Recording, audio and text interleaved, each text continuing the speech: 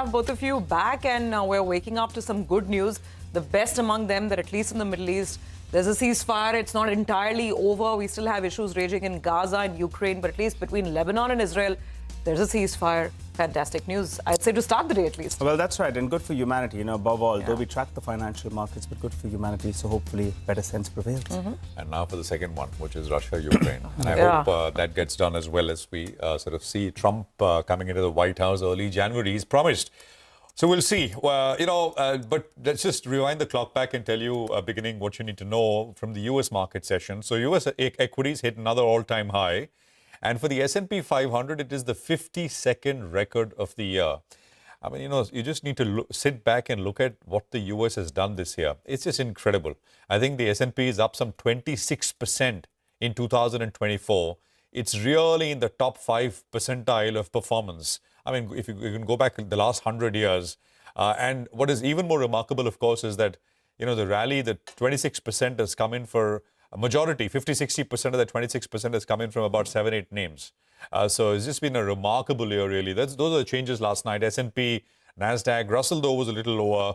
The 10-year yield, 3 basis points higher. We left off at about 4.3%. You had FOMC minutes, which showed that people were a little more at least in terms of commentary in that meeting, saying, well, rate cuts perhaps need to be a little more gradual. So in that sense, incrementally hawkish as compared to the previous FOMC meeting. Dollar went up a little bit, but marginally so, 106.87 on dollar. Oil prices, again, flattish, but we'll see if there is a bit of a move coming in this morning. So U.S. President Biden announced that Israel and Hezbollah have reached a ceasefire agreement. I mean, it's a temporary one, I think 60 days, and then we'll see what will happen. But remember, all of this, of course, is happening as, this current administration is under Biden is on its way out, and Trump and his team are ready to come in. And of course, I mean, if there's one thing which elect Trump has been very clear about, is that he wants to end conflict. So we'll see if that is indeed the case. But for now, it's good news. Now, coming to India, FIIs bought in the cash market yesterday. Remember, there were buyers day before yesterday as well, but there was that large MSCI flow. And the actual, net of the MSCI flow, the actual net cash number was hugely negative.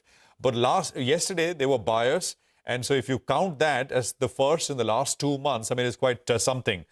So the selling intensity had come off, and now at the margin, are they starting to buy? But it's just one day in that sense, so we'll have to watch this closely. So the levels don't change very much on the way down. The support for the Nifty comes in at between 23,956 and the 24,000 level.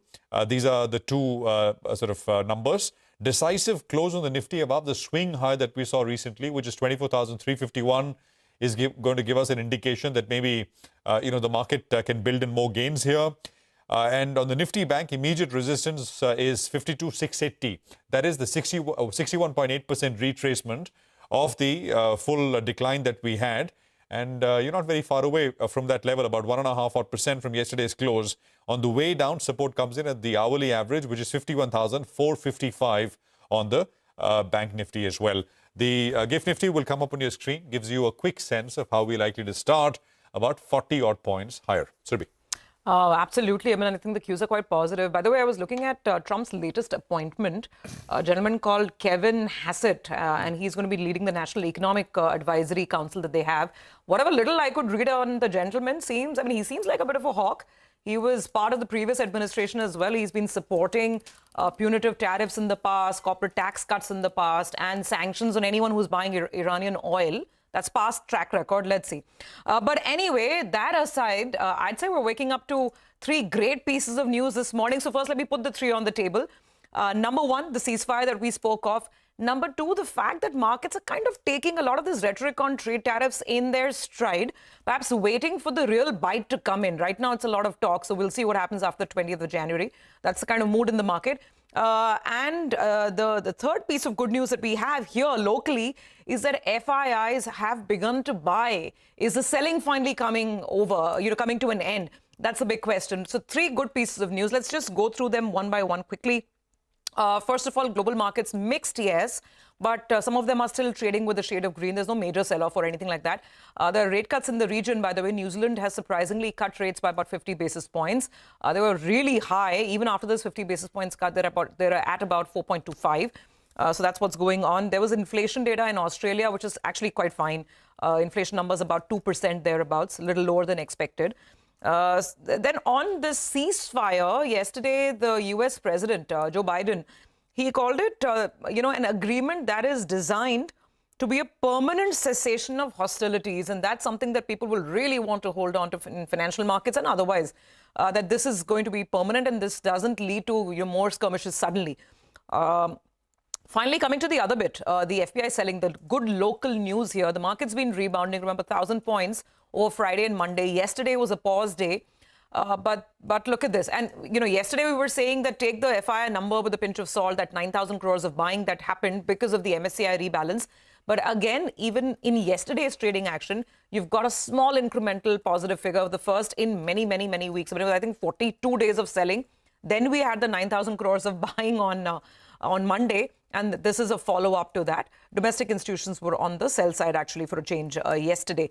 Lots of interesting corporate news to track today. Number one, watch out for Siemens. Could be really good because the numbers that came out, the quarterly report, looks absolutely great.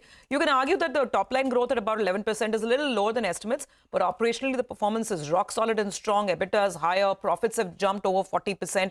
And there's major margin expansion. The margin expansion that Siemens has posted is better than estimates. So I'm going to watch out for this one. And in the same league of the CapEx and power story, NTPC Green is listing today. It's a large IPO, 10,000 crores. Now, everyone is, aware of this. It's not likely to be a very big listing pop. 2-3% is the kind of, premium that was doing the rounds in the so-called grey market. So the issue price is 108, maybe get 3-4 rupees higher at the start. But perhaps this is going to be one of those longer-term stories that you need to see how it plays out. And finally, last but not the least, I'll watch out for Mahindra & Mahindra. Those high-profile EVs were unveiled yesterday.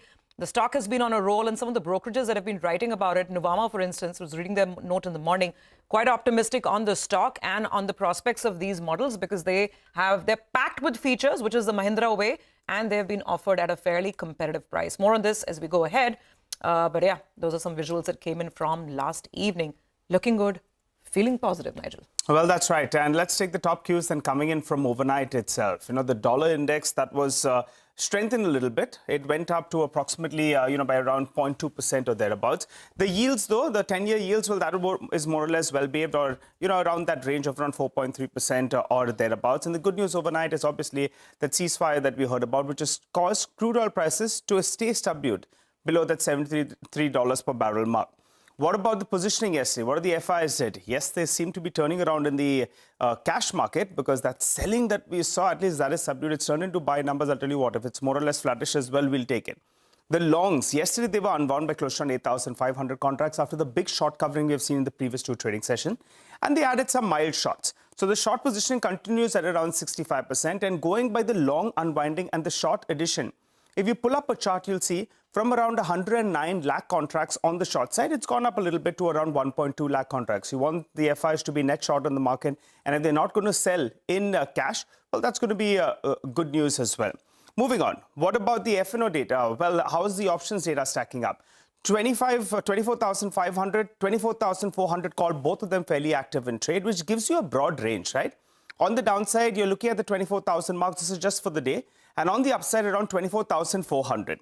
And I say this because the last couple of trading sessions, we've gone to around 24,350. And we've faced some resistance out there. That's the high for the previous two trading sessions at around 24,350. So I think around the 24,400 mark, that seems to be a bit of a resistance zone. On the downside, 20 DMA, that's a reference point. So around 24,000, 23,950 odd, that should be a reference point just in the near term on the downside. The Nifty Bank, well, that's been moving very, very well. Last few trading sessions, it's had a good run. Now you have both those two reference points that comes up for you on the screen. That's the 50 as well as the 100 DMA, which is close to around 400 points, 400 to 500 points away from current levels. So we'll keep an eye out on that. The Gift Nifty was suggesting a more or less flattish to a positive start, I think, the last time I checked. So the hope is that we get back to the previous day's high, that is at around 24,350, and then build on from there. So let's see how that goes.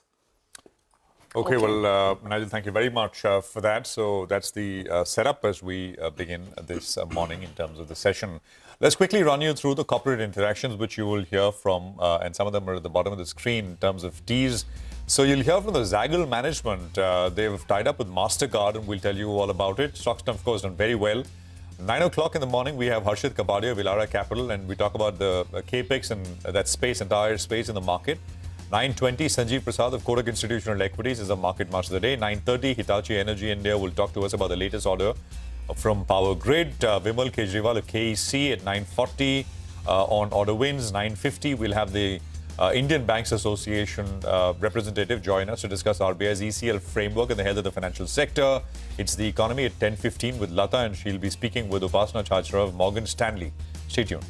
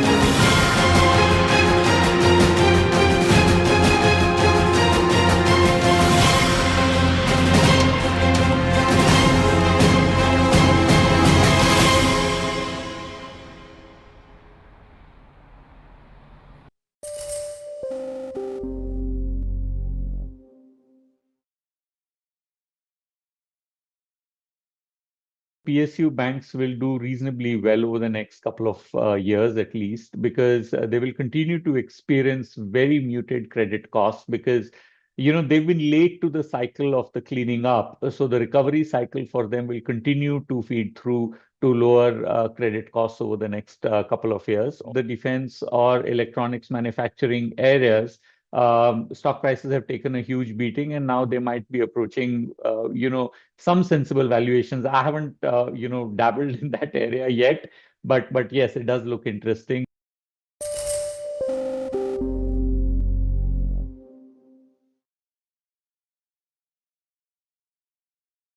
It's the Vahan registration data, the all-important numbers that all the companies have been talking about.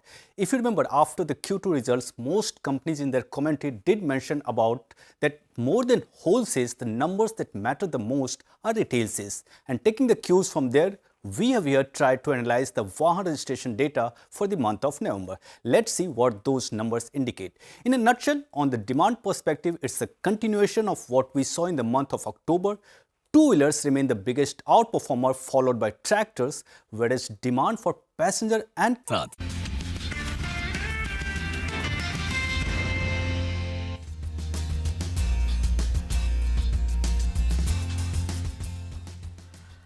Welcome back. Here with us on Bazaar Morning Call. Now, cues are quite okay, though markets across Asia are mixed, you'd have to say.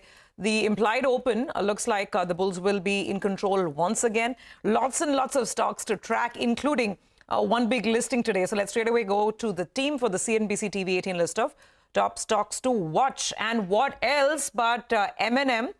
So Darshan, you were just looking at the footage when I was mentioning it in the opening commentary as well. So tell us what's the verdict? Bit early, but what are the first feelers? First, it has launched much anticipated two electric vehicles, and those names are BE6E and XEV9E. And when prices are looking attractive, for BE6E prices rupees 20.3 lakhs, and for XEV9E prices rupees 23.5 lakhs. And these prices are on road price, and sales for the same are likely to begin in January 2025 and deliveries by February. What do brokerages say? Most of the brokerages are largely positive on these EV launches. MS says models are high on performance and are feature rich. Prices are in line with premium variants of best-selling ICE models, that is petrol and diesel models, but offtake will be key to watch. Even Goldman Sachs says these two models will help company address segments totaling 85,000 units per month. Elara says company has done all that it takes from their side. It's for the category growth to pick up in India, and company has earmarked a capacity of 10,000 vehicles per month of EVs in FY26, which are higher than the size of the entire Indian EV industry currently. So overall, brokerages are too positive on these two EV launches. So after yesterday's downfall in the stock price, we might see some green in today's trade. Oh, yeah, absolutely. I mean, M&M has come to define this category, the SUV category. And let's see if they can do the same with the EVs as well. Well, that's right. We'll keep an eye out on that one. Pretty interesting looking vehicle out there. It's quite sleek, actually. But so we'll talk about that and more. But let's go back to Vivek. He's here to tell us about Siemens. Vivek? Well, good morning. Very good set of numbers from Siemens this time around. Operational efficiency coming in, kicking this time around. Remember, they follow the September year end, so this was the last quarter for them as far as FY24 was concerned, or SY24 as they call it. So revenues slightly below the CNBC-TV18 poll. However, EBITDA as well as margins much above what was anticipated. PAT to above, but PAT was also aided by higher other income component this time around. So revenues on a year-on-year basis up 11%, EBITDA up 34% on a year-on-year basis. EBITDA margins expanding almost 250 basis points, and profitability higher by 45%. So what did well for the company this time around segmentally? So when you're talking about energy as well as mobility, that was better than what the street was anticipating. Smart infra and digital industries slightly below what the poll was anticipating. New orders, the core orders that we're talking about is up 37%, coming in at a little over 6,100 crore. But on a year-on-year basis, remember, there was one large HP locomotive order which has been taken out. So when you're talking about what the company has mentioned, number one, they've gone ahead and committed to additional capex of close to 100 crore for the power transformer factory at Kalwa. They want to expand the range of products over there. And in the management commentary, while they've largely guided for strong demand as well as operational efficiencies, an important trigger is that the company is saying currently focused on completing the announced demerger of the energy business, expecting a green at least for the start as far as Siemens is concerned. All right, Vivek, thank you very much for that. So that's Siemens for you. Lots of interest around that name. Well, let's focus on more from the auto space. Ola Electric and Lumax Auto should be in focus. Sudarshan is here to tell us why. So good morning again.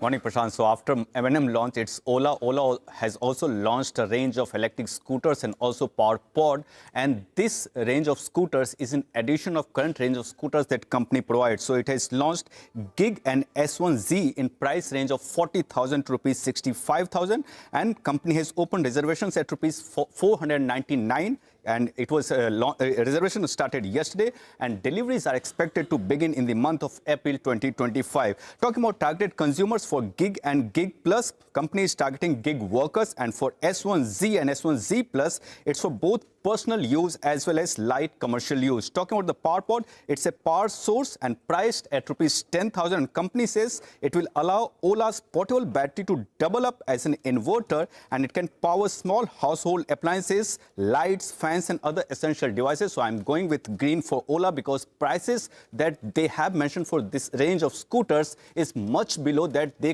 currently have for the current range of scooters. Next is Lumax Auto. Company has completed acquisition of 60% stake in Green Fuel Energy's alternative fuels business, and acquisition is done for rupees 153 crore, and it will be done via debt and internal accruals. Okay, all right, got that. Sudarshan, thanks very much for that. With that, let's move on. Abhishek is looking at Zaggle and Fusion Finance as well. Abhishek, morning. Tell us why. Morning. So to begin with, Zaggle has entered into an agreement with MasterCard Technology Private Limited. This is a referral partnership agreement that they have entered into. MasterCard will recommend Zaggle's SaaS platform payment as well as card products to their corporate customers as well as other ecosystem entities on a referral basis. So the term of their partnership shall begin from 26 November 24 for a period of 7 years. So this is a good partnership coming in for Zaggle. With reference to Fusion Finance, this is the first indication from a rating agency on the stress that is being played out in the MFI or the microfinance sector. So CARE has placed the long-term ratings under negative watch for Fusion Microfinance, and this rating has been reaffirmed at CARE A. So microfinance industry is experiencing a significant rise in delinquencies or asset quality woes, and the JLG model or the joint liability group model, as well as, that is weakening, as well as the fact that decreased center attendance, as well as high attrition. Now, I understand from my sources that attrition is as high as 60% with reference to the, junior category of employees who are on the field for collection efficiency. So that is impacting the collection efficiency in the sector. Fusion's deterioration in asset quality is higher than peers over the last 6 months or last 2 quarters. So CARE Rating anticipates additional, credit cost of about 500 to 700 crore for H2 FY25 for, Fusion Finance versus 1,000 odd crores that they had in H1 FY25. So company is also planning to raise an right issue of about 550 crore by the end of FY25. Back to you. All right, Abhishek, thank you very much. By the way, you'll hear from the management of Zaggle. Avinash Godkhindi is going to be with us to talk to us about that agreement with MasterCard, which they've entered into. Well, let's talk about more names. Wipro, RailTel, Aster, DM. What's the news? Rima is here to tell us. Rima, morning. Hi. So for Wipro, it's an extension of a contract that they've got from Marelli. Marelli is an automotive company headquartered in Italy. The deal is, it's a cloud transformation, basically migrate their data centers to the cloud. The company has not given us the size of the deal, but there are some reports which suggest that it could be a $100 million contract. But remember, this is a renewal of a 4-year contract. It was first initiated in 2020. It came to an end, and now it's been extended further. Size is not known, though. RailTel has won an order worth about 15 crore rupees, so that's a positive. And for Aster DM, there are 2 sets of news. The big one is the board meeting on the 29th of November, where they will consider issuance of preferential shares of up to 5% equity. The company on the 29th will also hold an investor call at 5 p.m. Separately, the company said that they will be acquiring the remaining 13% stake in Kolhapur's Aster Aadhar Hospital. And after they acquire this balanced 13% stake, they will own 100% in this in this entity. Okay, all right, Rima, got that. Thanks very much. So all those stocks on our radar as well. As will be ZF Commercial. Something seems to be brewing here. Let's ask Nimesh what's happening. Nimesh, morning. What are you picking up? Hi, morning, sir. So there is going to be a large block in ZF Commercial. The parent Wapco is looking to sell 3.5% stake in the company via block deal. The floor price indicated is 12,400, a potential 14% discount from yesterday's closing price. So need to see as to which price at which the deal gets done. So the parent owns close to 67.5%. After the 3.5% stake, they'll be left with 64%. They've sold in last couple of quarters as well, another 3.5% stake. The deal size is close to $100 million. So size is not big, but the fact that the parent is selling another 3.5% and the indicated floor price is to a 14% discount. Okay, got it. Nimesh, we'll keep it on the radar. Thanks very much for that. So let's quickly recap our list of stocks to watch this morning. The ones that have positive news flow are M&M, Siemens, Ola Electric, Lumax Auto, Zaggle Prepaid, Wipro, RailTel and Aster DM. Stocks with negative news flow, Fusion Microfinance and ZF Commercial. Okay, so that's the stock list. Now let's talk commodities. We've got Manisha Gupta joining in. Manisha, morning. Finally, some good news coming in on that ceasefire, right? So I guess a little bit of the geopolitical risk premium coming off. What's the latest? Oh, absolutely, yes. With the Israel-Hezbollah ceasefire accord beginning today, we have seen the crude oil prices continue to decline further down there. So 70 and below is where we are looking at. The WTI price is trading at 68.5 is where it is, and we're holding at 72 for the Brent prices. Apart from that, the OPEC may also further delay its planned output hike from the 1st of January. That's another thing that's weighing onto the market. It is a similar scenario when you look at various other commodities as well. It also has to do with the tariffs that have been announced by US as well. So that seems to be weighing onto metals as well. Gold and silver prices, after that very strong gain in the previous week, the last couple of days in this week have been slightly on the weaker side. So gold and silver trading in the negative yet again. Copper prices slipped after that 10% tariff announced on China. But remember, China peak demand season is November and December, and that in some sense seems to be supporting prices. Zinc has been an outperformer, 2% of gains onto this overnight. Sharp decline in LME inventories is what really seems to be supporting the zinc prices as of now. Manisha, Bitcoin has come off, right? Back to about $92,000. It was almost at that 100,000. It slipped. It did, yes. 99,640 is the all-time high, and it was just $300-400 away from that 100,000 mark. Didn't do that, and the strength in US dollar, the kind of sell-off that we saw in various other asset classes, absolutely has weighed on cryptos. All right, we'll more on that later. Manisha, thank you very much as always for joining us and running us through what's top of mind for commodities. Deven is going to be with us on the other side with some fundamental stock check. Stay tuned, coming up.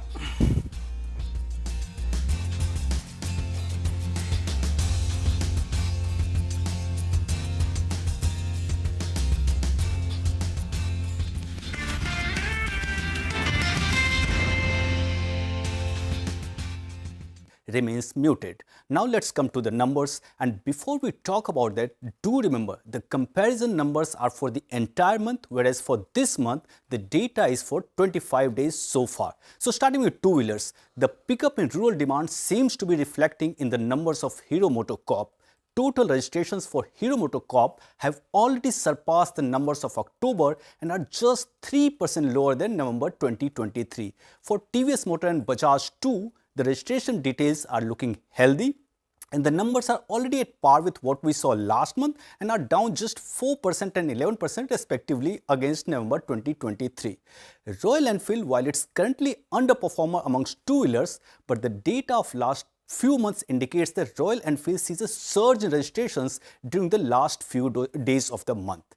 The next in the list are tractor segment. Here too, registration trends are looking healthy with 5 days to go in this month. For M&M tractor, registrations are down less than 10% both month on month and year on year, and for Escorts, the decline is slightly steeper in comparison to M&M. It's down in the range of 15 to 17%.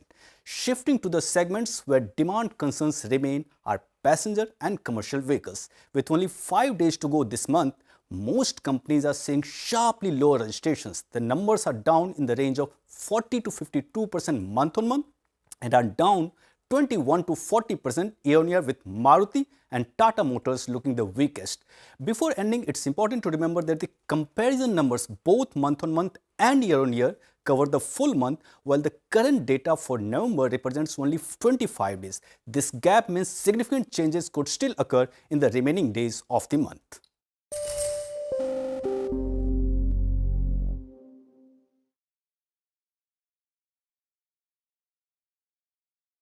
When you talk about portfolio at risk more than 60 days default, that is, we typically it will take 60 to 180.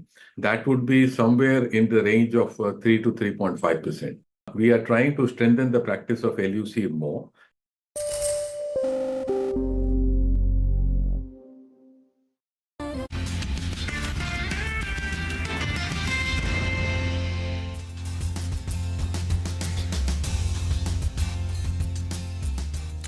Well, NTPC's renewable arm, that's NTPC Green, will make its debut on the exchanges today. Vivek joins us to help us out with a quick analysis of that. Vivek, take it away.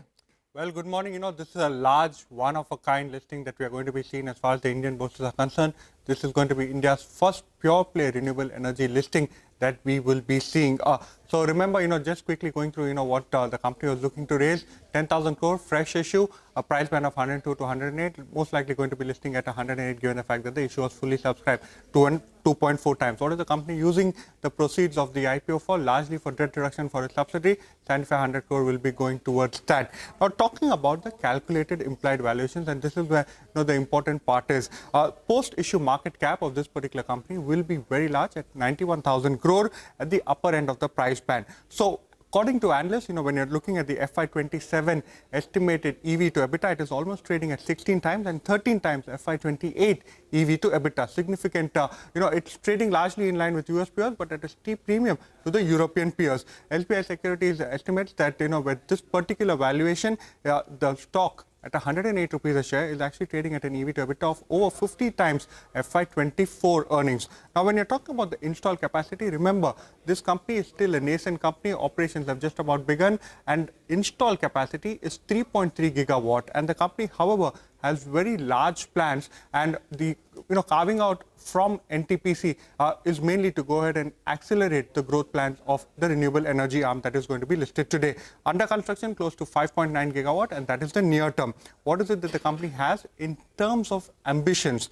FY26 renewable energy capacity plan of close to 11 gigawatt. FY32 plans to commission close to 40 gigawatt, and by FY32 the company plans to commission close to 60 gigawatt of renewable energy capacity. That is a significant target that the company has planned. Now, remember, there are quite a few questions to be asked. Number one, mainly is execution. There have been significant execution delays that the company has.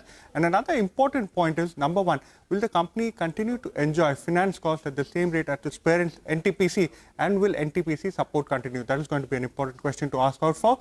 Remember, the other stock that will remain in focus is the parent company itself, which is NTPC. Jefferies estimates a 67 rupees per share as to value that they are giving as far as this particular listing is concerned to NTPC. This is after a 20% implied discount, and they're taking into account the price at the upper end of the price band at 108 rupees a share. So important to watch, number one, how the listing does and the rub-off effect it has on the parent company, that is NTPC. So basically, in the next 5 to 6 years, Vivek, they have to go from 3.8 gigawatts of installed capacity, you said, going all the way up to 40 gigawatts, is it? That's right. And by FY32, 60 gigawatt is the target. Yeah. 60 gigawatts by FY32. But I don't know, I mean, there's no immediate listed comparable peer, right? Because Suzlon is only wind, then there is Wari, which is solar. Should we compare it with anyone in the listed space at all? No pure play direct comparison. Renew Energy, listed in the US, but does have operations in India. Got it. All right, Vivek, thanks very much. So this is going to be a good learning lesson for investors as well, as we see how NTPC Green is going to start off its listed journey. Thanks very much for that.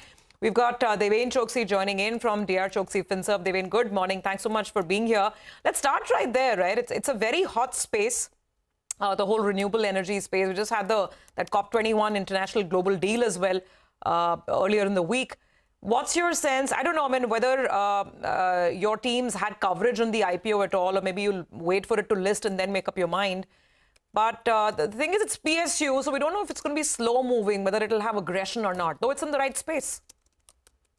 Yeah, certainly. Good morning. Yes, we did cover this particular IPO, and we believe that I think it is largely the IPO for the investors who are holding the investments for at least, I think, 5 years and above. Largely because of the fact that in the current capacity that they have, sub 4 gigawatt, I think they are basically expanding this particular capacity in next 8 years by about 15 times. So certainly, I think this is going to be a game where probably you are going to see the larger part of the revenue and the profits increasing year over year on a systematic basis over the next 6 to 8 years. So from that perspective, investment looks absolutely favorable and to be considered in the portfolio. However, most of the retail investors or the people who are basically flipping the IPOs, they may not be very excited about this particular story, largely because of the fact that I think the eventual growth is coming up over a period of time, being an infrastructure company. And that's why probably I think many of these short-term minded investors, I think, will not probably be interested. But yes, it is a good opportunity for the long-term orientation, and I think invest in the portfolio from that perspective. Deven, it's also the age of instant gratification, right? You want to make 50% money on day one of listing. So I think this is not for those category of investors. This is for the patient ones who can really study these businesses in detail, folks. Yes. Talking about instant gratification, today I think the Times of India is carrying a story. And I think this is for those who are watching, especially those who are, not that tech savvy, etc. An elderly gentleman in the south of Bombay has lost 11 crore rupees in an online stock kind of a fraud. Oh gosh. I mean, so I think it needs to be highlighted again and again. We will do it here on CNBC-TV18 with, of course, markets exploding and, communication channels exploding, etc. I mean, exactly that. I mean, all of these schemes, of course, tap into that same thing, which is, get rich quick schemes, make quickly money, double your money and those kind of things. And we are hearing so many, 11 crores. I mean, an elderly gentleman here in Mumbai, it's the second largest fraud which has happened. We'll need to, I think, constantly be on the guard, especially with regards to some of this stuff out there. Nigel. Well, indeed. And if anything is sounding too easy to be through and too, good to be through, please be very, very careful. Don't fall into those traps. We try to do our best in terms of, alerting you to be careful and please be doubly careful about this. Well, Devin, good morning and good to see you in. We had Siemens that came out with a set of numbers. On the profitability aspect, actually, it was better than what the street was working with. Your view on Siemens? Yeah, Nigel, I think absolutely. In each of the four verticals, I think the company has basically shown the higher amount of growth in the margins, the profit margins. So that is definitely, I think, sounding positive. Maybe it is largely to do with the corrective strategy that they have done in form of, I think, the product rationalizations and premiumization. And at the same time, I think the taking the benefit of the higher amount of order inflow at a premium prices. So definitely, I think this has worked well. Maybe if we exclude one of kind of other income which they have earned out of the sale of property, still, I think the operating side, the margins remain absolutely very convincing from mobility segment, from digital segment, from utility segment and infrastructure segment. Each of these segments, I think, have generated reasonably high amount of margin. So that particular thing gives you confidence that the capital goods manufacturer companies are likely to have relatively stronger period.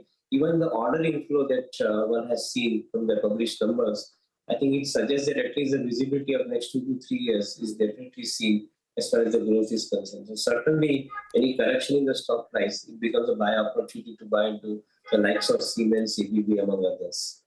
No, absolutely. Got that, Devin. Stay with us. You may want to listen to this next conversation as well. We're talking about Zaggle Prepaid. Zaggle Prepaid, by the way, is a listed entity, is also now just over a year old, a year and a month and a half or so. And what a performance it has had. Closed 2023 at about 220. It's basically doubled in the last 1 year or so. Lots of new partnerships, tie-ups. Every time we speak to them after the, at the end of the quarter or in the middle of the quarter, there's always something new. And they've been expanding rapidly as well. So the latest is they've signed up with MasterCard. It's a referral program, and the agreement is for 7 years. Let's talk about this in terms of what this does to business and growth prospects. Avinash Godkhindi is Managing Director and CEO at Zaggle Prepaid Ocean Services. Avinash, good morning. Great to have you with us here. Thank you for your time on CNBC-TV18. Prashant this side. So tell us, what does this mean? How does this work, first of all? Because it's a referral. So they will, and this is MasterCard India, right, for the India clients. They will refer their clients to you. So thank you for having me on the show, Prashant and CNBC.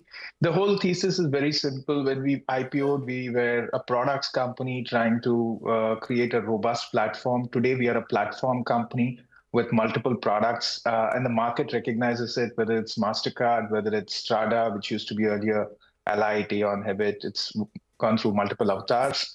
And this is a partnership with MasterCard India, but the partnership is for our software products and our payment products to be taken to corporate customers and other ecosystem entities that MasterCard works with, potentially like banks and other fintech players, both in India and across the world.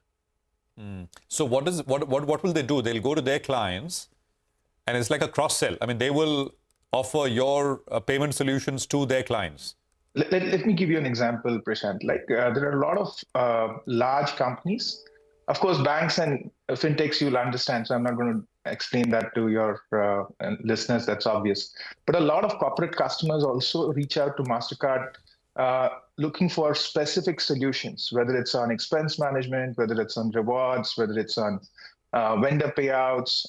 And when MasterCard gets these requirements, they want to work with a trusted, stable partner who has a high-quality platform, right? So they've done a fair degree of diligence on our software, on our capabilities. And we recently have had quite a few conversations where MasterCard has introduced us, and the corporates have really liked what we are offering them, right? And so MasterCard felt it was right for them to partner with us because they keep getting these requirements from corporates and other players requiring for the software, and now they've chosen Zaggle as a partner to be able to provide those softwares. Any numbers you can share with us? How many clients? I mean, what's the upside because of this? Too early too early, Prashant. But you know the reach of MasterCard. These companies are like global behemoths, and they attract demand from all sorts of players in the ecosystem, right? And it's a 7-year contract, so it's clearly a testament for the fact that both sides are committed to making this a success. And for every client they refer, you pay something to MasterCard. And what would that be? So yeah, those are modalities which are in the contract, which I can't reveal. Some of it is also to do with so when we launched a co-branded corporate credit card with Yes Bank, it was on the MasterCard platform, right? So all customers that come in as a referral from MasterCard, we are expected to provide a MasterCard payment instrument to them. Hi, good morning, Avinash. Good to have you on the show. Thanks for joining in. I was just looking at the QIP that you were looking to raise. I think that sort of happened. That intent was made very clear end of October. Can you just tell us what's the thought process? 950 crores, I think, is the sum at play. Why do you need to raise this capital? What will it be used for? Yes, good morning, Sudhi. So basically, this is an enabling provision. The board has approved 950 crores of fundraise, which is a combination of debt and equity.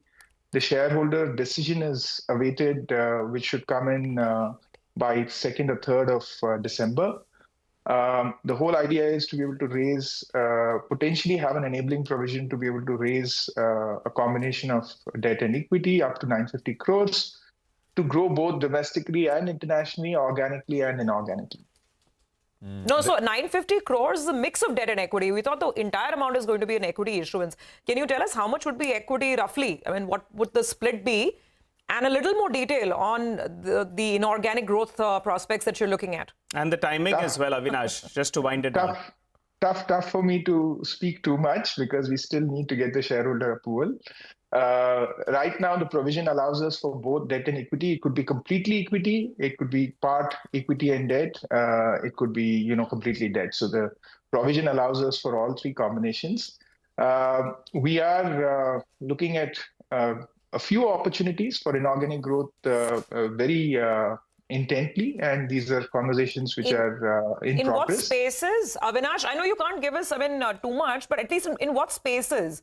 What are the gaps you're looking to fill? So this is in and around spend management as a space, right? So we are a B2B2C SaaS fintech company. We digitize spends.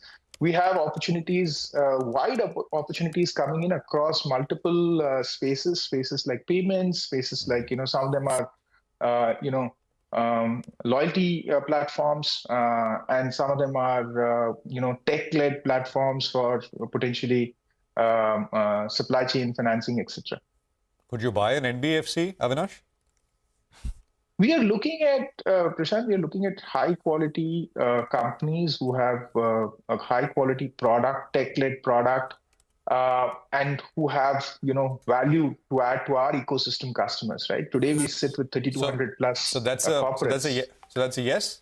No, I'm not saying yes or no. I'm saying both options are open. We are not averse to a company which has an NBFC license. We're not looking at a traditional NBFC at all. We're looking for companies which are tech-led, which have some significant capability. I mentioned 3,200 corporates, but we have thousands and thousands and thousands of SMEs who are either channel partners of these companies or who are vendors, right? But there's been no, since this was mentioned during the conference call after the results, and there were a couple of questions by analysts, because that'll be a new thing, NBFC, with a company, not a traditional one, but still, an NBFC is an NBFC, they may be digital or otherwise. Has there been any investor pushback, or it's very much on the table? No, Prashant, I think too early for us to comment on this. All options are open. Investors understand what we are doing. Look, when we started off on our IPO journey, we spoke of corporate credit cards, commercial cards becoming a big play for us through Zoyer and, our Save platform, right? There was natural skepticism because people said, hey, you're a prepaid card company, is how they said, with a software platform and, software products, and this is a different space. And look, today, such a significant portion of our profits, growth, our revenues come from Zoyer. We are one of the largest players in the corporate credit card, commercial card space, basis spends, which is the right metric to look at that space. And that's all happened in the last year or so, right? Year and a half or so. So market's confidence that we see from our investors is very high, that we'll continue to stay very disciplined, very focused, execute. And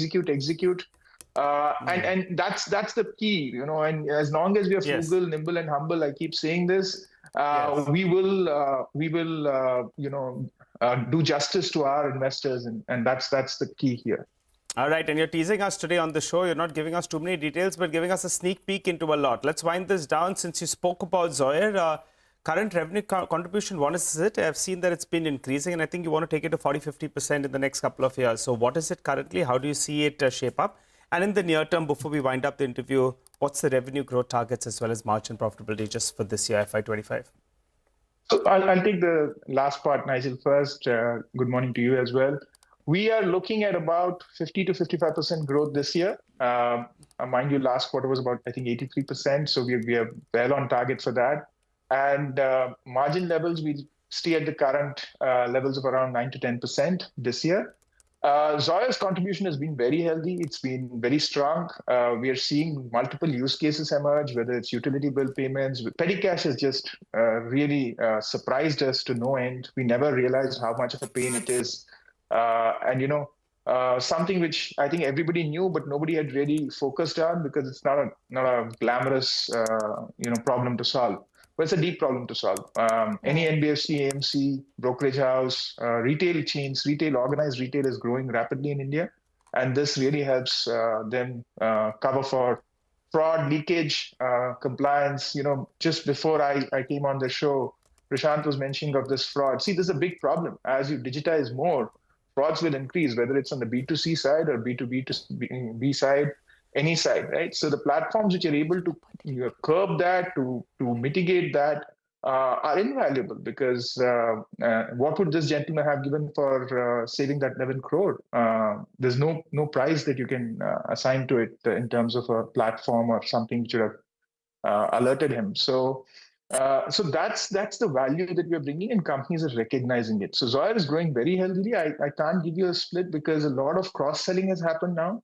So the same customer who used to earlier be a Save or a Propel customer is also taking Zoyer. The same card is being used, the same corporate credit card is being used by the employee for her expenses as well as her branch expenses. And that's what we want. We want more and more spends to come in from the same instrument. And the software is able to segregate that for the corporate. Right, Avinash, we'll work with what we have. So about 60% growth expected this year, with margins in this 9 to 10% band. Got it, and perhaps an acquisition as well, somewhere around the corner. So that's our key takeaway. Thank you very much for the call this morning, and good luck to you with those plans. Okay, Zagal, stock's done really well, a doubler over this year. You know, there was a news flash, Talbros Auto. It's a small, it's not so small now. It's a high quality automotive component company. They, along with the joint venture companies, have won a meaningful sized order. I saw that flash. I think 475 crores thereabout. Yeah. Stock, of course, underwent, I think, a split. 300 rupees. So we'll see how that one opens up. And they did 800 crores last year of revenues. Yeah. So it's that sort of a backdrop. Rapid growth over the last year. That's a big order then. I mean, it's 800 crores of revenue, and they've announced wins of about 470 if I saw that flash. We don't know what Talbros' share is because it's along with joint ventures, but still, I mean, I think it's significant. I think the stock has done fairly well in the past, but I don't think there's any much institutional holding. So, all right. Well, let's take a quick commercial break here. I think Devin. Again, Devin is with us. Devin is with us. Yeah. Maybe Devin, you want to? I don't know if you have a view on Zagal. Otherwise, I wanted to ask you about this entire defense space, because yesterday Nimesh was highlighting the JP Morgan initiation note. Stocks have fallen quite a bit. I think there were 3 names from JP Morgan: HAL, BEL, and one more. So your thoughts there?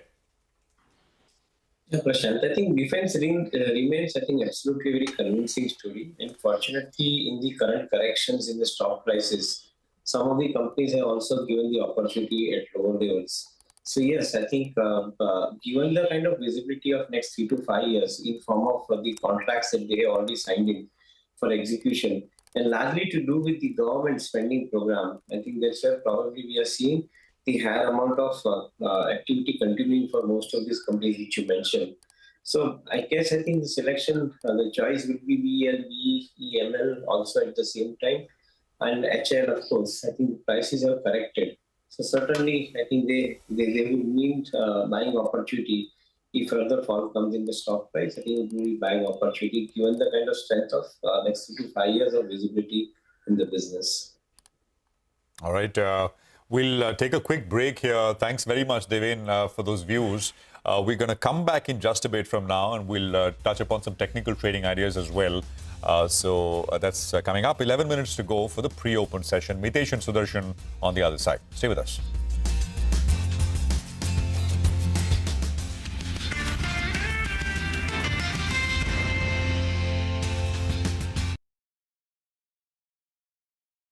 One is productive use. That is for the institutions to do a loan utilization check and ensure that it is used for the purpose for which the loan is given. And the second question which you asked in the start was relating to how will this adherence be ensured. So let me tell you that we don't, the sector body and SRO, we don't believe in just merely issuing guidelines and leaving it there. In July, we had issued one set of guardrails, and the adherence has been quite positive from the sector. That is what our checks reveal. And these are data checks, empirical data checks.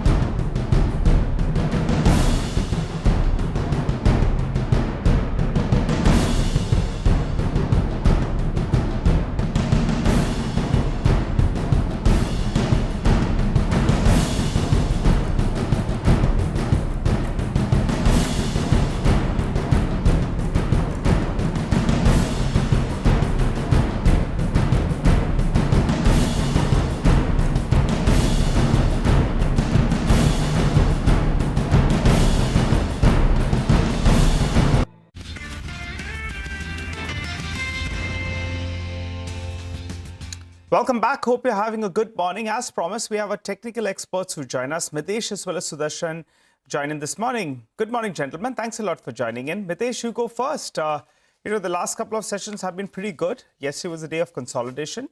Today, we're likely to start off 40, 50 points higher. How do you approach trade? So, good morning, Nigel. I've been advocating that this is a market which, in the short term has become buy on declines. I think 24, 150, 24, 120 is a zone which is acting as a very strong support area in the short term.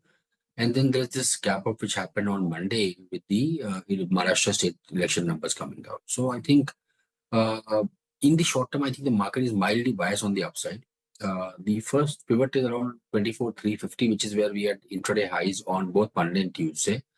And I think we will possibly, once we cross it, then we'll possibly look at a target of 24,500. So for the timing, I think we're playing for this range with some long bias on IT, auto names, etc.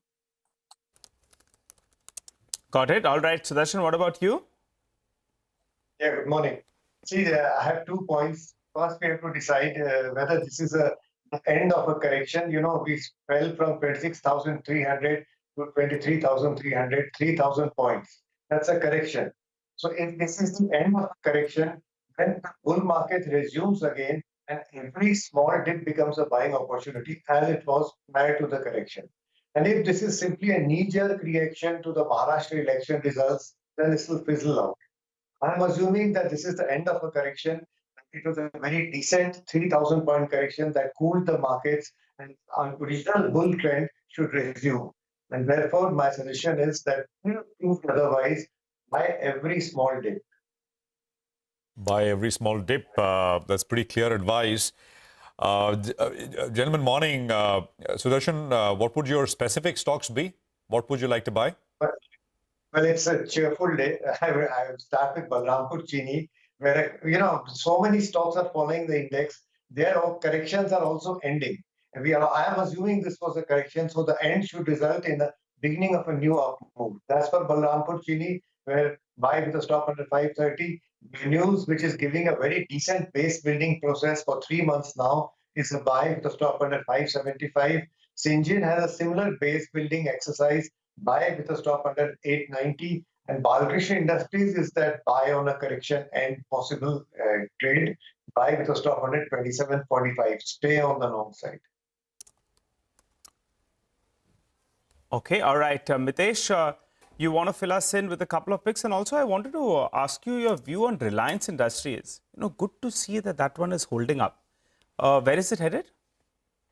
Well, I'll start with Reliance, Nigel. Disclaimer that I have some positions on the long side. My belief is that Reliance is also giving signs of reversals from oversold levels, so a good bounce back is something which traders should expect. I would look at a first target of around 13.24-25 here, and once that level is crossed, possibly even 13.70-80 zone. So in that sense, from a trading point of view, we have a positive bias on Reliance, and I already mentioned my disclaimer. Coming to my picks, I also buy on Syngene. I think Sudarshan also mentioned it. Very good charts, good signs of a uptrend here. So buy for a target of 935, 940. Keep a stop at about 898. A buy on M&M with a stop at 2950. Here I would look for targets of around 3060. And a buy on Ashok Leyland with a stop at 227 for a target of around 240 on the upside. I have one sell call though. That's MCX. Sell here with a stop at 6120 for targets of 5,900. Okay, all right. Thanks a lot for that, gentlemen. For the time being, we'll slip into a short break. We'll come back. We'll get you pre-opening rates. We'll also be joined by Harshit Kapadia of Elara Capital. Stay with us.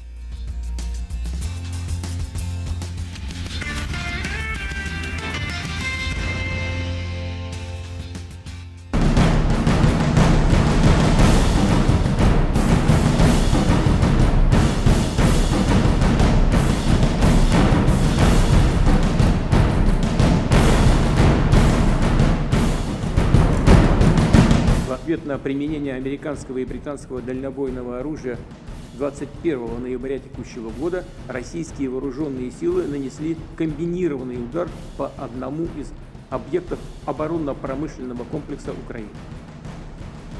В боевых условиях было проведено в том числе и испытание одной из новейших российских ракетных систем средней дальности.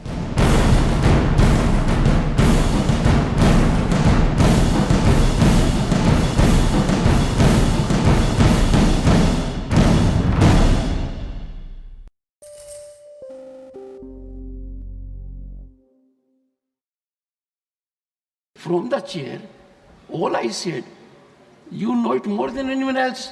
I'm hurt. The Adani bribery case is affecting the entire country. Nothing is going on. Khadge ji, sir, as a very senior parliamentarian and a leader, you are aware that my ruling on this issue has been given. I would seek your earnest cooperation, particularly in the background that matters to you more than anyone else, that we are in the 75th year of adoption of our country. Sir, 75th year है, उसमें मेरा भी हिस्सा 54 years है, तो मुझे कोई सिखाने की कहने की बात नहीं. सही. एक बार आपको अनुरोध करूं. मैं आपसे एक second. No. Please take your seat. No. In all humility, from the chair, all I said, you know it more than anyone else. I paid you the highest compliment. Okay, still sir. You are taking exception. Thank you very much. Thank you. No, sir. Thank you. I'm hurt. This is hardly an approach. I have commended his contribution. Thank you. I have praised it, And the same Sir,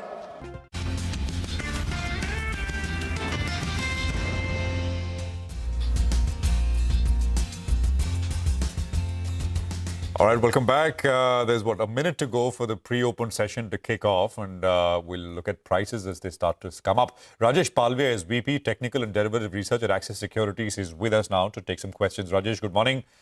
Good to have you with us here on CNBC as always. Your thoughts, Rajesh, as we start another day. And the backdrop is not bad at all. Overnight markets are up. There's a little bit of geopolitical possibility of peace, at least for 60 days, and we'll see after that. And of course, I mean, foreigners bought after almost 2 months of non-stop selling yesterday. Small, but there was some green. Your thoughts, how are things set up? Good morning, Prashant. Yeah, so it's really really playing out in the market. Nifty comfortably now holding about 24,000 level. Nifty able to regain about 20-day moving average since last 2 trading sessions. Both indices, Nifty, Bank Nifty manages to hold out around at 200-day moving average. So looking at the broader market, we believe that this upward momentum may extend further, as the major put-based concentration for Nifty is now placed at 24,000 strike, and we believe that the way market breadth has improved in last couple of trading sessions, that clearly giving us confidence this really can extend, and possible target for Nifty in the near-term perspective towards 24,400 to 500 we could see in next couple of trading session. So I think one should remain on the buy side of trade. Any minor dip should be used as a buying opportunity in the Nifty. To play this up move, we are initiating here to buy 24,200 call option, which was closed at around 109 rupees. And we are projecting target for this call option around 165 to 170. Keep your stop losses around 70 rupees to buy this call option. Even for the Bank Nifty also, we believe that Bank Nifty is almost hovering near to its immediate call concentration area, which is placed at 52,300-400 zone. Any breakout above 52,400 may lead to a further short covering action in Bank Nifty also, and then possible rally can extend to 52,700 to 52,800 in the near-term perspective. So I think on the Bank Nifty also, one should remain on the long side of trade with stop loss of 51,900 till these levels are intact. Buying is likely to emerge in this Bank Nifty also. On the stocks front, first stocks where we are focusing is on the pharma sector, that is Biocon. Very strong buying in the previous day. Long built up is there. Stock is now negotiating with its previous swing high. I think the way stock has shown strength in last couple of trading sessions, there is a possibility Biocon can extend further more gain. 365 to 370 is the next target for the stock. Keep your stop loss around 343. The second stock is from mid-cap IT, that is Birlasoft. After consolidation of 4 weeks, stock managed to view breakout of falling trend line on weekly chart. We believe that Birlasoft can extend its gain. 620 is the next target where we are focusing. So one can buy this Birlasoft also with stop loss of 578. And the third stock is Polycab. Again, stock managed to view breakout of last 4 days consolidation, and the way stock is placed on weekly and daily chart, we believe that here also there could be a furthermore upward traction we could see. So 6,980 to 7,000 is the next target for the stock for trading point of view. One can place a stop loss around 68.30 to buy Polycab also. Okay, those are lots of ideas to work with. Rajesh, thank you very much for that. Appreciated. You have a good trading day, and we will touch back soon again. Let's move on. Now, the 9 a.m. theme this morning is capital goods, because the big question on the market's mind is that after the compression that we've seen in central government capex in the first half of the year, it's actually down by about 15%. Will the second half of the year see a recovery? And if yes, what's the outlook on capital goods stocks and some of these capex plays? Harshit Kapadia, who's the analyst and vice president, industrials, defense, railway, consumer electricals, consumer, durables, I think even electronics. He tracks the entire spectrum at Elara. He's with us now. Harshit, thanks so much for being with us. So that's really the key question, right? I think we're coming to you to understand this market's pivot. There seems to be a small pivot back towards capex names because of this expectation that second half things will pick up. So let's break it down sector by sector, starting with some of the major capital goods equipment makers, power equipment makers. I mean, look at the news headlines, right? The HVDC orders yesterday. Hitachi and BHEL, Power Grid itself is getting more orders. They announced some wins in Rajasthan as well. So the power space itself is really geared up. Then there's, of course, everything that's happening in renewables. Today's NTPC renewables listing. So you tell us, if someone wants to play CapEx, what opportunities does the power space and the related capital goods equipment space have? Good morning. So you're bang on with the thought that yes, capex cycle is expected to improve on the second half. Power T&D is the major theme that one can play within this particular space because the power generation, both on thermal as well as renewable, is on a very strong path. And with HVDC order, one has already come out. There are 2 such orders which are in tendering stage, which are expected to show results in next quarter. So the pipeline is extremely strong there, and even we are sensing the other projects are also on a strong path as far as transmission capex is concerned, and even the state discom capex is also seen on a rise with elections now being off and most of the government duties which are back to them. And we are sensing, the tendering activities also to pick up for some of these specific names. What to play would be, one topic is Siemens, if you want to play on a large cap theme. This will be followed by Case International, especially on the power T&D theme, because they have been bagging a lot of orders as far as Case is concerned. Followed by KEI Industries, because everywhere you go, manufacturing, data center or power, cables are something which is required. So that begins our specific pick on the power T&D theme if you want to play out. On the other cap goods theme, which are corollary to this particular theme, would be Helicon Engineering is something that we like on the mid cap space for cap cable sector. So Harshit, you've given us a couple of names. You're saying you can start with Siemens itself, and then there's KC International, KEI, because of power T&D and the fact that you need cables, and there's expanding grid capacity as well, right? Because to feed all these data centers, you need tons and tons of power and huge units of power. And therefore, but on Siemens itself, why Siemens? Of course, great numbers, what we saw yesterday. But why Siemens? Do you have coverage on something like a Hitachi? And there's so much happening with GE as well, right? GE T&D, of course, the corporate action aside, with that OFS which is going on. But in the MNC names, and there's ABB as well, why do you particularly pick Siemens? So if you look at Siemens, they have again shown that they are fairly resistant as far as order inflow is concerned, whereas others have not seen good growth in last first half. But Siemens has been able to maintain the 6,000 crore quarterly run rate, and that's been one of the strengths of the company.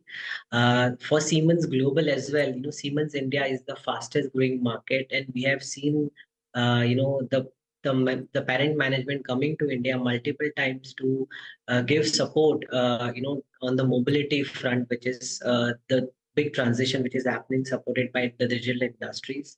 They're also infusing capex of 1,000 crores in India. This has never been happened in such a huge capex in India at one go. So that has been a trend change which is happening on Siemens. But yes, others are also looking good. ABB is also placed very well, given that it has become more of a product company. However, margins is something that we think has peaked out. The growth will continue given the capex is happening. On specifically Hitachi and GT&D, though I don't cover, but I think they are also following names that one can add to his portfolio. Given that the HVDC theme is really playing out well, Hitachi is placed well, and given that even the railway transition business is happening, so that can also add value when you look at Hitachi Energy. Okay, got it. So takeaway is that maybe you feel that for ABB margins have kind of peaked, but the others could offer good opportunities. So that's on the power and power equipment side of it. Very quickly, because you cover defense and railways as well, again, there's interest coming back to this side of the market. Yesterday, your peers at JP Morgan wrote a note. They think that stocks are now offering value after a 25 to 40% correction. Would you pick anything else in PSUs? On railways as well, when we saw the new order announcements, the new approvals after the cabinet, I think 9,000 crores or something. So again, between railways and defense, what's better, and stocks that you like? One thing that we are sensing as far as ordering trend is concerned, we are saying railway is going to see a faster and a quicker pickup in trends. We are sensing that locomotive tender is going to be out in some time. Even an additional Vande Bharat tender is going to be out. So railway is looking to revive at a faster pace, whereas defense probably may see in Q4 the trends of order inflow coming out. Having said this, defense is something that we see on a continuous basis. The capex is going to be rising, and with indigenization theme, the PSUs are the first companies who will get the benefit out of it. And within that space, given the company which has an order book, though they have not executed well till date, but now we are sensing that from second half, given the exports is going on the rise, given some of the execution has picked up and some issues which they were facing has been largely resolved, Bharat Dynamics remains to be our top pick within the defense space, followed by Bharat Electronics and then Hindustan Aeronautics. But Hindustan Aeronautics would be a little bit longer term play. For next year, we are sensing the order inflow opportunity for HAL would be more than 1 lakh crore if things plays out well. That's how we look at defense. And within railways, rights is something that we really like, though the margins will remain to be a challenging thing, but growth is going to come back as they are sitting on a very strong order book of close to 15,000 crores, largely on the export side of the business. So that is going to help rights make up the execution foray from FY26 onwards. Got it. All right, Harsha, thanks very much. So you're sticking to some of your old favorites, HAL, BEL, and Bharat Dynamics as well on the defense side. And Siemens is a topic in terms of the MNC capital goods plays. So some thoughts coming in from Elara. Thanks very much for that. Absolutely, and interesting chat. And by the way, you'll hear from two players, that is Hitachi and then KEC as well, a little later here on the program. So those conversations are coming up on the corporate side. 9-10 calls, what do we have? Mitesh and Sudarshan are with us. Sudarshan, what do you have? Well, consider buying Syngene with a stop under 890. Okay, Syngene buy under 890. Mitesh, what about you? I would have recommended M&M, but I think it's opening much higher. I'll go with the buy on Ashok Leyland for targets of 240. Okay, Ashok Leyland, targets of 240. Got that. Well, actually, right in queue, we're going to talk about M&M. Sudarshan is back with us to put the spotlight on that EV launch, and Hyundai, there is an initiation report as well. So take it away. So talking first about M&M, it will be in focus today on the back of two EV launches. Company has launched BE6E and XEV9E, and price for BE6E is rupees 20 lakhs and for XEV9E is rupees 23.5 lakhs. As per brokerages, these prices are looking attractive, and sales for both these products will begin in January 2025 and deliveries by February 2025. What do brokerages say? MS says models are high on performance and are feature rich, and even prices are in line with premium variants of best-selling ICE models. ICE basically petrol and diesel, but offtake will be key to watch. Elara says company has done all that it takes from their side, and company has a capacity target of 10,000 units per month for FY26, and this target is higher than the size of the entire EV industry currently. Coming to Hyundai India, JP Morgan has initiated coverage with an overweight call, and target is rupees 2,200 per share, implying an upside of almost 20% from current levels. And positive thesis is premised on first, a premium portfolio mix. SUV currently contributes 68% to its total portfolio, and there's a potential market share tailwinds driven by new models and capacity. Companies focus on capex efficiency and utilization, and lastly, export contribution, which provides cushion against domestic cyclicality. So keep an eye on both M&M and Hyundai India. Okay, all right, thanks a lot for that, Sudarshan. Well, let's hop across to Rima. She's here to tell us about LTIMindtree. Rima? Hi, so LTIMindtree held its analyst meet yesterday, and the key takeaway is the company is gunning for $10 billion of revenues by 2031, 2032, with AI being central to everything that they do. So $10 billion is the revenue milestone.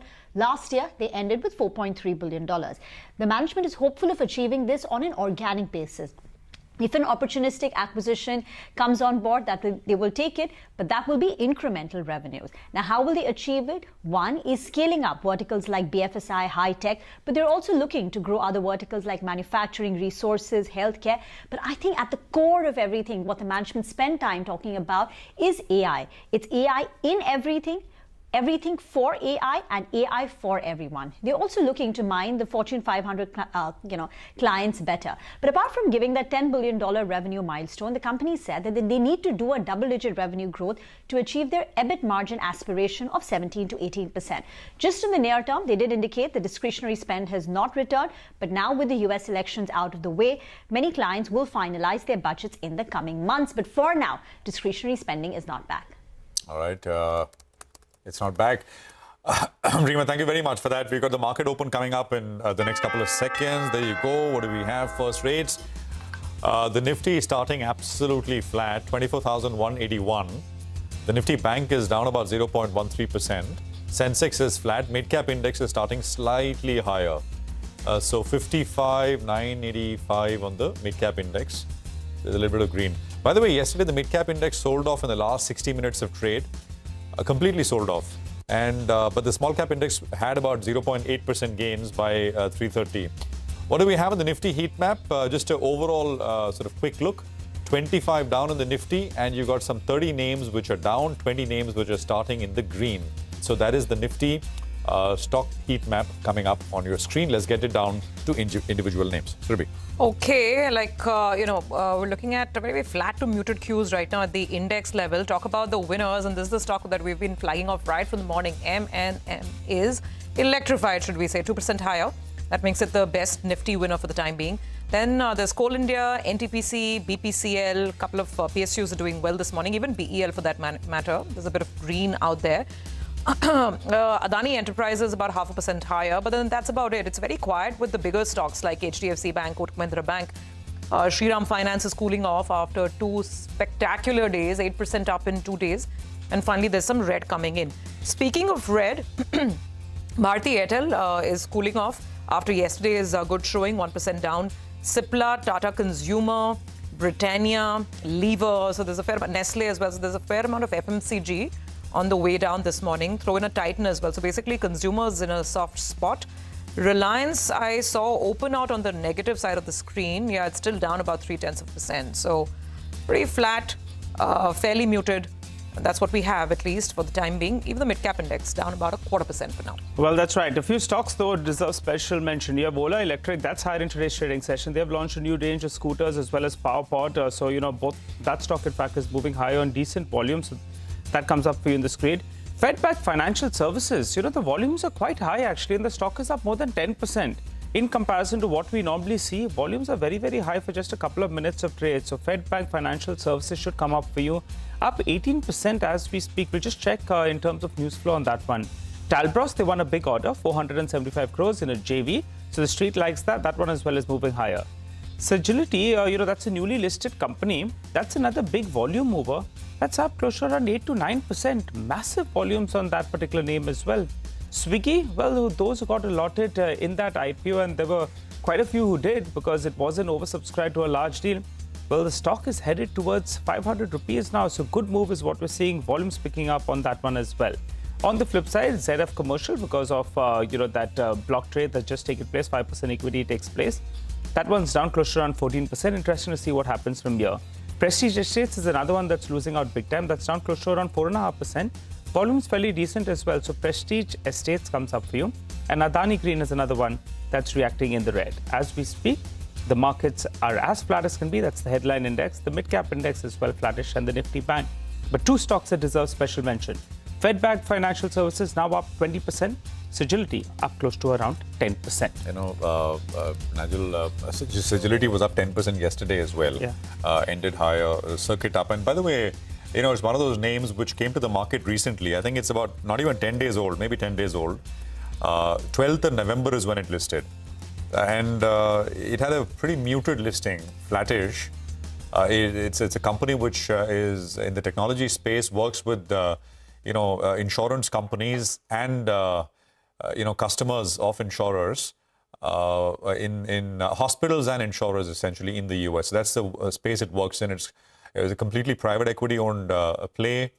And the private equity in question had sold some of the stake, pure OFS, I think it was, in the IPO. But 2 days, 20% now, with today's 10% pop. Triveni Turbine is another one. Triveni Turbine, by the way, is the #1 volume-led gainer. I'm not sure if there's news flow, but it was a big mover yesterday as well, which essentially means that in 3 sessions, actually 2 days and 5 minutes, that is, the third day is today, it's moved up from 680 levels to 880. There's a 200 rupee move in 2 sessions flat. Let's see if these gains hold this morning. And of course, Siemens, Vivek was telling us, I think you guys mentioned that as well. Ola, I think we mentioned that one, 4%. Aster DM is up 3.5%. It's got large volumes, Aster DM, and it was a bit of a mover yesterday as well. TTML came up, it was a very large mover yesterday, TTML, on big volumes, and it is a big volume-led mover today as well. Swiggy, you mentioned, Sagility, we highlighted, Cochin Shipyard. Keep an eye out on these, defense names as well. So yesterday it was Garden Reach. On the shipbuilder side, Garden Reach was up about 7-8%. Cochin is up about 4% this morning. KEI is up 3.5%. There is Genesis, which is another company. I think there's an initiation report from Elara on Genesis, and that is up about 4%, but it's run up in the last 3 days from 750 to 900. And today is the third day of that move that we have on our hands. FedFina, Nigel mentioned earlier, with that 19.5% pop. There is 361, the wealth manager, which is up 5%, 1147 on 361. So, yeah, I mean, things are just opening up, and there's a fair bit of activity, which we are looking at.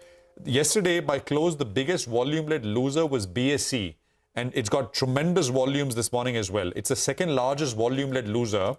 It's only down 2.5%. Yesterday it was down 5%. It's down about 2.5%. But look at volumes right at the word go within the first 2 minutes. Remember Talbros, we were just discussing a while back. So that's holding on to an 8% gain at this point in time on the back of those auto wins. Cochin Shipyard, some more defense names are also up and about. By the way, if you're wondering why Fusion Microfinance maybe is not reacting, because typically, as the market wisdom says, rating agencies are the last to react. The stock's already, fallen some 70-80% this year. So, 2 of them have, I think one has put it on a ratings watch with negative implications. One has cut ratings. But anyway, it's already in the price, perhaps. The police in Hindi movies. There se without, of course, a specific comment on anyone per se. But, so yeah, absolutely. And we'll see what comes of it.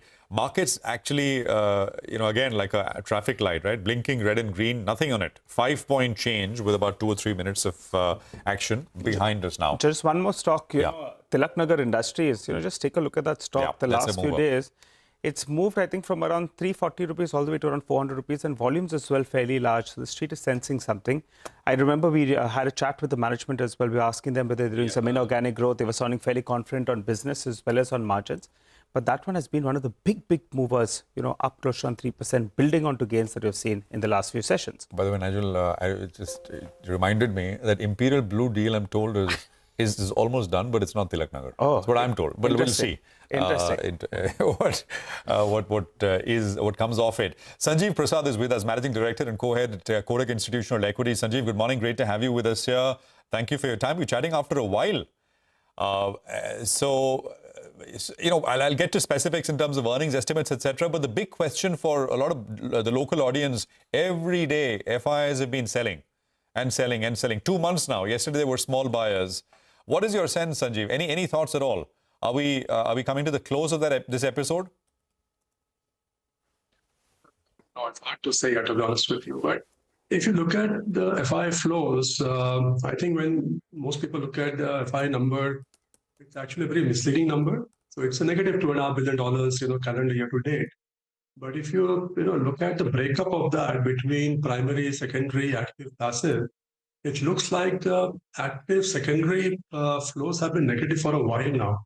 So just to give some numbers, $2.5 billion negative calendar year to date. Out of that, you have about $12 billion of primary inflows, by the way. So if you strip that aside, the secondary numbers are actually much more negative. And you also had about $13 billion of passive inflows. So if you take that out, you probably have something like $25 billion of active secondary selling in the current year compared to the headline number of $2.5 billion. So that would suggest to me that many of the active fund managers have been negative for a while. And there are enough reasons for that. Valuations have been on the higher side for a while now. And you have seen the earning numbers have not been anything great. People, I guess, have found some opportunity in China in September, October. And I guess right now people are seeing a lot many opportunities in the US, I guess. So as far as emerging market active fund managers are concerned, the big challenge for them is absolutely no inflows. Because the EMs as an asset class haven't given much of returns for the last 10 years now. And the US market doing so well, strong US market, strong US dollar. And obviously, the asset allocators are not inclined to look at EMs as of now. So I suppose this trend could very well continue unless and until the markets, settle at a level where valuations become a lot more attractive for active secondary market investors. Well, according to you, and you're a completely numbers, fundamental focused analyst, Sanjeev. Where is the cushion? At what level will it interest investors? You have to look at this market more on a stock by stock basis or cap by cap basis. So if you look at the large cap names, Nifty itself may not look very expensive. It's about roughly 21 times, 1 year forward kind of a number. So it looks okay, but keep in mind the fact two things. First of all, we are looking at pretty strong earning numbers for FY 2026 as of now, 3.5%. So whether that will come or not come, that's a big question mark given the cyclical slowdown that we have seen at least in the first half of this financial year. And second thing is, there are some structural challenges which have started to emerge in terms of job creation and so on and so forth. So you could possibly see more of a earning downgrade as we go forward. Third thing is when you look at the Nifty valuations, again, it's a very misleading number because about 50% of the net profits of the index comes from lower P sectors. 27% comes from banks, about 5% from metals, 19% from oil and gas, which are, trading at between 13 to 15 P. If you look at the rest of the Nifty, valuations are very, very expensive. Beyond, I would say banks to a large extent, everything else is expensive, both on absolute basis versus history, versus all the challenges that are coming up, versus earning growth, whichever way you cut it, valuations across the board are, I would say, full to frothy in some cases also. So that's the challenge. You still haven't come to a level where valuations are starting to look attractive. So again, two more points I will highlight. If you look at the stock correction, they have either happened in sectors where you have seen massive earnings downgrades, right? Which hasn't really helped the case of the valuation because valuations have stayed on the higher side given the fact that earnings are cut. And the second area where you have seen earnings down, where you have seen a massive price correction in the entire pack of what I call as narrative stocks. And many of them corrected between 20 to even 50% in some cases. I think they need to be significantly lower. The real value should be about 20 to 50% of the current market price, even after correcting so much. So the long way to go in many of these, mid cap, small cap, narrative kind of stocks. So that's the whole challenge. The headline valuation will look okay, but if you look beneath the bonnet, there are a lot of challenges when it comes to valuations. At max, you would say, at best, we can say you have fair valuation for banks. In the case of consumption, outsourcing, pharmaceutical, IT sectors, etc., and pretty frothy for the rest of the market, I would say. Okay. Frothy in large parts of the market, maybe okay for banks and the narrative stocks. Great to have you, Sanjeev, on the show as always. So let's talk about the narrative stocks. And if I get the hint correctly, I think this is exactly the space we were discussing with an analyst earlier. The PSU space, CapEx, right, sort of long gestation themes. If you could just elaborate on your thoughts on the so-called narrative stocks, what specific pockets are you referring to? Because the thing is, there's still a lot of ordering activity. I mean, look at the Hitachi order yesterday, or, Power Grid is getting orders. Railways are still dishing out some orders, as with defense. But again, I think the question is how much is still left on the table. So if you could just elaborate that point, narrative stocks still not good enough? I think you have to look at it in the context of, the market cap of these companies versus, the profit numbers and potential profit numbers, assuming all the good news. I will give you a couple of examples. I mean, you talked about Cotton Shipyard in the morning. The stock had done well in the last 3 days. I mean, this is a company which is about almost 40,000 crores market cap now. The net worth of the company is only 50 billion rupees, 5,000 crores. So it's trading at 8 times book. Last year's profit was about roughly 800 crores. Yeah. So it's trading at 50 times P. What sense does it make, to be honest with you? You have companies like Hindustan Copper, 27,000 crores market cap, 3 billion rupees of profit last year, roughly 25 billion rupees on net worth. It's trading at more than 12 times net worth. We have ITI, loss-making company, trading at 27,000 crores market cap. IRFC, 2 lakh crore market cap, more than 4 times price to book for a finance company, which is, I don't even know, it's more of an intermediary finance company in that sense, right? Wholesale borrower, wholesale lender. So there are so many such examples, BHEL, I can go on and on, there are enough number of examples which I could narrate, I mean, I just struggle with the valuation of many of these names, to be honest with you.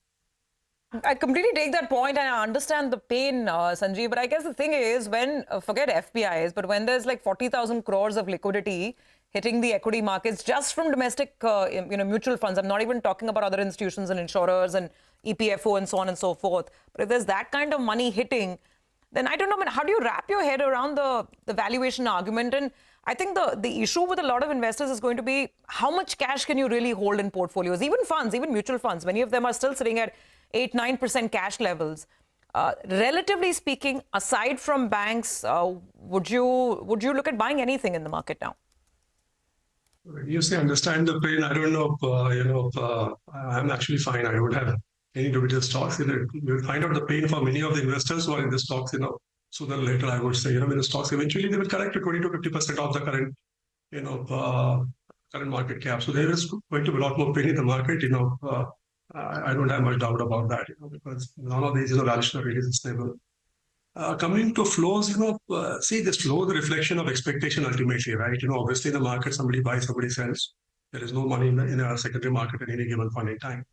Why is so much money coming? Because investors have decided that they can, and they will always make large amounts of return in the market, which has been the case in point. Over the last 3.5 years, returns have been very good. But if you look at the last 6 months, returns have become pretty modest. 3 months, it's negative. And if things continue like this, and as the trading returns start declining, you would assume that the flows will also start to come off. Flows is just a reflection of the expectation, and expectation based on whatever people have seen in the past. As of now, people are still looking at the rear view mirror, assuming you have a lot of money to make in the market and pouring in money. But honestly, there's no valuation support for most of the markets as we're discussing. Yeah, the stock prices can go up, but ultimately one has to look at value versus price equation at any point in time. And in most cases, there's a very large disconnect between price and value. In terms of the price is significantly higher than the fair value of the companies. Yeah. You've used BHEL from the power space as an example. You've used that as an example to highlight some of the difference between value and price. But any thoughts on the space? By the way, we have the management of, it reminds me, Hitachi Energy. The management is coming up with us in just a bit. I mean, clear leader in their space. Stock's done very well. I don't know if you have any thoughts at all, Sanjeev. I'm sure there will be pockets of, value. Value in the sense, the news flow would be positive. But whether it is sufficient to justify the current market cap, that's the call investors have to take. I mean, you want to talk about bail, let's assume 100% of all the orders which the government of India wants, 80 gigawatt, will be given to bail over the next 8-9 years, which is the target, right? And you do a simple math, you take, let's say 60 billion rupees per gigawatt, multiplied by 80 gigawatt, that comes to 4.8 trillion rupees. You take a 5% PAT margin, you come to 24,000 crores. As the total potential profit pool for the entire industry over the next 8 years. The market cap for BHEL is 80,000 crores. I mean, you reconcile the math over here. Even if you take 10% PAT margin, it will come to 48,000 crores. So that is what I'm talking, and we're not even discounting the cash flows, by the way. In this math, we're assuming all the profit comes today. If we discount 48,000 crores over 8-9 period, it's obviously going to be a much lower number. But that is our challenge over here. Anybody who's numbers focused, bottom-up focused, it is very hard to reconcile the fundamentals with the kind of market cap people are giving to stories at this point in time. I don't know, and that's a very nice illustration once again. I mean, I think, we need to kind of revisit that sometimes because a lot of, as you've, I think, written in your reports as well, a fair bit of narrative, etc., which, of course, has supported many of these sector stocks, etc. Sanjeev, thank you very much for joining us. Great speaking with you, and it's a pleasure. And look forward to our next chat. But as promised, Nigel, we have the Hitachi Energy Management with us. Well, let's get straight to it. Hitachi Energy, that's a stock on our radar after BHEL and the company's consortium won an order from Power Grid for a renewable energy transmission project between Gujarat and Maharashtra. To talk more on this HVDC order win, as well as the outlook on business, we're joined by Mr. Venu, the MD and CEO at Hitachi Energy India, who joins us. Hi, Mr. Venu. Good morning. I recall when I visited your facility in Karnataka, you said, Nigel, have patience. Things are in the works and hopefully things will start fructifying. And you also told me this, that earlier one HVDC order used to come every 5 years. You expect that frequency to go up, and so it is. We have a big order win. Now, give us a few details, and we're trying to get a couple of numbers out of you. Most analysts estimate the total project cost to be around 25,000 crores odd. And out of that, the equipment cost could be around 40 to 50%. So roughly this order size could be around 10 to 12,000 crores odd. Ballpark, these numbers should be correct?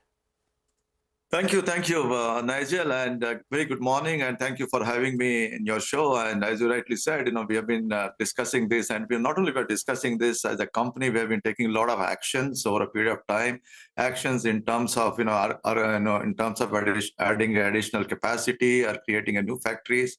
In the last 2 years, a combination of brownfield and greenfield, we have added 5 factories, and that's all basically in anticipation of the demand tailwinds arising out of this energy transition, and especially the HVDC, which is a very, very critical technology for bulk transmission of the renewable, bulk integration of the renewable things in that. So by virtue of this technology, and it's become a seamless transfer of renewable generated from one concentrated center to all the way bringing it to the load center over a distance of 200 kilometers. And Yes. I'm coming back. And normally, these are we are not given this order number in the note which we have sent yesterday or day before yesterday. So what I said, this is a very substantial order for us, and it gives a 4 to 5 year period where we're going to execute this particular project. And most of this is manufactured locally in our factories in India. Got it. All right. We know the technical, advantage that you have, and y'all are most equipped. But, let's give a 10% deviation on both sides. 25,000 crores should be a fair number to work with. 10% deviation on both sides. Is that fair? And equipment cost typically for an order like this will be 40 to 50%. Ballpark, these numbers are correct? The 25,000 crores, what you're talking about an SPV, that does include, what I understand, is also transmission lines, which we don't do the transmission line. But our equipment will be anywhere, depending upon the size, scale, etc., anywhere between 50-60% of the total. So transmission is not, you're not going to be part of it. So how much would it typically be in a project like this, transmission as a percentage of the total order size? Typically, our size will be in the range of 50-60% of the total SPV project. No, so more than 50, depending upon what the size, etc.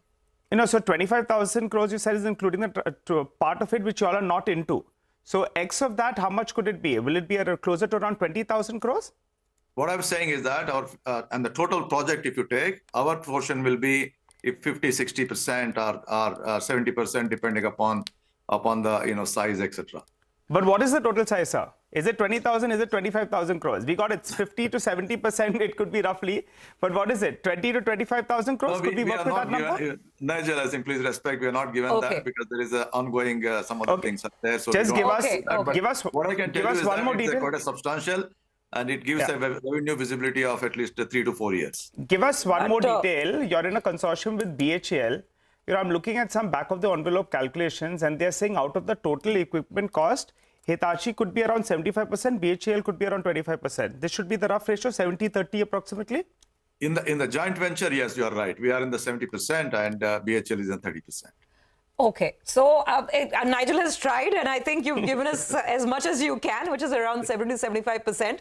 We'll have to work with the numbers and wait for it to come through. So let's talk about the order book growth. As the numbers that I have, I think as of the end of the second quarter, your total order backlog was around 8,900 crores, right? And now this big ticket order has come through. Right. So, and you're not giving us the exact quantum, but will there be more HVDC orders of this kind? And you've been very bullish on data centers, on transportation, on the renewable sector. Give us more color on the order book. How is it likely to be by the end of FY25? Right. And what will the breakup be? Because you have also said that your margins eventually should go to double digits. Right. How is that going to happen? Which is the segment in the order book that will be fetching you maximum margins? And when do you touch double-digit margins? Right. So absolutely, as you rightly said, let me touch on the HVDC. We have been saying that HVDC previously used to be one HVDC project for every 5 to 6 years in India. But today the need of the hour is to have one HVDC project per year, or as we going forward, it may be 2 HVDC projects per every 2 years. Okay, that's a demand is going to be there in that.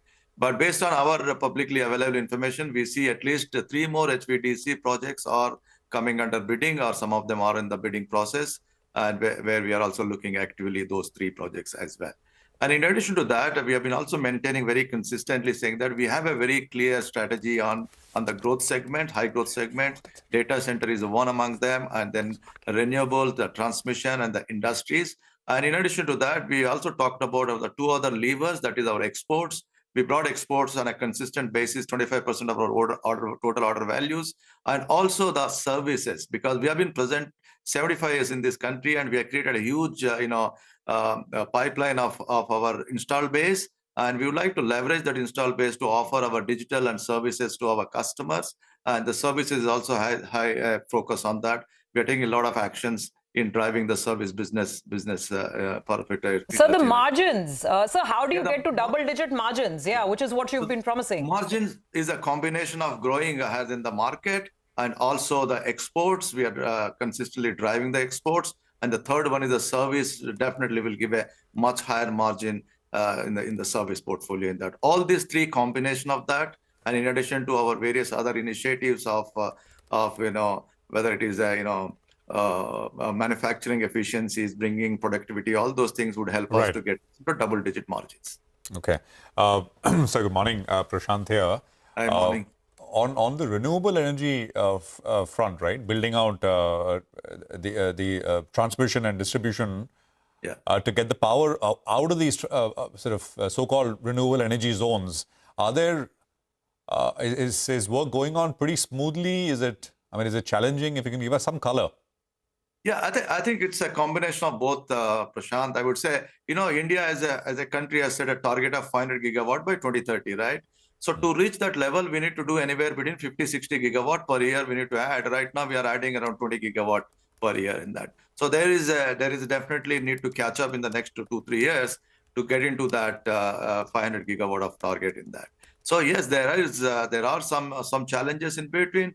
But I would say that, this is the technology is pretty much, standardized, and you are able to, once we have the land, etc., the developers are able to complete the projects well in time. And also at the same time, the government has announced as part of the National Electricity Plan, launched, transmission plans, and that gives a huge visibility.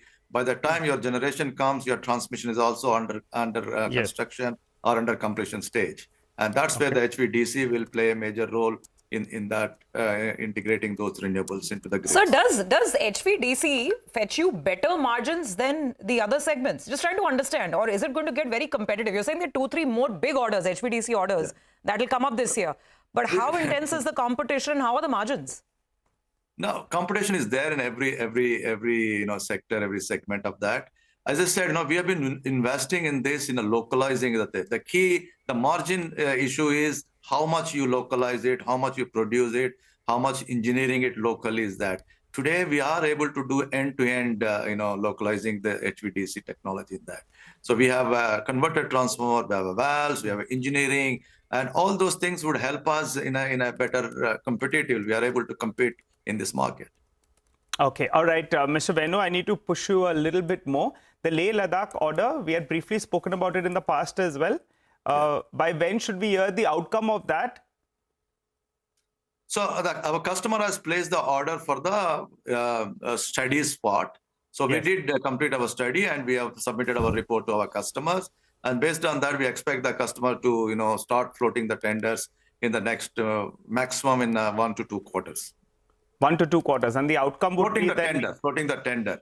So after that, we have to tender it, and then we have to win. All those things are there. So it could be roughly in the next 4 quarters, we should get an outcome, because in the next 2 quarters, they'll float the tender, and maybe another quarter to get the outcome, right? Right, absolutely. So, and that could be the other big HVDC order that we're looking at. Got it. Yeah. Just a quick point, on margins, exports as well as services. They are the margin drivers as well, relatively better margins. And I think exports, you briefly mentioned, are at around 25% of the mix. Is that correct? Right. And services, you were guiding that it goes to high teens. Has that happened? If you could just update us on both these two numbers, exports as well as services. What is it? Where is it headed? Okay. On the services, we are in the high single digit, and which is the last quarter we moved it to double digit, and over a period of time we believe that it will be in the double digit range in that. And the exports, we started when we started in the company, we were on the 15%, and today we brought it 25% is sustainable. I think going forward, we will end up around close to 30% range. So 30% exports and 12 to 15% is the services, and that would really help us to push our margins. Okay, all right, Mr. Venu, thanks a lot for joining in. The stock price had come off a little bit from the top after seeing a one-way move in the last 12 to around 15 months or so. But you're sounding fairly optimistic about business prospects. And I think from a nation's perspective, if we're going to get, a higher number of HVDC orders rather than waiting for 5 years, that'll be good news as we progress. Thanks a lot for joining in. Thank you. Thank you for having me here. For the time being, we'll slip in a short break. On the other side, Mr. Vimal Kejriwal of KC International is waiting for us. We'll get chatting on their recent order wins and business outlook. Post.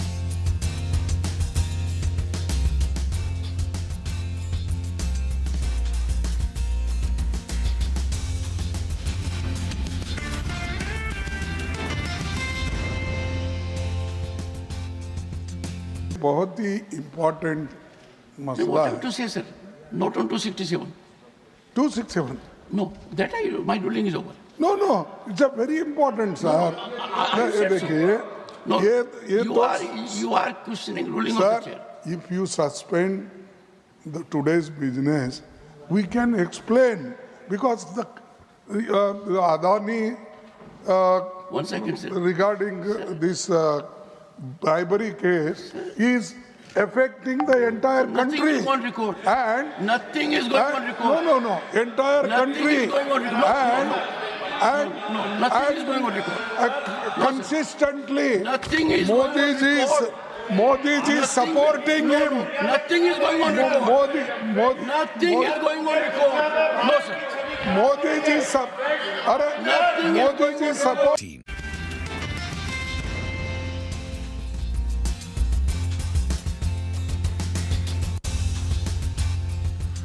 Welcome back. It seems power and capital goods has become a bit of a theme for the show. You just heard from Hitachi, and that big HVDC order is the talk of town, really. Our next company in focus is KEC International, also related to the T&D space in India and overseas. Now, KEC yesterday announced a bunch of order wins. The total value of these orders is coming up to about 1,100 crore rupees. So what lies ahead for the second half? Is the company on track to meeting its guidance, order inflow guidance of 25,000 crores? Well, let's get chatting with Mr. Vimal Kejriwal, MD and CEO at KEC International. Mr. Kejriwal, it's only been power talk, I'll tell you, for the last 1 hour on the show.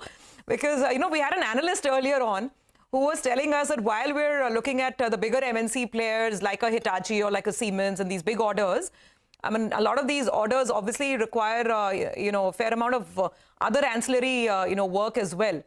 But even when you're talking data centers, right? I mean, power, if you're talking power, you need T&D infrastructure. So you tell us, how optimistic are you on the second half? I remember in our last conversation, you were saying the second half will be much better. Margins will really pick up by the fourth quarter. So what are the newer orders on the horizon, along with this latest 1,100 crore win? So, Surbi, good morning. And I think you are almost on dot on all the items. I think I've been in this industry now for 22 years, and I don't think we have ever seen such a flow of orders coming in and also a flow of tender pipeline. Now, I was hearing Venu, my good friend, talking about what's happening on HVDC, and if 3 more HVDCs are coming, that itself will add a lot of pipeline to transmission also. It's very clear that the sector is buzzing with the thrust of the government on the renewables now from 500 gigawatt. They have said they want to make it 600 by 2032, which will add, a further requirement of large transmission lines. Right. So, sir, okay, so let me actually take off from there. And since you mentioned HVDC, and Mr. Venu just told us that 2 more big HVDC tenders that will come up this year, the frequency of these large orders is increasing now. So, what does it mean for a company like KEC? Does the guidance that you've given, 25,000 crores of orders this year, does it factor in this heightened activity on the HVDC side? It does factor in some orders from the HVDC sector, and I was hearing how you were telling Venu or trying to get some more information from him. But let me, I think, on transmission, since he did not answer, so let me give you one answer, is that transmission would be around 20% of the capital amount of an HVDC. That's the number we have generally been looked at. And I think that's part of it has been factored into our guidance, because we do expect that beyond the current one, at least 1 more HVDC will get ordered within this financial year. So there will be 2 HVDCs ordered in this year. Right. So it'll be 2 total, 1 more left. Mr. Kejriwal, good morning. Just talking about the railway business for a quick bit as well. Last time you were on, you were saying that there were 7 to 8 Kavach tenders which had been put out, I think, but that was in September, October. This morning, there was, I think, 1 or 2 orders which came through as intimation to exchanges. I think CG Power got an order, Kavach order. Anything latest on that? So as far as I understand, what has happened is the orders have been broken up into 2 parts. One is the Kavach on the locomotives, and second is on the EPC. So we had participated in the EPC. I think those have not yet been awarded. But some of the loco orders, I think you remember there was a figure of 10,000 locos being fitted by Kavach. So I think a part of that has been awarded in the last couple of days or maybe yesterday. So that is what has been probably announced. But I think we expect that the others will also get announced in the next week or 10 days. Right. And you also told us that you've consciously reduced your railway work a little bit, right? I mean, I actually rather shifted it to Kavach and signaling systems, etc. Do you expect do you expect a more pronounced change in strategy, especially after the Maharashtra elections now? Any implications thereof? Because it's a very strong mandate. And on the railway side, will things change? I do hope so, because we have been looking at saying how do they invest more in the infrastructure. Railways have been investing right now more on the, I'll say, passenger amenities and passenger trains and all that. Now we are seeing a lot more tenders coming out. And as far as our change of strategy is happening, what we are trying to do is we are trying to, I'll say, slow down on tenders which involve working on live railway lines. So that has been the bane of the sector, where you are not getting, what we call blockages to work on railway live lines. So we are now shifting to, like the one which we announced is for electrification of a metro, which is a new metro. So there's no ROW or anything. The day the viaduct is constructed, you can go and do your line. So there's definitely a change in our strategy. But we are clearly seeing a lot more orders coming out for new railway lines and doubling, etc.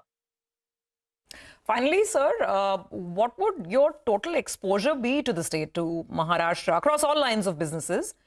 And with this kind of a mandate at the state level, are you expecting anything new? Would there be any ask?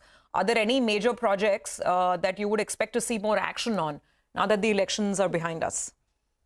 So, unfortunately, our exposure is virtually zero to the state of Maharashtra. Okay. We have a lot of private sector projects in Mumbai and all, but we have consciously been away from almost all the state businesses. Let me be very honest with you.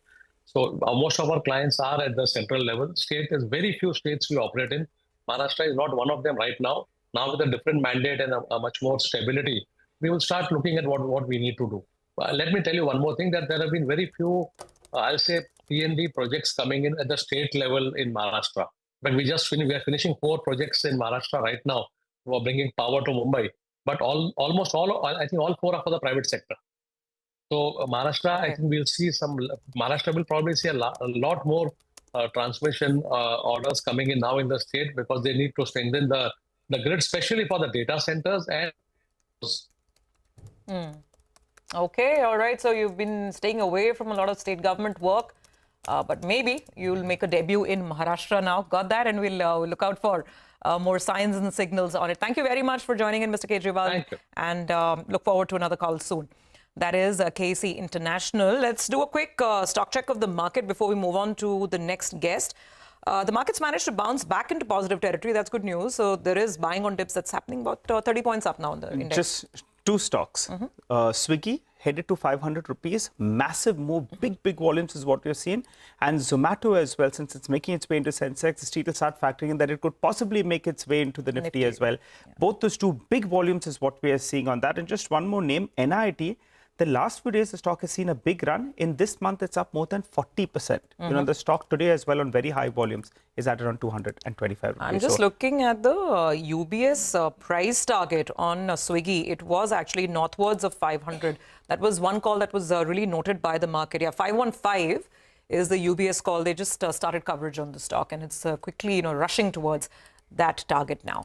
Anyway, let's move on. From the power space, we're putting the spotlight now on banking. Let's first listen in to what the RBI governor had to say on the expectation of this draft circular on the ECL framework. There has been a wide consultation on this.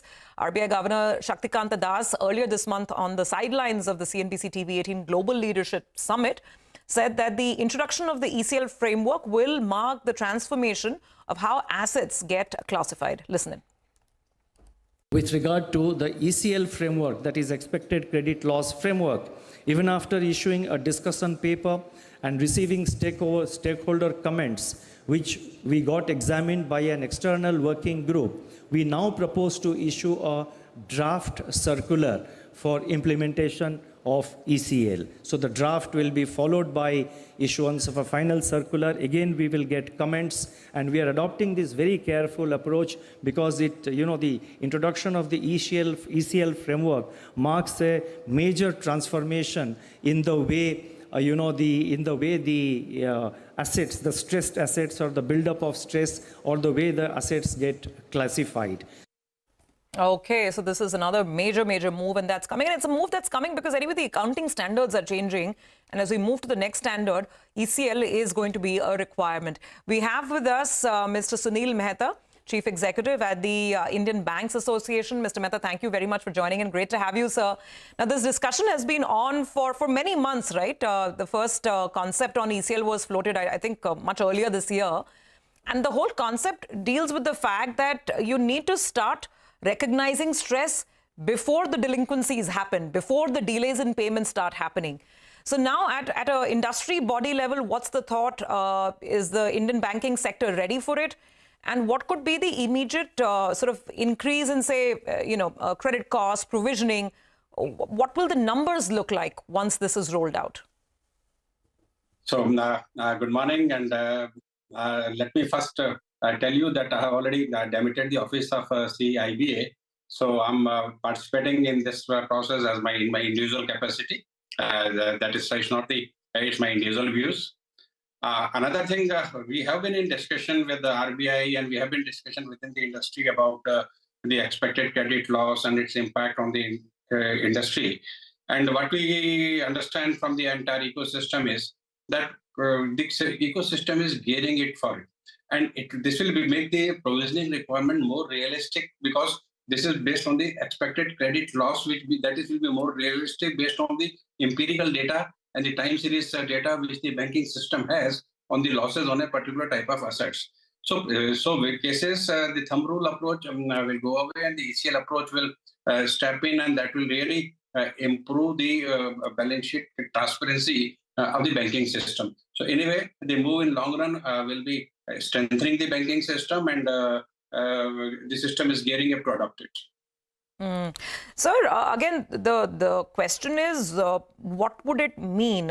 If we look at some of the views, ICRA put out a note on this earlier, and ICRA said that this whole transitioning to Ind AS the impact on core capital for banks could be as much as 300 to 400 basis point, including the ECL transition itself. So it's overall Ind AS plus ECL. Could it be that high? What could be the impact on capital requirements? Some more color on this. So as regards capital requirement, if you analyze the data of the banking system, I think most of the banks already have, especially the major system already have capital adequacy 200 basis point more than what is required prescribed under the norms. So that much cushion is already available.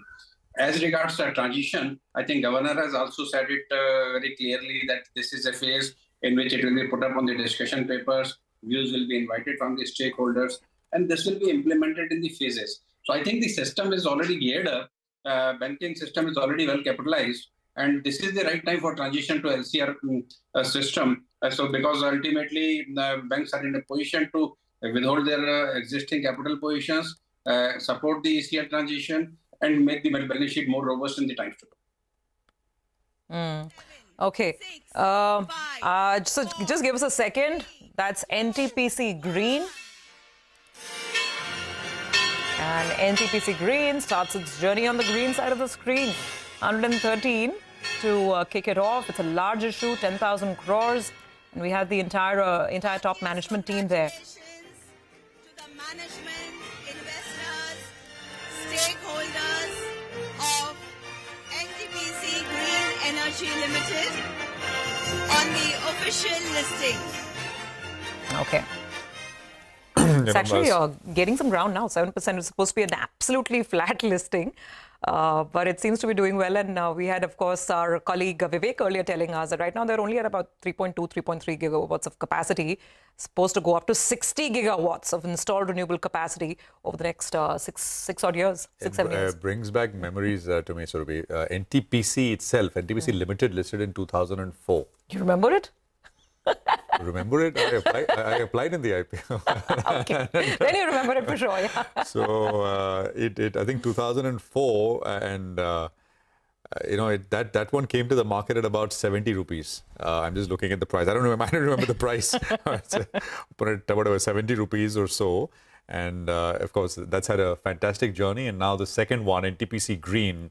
Coming in 2000, fag into 2024, 6.5% higher. So it's a pretty good one as far as, and I think it's now trading at 5 times F525 book value, approximately 4.5-5 times FY25 book value, which isn't cheap, but it's a marquee name, largest player, a lot of government support, so it's got a lot of tailwinds going for it as well. So that's the latest one.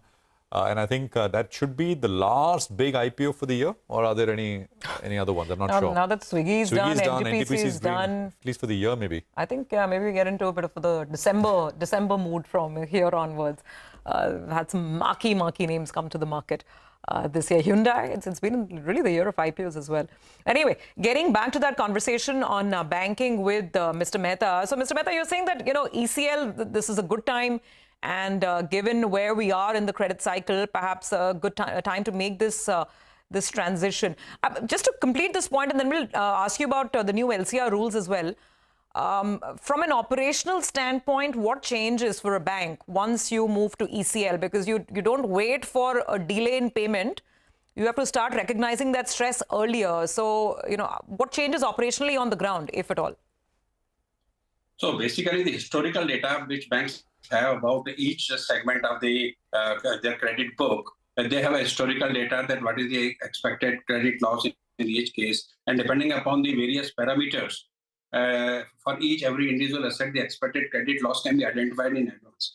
And because multiplication probability factor is already available in the banking system, and that will help them to provide it for the way RBI prescribes for provisioning norms even for standard assets. Same way, the provisioning norm for the existing standard assets who are not fallen into NPA, the bankers will have to start making slight provisions, keeping on their historical data in mind. That will help them in strengthening their balance sheet in times to come. And this transition will require a good set of data with the banking system till they don't have their own set of banks' experience data. They will have to rely on the industry averages which are available, and that will convert into the probable capital or the provisioning requirement for individual segment of the credit risk. This will facilitate two more things. One thing, because the provisioning will be on the expected credit loss, bankers will definitely become extra quality conscious, and quality consciousness will definitely help them in building a better loan book. Okay, all right. Running out of time, sir. So we'll leave it on that note for today. Thank you very much for joining in and giving us some perspective on the rollout of the expected credit loss framework, which is going to take place pretty soon. Well, with that, let's actually go back to the market. We've got a very, very flat screen again. We had the little bit of a 20-30 point gain, but that's now fizzled away again, back to the flat line. Mitesh is with us. Mitesh, slightly choppy, no clear directional call. It's all about individual stocks today. What trades now? So be two things. One, I think, it's been choppy.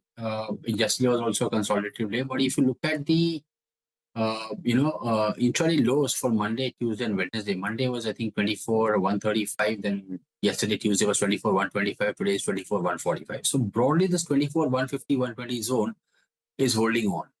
Maybe, if this consolidation, if it can break, if today by late afternoon today or tomorrow morning, then I think on the upside, the Nifty could retest 24,350, and beyond that, we could see further upside. So to me, while it's been slightly choppy, I think the overall bias in the short term, looking at the indicators on the hourly and 2 hourly charts, still is on the positive side. So I would, suggest that traders can build longs around 24,150 zones with a 70-80 point kind of a stop for a target of 24,350. Okay, all right. Your any new ideas, Mitesh? Yes, Prashant, I have a buy on Power Grid with a stop at about 335 for targets of 350.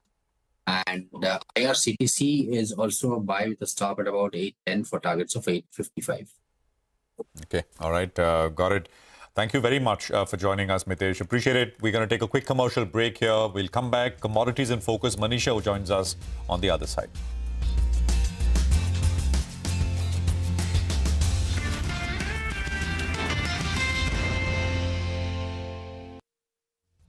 And दुनिया में List of matters raised with permission. Srimati J.B. Mather Isam.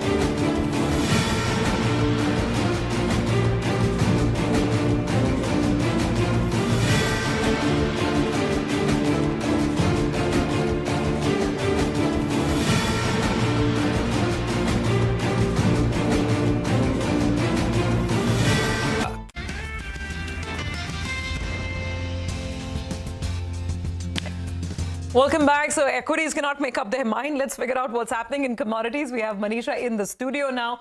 Earlier we were talking about the fall in oil prices with this ceasefire agreement. Manisha, is it still oil or are you looking at something else now? Well, I'm looking at the crude oil prices because, you know, after that 5% gain in the previous week, you thought that perhaps the crude prices will see some stability right now. But no, that is not the case. Monday was 3% down. Yesterday was another percentage point of a decline. And today as well, we're trading very flat into the markets. So we are trading on the lower side of the range when it comes to the crude oil prices. 68 just about holding for WTI, and from a high of almost $75.50 for the Brent prices, we are holding around 72 onto that one as well. Well, the biggest view comes in from Israel and Hezbollah ceasefire. That accord well begins from today. There have been statements from various levels, and Biden also has done a press conference on this one. So we have seen that impact come in for the prices there. Apart from that, the second thing really is about the OPEC, which may further delay planned output hike due from 1st of Jan. If they do that, this is going to be a third straight time that OPEC and allies cannot make up their mind, and they are postponing hike in output. So that also continues to weigh onto the markets. Even with what they're doing right now, if you look at the world market, it has 8 million barrels per day of a spare capacity. I mean, that's as bearish as it gets for the prices going forward. Now, for 2025, and this report is coming from Bank of America, it says that there is no case really for the crude oil prices going higher because the non-OPEC supply is expected to rise by 1.4 million barrels per day in the next year. They also expect that the OPEC and allies will perhaps reinstate 2.2 million barrels. That would come in from that. And then that would mean a surplus of 800,000 barrels per day in 2025. Add to that the fact that the new U.S. president, when he takes chair in the month of January in 2025, could be coming out with various views and steps when it comes to crude oil. One, the export permits for the new LNG projects is something that could come in. Apart from that, increasing oil drilling off U.S. coast and on federal lands is another thing that could be allowed. And the third thing is new funding for replenishing the SPR. These three things is what the markets believe that Trump will do in the first week of January itself as he takes over. And this is also going to be bearish for prices. In the meanwhile, while we are looking at 25% tariff from U.S. on Mexico and Canada, for Canada, it would mean a big number breaker there because 4 million barrels per day of an import from Canada of crude is what U.S. does. How is that going to be impacted is something that the street will look at. The second thing is the U.S. inventories, which was also declined by 5 million barrels per day in the previous week. So these couple of factors are kind of supporting the prices, but not as much. So when it comes to 2025, the Bank of America predicts that for next year, you could be looking at Brent averaging at 65 and WTI at 61. So much lower than what we've seen in the prices in this year. So further bearishness could continue. Okay, well, we'll not complain if we see 60 to 65 on oil prices. Manisha, thank you so much for that. Well, let's quickly take a break. We'll come back with our special segment, Indianomics, on the other side. Lata will be catching up with Upasana Chatra, Chief India Economist at Morgan Stanley, to discuss the Indian economy outlook for 2025.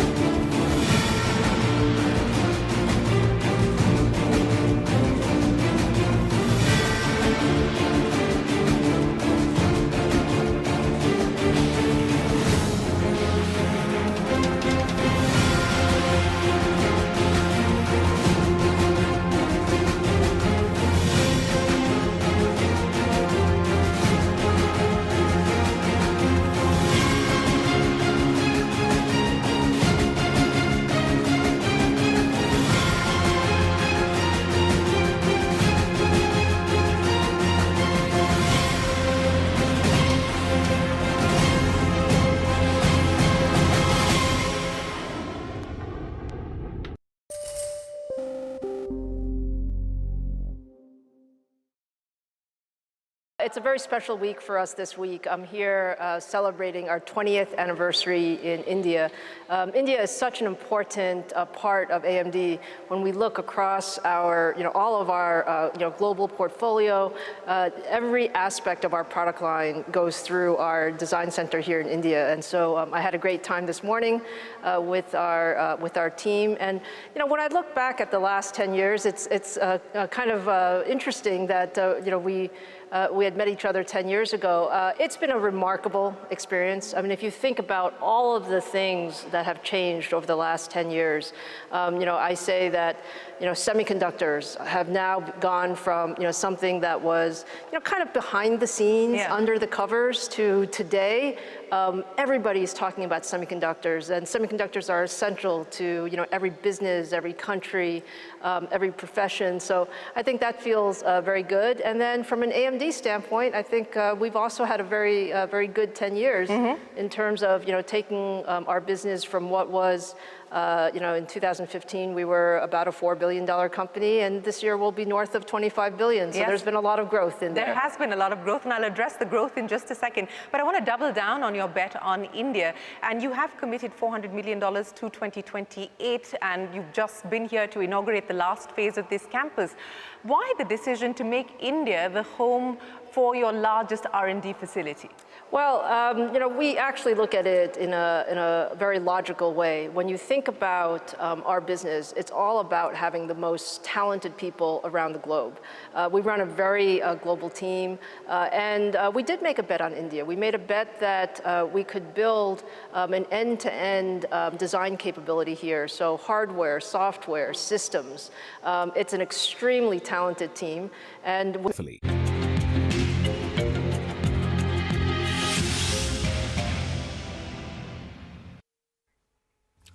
Welcome back. We are continuing with our Indianomics series on Indian economy in 2025. And joining me today is yet another star economist, Upasana Chachra, Chief India Economist at Morgan Stanley.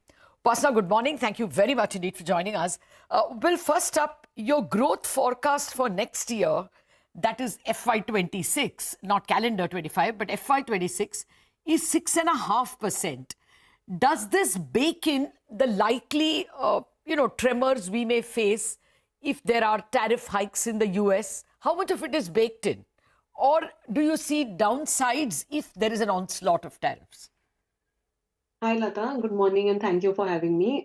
So yes, our forecast for fiscal 26 at 6.5% assumes that there will be some increase in tariffs by the incoming US administration, but those would be still country specific. So our global team, both on the econ and the policy side, the assumptions that we've used in our year ahead outlook is that there will be an increase in tariffs for China and also bilaterally for some other major countries such as Mexico or the EU. We are not assuming specific tariff hikes for India in these numbers, and also not assuming that there is a case for or an implementation of the universal tariffs as have been discussed in the past. So those are not baked in our base case. If that comes through, yes, there could be more downside to the 6.5% number. Okay, so this is the base case. Trump can engender some downside surprises if it happens. Fine. Let me also come to the currency. And maybe I'm making an unfair question because this should beat your currency strategist. But I was a little intrigued that your currency forecast numbers don't go above 85. It is 84 for the current year average, 85 for FY26, and then it goes down. Actually, the rupee appreciates to 81 in FY27. Can you explain? Because there is a school like Goldman Sachs tells us that they expect 85.7 also in 2025. Yes, these views are made by a currency and FX strategy team, and they do include a fair bit of what they think about how the US dollar would move. So in the near term, there would be US dollar strength, but yes, you probably will not see that too much in the rupee dollar moves or the forecast that we have in our numbers. Primarily with the view that we do think, and as a both on the econ and the strategy team, that there will be a case for the rupee to get defended and the volatility to be lower. So our view is that given that the fundamentals still remain pretty okay for the rupee and the FX reserves, and generally the trend that we've seen in the past of RBI wanting to intervene to reduce volatility, we do think that rupee will be therefore more range bound rather than depreciate at a faster pace. So that is what calls for our view in the near term. Okay. Well, any FPI will give an arm and a leg if it's only going to be 85. But right now we are already sitting at 84.5. And there is a fear that it can, go to 85.5 also. Now let me come to the growth forecasts. Even for the current year, you are expecting the growth to be 6.7%, which means you're not buying the RBI forecast for the second half. They are sitting at something like 7.3, 7.4 for the second half. You don't think that's happening? No, so our numbers were earlier 7%, Lata. We reduced them to 6.7 in this round of year ahead outlook. But most of the cuts are concentrated in the September quarter. So, that is the key debate right now. September quarter growth and high frequency data have been showing sort of a broad-based deceleration. So we do think that September would be weak. Our numbers are going to be weaker than the 6.7 for September. We are at about 6.3, probably where consensus is also right now. For second half, we do expect a rebound, but probably not where RBI is looking at. This is what they've published as yet. So our view is that you see growth picking up in second half, but probably settling more in that 6.7, 6.8 range rather than higher than that. Okay. Let me now come to your inflation forecasts. Your inflation forecasts are pretty benign, but for the current year, you're still expecting 4.9. That's a big jump from Reserve Bank's 4. Now, Reserve Bank's 4.5 is going to get revised because obviously they were not prepared for the 6% plus in the month of October. But 4.9 would mean that inflation really is not falling off. Yes, so I do think that the near-term hump in inflation that, RBI has also highlighted, we were all expecting, but I think one is that the level is higher than what we were expecting by probably 40, 50 basis points odd for both September and October. And then the deceleration as it sets in will therefore just take a little bit longer given that you've seen us somewhat of an upside surprise. And it's more mathematical than anything that you will then see numbers being higher. So when I look at monthly data points, you're probably looking at November print, which would still be close to say 5.5. It will start moderating from December because of the seasonality and the winter month impact on vegetable prices, etc. But as of now, at least what we think the numbers for December, Jan could still be around the 4.8 to 5-ish levels or probably around 4.8 rather than meaningfully lower. So I think it's a lot to do with food inflation and food inflation volatility than anything else. I think, headline X vegetables or core will still be well behaved, but headline per se, due to the impact of food in the near term, will also probably remain a little elevated than what we were thinking probably 2 months back. Okay. So at one point in time, if I remember right, Chetan was saying that he's expecting practically no rate cuts. But now you all are penciling in some rate cuts next year. Yes, that's right. We did have a view of no rate cuts for pretty much all through this year. We have added rate cuts for next year. So as of now, we expect the first rate cut in April. We do think, by then there will be more evidence of a moderation setting in inflation. December and Feb meetings, probably with the trailing inflation numbers, will be very hard. And that's why we think the first opportunity would rather be April than before that, just given how inflation numbers are going to be in terms of headline. Okay. Let me come back to the growth question. Again, I'm going back to Goldman Sachs because that was the first of our series on India at 2025. The fear about growth rises on several counts next year. The fiscal deficit is going to be lower. I think even you are forecasting it lower. Plus, CapEx even this year may not reach the target. CapEx will be even less. It's not as if private CapEx has picked up, gangbusters. And on top of this, you could have a global slowdown, a Chinese dumping. So what makes you confident about next year's growth? What are the positives for next year? See, I think structurally, the story for India delivering around 6.5% growth is still something which is doable given where probably macro balance sheet and corporate and financial sector balance sheets are. Yes, there will be fiscal consolidation, but it's unlikely to be a lot led by, expenditure compression. CapEx numbers we've already seen moderate. If we were to assume that second half picks up, will still be lower than last year. And now probably seeing, yes, but from going forward, probably you'll see CapEx numbers in terms of growth rate remaining where they are. You would see more shift in revenue expenditure in our view that would lead to the fiscal consolidation alongside pickup in revenues. And therefore the fiscal drag on growth should be lower from the fiscal consolidation bit. You will probably be seeing easing in the next year, and that should help from just the impact of monetary policy on growth, and therefore growth settling to around 6.5. I wouldn't say that growth is on an accelerating and upside trend, but more like a settling on the 6.5% normalized trend, which should be doable given where the structural parameters are for the economy. Okay, it's almost as if it is India's natural rate of growth. Okay, very quickly then, if you can tell me what will be the upside surprise and what can be the downside surprises we should be prepared for. On the upside, I think the key will be, as you mentioned already, on the private capex side. We are seeing some green shoots, but yes, it's not at an exuberant level.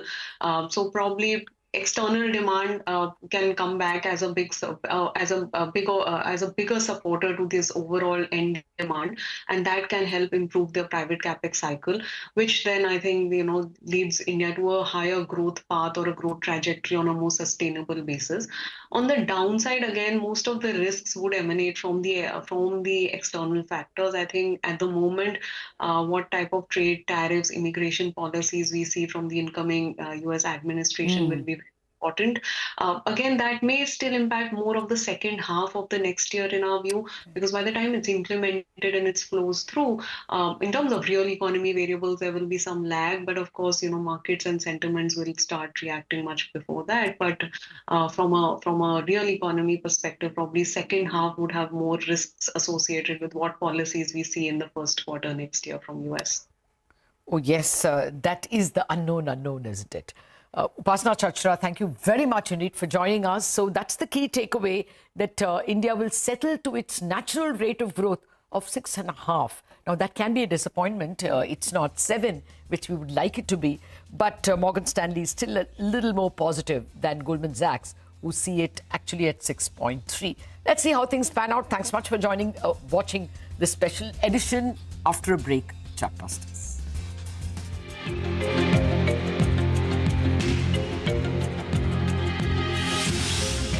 Nothing comes overnight. It comes after literally 20 years. I think 20 years ago we started with maybe 100 people. Yeah.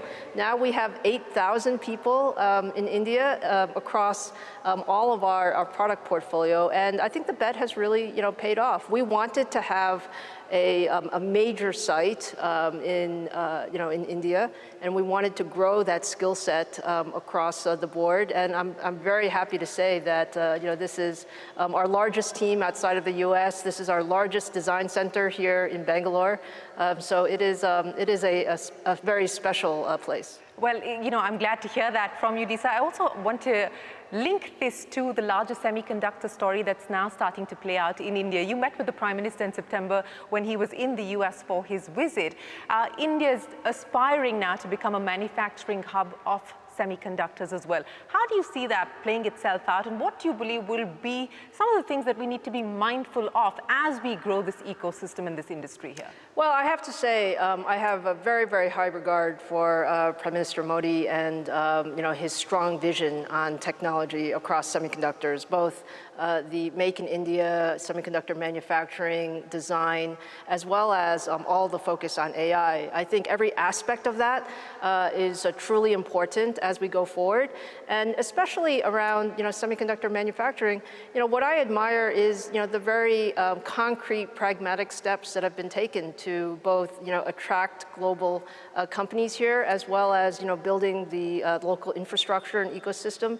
And I think the one thing is these ecosystems take time. Mm-hmm. They don't come overnight, but I would say lots of very strong progress. And we continue to invest in India because we really believe that this will be one of the most important markets and regions going forward, as well as a wonderful infrastructure and ecosystem for the type of development that we do.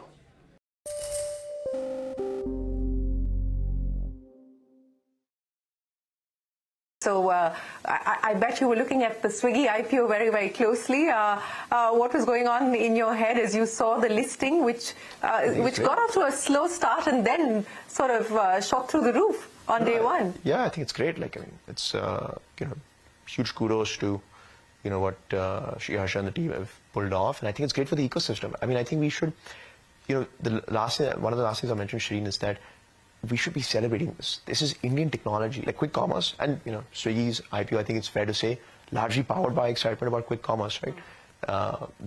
Zomato's performance, largely powered by excitement in quick commerce. I think that's not a controversial thing to say. It's a consensus view. We should be celebrating quick commerce. This is good for the country. This is Indian technology, Indian innovation. This hasn't worked anywhere else in the world, and it's real infrastructure for ordinary people. Like, this is not for like the top 0.1% of India, right? These are people who now realize the scale they were getting to. This is impacting ordinary people's lives at scale and now going from metro cities to beyond. But the way that I look at it is we should be celebrating the fact that today, because of Indian infrastructure, Indian technology, there's a mom in Noida who's able to take a part-time job because her life has become easier because of quick commerce. It's exactly like setting up a metro station, right? So, we look at this as Indian technology, Indian innovation. Nobody else in the world has been able to do that.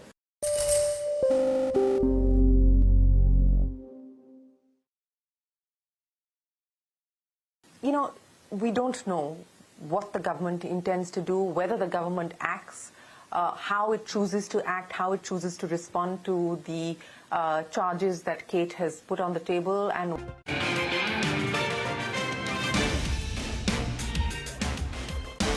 M&M up in today's trading session after launching 2 electric SUVs. The cars aimed at the compact SUV segment will hit the roads early next year.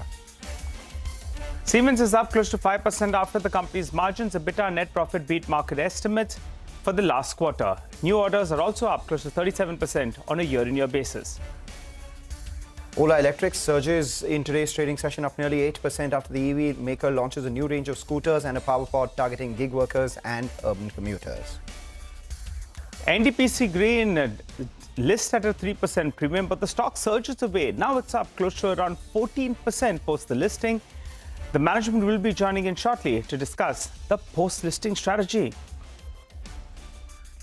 Zaggle Prepaid surges after announcing a partnership with MasterCard. CEO Avinash Godkhindi tells CNBC-TV18 that the company is looking at a growth rate of 55 to 60% in FY25. Hello and welcome to Chartbusters. I'm Nigel. With me is Mangalam. And as we speak, the markets, well, they're trading more or less flattish with a very mild negative bias. The Nifty Bank, that's on close to 120 points. But otherwise, the breadth of the market is firmly in favor of the number of stocks advancing.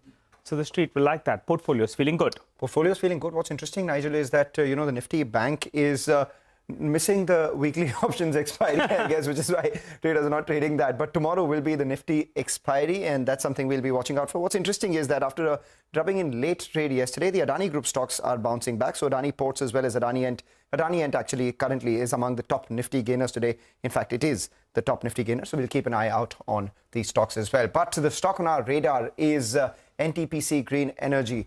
The NTPC's renewable energy arm lists on the exchange at a mild premium, and thereafter the stock surges to around 122 odd rupees versus a listing price of 111 rupees as well.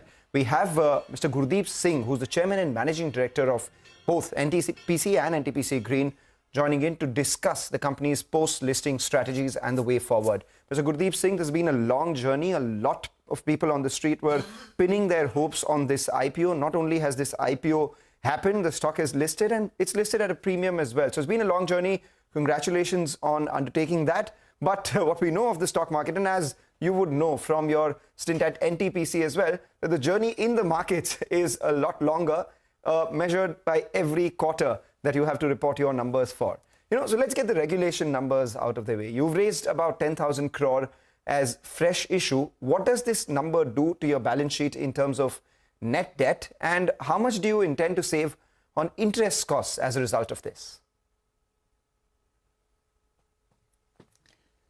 Thank you. And let me, I think, just mention here that we have raised the 10,000 crores, but our growth plans are intact, and mostly we will be utilizing this money for funding our new projects, the capex requirement for the new projects. Let me share with you that we have at present more than around 13 to 16,000 megawatt of the solar projects plus wind projects which are under execution. And we are going to commission 3,000 megawatt this year by March 25, another 5,000 megawatt by March 26, and another 8,000 megawatt by 27. So March 27, we should be reaching to 19,000 megawatt of commission capacity. And we have already declared that we will be reaching to 60 gigawatt, means 60,000 megawatt by 2032. And this whole money mostly will be required to be invested in the capex. There will be a timing when there will be some time where we'll have the surplus cash, which will be going for the kind of optimizing the debt. But more or less, we will be going for 4:1. This means the equity will be only 20% and debt will be 80%. As you know that NTPC is having the rating which is AAA for the domestic and BBB minus, which is as far as the sovereign, as far as the international is concerned. So there is no reason that we will be taking the advantage of our funding, which will be at the most optimum price. Okay, all right. Hi, Mr. Singh. Good morning and good to see you in. This is Nigel on this side. You know, with quite some vigor, you were ringing that bell, you know. I think the markets as well got quite excited. The stock, opened up 2-3% and now it's flying away. But the street is listening into what you're saying. As you're saying that you're going to be commissioning capacities, by 2032, you'll be 60 gigawatt of renewable energy, which is a big number. Give us a few basic details. Absolutely. You raise some money, to repay some debt. So what is the current debt post this repayment? Point number one. Point number two is, as your capacity moves up, what is the peak debt level that we'll be seeing? Highlight the capex and peak debt level. Please go ahead. Nigel, what I was just explaining to you, that it's not that there is a typical, we have a very strong balance sheet which is backed by the NTPC itself, and our rating of this company, NGEL, is also AAA, by the way. And we are in a position to raise not only from the domestic sources but also from the international market. This is the company which is able to raise the funding at the most optimum level. So we get that. To any of the corporate available. Yes. Yes, Pardon? Mr. Singh, we got that, Mr. Singh. Now we just want to know what is the debt currently, sir. Today, what is the debt? The requirement of the capex is going to be, let's say, around 5 crore per megawatt for the solar and 8 crore for the wind. What we are planning is that our solar will be almost 80 to 90% and there will be 10 to 20% of the wind. Right. So the requirement for the capex is up to 27 itself is about 1 lakh plus crores on that. And if you go for the 2030, it will be 3.25 lakhs crores for the solar plus wind. But let me add here, which is more important part. That important part is that there will be a investment which will be in the storage, which will be battery plus pump storage. And also going forward, there is another one which is going to be the green molecule and its derivatives. So there will be a huge capex requirement going forward. And we will be seeing that we are not going to cross the limit, and we will be having the kind of internal accruals as well as raising the debt. You know, I was reading a note that came in from a brokerage, SBI Securities. They expect the company's revenue and profit to grow at a compounded rate of 79% over the next 3 years for the revenue, and profits at around 120% plus. Would you concur with that, or do you think, if you could give us a reasonable growth outlook, do you think these are realistic projections?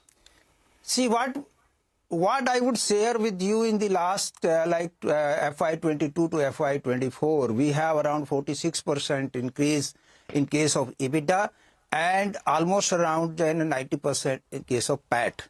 So we should be in a position to have the EBITDA margin per megawatt of about 65 lakhs per megawatt. So now you can start calculating rather than me giving the fixed numbers. I think the more important is that there should be a performance on the ground which will drive the numbers rather than you give the number and then calculate backward. So by the end of the next 3 years, say FY26, FY27 and FY28, what would your capacity glide path be? See, then we'll calculate. FY27, Nigel, FY27, we will have the 19 gigawatt commissioned capacity, means 19,000 megawatt. So 65 lakhs, it's translating to around 11,000 to 12,000 crores. 12,000 crore Perfect. EBITDA.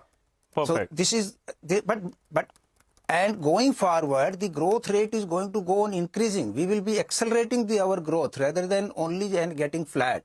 Because the huge capacity what we have planned, we have a different model than most of the other players. Like we are having the joint ventures with the state governments. We have for the 25,000 megawatt with Rajasthan, 25,000 megawatt plus the green molecule with Andhra Pradesh. We have 20,000 with the two different companies in Maharashtra. And yesterday, if you have seen the news for the 2,000 megawatt in case of Chhattisgarh, and we are also talking to the other states. Let me just share here that fundamental part of the business. The fundamental part for the green energy is the land and evacuation, in addition to the availability of the equipments. And the land and evacuation, if you are having the land, and if you are putting a large scale and a project of 3 gigawatt to 4 gigawatt, the pooling station comes to that park. Rather than you have to wait to get the connectivity in the already pooling station. So fundamentally, we are much more sound than any other kind of businesses. All right. We are already having this 1,200 acre for our NTPC Green Energies Green Hydrogen Hub at Pudimadka, where we are developing now. We are working already on that development part for the green molecule. Got it. Mr. Singh, you're very passionate about the business, but the stock market would like to know a few numbers. And you've given us one crucial one, 65 lakhs per megawatt. So in the last year, you did little south of, 2,000 crores of EBITDA. As you're saying, by FY27, you're going to be moving to 19 gigawatts. So I've done the math quickly, 11 to 12,000 crores is what your EBITDA number should look like, which you concur as well. You briefly mentioned that. And by 2032, since you're going to go to 60 gigawatt, then back of an envelope calculation suggests that from 2,000 crores in the last year, you'll go to around, 12,000 crores, which is 5 times EBITDA in the next 3 years. And by 2032, it could be more than 35,000 crores EBITDA. Rough calculation appears correct? Yes. So there should not be any doubt in that, because we have started then at this NGL only after having everything in place. We have been in NTPC working on this green journey for the last decade. Which is brilliant, sir. So the street will like to, will like what you're saying.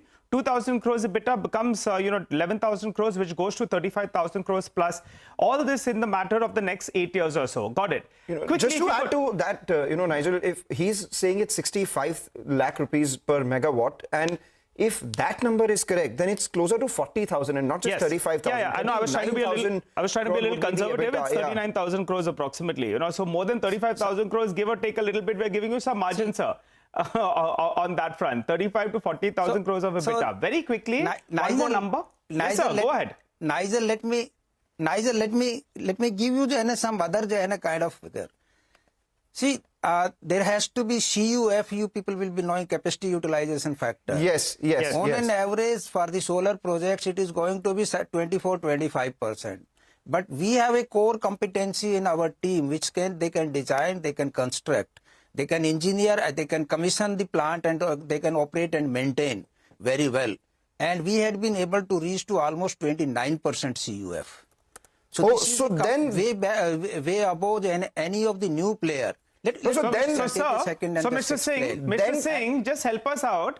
Then should we take this 19 gigawatt and take around 25 to 30% capacity utilization level and then multiply by 65 lakhs per megawatt? No.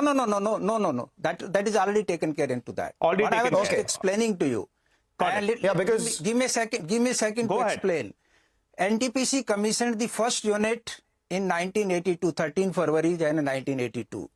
After 42 years also, we are able to operate at 100% PLF. So that is the kind of the quality and conscious we are. We have a very robust kind of specification, quality requirement, and the qualifying requirement for our associates, what we call it, vendors. So we are All not right. the only investors. We had been in the power sector. We are supplying almost 1/4 of the total electricity in the country. Got that. And I'm sure that the NGEL will going to play the similar role. All right, we take that point. Thanks a lot, sir, for joining in for now and giving us the outlook on your business. The standout out here will, of course, be with increase in capacity utilization. You will obviously be able to quadruple and more than that your EBITDA. That moves from close to around 2,000 crore last year to around 12,000 crores by FY27. And as you've been mentioning, between 36 to 39,000 crores by FY32 itself. And that's something that the street would hold on to. Of course, this would come at the cost of a capex and your balance sheet expanding as well. We'll keep an eye out on all of that. Congratulations on a good listing, and we will hold you on to these numbers as we move along in the quarters to come ahead. With that, we'll slip into a short break. On the other side, we talk about market technical. Shibangi Sarda of Motilal Oswal Financial Services joins in to discuss the market technicals.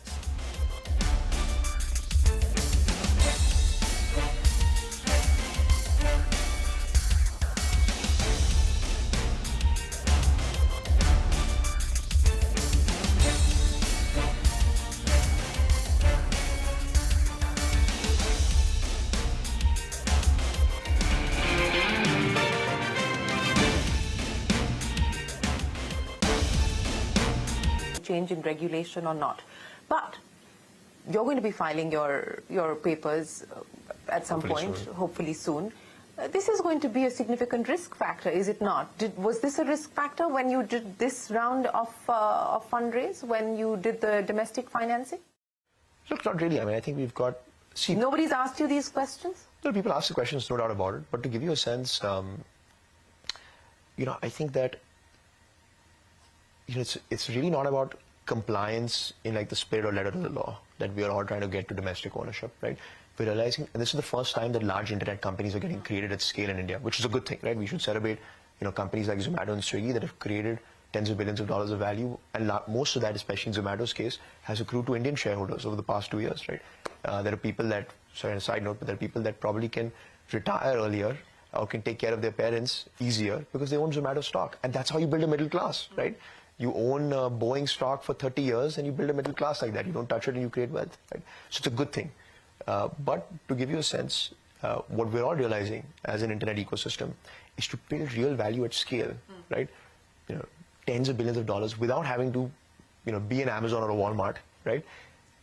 To get to that scale, you want to be an Indian company, and it's looked at very positively, not just by the government, but even by the market, shareholders, and the public at large, right? People trust you more.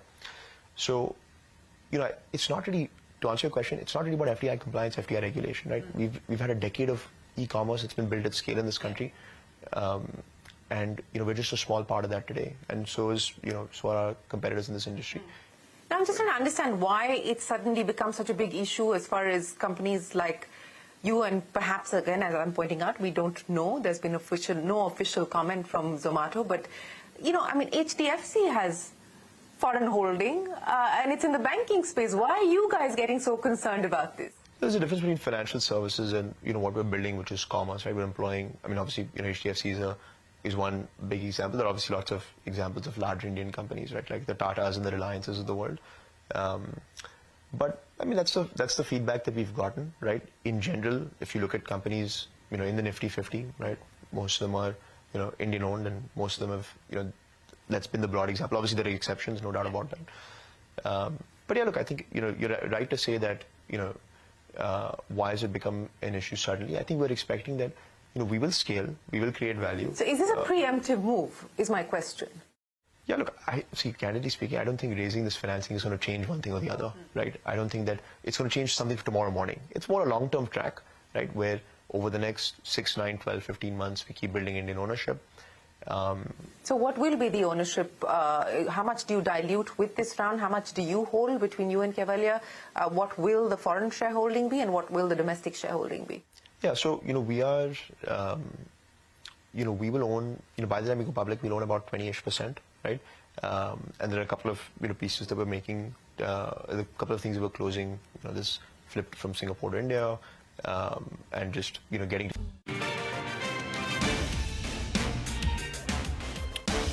Welcome back. As we move, a couple of stocks doing well. Maruti has moved to the high point of trade, and as has Trent. Both these stocks were under pressure in yesterday's trading session, so we'll keep an eye out on that. Good time to get in Shivangi Sada for a quick tech check on the market. Shivangi, your views on the indices and individual stocks. Good morning, Manglam and Nigel. Thank you for having me. So we've seen that markets has been witnessing some sort of a recovery here. But of course, again, we've seen lackluster move. So the markets have to hold, 24,000 odd levels. This will be a make or break zone here for it to again touch momentum for 24,500, where a lot of call writers are still sitting at the moment. So for support, 23,750, 23,950 will be an important level base to watch out for a long-term upward trending move. But of course, lackluster move could not be ruled out. But of course, if we talk about Bank Nifty, here we are seeing consolidation, and it needs a little bit of a short covering trigger for the next up move towards 53,000 levels. Now, lackluster move can be seen in the heavyweights, but some of the smaller names are showing still strength, which is keeping the index holding above 51,750, which is an important support here. Now, talking about individual stocks, my first preferred pick is on Persistent Systems. IT is holding the entire market, in fact, and despite the market volatility and the recent corrective phase, we've seen this space has outperformed and showing resilience. We have seen that, this particular stock, Persistent System, has shown strength and is making higher highs, higher lows from the last 6 months. It exactly retraced from its 50 daily exponential moving average and has been respecting the same from the last 6 months. Put call ratio for this stock has improved, and IVs have significantly dropped in this series from the start towards the end, which is kind of making the bulls very comfortable. So recommending a buy here with a target of 6,300 levels and a support of 5,850 levels. Now, the second pick is Syngene. We've seen that, over 40% open interest increase here on the long side in this series so far, and we're heading towards the monthly expiry. So exciting times ahead. Rollovers are also adding up in this stock. Consolidation breakout can be seen on the last 9 to 10 weeks. And there has been a good base formation at 835 levels, which makes the stock, quite placed to steam even higher. Price and volume surge in the last 3 to 4 sessions is making a good base here and indicating a strength. So recommending a buy here with a target of 960 and a stop loss of 900. Okay, all right, Shivangi, thanks a lot for joining in. By the way, the stock of the last few minutes has been Ola Electric. Massive volumes. Now the stock is up close to around 13%. So big bounce is what we've seen from the highs. The stock had halved, and now it's seeing a bit of a pullback. Similar is the case with the Adani Power. Volumes picking up out there. Keep in mind, even after this 5% move that we're seeing today, the stock is still down 20% in this month itself. So a good pullback on both these two names from maybe, oversold levels just in the near term. For the time being, let's get you a few ideas for profit in our special segment from Money Control Pro. Sachin Pal joins us to help us out with just that. Sachin. Yeah, thanks. Prince Pipes, which is the 5th largest plastic pipe manufacturer in the country, delivered a muted set of numbers in the first half of FY25. While the volumes of the business grew almost 9% year-on-year, thanks to a healthy offtake from the agriculture as well as SWR segments, the realizations of the company as well as top line was under pressure due to input prices volatility. The PVC prices declined by almost 15-16% in the quarter 2, and that really had an impact in terms of channel destocking in the quarter gone by. Well, the same has continued into October as well. However, the management is hopeful of a recovery and has guided for an 8 to 10% volume growth for FY25. Well, the other key factor to watch out for is that the DGTR has recommended an anti-dumping duty on PVC imports from 7 different countries, and if that comes into play, that would really have an impact on the company's financials from a medium-term standpoint. Well, its capacity expansion in Bihar is also on track, and the same is expected to come on stream from Q4 onwards. Besides, the company has also forayed into the bathware segment through an acquisition and is looking forward to scale its presence in the bathware business and diversify its presence away from the plastic pipe segment as well. Well, these are 2-3 key factors to watch out for.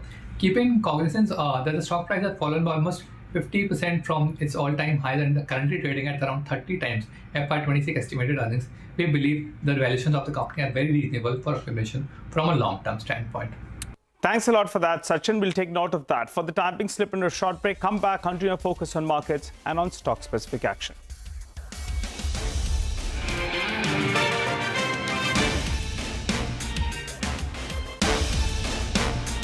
From a legal perspective to go public in a couple of quarters. But yeah, we'll own around 20%, right, which I think is decent, right? So like if you build a large company, that'd be great. But back to answering the key question, right?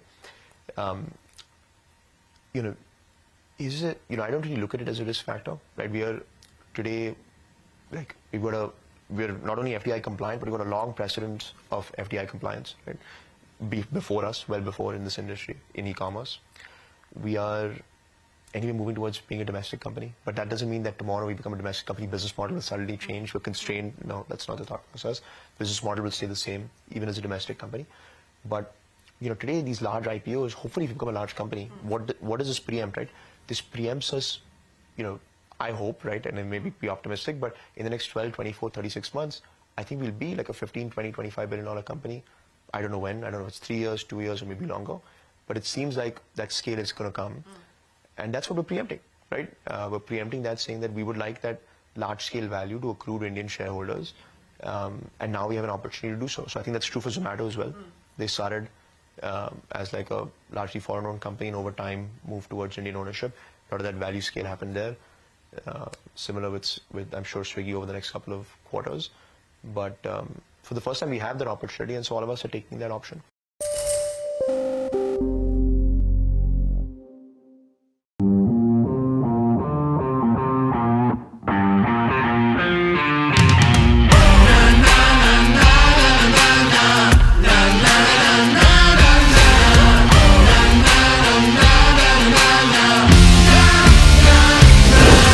Make informed decisions with comprehensive analysis on the go.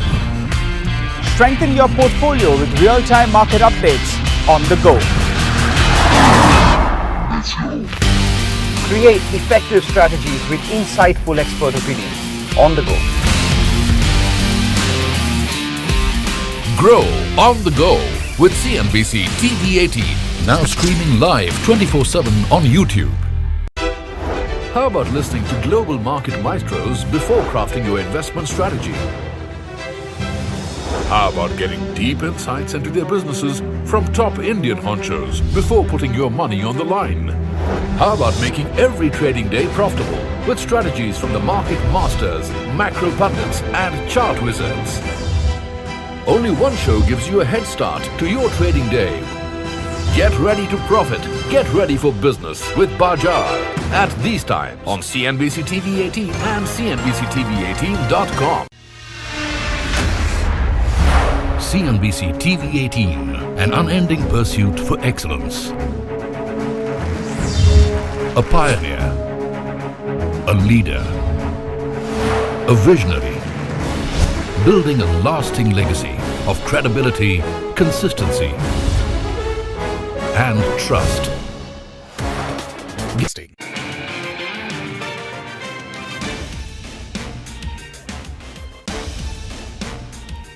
Welcome back. When we started the show, the markets were absolutely flat with a mild negative bias, and as we are ending the show, nothing much has changed. But in the interim, a lot of stocks have been buzzing around. Pidilite, for instance, has moved to the high point of trade, as has Polycab. So we'll keep an eye out on individual stocks. That clearly seems to be the story of the day. So what we'll do is wrap up on this edition of Chartbusters. Thank you for watching. On the other side, Trading Hour comes up with all the market action ahead.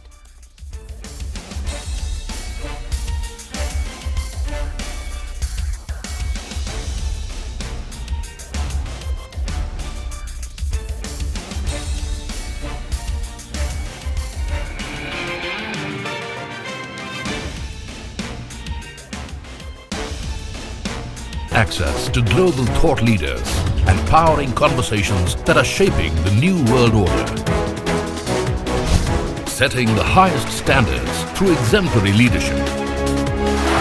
It is this unrivaled reputation for the most comprehensive coverage, actionable intelligence, and in-depth reporting that makes CNBC-TV18 India's #1 business news brand.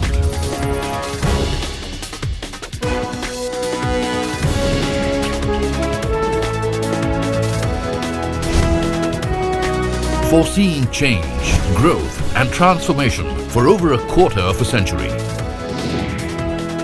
Trendsetters crafting innovative content formats.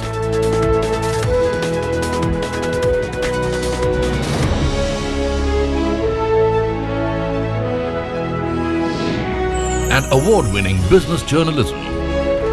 On air, online, on social media. As we embark upon 25 years of excellence, we invite you to be a part of our future. CNBC-TV18, your trusted partner and investment ally. What does it take to build India's largest startup platform? It takes a journey of starting out as an unknown and ending up as unforgettable. It takes more than 2 decades of celebrating the most influential and influencing the most celebrated entrepreneurs. From chronicling the stories of India's startup universe to becoming a success story in itself, as India's longest running show on startups and entrepreneurship, celebrating 21 action-packed years of building India's biggest startup community. Young Turks at 21, only on CNBC-TV18 and CNBC-TV18.com.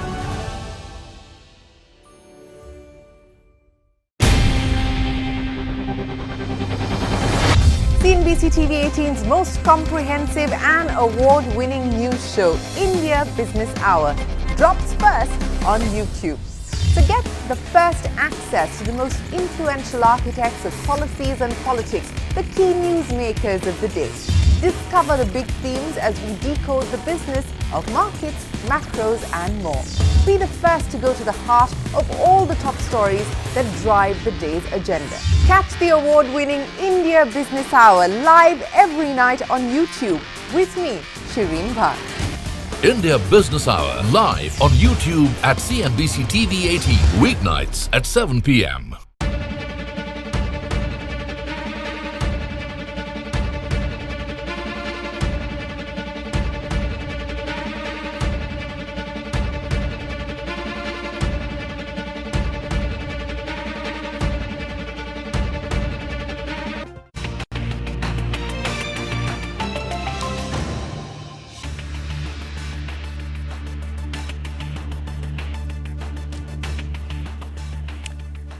Good morning. Welcome to Trading Hour. It's Wednesday morning. It's 11 o'clock. I'm Reema Tendulkar. With me, Sonal Bhutra, and markets consolidating for the second day in a row. Absolutely flat on the Nifty Sensex and the mid-cap index, but the small-cap index continues to see a fair amount of buying, like yesterday. So yesterday, the small-cap index ended with gains of about 0.8%, and it's followed it up with another near 1% rally, and that's pushing the advanced decline ratio firmly in favor of the stocks advancing. A quick word on the picture across the Asian markets.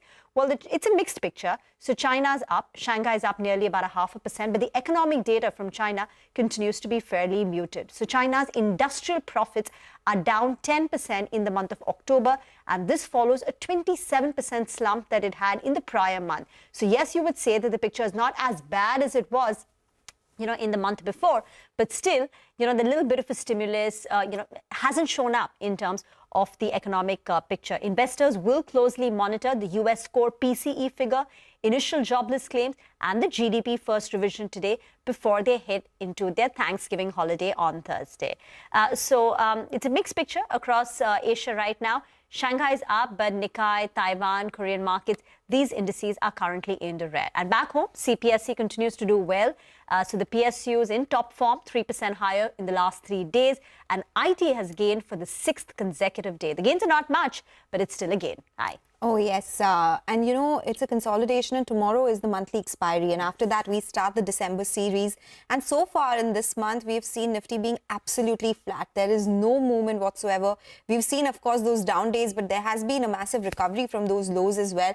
There you go. So it's absolutely flat in the last 1 month, the Nifty, that is, at the 24,200 mark. A lot of sectoral movers, of course. The CPSE index, that's in focus, 1.1% higher. That's the top gainer. Reema spoke about the small cap mid-cap index that continues to do well, but it's largely a day or the theme of consolidation after the rally that we saw, and that could continue. We'll have to see which way things go, because as I said, tomorrow is the monthly options expiry, and that will be very, very important to track for our own markets. Then we have around 45 new F&O stocks that get added in the December series. So a lot of individual stock action. And when we talk about individual stock action, we have to talk about M&M, because Mahindra Group has deepened its electric vehicle bet. It has launched 2 new electric SUVs promising faster charging and higher mileage at an event in Chennai. Parikshit is joining us with more details on this one. Parikshit. The Mahindra Group is targeting a big chunk of the compact SUV space with these 2 new electric vehicle offerings. This is the XEV9e from the XEV brand under the Mahindra Group. This vehicle would cost you around 23 lakh rupees on road. On the other side, you've got the BE6e. Now, the BE6e is from the B brand under the Mahindra Group, and the cost of this car is 20 lakhs on road. These are very compelling prices because most cars in the compact SUV space, such as the Creta, the Kia Seltos, the Ertiga, all of them cost around 20 to 21 lakh rupees. This is a 44,000 per month market, and the Mahindra Group believes that in the long run, it can win a large share of this market with these 2 electric vehicle offerings. You get 2 battery pack options. One would be a 59 kilowatt-hour battery pack. The other is a 79 kilowatt-hour battery pack. Both of these can give you a range of over 500 kilometers in a single charge. In terms of charging, you can charge both these vehicles at your home overnight, and in about 8 to 9 hours, you'll get 100% charge. Using a fast charger, you can also charge your car up to 80% in 20 to 25 minutes. This is what the company is claiming. A lot of advanced driver assistance systems in the car. You've got very luxurious interiors resembling a fighter jet in a way. In fact, the console, the top console in the driver's cockpit resembles a fighter jet as well. You get 16 speakers, 5G connectivity, Qualcomm chips to support high-level AI applications in the car. So a lot of technology, a lot of software, and the company is betting big on the future, on electric vehicles with these offerings. Wow, swanky looking cars there, competitively priced. That's M&M for you. But, you know, rich in features, as Parikshit was pointing out. Sudarshan is also joining in with what brokerages have to say about these new launches and whether they're as bullish. Sudarshan. So, amongst all the features that Parikshit was talking about, these 2 electric vehicles that M&M has launched, one feature that now has attracted the most attention is the price.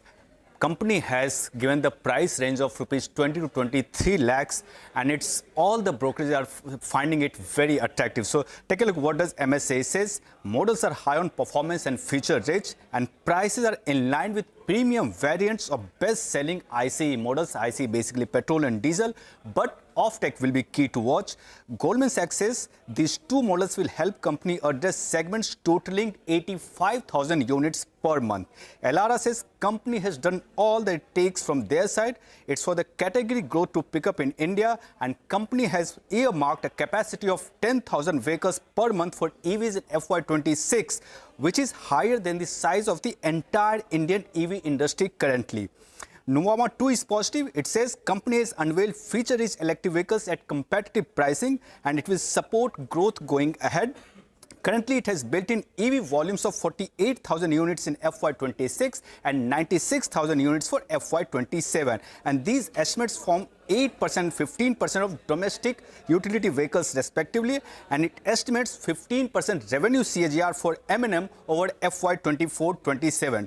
Investec says few standout features that it has listed out. First, company is providing lifetime warranty on these electric vehicles. Second, 3-in-1 integrated powertrain that company has come out with. And next is fast charging capacity that these 2 electric vehicles will have. And it says price range is equivalent to 40,000 units per month of ICE vehicles sold currently. And it's attractive, and it could aid in increasing EV adoption that company will have in country going ahead. Okay, so that is about M&M. Thank you for bringing all these details. But Sudarshan, you're also tracking Ola Electric. There's been a big surge in that stock. There's a positive note from Citi. Give us more details.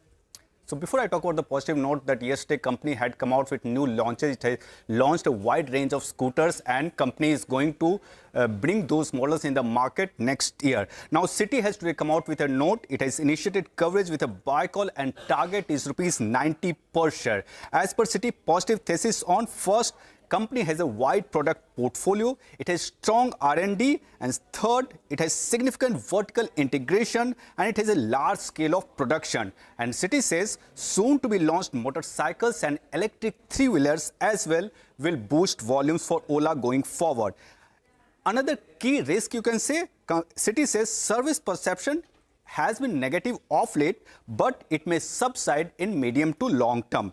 It also expects profitability to improve as capacity utilization increases. It has listed out key risks as well. First, overall weak EV penetration. Second, elevated competition. Third, continued negative perception on service quality. And fourth, sustained net losses that company has been reporting. On the valuation front, it has used sales-based valuation methodology as company is yet to break even at EBITDA level and target prices based on 4 times FY26 estimated EV per sales. And Citi says premium for Ola, it makes premium as it dominates fast-growing segment with attractive prospects. So overall, Citi is very positive on Ola Electric, and you can see in the stock price today as well, stock is trading with a gain of almost 12 to 13%. Thank you very much for that. I'm also watching for LTIMindtree. Now, yesterday they held an analyst meet, and the key takeaway is that the company set out an ambitious revenue target of achieving $10 billion of top line by 2031-2032. Now, this compares with $4.3 billion of revenue that they achieved in FY25. Now, they're saying this is going to be organic. If a strategic acquisition happens, it will be opportunistic, and that will be over and above that. Now, they will achieve it by focusing and scaling up their key verticals like BFSI and high-tech. They want to double them, but they're also looking at increasing manufacturing, resources, healthcare, life sciences, and consumer verticals. There was a lot of time spent on AI. There's a clear strategic pivot to AI. They're talking about AI in everything, everything for AI, and AI for everyone. They also want to mine their Fortune 500 clients better. They have presence only in 105 clients, so they want to expand that and make some deep inroads in that. And also to achieve their margin aspiration of 17 to 18%, the company said double-digit revenue growth would be critical. About the near term per se, the company said discretionary spend has not returned as of now. But given the US elections and that uncertainty is out of the way, clients will be finalizing their budgets in the coming month. So that's LTIMindtree, $10 billion of a revenue target by 2031-2032. Okay, all right. So a lot of targets that we've been getting from managements recently, right? It's just that the stock is not reacting because one, it's expensive, relative to peers. And generally, IT has done so well in the last 3 months. So LTIMindtree was always the more expensive one compared to peers. And then, it post the rally. It's in the price. And two, it's also a target which is set very far away. You'll have to watch for the execution. Through the course of the year instead of just jumping at it today. Yeah, it'll be too soon to do that anyway. Too soon to do that. And plus, of course, as I said, this is one of the more expensive IT companies. All right, take that point. Thank you for explaining that to us, Reema. But we'll slip into a short break. Up next, we'll discuss what's buzzing in the commodity space with Manisha Gupta. Stay tuned.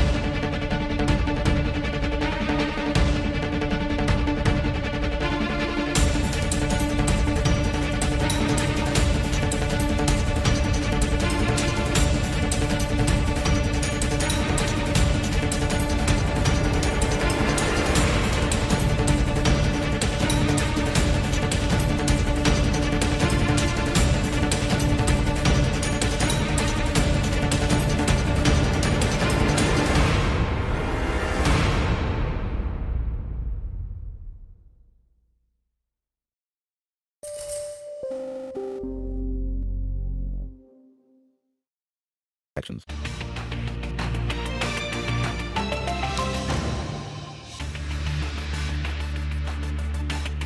Welcome back. You're still tuned into Trading Hour. Well, it's time to talk about the commodity space. There's a lot happening there as well. Manisha is joining in, and today we are focusing on copper. Manisha, what's happening here? Well, yes. Across metals, there has been a bit of a buying that has come back in. The last 3 or 4 sessions were not so great, but we're looking at copper prices now off its 11-week lows. The support comes in quite strongly. Copper actually has seen a decline of 6.5% in the past 1 month. So there is a bit of a buying on your screens, as you can see. Well, US has announced 10% of tariffs on all Chinese goods, and that can weave its way into the prices there. That is one. The second thing is that November and December are seen as peak China demand seasons, and that has been supportive as well. And then with the way the data is from China, there's an expectation that you could be looking at a stimulus measure coming in from China pretty soon, and that has been supportive. Not just copper, zinc gained up by 2% overnight, and that is because there has been a sharp decline on LME inventories onto that one.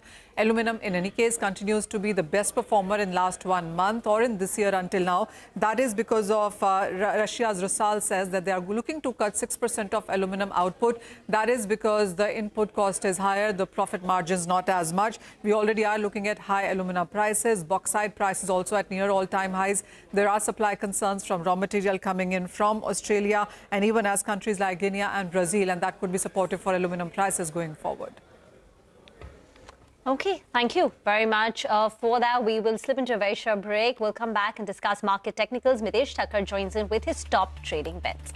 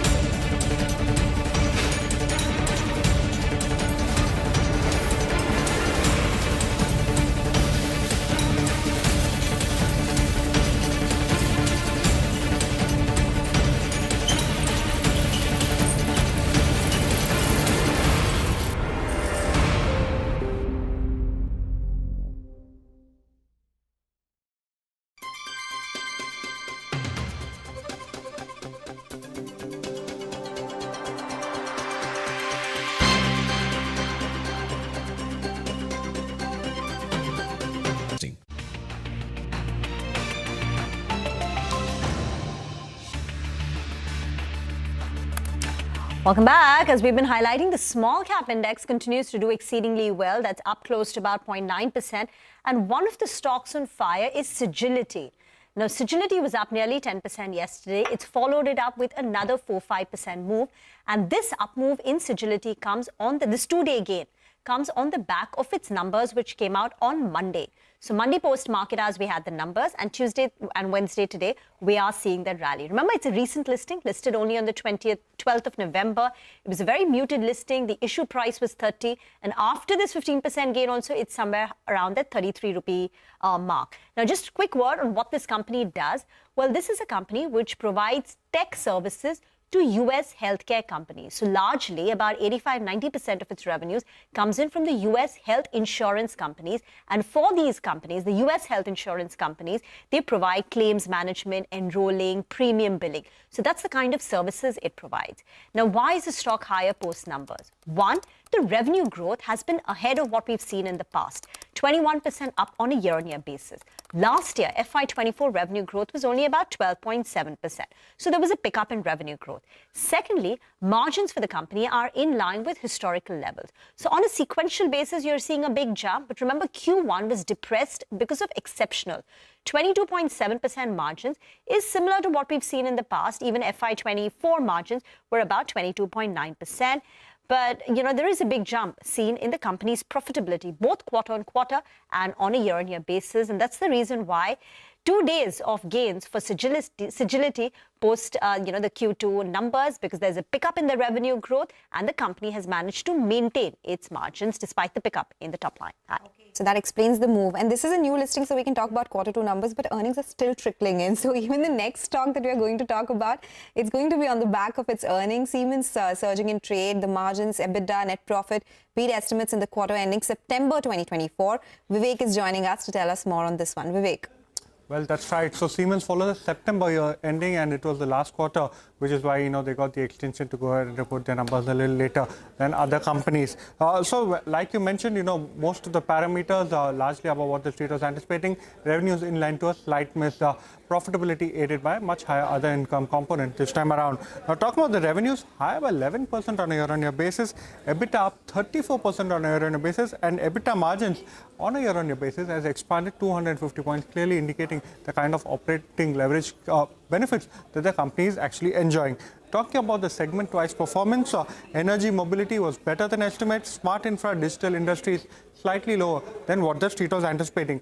New orders, that is something that's quite strong. Order book too quite strong. So new orders at over 6,100 crore. This is up 37% on a year-on-year basis. This is excluding the one-off item as far as the base quarter was concerned of the large HP locomotive order. So now, along with the result, the company said that they're committing additional capex of close to 100 crore for the power transmission transformer factory in Kalwa. They're saying that they're looking to expand the range of the product portfolio over there. And lastly, key to watch out for will be the demerger and the separate listing as far as the energy business is concerned, and whether any stake sale happens over there. That is what the management has said, that the next focus priority for them is that particular energy business delisting or demerger. Okay, all right. Thank you so much, Vivek. So that's Siemens up around 2.5% in trade today. Let's slip into a short break. Up next, we'll discuss the market fundamentals with Varun Roja from HDFC Securities. Stay tuned for that.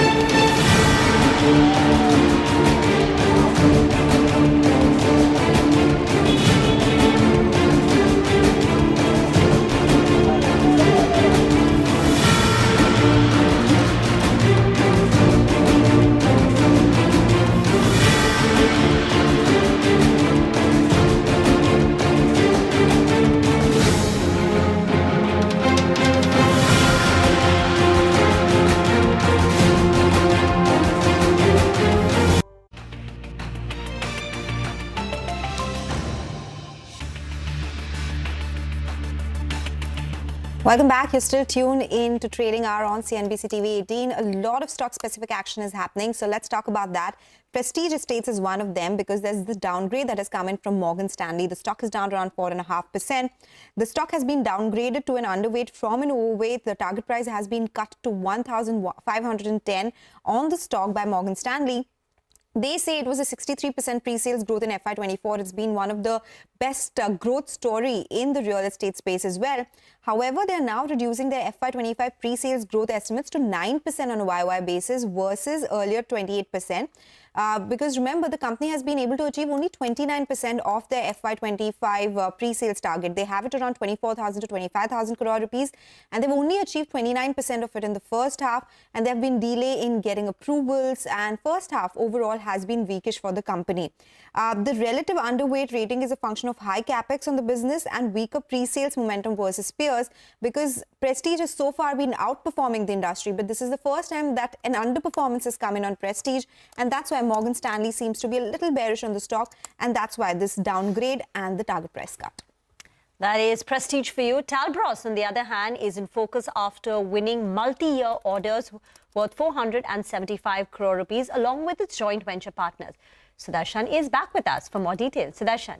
So stock is today buzzing in trade. It's up almost 11% and it's on the back of large order wins. Company has bagged multi-year orders worth rupees 475 crore along with its joint venture companies. Remember earlier to this in H1 FY25, company had received orders of rupees 2,000 crore, and about this huge order, company had mentioned in its Q2 results that it's expecting a huge order from an OEM, and now those orders have come. Commercialization for these products are expected to start in FY26, and these orders that a company has received of rupees 475 crore will be executed over next 5 years. In the Q2 earnings, company had also talked about the outlook, in which it mentioned that Q3 might be slightly muted, but there might be a sharp improvement that company is expecting in Q4. Also, it has maintained FY27 turnover target of rupees 2,200 crores. So overall, on the back of today's order wins, companies like stock is reacting positively. Okay, all right. Thank you, Sudarshan, for that. By the way, important flashes at the bottom of your screen. Adani Green has released a press note which says that Gautam Adani, Sagar Adani and Vineet Jain are not charged with the FCPA violations. And on the back of this, the stock has surged actually. It is at the day's high. So there is an important clarification coming in. FCPA, of course, is Foreign Corrupt Practices Act. And we keep getting more clarifications coming in on this from the company as well. But for now, the stock is taking note of this clarification that has come by, and we'll keep getting you more details on this one as well. But we have a market conversation that we need to go forward with. Varun Locha from HDFC Securities is joining us now to discuss market fundamentals. Varun, good morning. Thank you so much for joining in. Well, you know, most of quarter three, 2 months of quarter three are over as well. What's the sense that you've been getting now in terms of your conversations with corporates? Because quarter two did see a lot of earnings downgrade. Are things improving now in quarter three? And which sectors are seeing better improvement? Yeah, good morning. So quarter two and actually even quarter one was fairly weak, and we saw downgrades in both the quarters. It's just that market was in a bullish phase in Q1, so it ignored the weak earnings. So first half, we have seen around 4 to 5% downgrades. We were anyway way below consensus at the start of the year. You know, we were forecasting only 6 to 7% growth for this entire financial year, which has now actually got further downgraded to around 3%. Q3, we believe, will be better than Q2 because of 2 or 3 reasons. One, I think the expectations were running too high, partly also because of analysts, penciling in very sort of generous numbers because of stock prices moving up. So what tends to happen in a very strong bull market, analysts tend to overestimate earnings because they need to catch up their target prices with the stock prices, and therefore the moment we see a bit of slowdown, the downgrades seem to be sharper than what the actual slowdown is. And secondly, the base will get better in Q3. If you look at Q2 also, ex OMCs, the growth was around 9%, and the base for OMCs will get better from Q3. So for second half, we are expecting around 7 to 8% YOY earning growth for our coverage universe, which is better. than what we saw in the first half of the financial year. And also, festive season has been reasonably okay. If you look at, some of the select pockets like consumer durable, most of the companies have talked about a good festive season demand. Among the automobiles, especially two-wheelers, have had a reasonably decent festive period. Jewelry demand was also reasonably good. So we don't think there is a all-round big pressure on consumption. Also, the way it is looking at the Q2 numbers. The problem is in select pockets. Problem is at mass consumption items in urban. So urban middle class and urban poor is where the impact has been high of the food inflation, and that will take few months to sort out. But barring that, both rural as well as the top half of the urban population, they seem to be quite okay in terms of consumption. So second half to be slightly better. Valuations have corrected, so I think that now again starts to provide some upside at an aggregate market level over a 6 to 12 month period, but it would still be a fairly muted sort of a return and very stock specific market, and not a broad based all out rally the way we saw in the previous 12 to 15 months. Hi, Varun. Just a few quick questions on what you said. One, H2 earnings growth is 7 to 8%. What was the comparable number for H1? So H1 was actually close to 0 to -1 for our average universe. 0. Okay, so and you also said full year number of around 3.5-4%. 3.5 to 4%. Got it. And you also said that the urban poor and the urban middle class is where we've seen stress, particularly consumption stress. So if in terms, in terms of actionable ideas, how would you play this? Because rural is doing well, so rural consumption. So how would you differentiate, and which would be the impacted stocks? So see, there are again a few more nuances to it. If you look at FMCG, there is also an issue of quick commerce impacting them because of fragmentation, and there is a share of wallet issue with FMCG, that more and more spends are going toward discretionary items. So right now in consumption, we are preferring consumer discretionary over staples at an aggregate level. So we are positive on consumer durables. We are positive on select apparel names as well. We are positive on liquor stocks. We are positive on select FMCG, but overall as FMCG as a basket, we are underweight because we believe the issues of growth will continue to especially quick commerce in urban will continue to impact their growth. But you have to be very, very stock selective. Something which is very exposed to rural might continue to do better in second half. So we have names like Imami, Dabur, where we have a positive rating, even Marico for that matter, within staples. So it's very stock specific rather than getting overly bearish on consumption at this point of time. We have two-wheeler stocks in our model portfolio. We continue to hold them. Okay. I remember in the last conversation, I think you had said that you were underweight on mid-cap and small-cap IT. This was about a couple of months back. Has that view changed? Because IT has gotten re-rated in the last few months. Not really. We are not increasing our weight in IT sector. We have, we had cut from underweight to neutral almost 3-4 quarters back, but it was largely in the, in the larger companies rather than getting into the small and mid caps in IT, because their valuations seem slightly more stretched compared to even the growth improvement that we are seeing.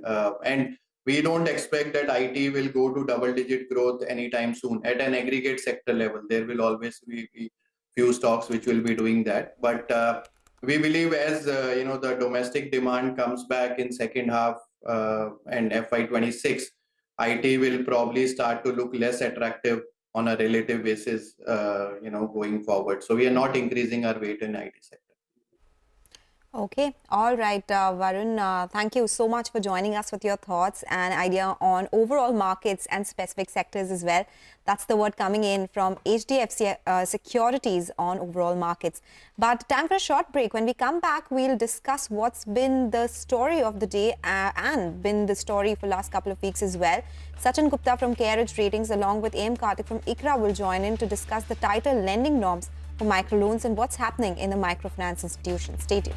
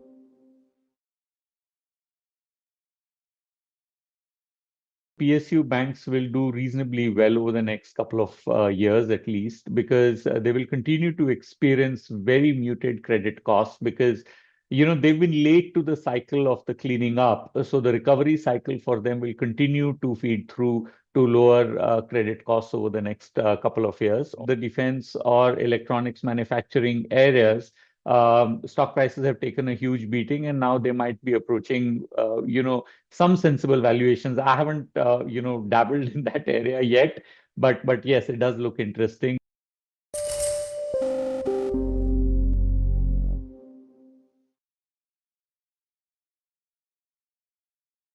It's the Vahan registration data, the all-important numbers that all the companies have been talking about. If you remember, after the Q2 results, most companies in their commentary did mention about that more than wholesales, the numbers that matter the most are retail sales. And taking the cues from there, we have here tried to analyze the Vahan registration data for the month.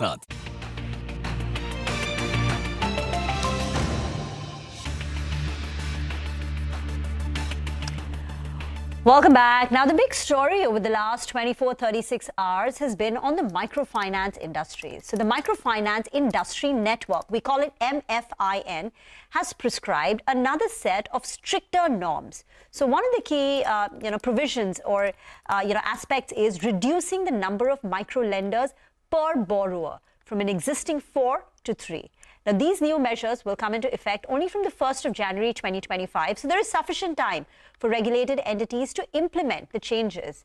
But how will it hurt? How will it impact all these microfinance and stocks and companies? Sachin Gupta, Chief Rating Officer and Executive Director at Care Edge Rating, along with AM Karthik, Senior Vice President and Co-Group Head of the financial sector at ICRA, is now with us. And both these two gentlemen and their companies have actually downgraded their assessment on Fusion Finance.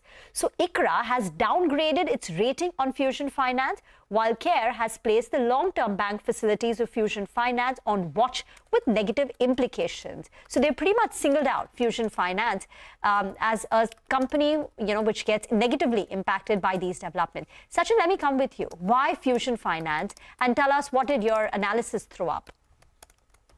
Hi, thanks. Thanks for having me here. So, as a rating agency, we continuously look at companies' performance, and it is not that we have singled out a particular company to kind of take a rating action. In general, we are clearly seeing a stress building up in the microfinance. In fact, we came out with a report last week where clearly we are saying that there is stress. And in fact, the recent guidelines which have come out, which you mentioned of MFIN, that will further exacerbate, at least in the medium term, the stress on the microfinance institutions. Okay, all right. Thanks for your views, Sachin. Karthik, come in on this. If you can tell us how would these regulations impact the companies in the sector? And generally, how do you see this trend going forward? Do you think these regulations will help, or there's still much more pain left? Hey, hi, good morning. These regulations on the long term is going to be very helpful. But in the medium term, we would expect some stress to flow through, both from a growth point of view. One, we would see an increased amount of rejections from an onboarding perspective. We would see slower growth. And our estimate is about 20-25% of the overall microfinance loans are falling under this category of where they have more than 3 loans. So when you're talking about a 20-25%, that's a quite sizable number, where incremental credit flow to these borrowers are going to be slower than what it was in the past.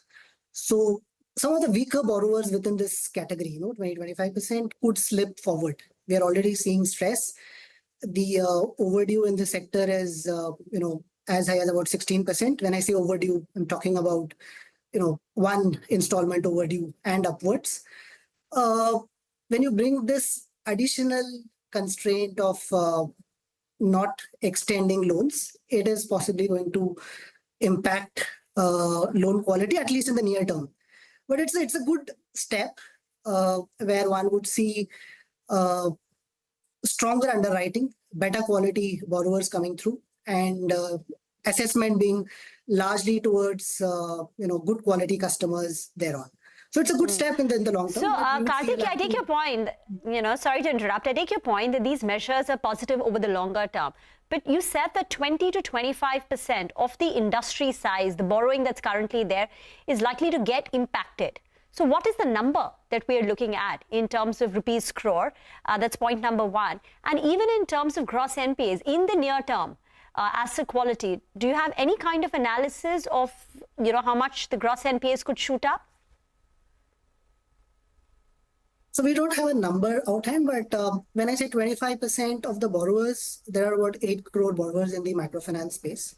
So 2 crore borrowers are the ones where there is a likelihood of more than 3 loans being taken. The previous guideline, which was about 4%, 4 loans plus, that was about 13 to 15%. So when that goes up to 20-25%, so you're seeing an additional 10% of borrowers not possibly getting a, credit subsequent to this new MFIN guideline. In terms of quantum, it will be difficult to put a number, but the MFI sector overall is about 4.2, 4.3 lakh crore. So at 25% of that would be about 1 lakh crore or so. But not everything is going to be stressed. There are possibly only the weaker borrowers within this space. And since these regulations are coming in a very gradual and a graded fashion, we saw the first movement to 4 borrowers and 4 lenders and now to 3. So the impact will not be too high. We should not expect that all of this cohort of 2 crore borrowers or about 1 lakh crore is going to be stressed. But we would see an increased flow going forward because cash flow to these borrowers would be slower than what it was in the past. Okay, all right. Sachin, coming on this, do you think if it is a medium-term negative and this stress could continue, we could see some consolidation in the sector? And specifically on Fusion Micro, since there's been a downgrade by both the agencies, what's specifically making you very bearish on this name? What led to this downgrade out of all the lenders that we have seen? Yeah, thanks. So, as Karthik mentioned, there is clearly a systemic stress across the space. And yes, the consolidation is a possibility. In fact, we believe that some of the entities, especially on the smaller side of the size of microfinance, they may not be able to get access to bank funding or even equity funding. And if that happens, they may have to reconsider their business models in terms of whether they really lend on the balance sheet or they maybe become more like agents to larger MFIs. The specifically coming to Fusion Microfinance, as I said, it is more of a sectoral thing. But yes, in particular, we are seeing high credit losses there, which is kind of clearly a factor which is impacting the rating. Also, because of these guidelines that have come out, in general, there will be increasing delinquencies in the next 1 or 2 quarters as well. Because you have to understand, that the typical borrower of MFI is, bottom of the pyramid. And once the disbursements from the whole system kind of come down, there will be less access of fresh funding to this segment. And therefore, people who are trying to really, take additional loans to fulfill their existing loans, that option is not there. And that is in fact the intent of the whole MFI, and that they're trying to isolate the problem. They're not kind of giving more money to restrict or to improve their credit quality, but rather restricting the cash flows, and therefore the delinquencies will go up. And with that, our outlook overall on the sector is negative. And yes, the consolidation is likely. One critical thing would be the access to capital.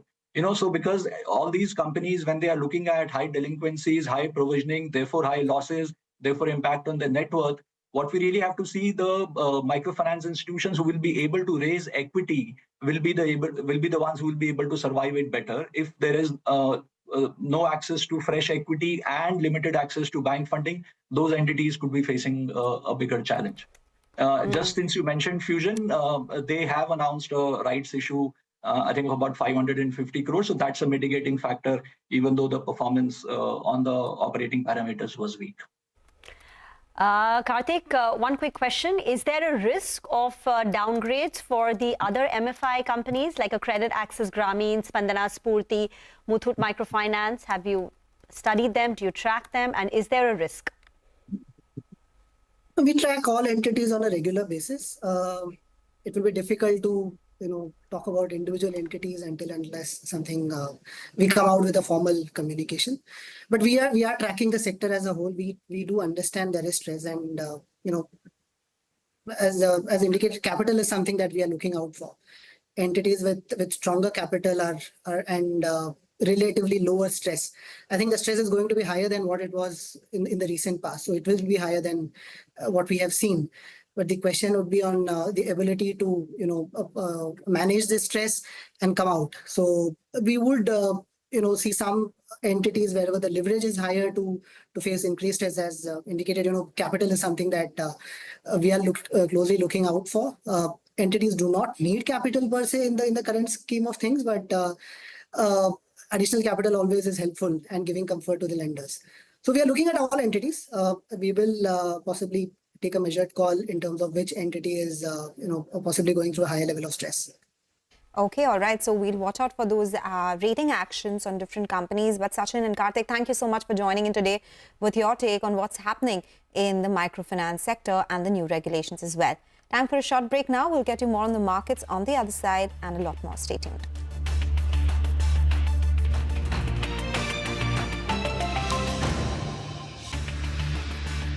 Let's see what those numbers indicate. In a nutshell, on the demand perspective, it's a continuation of what we saw in the month of October.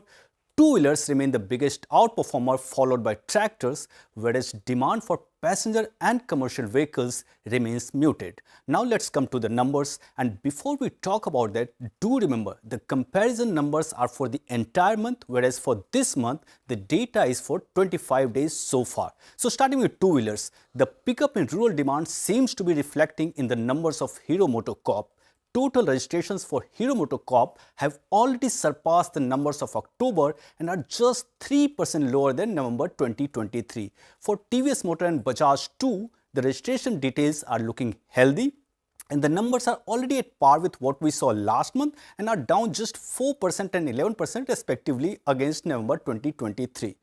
Royal Enfield, while it's currently underperformer amongst two-wheelers, but the data of last few months indicates that Royal Enfield sees a surge in registrations during the last few days of the month. The next in the list are tractor segment. Here too, registration trends are looking healthy with 5 days to go in this month. For M&M tractor, registrations are down less than 10% both month on month and year on year. And for Escorts, the decline is slightly steeper in comparison to M&M. It's down in the range of 15 to 17%. Shifting to the segments where demand concerns remain are passenger and commercial vehicles. With only 5 days to go this month, most companies are seeing sharply lower registrations. The numbers are down in the range of 40 to 52% month on month and are down 21 to 40% year on year, with Maruti and Tata Motors looking the weakest. Before ending, it's important to remember that the comparison numbers both month on month and year on year cover the full month, while the current data for November represents only 25 days. This gap means significant changes could still occur in the remaining days of the month.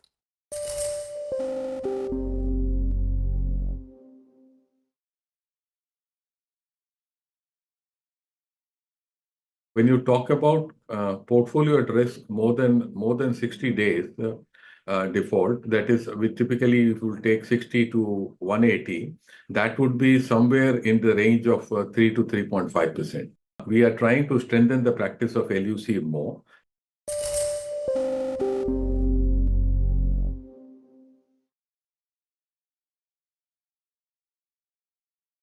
One is productive use. That is for the institutions to do a loan utilization check and ensure that it is used for the purpose for which the loan is given. And the second question which you asked in the start was relating to how will this adherence be ensured. So let me tell you that we don't, sector body and SRO, we don't believe in just merely issuing guidelines and leaving it there. In July, we had issued one set of guardrails, and the adherence has been quite positive from the sector. That is what our checks reveal. And these are data checks, empirical data checks.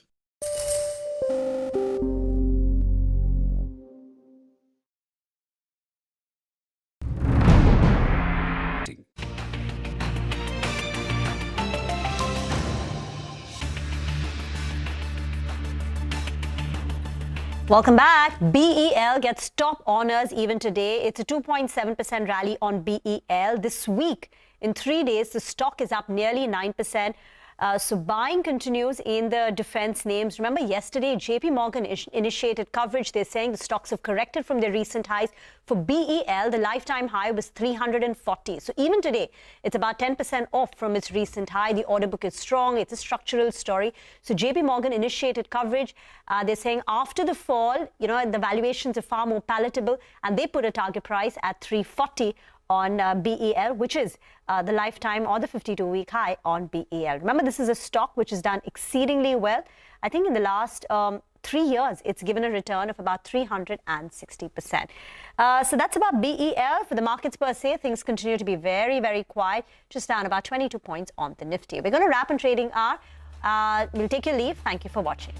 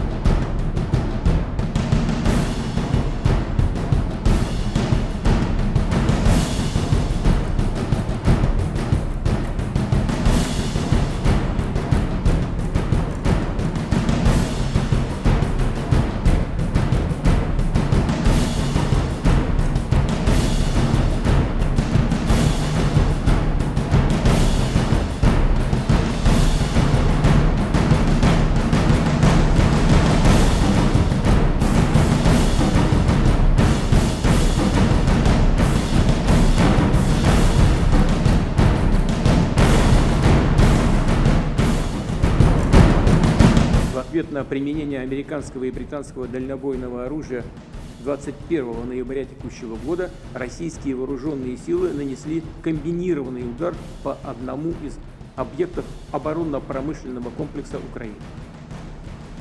В боевых условиях было проведено в том числе и испытание одной из новейших российских ракетных систем средней дальности.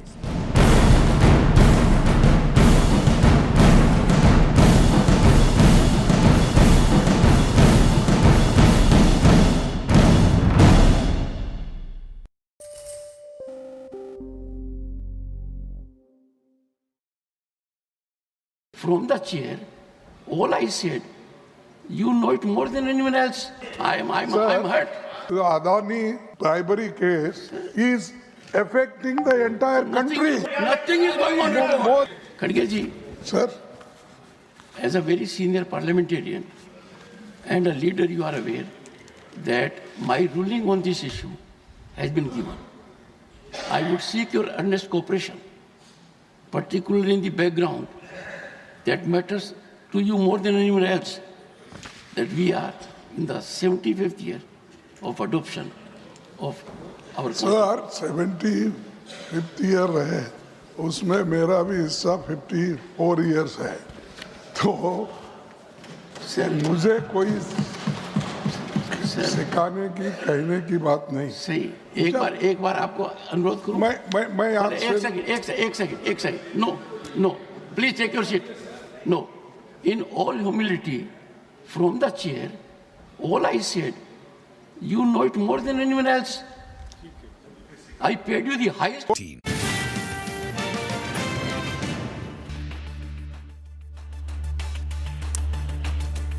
Stocks trade ranged on mixed global and domestic cues. Utilities and industrials eke out gains while realty and energy drag. Mahindra unveils its first two electric origin models, marking its entry into the electric SUV segment. The variants priced to pit them against premium ICE models have analysts optimistic on their prospects. Siemens listed Indian arm misses the revenue estimate but delivers a strong bump up in margins and profits, surprising the street. The order book too sees strong growth. The stock climbs. NTPC Green Energy lists at a small premium but charges up thereafter, delivering strong gains for investors on the IPO price of 108 rupees. The management tells CNBC-TV18 it is on track to meet its big capex targets. Ola Electric launches two scooters with variants priced between nearly 40,000 and 65,000 rupees. These are the lowest priced models in its portfolio and perhaps the cheapest EV scooters in the industry.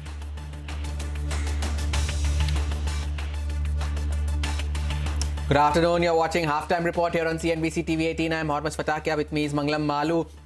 Another day of consolidation as we count down to the expiry for the Nifty. The broader markets are okay. It's a quiet day of trade so far, but the Nifty Bank has seen a bit of a spike in the last few minutes of the trading session. So looking forward to an interesting second half, Mangalam. Looking forward to a very interesting second half. You know, even as the frontline indices consolidate, the portfolios are feeling a lot happier today because if you look at the four frontline indices, you have the Sensex, the Nifty, the mid-cap index, as well as the Nifty Bank.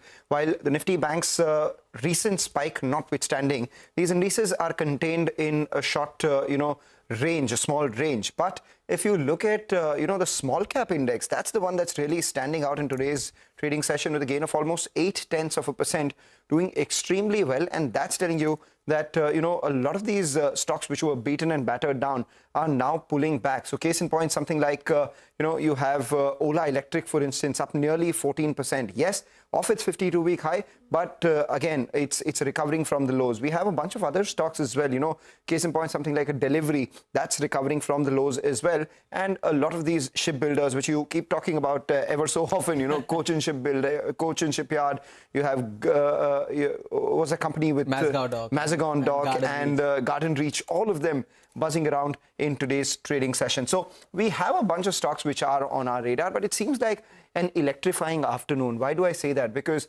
last night we had, the M&M launch that came by, or the electric SUVs. This morning we had news that Ola has launched about two scooters, which are the cheapest in the industry, and we'll talk more about that right away. And the other one, while we were starting the show, there was a flash at the bottom of your screen telling you that Honda has gone ahead and announced its two Activa EV products as well. Of course, they'll tell you the pricing in January, so you'll have to just wait for a wee bit to get to your EVs from Honda. So quite electrifying, Hormaz. Electrifying indeed, right? And it's showing up in the stock price as well, particularly for Ola Electric, as you were mentioning, right? A post-listing high of 157 fell to a low of almost 66 last week and now is recovering from those levels 13% higher. And the other big trigger is the fact that Citi initiated coverage on Ola Electric this morning, and that too is adding to the stock price reaction. Sudarshan is joining in with more details on this. Sudarshan. So Ola Electric, which currently holds market share of more than 30%, yesterday decided to expand its product portfolio and launched a wide range of scooters. And the main plus point is the price range in which the company has launched this wide range of scooters. And the price range is rupees 40,000 to 65,000, which many of the brokerages are finding it attractive. Today, Citi has come out with a note. It has initiated coverage with a buy call and target is rupees 90 per share. Citi's positive thesis is based on, first, it believes that company has a wide product portfolio. Also, it continues to focus on R&D and it has significant vertical integration, as well as it has a large scale of production. And it believes that soon to be launched motorcycle and electric three-wheelers will boost company's volumes going forward. And it expects profitability to improve as capacity utilization increases. Key risks include, first, overall weak EV penetration. Second, elevated competition. Third, continued negative perception regarding to service quality. And fourth is sustained net losses that company has been reporting. Valuation by Citi for Ola is based on, first, it says it's using sales-based valuation methodology as company is yet to break even at EBITDA level, and its target price is based on 4 times FY26 EV per sales. And it also believes that Ola merits premium as it dominates fast-growing segment with attractive prospects. So Citi is overall positive on Ola, and you can see in the today's move, and currently it's up almost 14%. Take that point entirely, Sudarshan. You know, while the stock is down about 47% from its highs, it has recently rallied about 25% from its lows as well. But Citi's thesis, and more importantly, the risks on board as well. And it was just very recently, as of yesterday, where we spoke with the head of design and product at Ola Electric. And let's hear out what they had to say on both the scooters, but more importantly, the profitability. There are 3 key points that I'd like to talk about these scooters. The first one is that it's built on an adaptable and scalable platform. And with that, we are able to address a variety of use cases across personal and commercial necessities in rural, urban, and semi-rural areas. The second point is that it is a durable, reliable, affordable, and efficient series of products. And we hope with this that we will be able to address the needs of a lot of high-rise demands like gig workers and last-mile mobility needs. The third point is, this is the very sort of heart of the need, which is that it's built on this Ola portable battery. And this, we think, will address the concerns of range anxiety. We already have industry-leading gross margins. With these volumes, we think we will be able to leverage our operational costs and further increase our margins.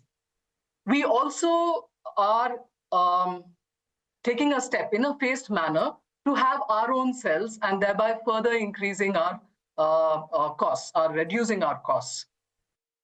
We expect to launch these scooters in the timeline of March to May, these 4 scooters. And as I said, this platform is scalable and modular. We will be launching our motorcycles next year. We have said that over the next year, starting from March all the way till December, we'll be launching our motorcycles. We will be launching our Gen 3 scooters, the S1 scooters, starting from January, and further that adds to our profitability because every generation we are able to reduce our costs and improve our margins.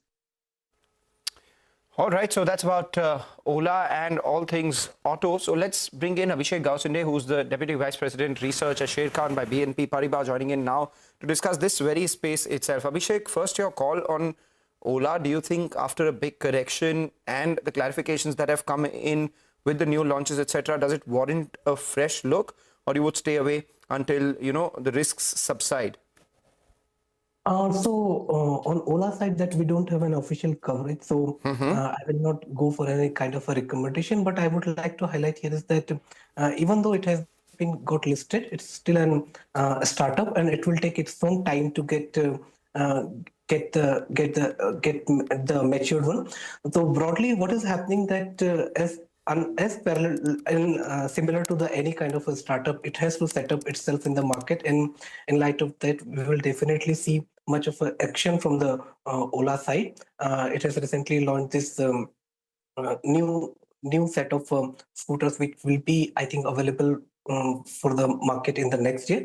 But similar kind of activity would be seen from across the players. I think Honda has also unveiled its new e-Activa today, and similar kind of activity would be seen from the legacy players also. What is happening in the especially in the electric scooter segment, that it has reached some kind of an inflection point where from the now it has to enter into the second phase of the product. First thing, that it has created adequate kind of awareness. Now the players have to launch products at a particular at number of price points, keeping in mind that India is a large market, and the demand varies from the market to market. So in that case, we are expecting that the multiple products would come from large number of players at different price points. So that is the thing on the overall electric two-wheeler segment.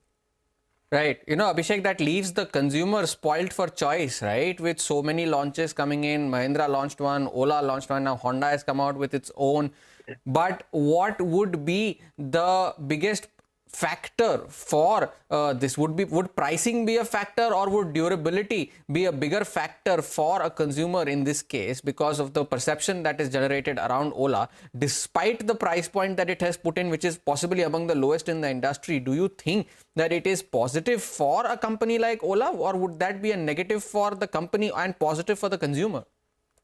So when competition increase and player wants to fill up the different loopholes in the overall demand scenario, then then the consumers have a option to choose whatever is best for him. So here in the case that as I already said that as the FAME subsidy has been coming down, incentives are coming down, so the OEMs are developing products as per the demand of the market. So earlier we were seeing large number of products coming price point above rupees 1 lakh. But now what is happening and what is going to happen, that we will see multiple launches from many OEMs when they will launch especially electric scooters below rupees 1 lakh. And somehow that what you mentioned about the Ola, so we can see that it is a beginning of a launch of more affordable products in the electric two-wheeler segment, and that trend will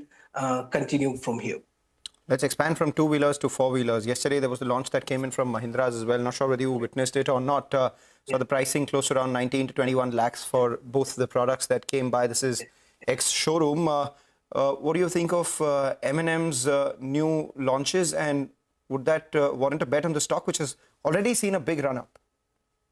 So it has been on an expected line that the management has already indicated, but that by early 2025 it would be start selling this electric EVs. But what is important in this particular launch is that with this new EVs, it has also launched this Inglo platform. So we will see multiple products from this platform. So Mahindra has already planned for seven BEVs launches till 2030. So these two are the initial launches, and the price point at which they have launched are quite competitive, because even 20 lakh price points, even the IC SUVs are most popular. So it is not giving a competition to the EVs. Also, it may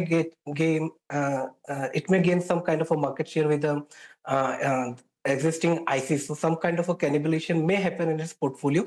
Now on the call side, that we have been positive on the Mahindra and Mahindra, and basically on the 3 points that although the PV segment has not been doing well, but we expect that M&M would continue to outperform it. Second is that its tractor the outlook for the tractor segment has been improving. And third is that in this EV program has been on track. It has been launching this BEVs, and on that we can hope that it may happen that at some point of a time some kind of a value unlocking may also happen in this subsidiary under which MAE, the subsidiary under which it is launching this kind of a product. So we are on that basis, we are optimistic on the stock price performance. But Abhishek, launches are happening 19 to the dozen right now, but are they reaching the doorstep of the consumer? Because the Vahan data seems to suggest otherwise. You can see the November registrations as of now. M&M's registrations are down almost 8% over a month-on-month basis. Even Maruti's numbers on a month-on-month basis have halved for the month of November. Do you think that these launches also may not be able to stem this tide? Is this the broader trend that you are witnessing on ground right now when it comes to four-wheelers or even two-wheelers for that matter? I think that these two things are particularly disconnected. Whatever the OEMs are doing, they are just unveiling the products which would be available for sale by 2025. So on your second question on the November numbers, so definitely the retail numbers in November would be lower on the YY as well as on the month-on-month basis because of the change in the festive season. So last year Diwali was in the mid of the November, and in this year it was in the first week of November. So obviously the retail sales or the base for the retail sales would be higher for last November, and that's why on the YY basis we are seeing a decline. Even similar the cases for the month-on-month. So in October we have a Diwali, Dussehra sales, both has happened on the this October only. So definitely the retail sales would be weak. And on that basis, OEMs would adjust or correct their wholesale dispatches in the month of the November. So post festive season, November and December are considered to be a lean month for auto retail sales. We are expecting that some kind of a boost would come from January onwards when we see the benefit of the rural recovery, increase in this capex from the government side, and some kind of a positive factor from the Chaitra Navratri that would happen, that would fall in the March and April. So quarter 4 is expected to be better than quarter 3, but quarter 3 is expected to be somehow on the similar lines of quarter 2 only. Final question, 2 or 3 words max. Which are your top buys and which are your top sells? So we have a pecking order side, we can see that Hero MotoCorp and Mahindra are in our top pick side. We are quite cautious on this Bajaj Auto side. In Bajaj Auto, we have a hold rating. And in the PV space, we are favoring more of this Mahindra and Mahindra compared to Maruti currently. All right, Abhishek, thanks a lot for joining in and taking us through your views on the auto sector and the slew of new launches that we have witnessed. Time for a short break. We get you more on the markets and specific stocks on the other side. Stay tuned.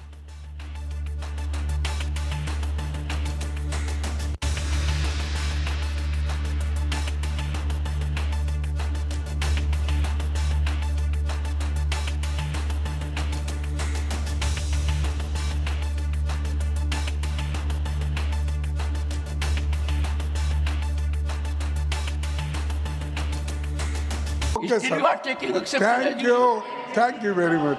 Thank you. No, sir. Thank you. I'm hurt. This is hardly an approach. I have commended his contribution. Thank you. I have praised it in the same Sir, ये बहुत ही important मसला What है. have to say, sir? Not on 267. 267. No, that my ruling is over. No, it's a very important, sir.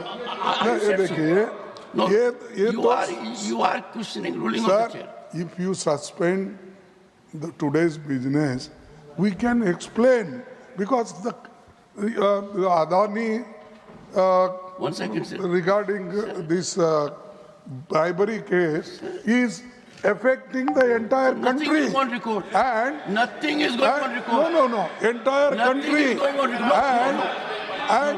Nothing is going on record. Consistently, Nothing is Modi ji is supporting him. Nothing is going on record. Nothing is going on record. No, sir. Modi ji is supporting him. And दुनिया में List of matters raised with permission. Srimati J.B. materialism.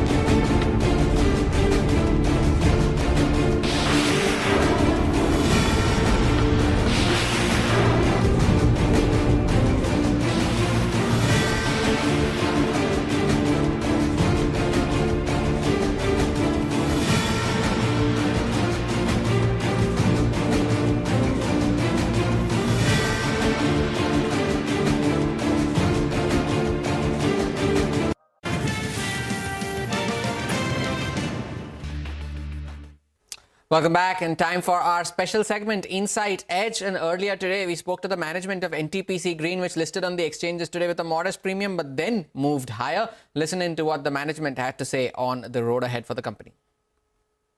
We have at present more than around 13 to 16,000 megawatt of the solar projects plus wind projects which are under execution. And we are going to commission 3,000 megawatt this year by March 25. Another 5,000 megawatt by March 26, and another 8,000 megawatt by 27. So March 27, we should be reaching to 19,000 megawatt of commission capacity. NTPC is having the rating which is AAA for the domestic and BBB minus, which is as far as the sovereign, as far as the international is concerned. So there is no reason that we will be taking the advantage of our funding then, which will be at the most optimum then price. FY27, we will have the 19 gigawatt commission capacity, means 19,000 megawatt. So 65 lakhs, it's translating to around 11,000 to 12,000 crores of the EBITDA. So this is, and going forward, the growth rate is going to go on increasing. We will be accelerating our growth rather than only getting flat. Right, and that's not the only management that we had today. We also spoke with Avinash Godkhindi, who's the MD and CEO of Zaggle Prepaid. They've signed a new referral partnership and agreement with MasterCard for a period of 7 years. He spoke about that and their fundraise plans, but more importantly, the outlook of 55 to 60% growth going ahead, and that's had the street excited with the stock up locked in the 5% upper circuit mark. The board has approved 950 crores of fundraise, which is a combination of debt and equity. The shareholder decision is awaited, which should come in by 2nd or 3rd of December. The whole idea is to be able to raise, potentially have an enabling provision to be able to raise a combination of debt and equity up to 950 crores to grow both domestically and internationally, organically and inorganically. We are looking at about 50 to 55% growth this year. Mind you, last quarter was about, I think, 83%. So we are well on target for that. And margin levels, we stay at the current levels of around 9 to 10% this year. 5% upper circuit for Zaggle, doing well for itself. But time for a short break. The Nifty remains around the 24,250 mark. The broader markets are doing well. No better time to get a chart check. And Pritesh Mehta of Yes Securities will join us for exactly that on the other side.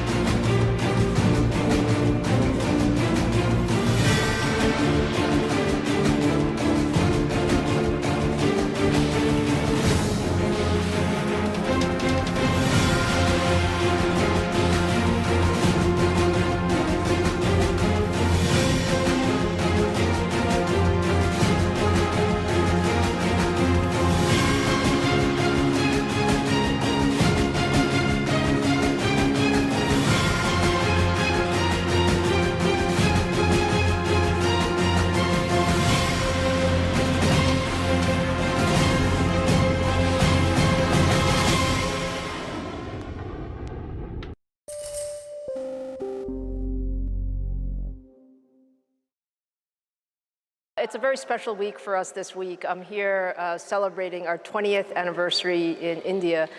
India is such an important part of AMD. When we look across our, all of our, global portfolio, every aspect of our product line goes through our design center here in India. And so I had a great time this morning with our team. And when I look back at the last 10 years, it's kind of interesting that we had met each other 10 years ago. It's been a remarkable experience. I mean, if you think about all of the things that have changed over the last 10 years, I say that, semiconductors have now gone from, something that was, kind of behind the scenes, under the covers to today.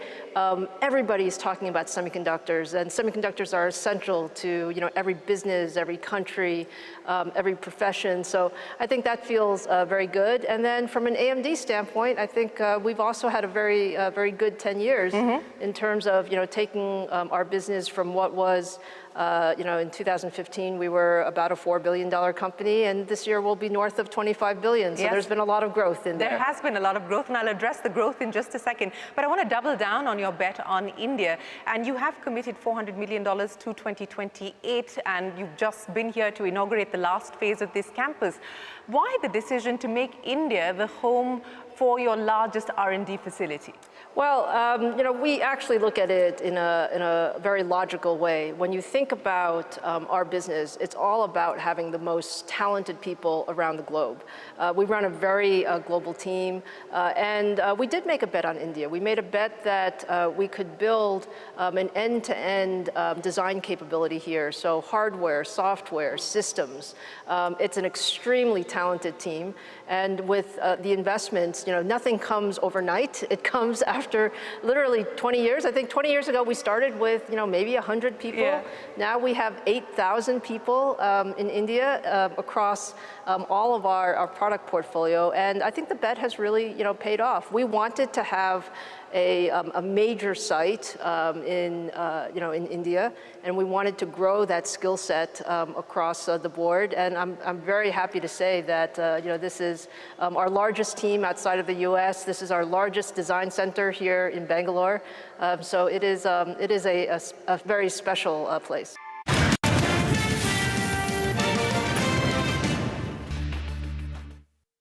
Welcome back. The indices are doing a lot better than what they were, half an hour ago. We did see that spike on the Nifty Bank. The good part is that has held on, and as a result of which the Nifty too has moved to the high point of trade. So indices, while they were consolidating, now they've broken out a little bit of that consolidation. So we have the Nifty Bank and the mid-cap index doing well. All of them up about 1/3% for the Nifty Bank and the mid-cap index. The Nifty is up around 1/5%. What's actually outperforming today, like we pointed out earlier, is the small cap index, so portfolios feeling a lot better. And in that, a lot of cash stocks, be it, Ola Electric, Fedfina, Garden Reach, Tilak Nagar Industries, all of them showing double-digit gains. So that, again, is a positive sign for a lot of the portfolios that we've seen. But for the market itself, on the whole, over the last 3 trading sessions, as we come closer to expiry, the range has been narrowing. 24,200 call was extremely active, and it has a premium of close to 87 rupees, had a premium of 50 rupees earlier. So now that the market's above the 24,250 mark, let's see whether it goes ahead and see some more short covering here or not. The other one that we're looking at is the 24,200 put. That too is equally active in today's trading session, telling you that at lower levels around 24,150 thereabouts, there is a fair amount of support. Now, for those who are writing both the 24,200 call and the put together, they are playing for a premium of almost 150 odd rupees. So, at the lower level, you are seeing some support at the 24,050 mark, whereas on the upper level, you are expecting some resistance at the 24,350 mark. The reason why I say that this range is getting narrowed is because on Monday itself, the options range was positioned between 24,000 and 24,600. That number yesterday moved to 24,000 and 24,450, and that today has moved to 24,000 and 24,350 itself. The good part, the lower end is protected, even as the upper end keeps coming down. At one point, if it does cross past the upper limit, then we may see some more short covering. But I'm not the expert here. I guess Pritesh is the expert. Pritesh is the expert indeed, and we'll ask him that question. We have Securities. Pritesh Mehta is joining us. Pritesh, good afternoon. Thank you for joining in. Now, how important does this 24,350 level become for the Nifty? Now, what's your call here? And couple that up with your stock recommendations as well for the afternoon. Yeah, good afternoon, guys. Now, see, we need to look ahead a bit more. There are several touch points between 2300, 23,500 zone. There is a strong bottom in place. And now, see, we have already seen the bullish crossover in our customers' breadth in Nifty and Bank Nifty both. And after rallying Friday's session, we are yet to give away. In fact, we are consuming time at the top, which is a good thing the way I look into it. So I think for me, there is more leg or more room on the upside as far as Nifty is concerned. I won't be surprised that Nifty can go or make a dash towards 25,000 also in the next couple of days. The way I look into it, small cap index is outperforming. When we look at Bank Nifty, obviously we look at Bank Nifty also IT index, but small caps, the broader markets are doing well, they are outperforming. So I think we need to see this basket for at least a couple of weeks. All right, and individual stocks, what do you think we should do? Yes, so there are a couple of stocks that we like. The first one is Karur Vysya Bank. Now, see, this stock was an outperformer in a way. It did not correct it when the market declined. Now it has given a triangle break on the upside. We can see target of 270 and support is seen around 215. The second stock that we like is BEL, Bharat Electronic. Now again, our customers' defense index is moving higher, and this stock is one which is leading from the front. We have already seen a base building pattern. A bullish startup break on the upside. The upside target are seen around 340 and stop is around 292. All right, Pritesh, thank you so much for joining in, sharing with us your views on the index and specific stocks as well. Time for a short break. Up next, we focus on stocks that are moving in trade on the back of news updates. Stay tuned.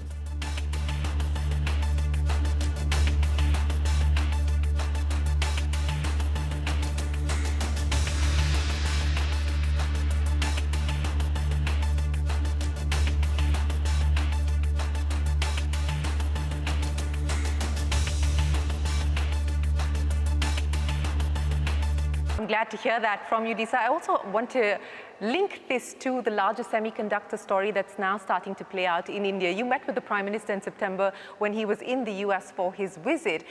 India is aspiring now to become a manufacturing hub of semiconductors as well. How do you see that playing itself out, and what do you believe will be some of the things that we need to be mindful of as we grow this ecosystem in this industry here? Well, I have to say, I have a very, very high regard for Prime Minister Modi and his strong vision on technology across semiconductors, both the Make in India, semiconductor manufacturing, design, as well as all the focus on AI. I think every aspect of that is truly important as we go forward, and especially around semiconductor manufacturing. What I admire is the very concrete, pragmatic steps that have been taken to both attract global companies here, as well as building the local infrastructure and ecosystem. And I think the one thing is these ecosystems take time. They don't come overnight. But I would say lots of very strong progress. And we continue to invest in India because we really believe that this will be one of the most important markets and regions going forward, as well as a wonderful infrastructure and ecosystem for the type of development that we do.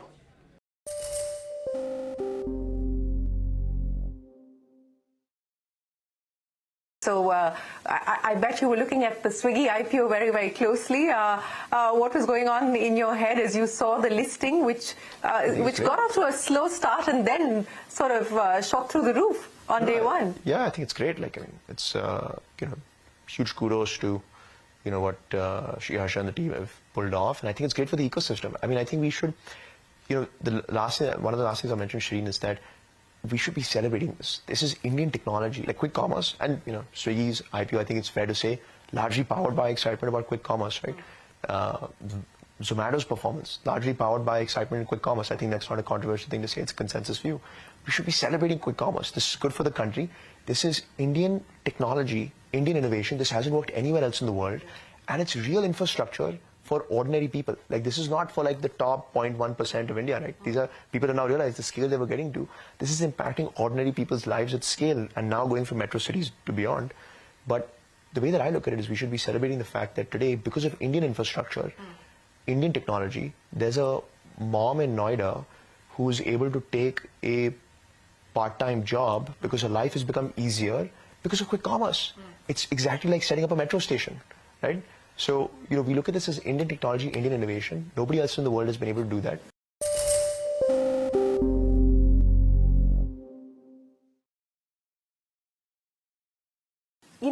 We don't know what the government intends to do, whether the government acts, how it chooses to act, how it chooses to respond to the charges that Kate has put on the table, and whether there's going to be any change in regulation or not. But you're going to be filing your papers at some point, hopefully soon. This is going to be a significant risk factor, is it not? Was this a risk factor when you did this round of fundraise, when you did the domestic financing? Look, not really. I mean, I think we've got... Nobody's asked you these questions? No, people ask the questions, no doubt about it. But to give you a sense, I think that it's really not about compliance in the spirit or letter of the law that we are all trying to get to domestic ownership, right? We're realizing, and this is the first time that large internet companies are getting created at scale in India, which is a good thing, right? We should celebrate, companies like Zomato and Swiggy that have created tens of billions of dollars of value, and most of that, especially in Zomato's case, has accrued to Indian shareholders.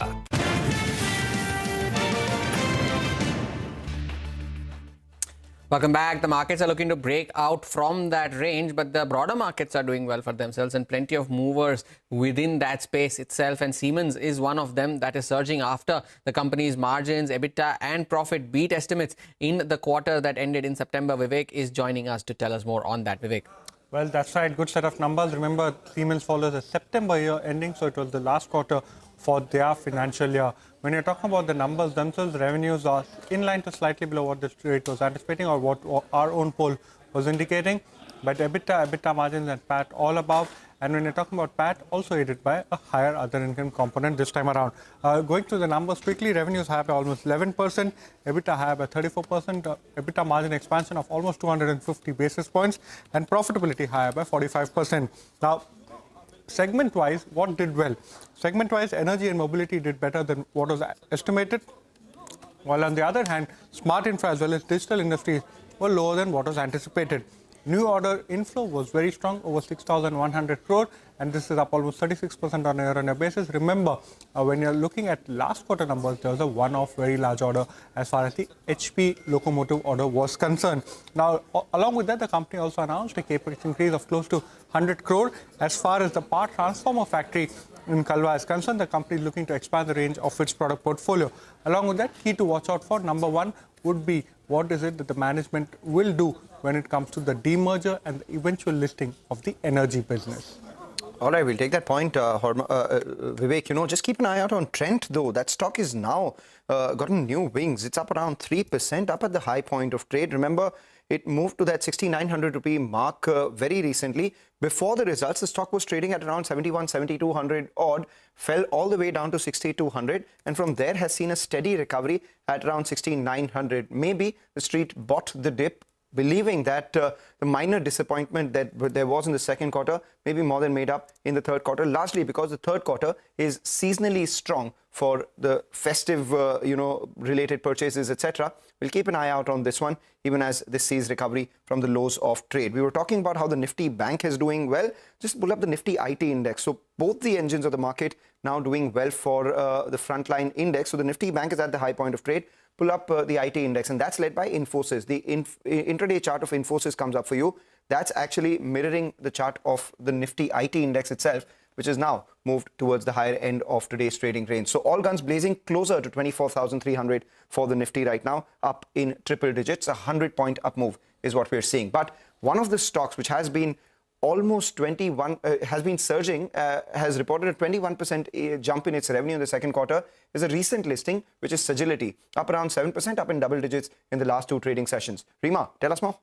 Well, so Sagility reported their numbers on Monday post-market hours, and after that, the rally started. So the stock was up 10% yesterday, and today as well, it's seen a follow-up. Remember, this is one of the recent listings. It listed on the 12th of November. The issue price was 30, and the stock didn't do too much till they came out with their numbers. Now, just a quick word on what the company does. Now, this is a company which provides tech solutions to the US healthcare ecosystems. But about 85 to 90% of its revenues comes in from the US health insurance companies, where Sagility provides services like claims management, enrollment, premium billing, care management. So it's a tech company which caters 100% to the US healthcare, and in that largely more to the insurance companies rather than the hospitals and clinics. Now getting to the numbers. One, there was a pickup. Again, we don't have too much history. It's a recent listing. But going by the Q2 numbers, there appears to be a pickup in their revenue growth. 21% on a year-on-year basis, higher than the FY24 top-line growth of about 12.5%. Secondly, margins are in line with historical levels. Q2 margins have come in at 22.7%. You look at it sequentially, there is a big jump, but Q1 margins had one-offs. But 22.7% is in line with the FY24 margin, and therefore profits too, have looked up for the company both quarter-on-quarter and on a year-on-year basis. Back to you. Showing up in the price as well is Rima, 7% higher for Sagility. And since Mangalam was mentioning Trent, 6,955 was the closing on the 6th of November, which is the day before the results were declared. It's at 6,909 was the high of the day. So it's almost recovered all of the post-result losses. So at the highest point of the day is Trent. Good going for the Tata Group company. Time for a short break. On the other side, Manisha Gupta joins in with Sabyasachi Ray, the Executive Director at Gem and Jewelry Export Promotion Council. Stay tuned.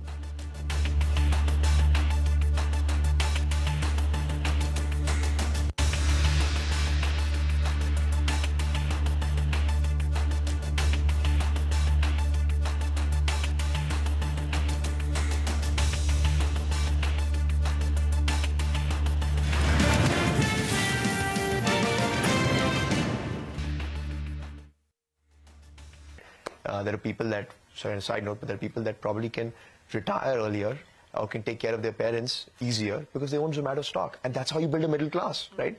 You own Boeing stock for 30 years and you build a middle class like that. You don't touch it and you create wealth, right? So it's a good thing. But to give you a sense, what we're all realizing as an internet ecosystem is to build real value at scale, right? Tens of billions of dollars without having to, be an Amazon or a Walmart, right? To get to that scale, you want to be an Indian company, and it's looked at very positively, not just by the government, but even by the market, shareholders, and the public at large, right? People trust you more. So, it's not really to answer your question, it's not really about FDI compliance, FDI regulation, right? We've had a decade of e-commerce that's been built at scale in this country, and we're just a small part of that today, and so are our competitors in this industry. Now, I'm just trying to understand why it suddenly becomes such a big issue as far as companies like you, and perhaps again, as I'm pointing out, we don't know. There's been no official comment from Zomato, but I mean, HDFC has foreign holding, and it's in the banking space. Why are you guys getting so concerned about this? There's a difference between financial services and what we're building, which is commerce, right? We're employing. I mean, obviously, HDFC is one big example. There are obviously lots of examples of large Indian companies, right? Like the Tatas and the Reliances of the world. But I mean, that's the feedback that we've gotten, right? In general, if you look at companies, in the Nifty 50, right? Most of them are, Indian owned, and most of them have, that's been the broad example. Obviously, there are exceptions, no doubt about that. But yeah, look, I think, you're right to say that, why has it become an issue suddenly? I think we're expecting that, we will scale, we will create value. So is this a preemptive move, is my question? Yeah, look, candidly speaking, I don't think raising this financing is going to change one thing or the other, right? I don't think that it's going to change something for tomorrow morning. It's more a long-term track, right, where over the next 6, 9, 12, 15 months, we keep building Indian ownership. So what will be the ownership? How much do you dilute with this round? How much do you hold between you and Cavalier? What will the foreign shareholding be, and what will the domestic shareholding be? Yeah, so, we are, we will own, by the time we go public, we'll own about 20-ish%, right? And there are a couple of, pieces that we're making, a couple of things that we're closing, this flip from Singapore to India, and just, getting ready even just from a legal perspective to go public in a couple of quarters. But yeah, we'll own around 20%, right? Which I think is decent, right? So like if you build a large company, that'd be great. But back to answering the key question, right? Is it, I don't really look at it as a risk factor, right? We are today, like, we're not only FDI compliant, but we've got a long precedent of FDI compliance, right? Before us, well before in this industry, in e-commerce. We are anyway moving towards being a domestic company, but that doesn't mean that tomorrow we become a domestic company, business model will suddenly change, we're constrained. No, that's not the thought process. Business model will stay the same, even as a domestic company. But, today these large IPOs, hopefully if you become a large company, what does this preempt, right? This preempts us, I hope, right, and then maybe be optimistic, but in the next 12, 24, 36 months, I think we'll be like a $15, $20, $25 billion company. I don't know when, I don't know if it's 3 years, 2 years, or maybe longer, but it seems like that scale is going to come. And that's what we're preempting, right? We're preempting that, saying that we would like that large-scale value to accrue to Indian shareholders, and now we have an opportunity to do so. So I think that's true for Zomato as well. They started as like a largely foreign-owned company, and over time moved towards Indian ownership. A lot of that value scale happened there. Similar with I'm sure Swiggy over the next couple of quarters, but.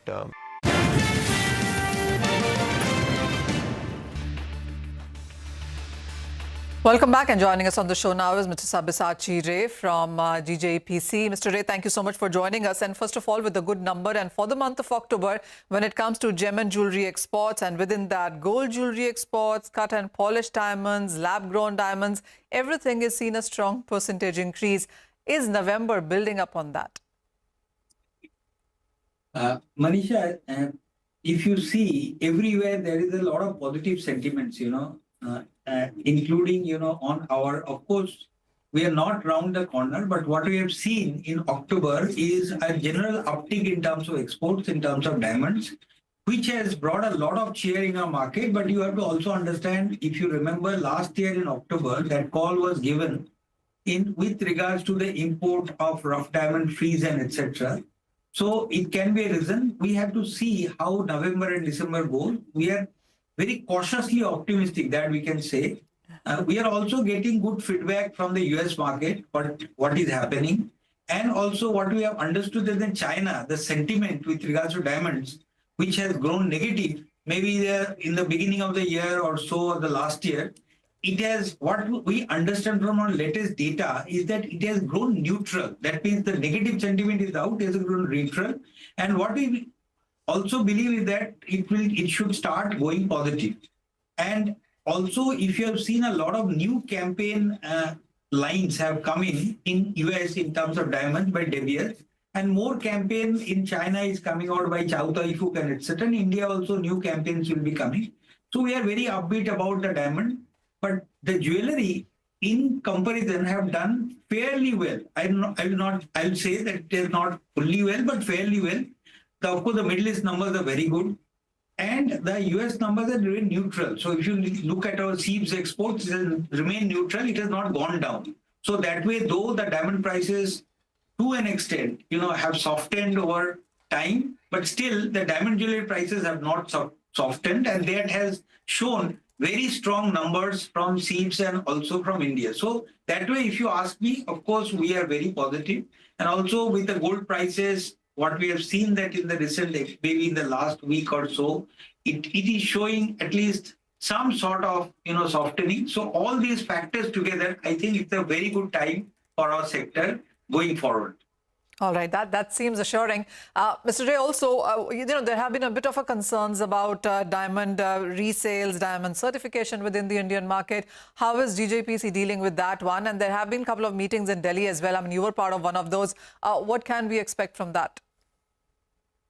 See, one of the things, always you have seen, Manisha, that GJPC always goes on the right side of the consumers. So we are the one who have always talked very strongly about hallmarking. We are the one when, if you remember, the undisclosed mixing was happening. We are the one in diamonds who have come out with specific guidelines how we should go forward.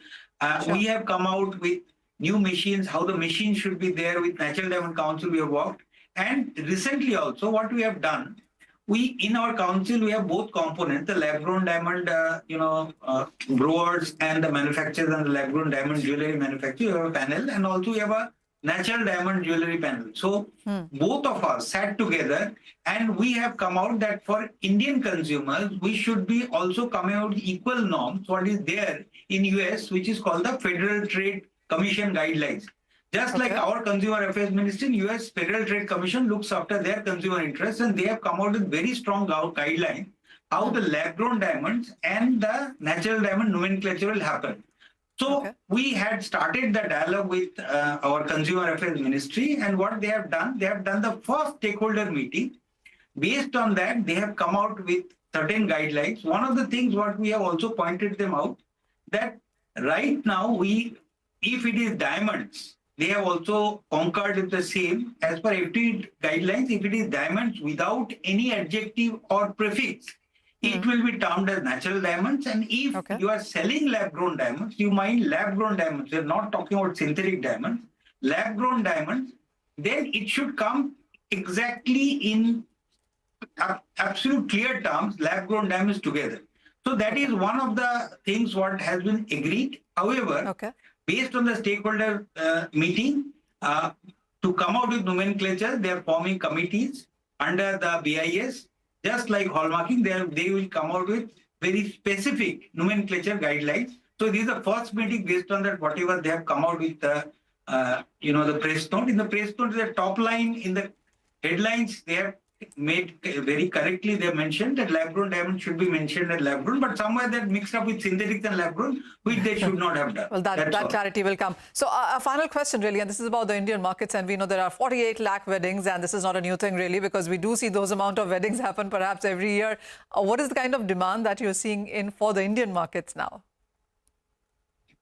As I have told you that also with the recent gold prices as it's going, there's a lot of cheer into the market going forward into the marriage season. And you're right.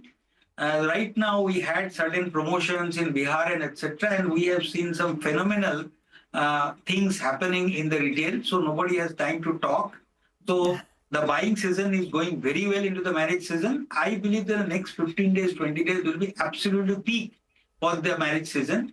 And then again, it will start sometime from 20th December and etc.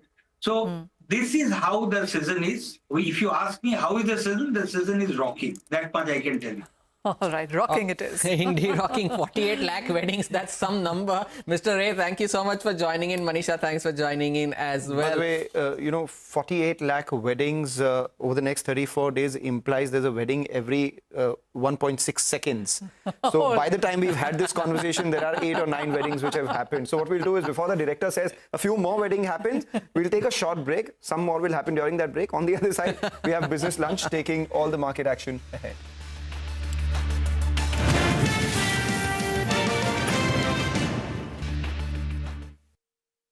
Have that opportunity, and so all of us are taking that option.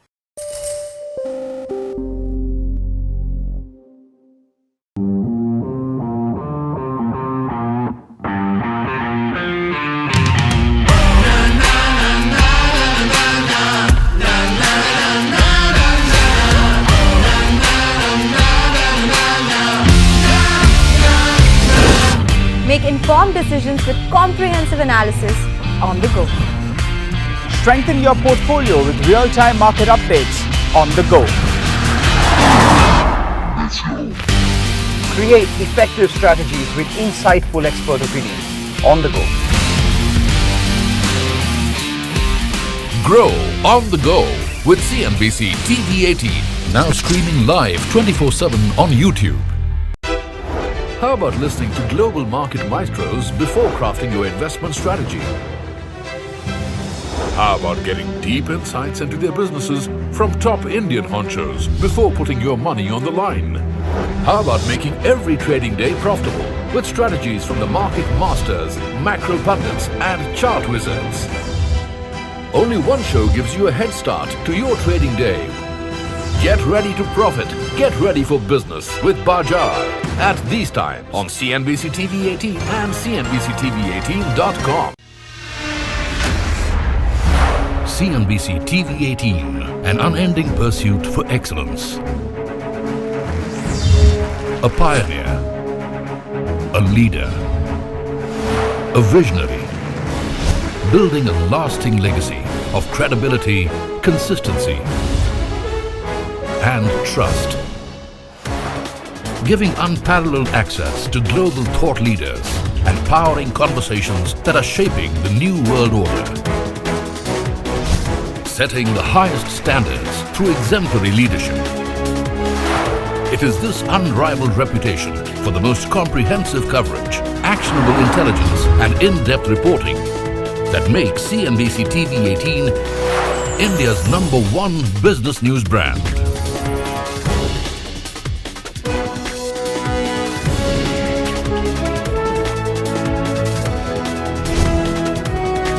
Foreseeing change, growth, and transformation for over a quarter of a century. Trendsetters crafting innovative content formats.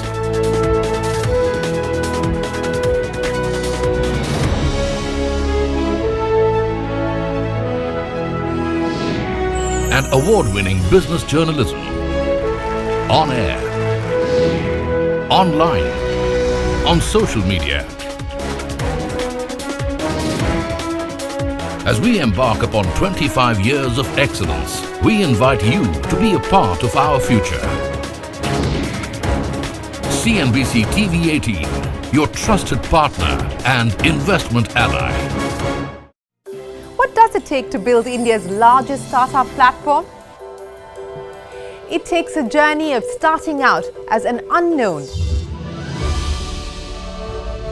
and ending up as unforgettable. It takes more than 2 decades of celebrating the most influential and influencing the most celebrated entrepreneurs. From chronicling the stories of India's startup universe to becoming a success story in itself, as India's longest running show on startups and entrepreneurship, celebrating 21 action-packed.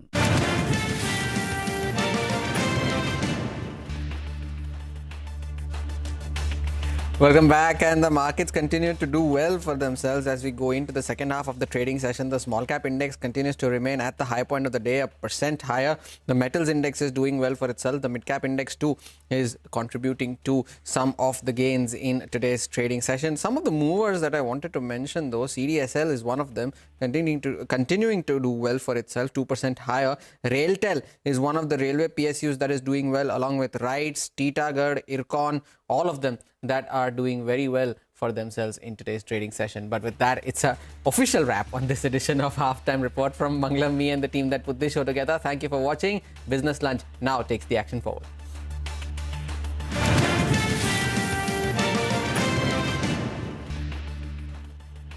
India's biggest startup community. Young Turks at 21. Only on CNBC-TV18 and CNBC-TV18.com.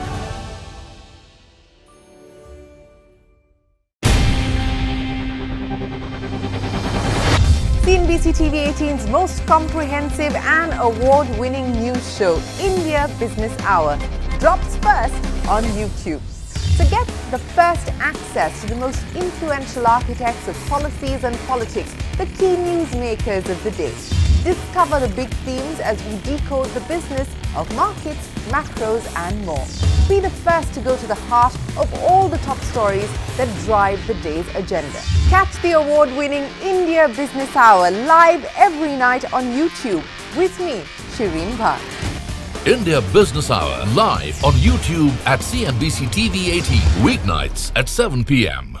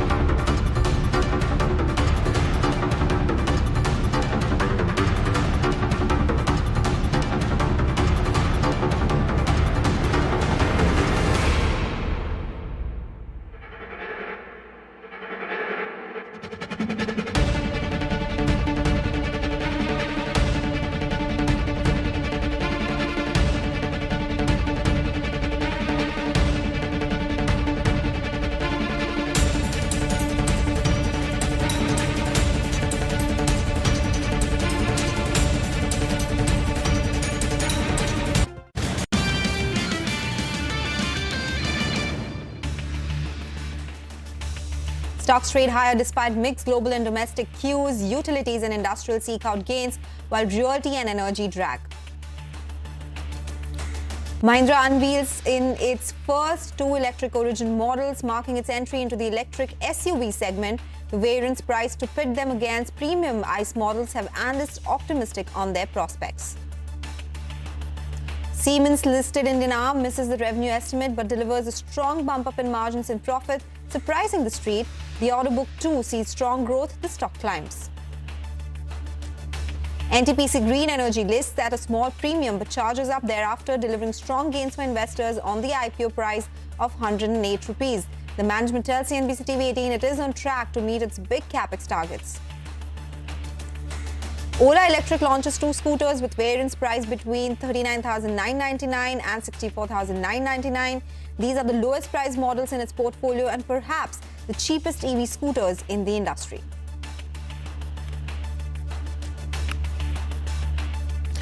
All right, those are the top headlines, but the biggest headline is that sharp recovery that we are looking at in the markets right now. We're absolutely flat when we start a trading session, and right now, Nifty is at the day's high. It's a 112-point uptick that we are seeing on the Nifty, and that is a sharp surge from the day's low. Across the board, be it the CPSE index, be it the energy index, the small caps, the mid caps, all of them in line with the benchmarks right now. There's a big surge that we're seeing across, and a lot of these big names in the Nifty pack which are contributing to the gains. Of course, these Adani group stocks have been doing well, so these two stocks are the top gainers.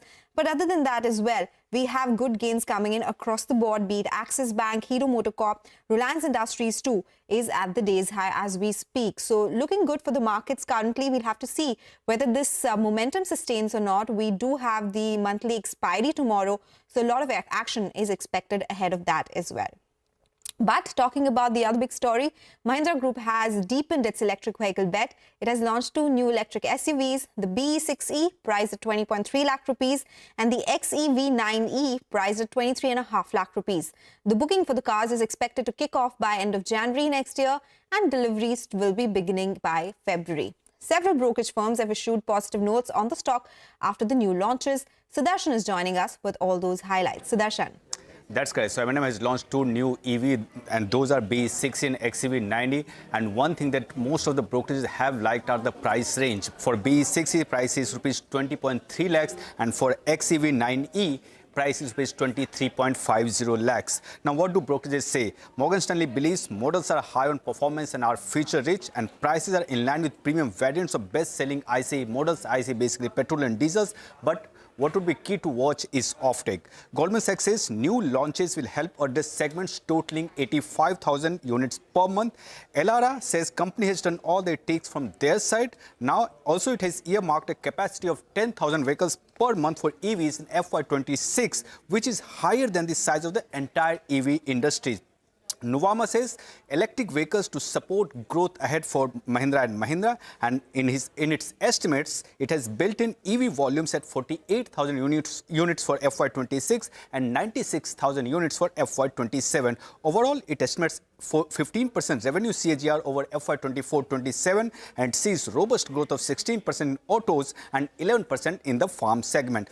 Investec says few standout features in the two new electric vehicles that M&M has launched are: first, lifetime warranty that company is providing; second, it has 3-in-1 integrated powertrain; and third is fast charging capacity. Also, on the price front, it says price range is equivalent to 40,000 units per month of ICE vehicles sold currently, and attractive pricing could aid in increasing EV adoption overall. So that's the reason you are seeing that M&M is in focus today, and it's currently higher as well.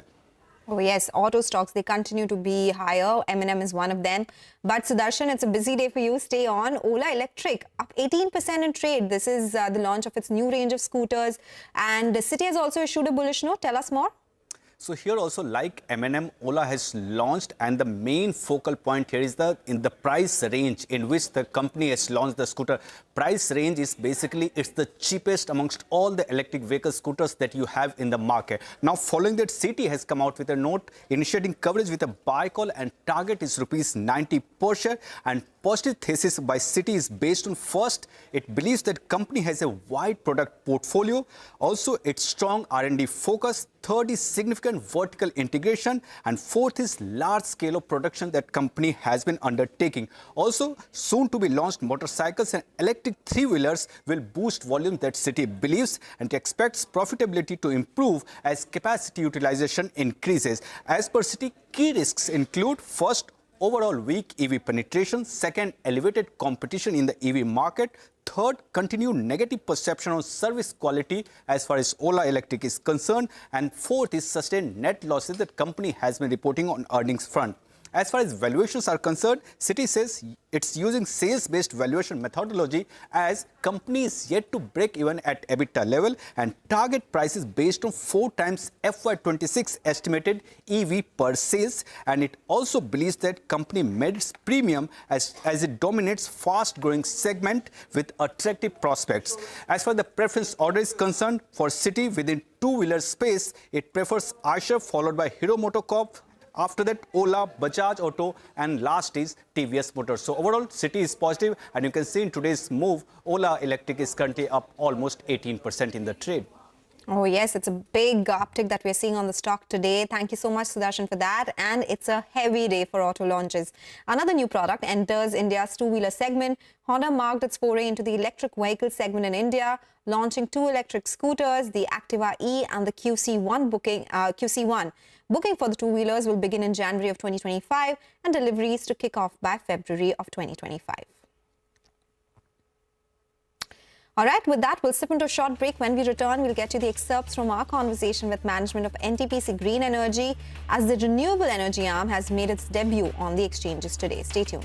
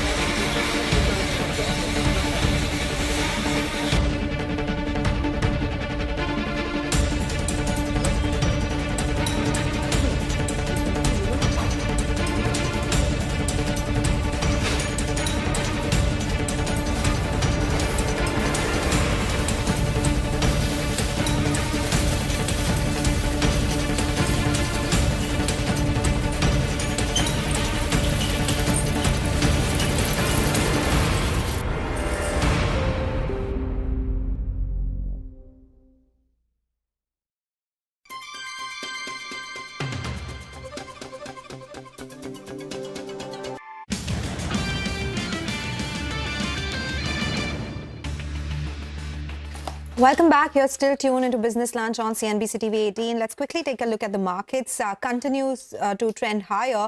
The Nifty is up 123 points. We have the mid-caps, which are sitting with gains of around 0.5%, in line with the benchmarks, and the Bank Nifty is seeing gains of around 0.4%.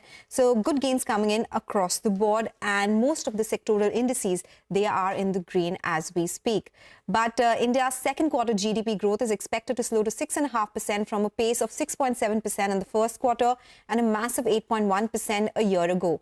The data will be announced at 4 p.m. today on Friday. Lata is here with the details from the CNBC-TV18 poll on what to expect and the internals as well. Lata.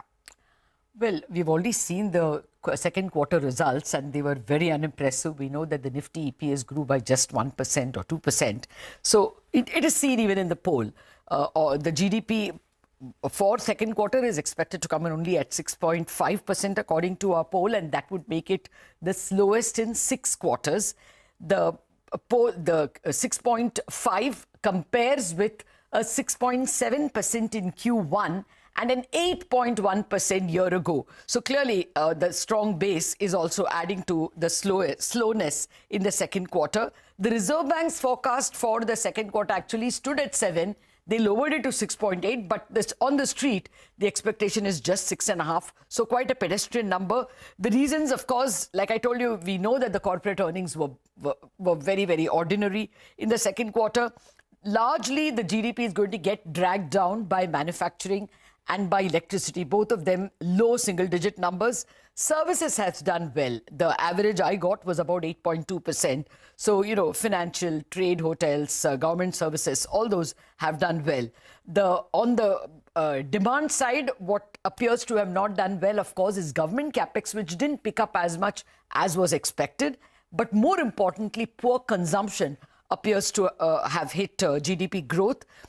We also took a poll for the third and the fourth quarter to see whether there's any recovery in the, the ongoing current and the next quarter. It looks like the average is about 6.8 to 7%. That's the average I got, which means for the full year, the average I'm getting is 6.8%. Remember, the RBI's forecast is standing at 7.2% for the full year. And for the half year, their average is 7.4. So clearly, the market is not in sync with the central bank expectations. Okay, all right. So we'll watch out for the internals and your analysis as well. Lata, thank you so much for joining in with the details of what to watch out for as far as the GDP data is concerned. But let's move on now. NTPC Green Energy, which is NTPC's renewable energy arm, debuted on the exchanges with a modest premium of just 3%, but it has gained post the listing. It's up around 13% right now. We spoke to Gurdeep Singh, the CMD of NTPC and NTPC Green Energy, to know more about the company's future outlook and growth plans. We have at present more than around 13 to 16,000 megawatt of the solar projects plus wind projects which are under execution. And we are going to commission 3,000 megawatt this year by March 25, another 5,000 megawatt by March 26, and another 8,000 megawatt by 27. So March 27, we should be reaching to 19,000 megawatt of commission capacity. NTPC is having the rating which is AAA for the domestic and BBB minus, which is as far as the sovereign, as far as the international is concerned. So there is no reason that we will be taking the advantage of our funding, which will be at the most optimum price. FY27, we will have the 19 gigawatt commission capacity, means 19,000 megawatt. So 65 lakhs is translating to around 11,000 to 12,000 crores of the EBITDA. So this is, and going forward, the growth rate is going to go on increasing. We will be accelerating our growth rather than only getting flat. Okay, that's the word coming in from NTPC Green Energy. But the other set of stocks which are doing well, Adani Group stocks trading higher in today's session. In a stock exchange filing, Adani Green Energy has denied allegations of bribery and violations of the US Foreign Corrupt Practices Act against Chairman Gautam Adani, his nephew Sagar Adani and key executive Vineet Jain in a case filed by the US Department of Justice. Former Attorney General of India, Mukul Rohatgi, also addressed the media and said the allegations lack credible evidence and specifics. Listen into what he says are his personal legal views on the matter. I have gone through this indictment by the US court running into some 54 pages. My assessment is, and it is clear, that there are 5 charges or 5 counts. It is very important to note that count 1 and count 5 are more important than the others, but in neither in count 1 nor in count 5 is Mr. Adani or his nephew charged. So count number 1, contained in paras 124 onwards of the indictment, is against certain other persons minus the 2 Adanis. It includes some of their officers and 1 foreign person. That is the conspiracy to violate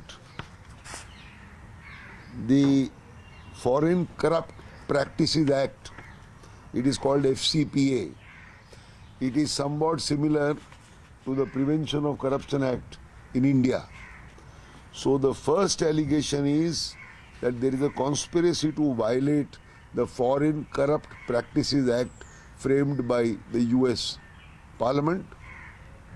In that, the Adanis are not named, their officers may be named. All right, Adani Group stocks are sharply higher. We'll keep tracking the story for you, but we have to slip into a short break. When we return, Israel and Hezbollah announced a ceasefire effective today. We'll get you more details on the other side.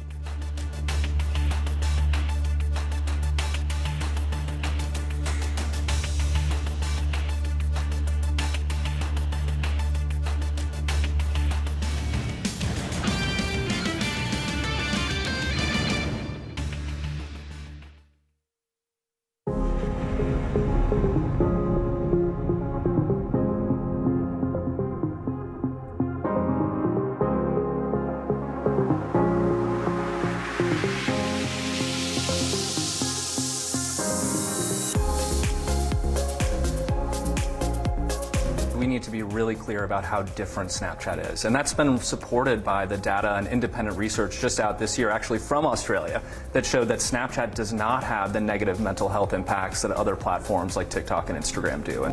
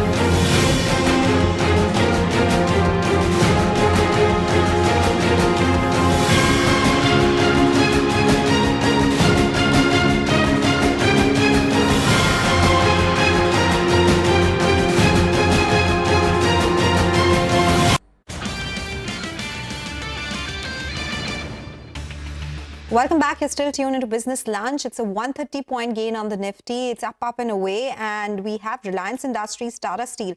These two heavyweights also at the day's high. So watch out for the moves on the Nifty. It's getting very interesting by the second. And there you go. Reliance Industries at crossing that 1300 mark as we speak.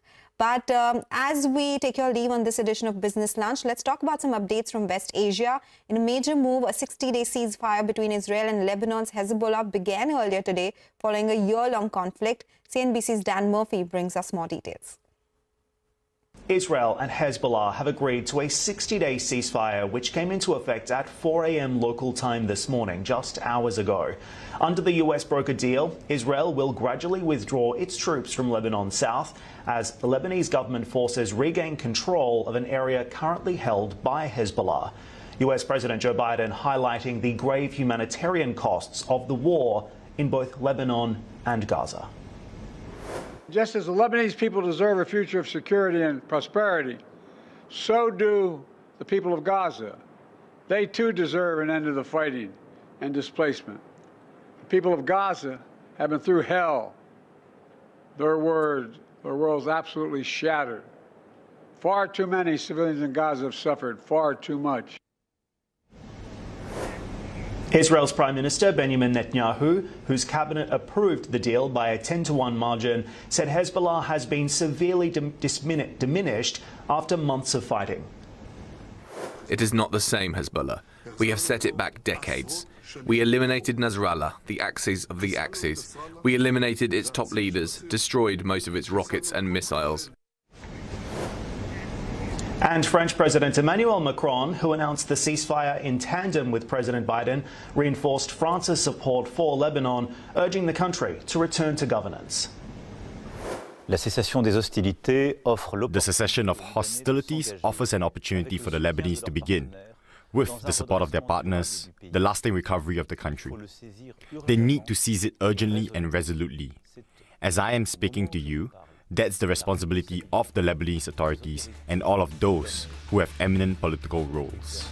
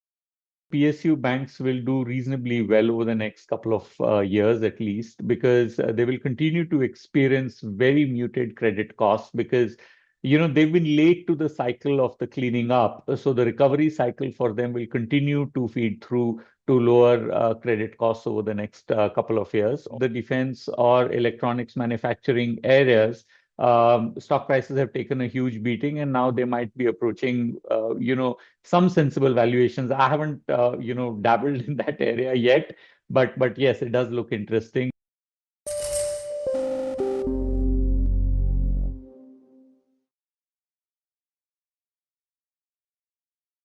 It's the Vahan registration data, the all-important numbers that all the companies have been talking about. If you remember, after the Q2 results, most companies in their commentary did mention about that more than wholesales, the numbers that matter the most are retail sales. And taking the cues from there, we have here tried to analyze the Vahan registration data for the month of November. Let's see what those numbers indicate. In a nutshell, on the demand perspective, it's a continuation of what we saw in the month of October. Two-wheelers remain the biggest outperformer, followed by tractors, whereas demand for passenger and commercial vehicles remains muted. Now let's come to the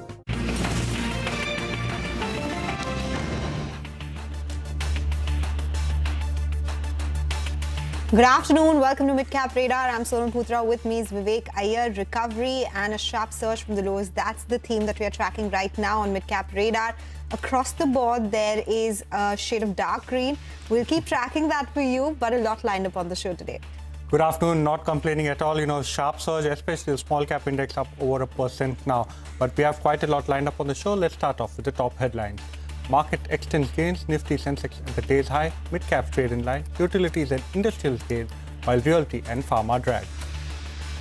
NTPC Green Energy lists at a small premium but charges up thereafter, delivering strong gains for investors on the IPO price of 108 rupees a share.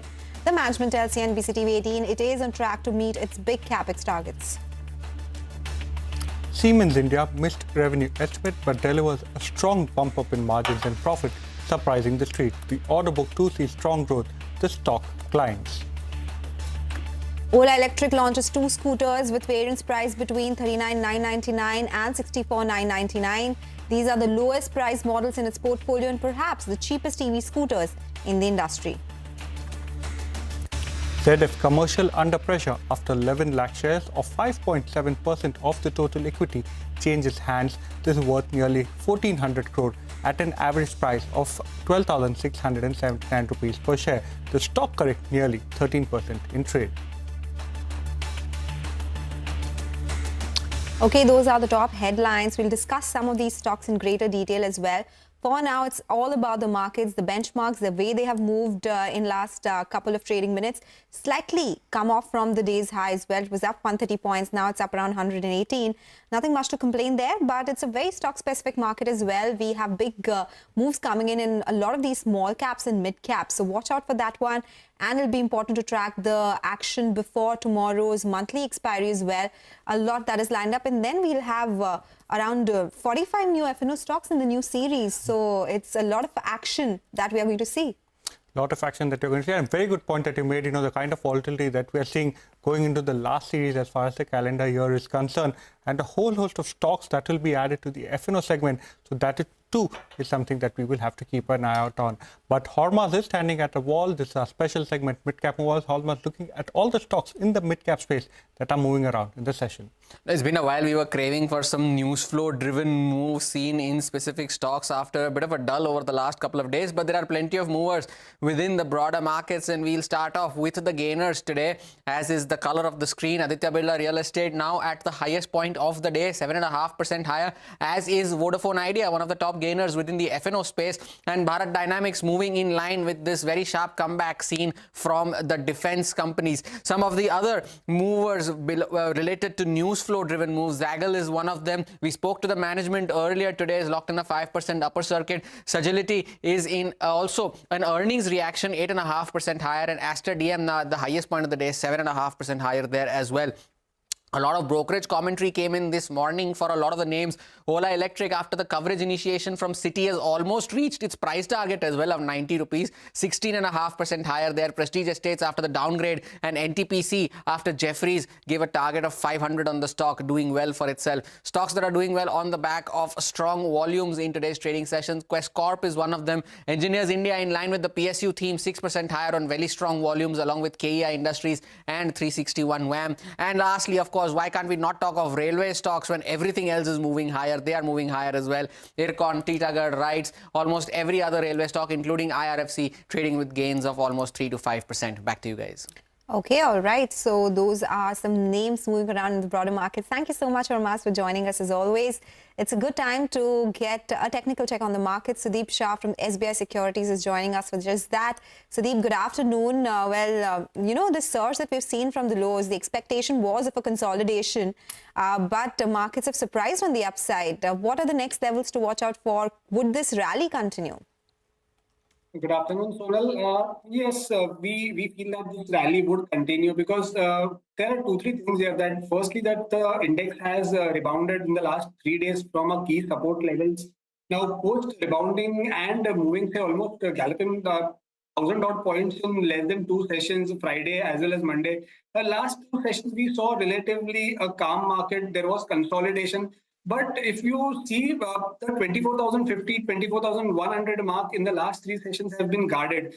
So kind of markets are taking support at that zone, and today from the lower levels with Reliance participating, as well as if you see today the kind of texture of the market, what kind of spaces have moved, apart from the sharp reversal in Adani stocks, it's the capital goods space, power, defense. So it's all the high beta names which were the erstwhile participants of the rally. They have now started to participate once again. So that gives I guess that is giving more confidence, and that's why we feel that with this all-round participation into the markets, 24,200, 24,150 now would act as a strong support, and we expect this rally to continue up to 24,550, 24,600. That is where the real resistance will come. So yes, for the next 200-300 points, we might still see some consolidation, but it would be a stock-specific market from here on.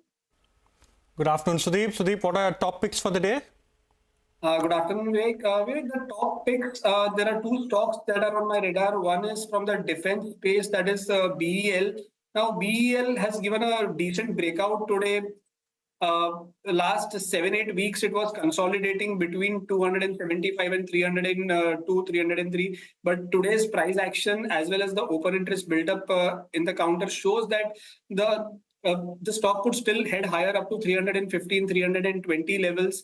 And this could be bought with a stop loss at 301. And the second stock that we like is InfoEdge. So InfoEdge, if you see, the stock has been in a decent uptrend. And if you see in the last several sessions, while the markets were in a downtrend, this stock was in a complete uptrend. So here we feel that this could be bought with a stop loss of 8,150 on the downside, and the targets of 8,600, 8,800 on the upside. This is kind of a positional bet, but the stock looks good on all time frames. Okay, all right. Thank you, Sudeep, for joining in today. So that is the update on the technical side of the market. So with that, we'll do one thing. We'll slip into a short break. Amit Kumar Sinha from Mahindra Lifespace Developers will join us next to discuss the latest projects and business outlook.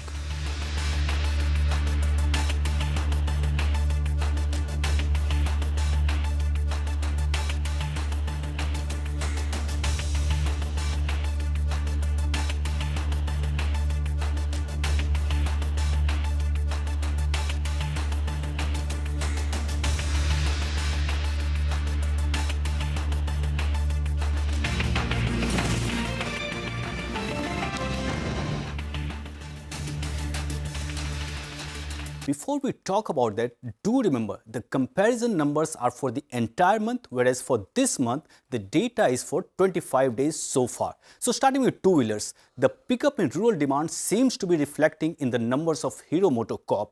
Total registrations for Hero MotoCorp have already surpassed the numbers of October and are just 3% lower than November 2023. For TVS Motor and Bajaj too, the registration details are looking healthy, and the numbers are already at par with what we saw last month and are down just 4% and 11% respectively against November 2023. Royal Enfield, while it's currently underperformer amongst two-wheelers, but the data of last few months indicates that Royal Enfield sees a surge in registrations during the last few days of the month.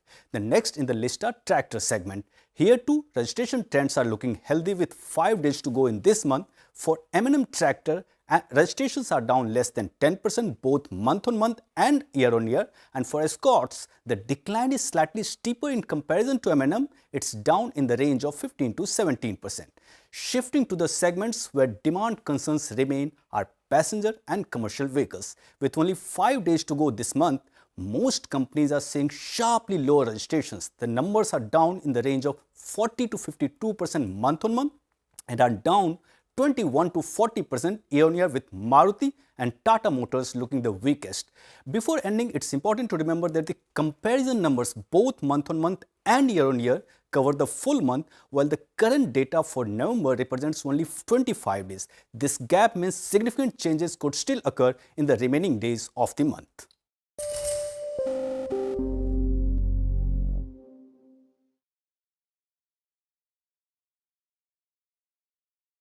When you talk about portfolio at risk more than 60 days default, that is, we typically it will take 60 to 180. That would be somewhere in the range of 3 to 3.5%.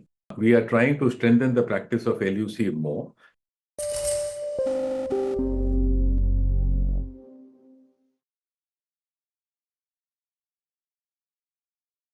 One is productive use. That is for the institutions to do a loan utilization check and ensure that it is used for the purpose for which the loan is given. And the second question which you asked in the start was relating to how will this adherence be ensured. So let me tell you that we don't, sector body and SRO, we don't believe in just merely issuing guidelines and leaving it there. In July, we had issued one set of guardrails, and the adherence has been quite positive from the sector. That is what our checks reveal. And these are data checks, empirical data checks.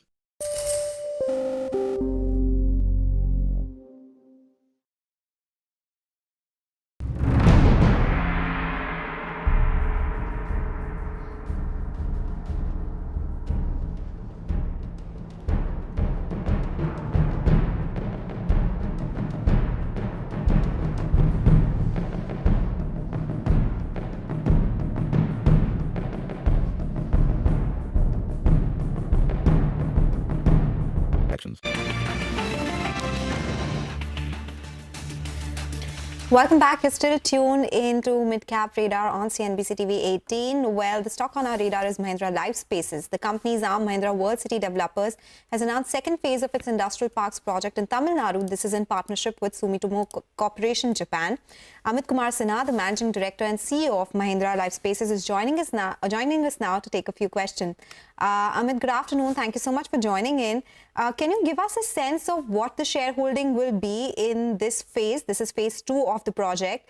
What kind of investments will you be making in this? Because it is basis the equity shareholding that you have here.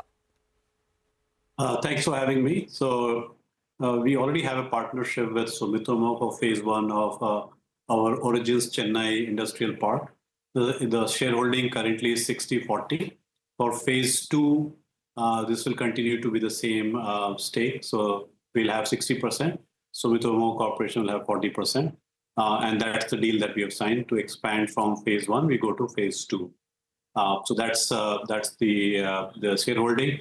In terms of the investment, there are two kinds of investment. The first is the initial investment, as we are doing finishing the land acquisition. For that, we have earmarked 225 crores. It will be in the same ratio as our shareholding. And there will be significant additional investment that will happen during the development of the industrial park as we do the infrastructure, roads, STP, all the other relevant infrastructure that are required for any corporate MNCs to actually establish their industrial establishment into these parks. So that will be significant over the next few years. But the initial starting point is 225 crores. Got that. Amit, give us a sense now, while you are developing this particular industrial park, do you already have tie-ups? What are the kind of rental agreements that you have in place with, are any of the existing clients also setting up shop over there? And can you give us a sense of what kind of annuity you can expect from this particular industrial park 2 that is being developed? Yeah, so it's slightly different business. Let me just explain.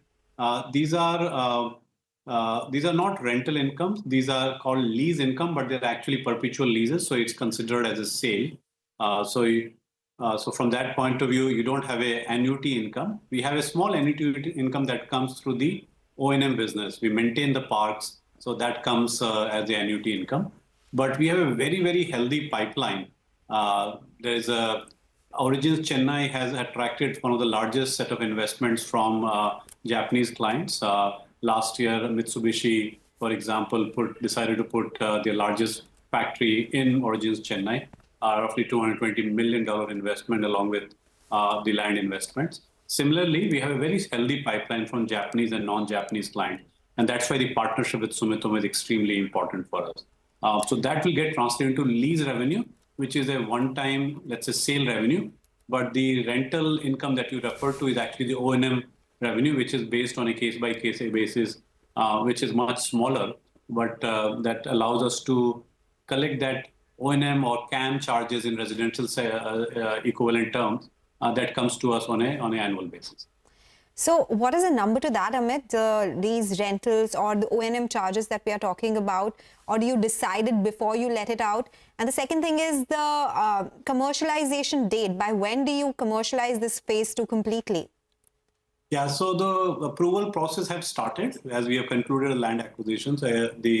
Obviously, this goes through 2 rounds of approval. First is the master layout, and then the specific to the client. So that process has started. It typically takes 6 to 9 months to get approvals, and in the same time, we are able to attract companies to come and do the due diligence on the land, what kind of construction they want to set up here. All those things happen concurrently. We have a very healthy pipeline. The commercial numbers are a little bit confidential at this time because each client is very different. The kind of land, the kind of support services they require. So we'll be able to share those as those deals conclude. But at this time, they are currently in the pipeline stage. As we have done in the past, whenever a deal concludes, we share all the details. Amit, we get that, and we take that point on board. Could you give us a sense?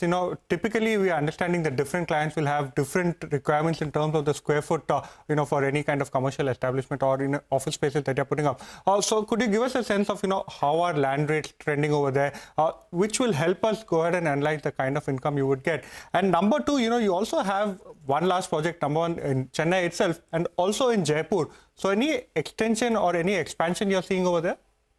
Yeah. So let me just cover Chennai and the commercial point. I think you're right. The lands are typically sold on an acreage basis. Per a client will have 5, 10, 15, 20, sometimes even larger, like Mitsubishi was 50 acres plus, right? And the location and all those things, the pricing can go for anywhere from, let's say, 2 crores to 5 crores an acre. And this is net area, so not the gross area. So that's depending on the location, infrastructure, and all those things. So that's where and we publish that as part of our analyst report every quarter. So you have all the details there. Jaipur is an exciting location for us. That we have roughly 3,000 acres of land, 1,500 acres in SEZ, 1,000 in DTA, roughly 500 acres in the social. We are very heavily utilized on the domestic side. We have more opportunities for clients who are looking for SEZ space, but that location is very close to NCR, as you know. So it has a lot of exciting clients, exciting opportunities that we are offered to Japanese and any other clients. So Japan is a big part of our focus in Origins, but in Jaipur, it's any client that's interested in setting north as a frontier for their market consumption. Okay. All right. Amit, your leasing revenues, they have more than trebled in the first half versus last year. With this project coming in as well, the O&M annuity that you're talking about, what is the outlook on the leasing business overall? What do you plan to end this year with? And with this project also getting commercialized, what will FY26 look like? Yeah, so we have been very cautious about giving, the exact guidance on these numbers. The reason is very simple. These are very lumpy deals. They are large deals, which happen, and sometimes it's not exactly limited to the financial year that we report our results. But typically, the kind of locations we have, the kind of demand we have, we have hovered around if you see the last year and this year, last 2 years, around 350 to 450 and 500 crores per year. It's typical industrial leasing revenue and O&M revenue combined together across all our locations, which include Chennai, Origins, Jaipur, and a few other small locations. So all of them is a healthy business for us as part of our Mahindra Lifespaces industrial business. Amit, two-part question, one, just to get this out of the way. A lot of your peers have actually looked at monetizing, the commercial part of the business via REIT. Is that something you will look at? And number two, you've guided for close to 8,000 to 10,000 crore of booking guidance as far as FY28 is concerned. Will this largely be organic, also looking at inorganic growth? Any more land acquisitions, any more JVs that you're targeting? Yeah, so I think there are two parts to that guidance. Let me answer the second part of your question. So 8 to 10,000 crore is primarily coming from residential. Let's take the midpoint, 9,000 crore. So our estimate is that 8,500 crores should be our residential pre-sales, and roughly 500 crores would be from the industrial side. And that's how the business we are building. You may have seen some of our recent announcements in the first half or in the last 7 months of this year, including the announcement of large JDA that we did in Bhandup. This is a very large, close to 3.5, 3.6 million plus almost 4 million square foot. That will be mixed use, residential, commercial, and retail. And we had done a few others in the early part of the year. So we are consistently growing our residential business while we are maximizing value creation from our industrial business. To your question about REITs, we are looking at ways to do, raise funds. REIT an example of it, but they are more relevant for commercial, where you have rental revenues, rental annuity coming in. But for residential, you are looking for platforms, some kind of QIP, preferential. All those are part of our options that we look for providing the capital for growth. Okay, all right. Amit, thank you so much for joining in with all those details. The street likes what you're talking about. The stock is spiked to the day's high. We'll watch out for the execution and the outlook going forward on Mahindra Lifespace Developers. With that, we'll slip into a break. When we come back, we'll talk more about markets and stock-specific action on the other side. Stay tuned.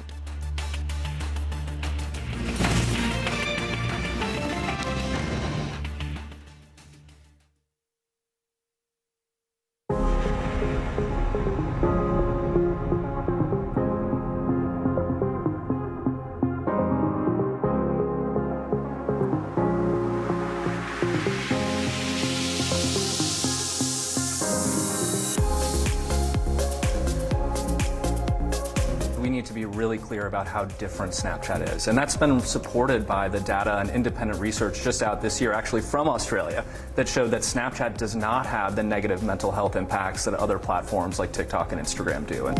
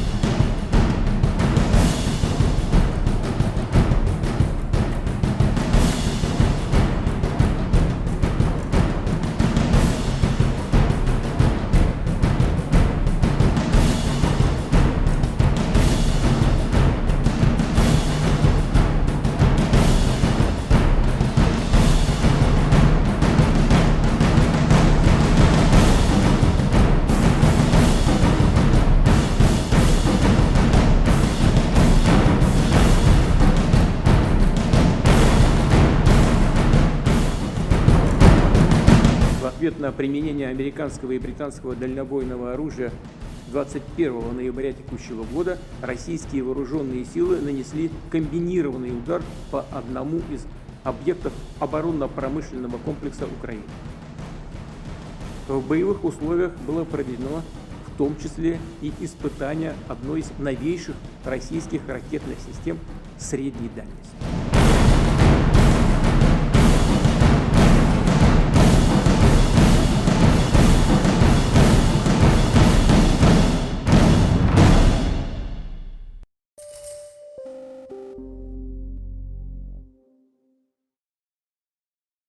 from the chair, all I said, you know it more than anyone else. I'm hurt. The Adani bribery case is affecting the entire country. Nothing is going on. Khadge ji, sir, as a very senior parliamentarian and a leader, you are aware that my ruling on this issue has been given. I would seek your earnest cooperation, particularly in the background that matters to you more than anyone else, that we are in the 75th year of adoption of our country. Sir, 75th year है, उसमें मेरा भी हिस्सा 54 years है, तो मुझे कोई सिखाने की कहने की बात नहीं। सही, एक बार आपको अनुरोध करूं। मैं आपसे एक second, no, please take your seat. No, in all humility, from the chair, all I said, you know it more than anyone else. I paid you the highest compliment. Okay, still sir. You are taking exception. Thank you very much. Thank you. No, sir. Thank you. I'm hurt. This is hardly an approach. I have commended his contribution. Thank you. I have praised it, and the same. Sir, ये बहुत ही important मसला है. What to say, sir? Not on 267. 267. Welcome back to Midcap Radar. Well, we started the show on a strong footing with all of the indices recovering very sharply. The Nifty at the day's highest point. The small cap index is the one that is clearly outperforming market breadth. Very strong small cap index up over 1.1% in the session today. But with that, it's all the time we have on this edition of Midcap Radar. Your stocks when we return.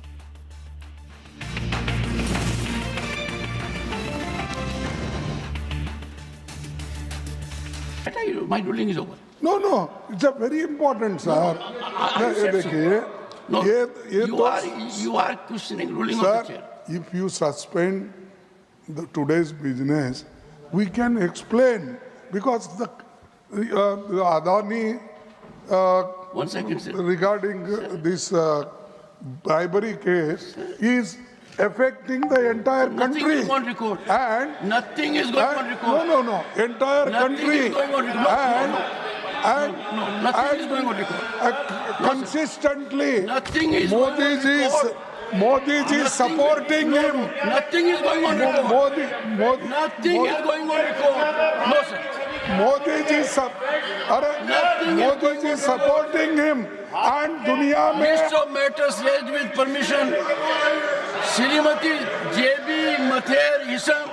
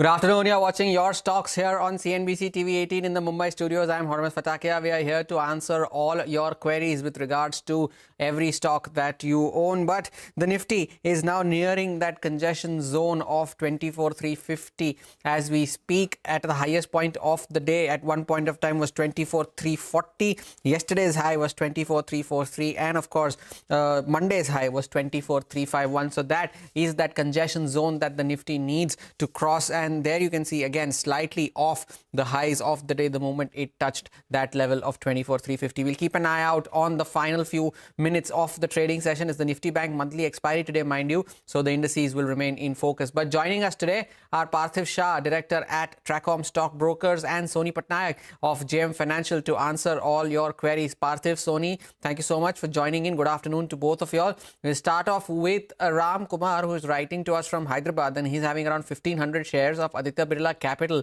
at 226. Whether he wants to know whether he should hold on or he should book losses. Now, Soni, the stock has been an underperformer in the last 1 month or so, but has moved a bit in the last 5 sessions, around 6.5%, well below its 52-week high and well below this gentleman's buying price as well. What are the charts indicating? Does this warrant a move back towards 226? Good afternoon, Harmas. Thank you for having me on the show. So I think the stock has corrected quite a lot, and there's a possibility that 180 is the temporary bottom out that one can see. So the advice would be here to average out at current price and hold with the revised stop loss of 180. Of course, it cannot move in the next one series or so, but rollovers have started taking place on a decent side. So there's a possibility that over the next 3 to 6 months, on a positional basis, one can see it heading higher towards 240. So one can average it out and keep a trailing stop loss of 180 from current levels. Heading towards 240. Parthiv, what about you? Not one of the most spoken about NBFCs, but what's your call here on Aditya Birla Capital? Good afternoon, Harma, Soni, and our viewers.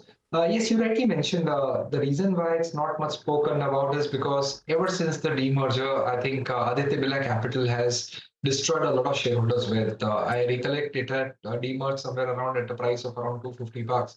And it's been almost like 10 years and it's not created any value. And luckily from the lows, the stock has started reacting positively. The only reason being that I think there's been a change in the management guard, especially for the NBFC business, which houses a book of around 1,15,000 crore. And now they're working on more secure assets in that book, which is, I think, helping the confidence for the street. And also the subsidiaries like ABSL, the mutual fund business, I think is doing reasonably well. Over there also the value unlocking is taking place. Plus the health insurance business has grown the premiums by 39%. The life insurance also, the premiums have grown by 33%. So overall, I think the company is doing reasonably well. The management is guided for next 2 years of compounded growth of around 25% in their NBFC book. So if they can deliver these numbers with the quality of asset being maintained, I think this company can test levels of 230, 250, which will be around 1.3 times price to book multiple. So that is where probably the gentleman can think of exiting this company. 240, 250 is where you can consider exiting the stock, but some patience warranted here on Aditya Birla Capital. Moving on then, Navendu Sharma is writing to us from Ahmedabad, and he has 100 shares of Quest Corp, which he purchased around 700 rupees a share. And he wants to know the short to medium term prospects of this stock. And along with that, he also has 50 shares of Wonderla Holidays, which he purchased at 805. And he wants to know whether he can buy more. The Parthiv, two completely different names. Quest Corp is a stock that has done well so far this year. There has been a lot of chatter around this stock as well. And on the other side, Wonderla has been an underperformer. But for the gentleman in question, he's still in the money when it comes to his positions here. What would you advise among the two? Which is a better recommendation, and if there is a better option compared to the other two? So firstly, talking about Quest Corp, I think it's one of India's leading business service provider, having the expertise in staffing and digital platforms to drive that. But somehow I think this company has performed quite lacklusterly, and it's not really delivered good shareholder returns on a consistent basis. Though I think in terms of pedigree, it has huge capacity in HR staffing, and it's one of the top 50 globally. And also knowing the fact that Fairfax owns a stake in it. But I would probably avoid this counter. I think this space is a little difficult. A few listed players here, but I think this space is difficult where a lot of value for shareholders can be created. Talking about Wonderla, I think Wonderla looks interesting. We know, I think it's a quality bet in terms of the amusement parks. They already have parks in Bangalore, Hyderabad, Bhubaneswar, Kochi, and now they are looking to expand their footprint in many other geographies in the country. And they are, I think, one of the finest capital allocators because most of the amusement park rides, I think they build it in-house, so the return on capital employed is pretty good, and they can have decent control of their cost, operations, and maintenance. And valuation-wise, I think it's quoting it around 30 times forward, which is not necessarily cheap. The stock has had a decent run from its lows. I would suggest, I think the stock could consolidate for some time here, but I think going ahead for the next 2 to 3 years, the outlook for amusement parks in the country looks better. Indeed, the outlook for amusement parks looks better over the next 2 to 3 years, especially considering the amount of travel that people do during the holidays. But Sony, what are the charts indicating here? Does Wonderla have the potential to create wonders on the charts, or Quest Corp is a better one here?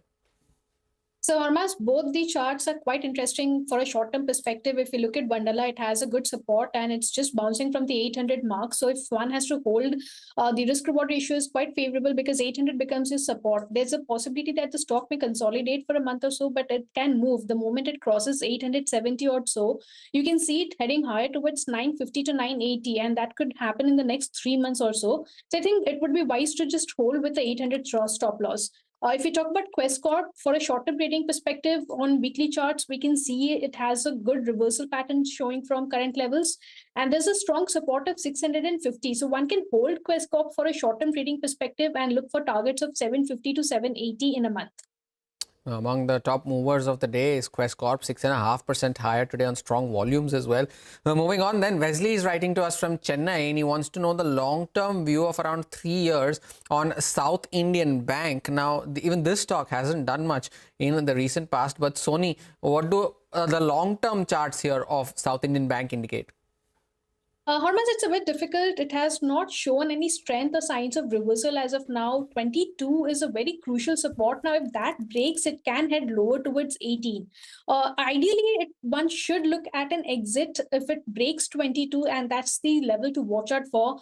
Reversal can only happen if it's able to cross bare minimum of 24.9. That's the level to watch out for. If it crosses, then only we can say that there can be some reversal towards 28 odd levels. However, 22 stop loss should be maintained, and if it breaks, one may exit from the stock.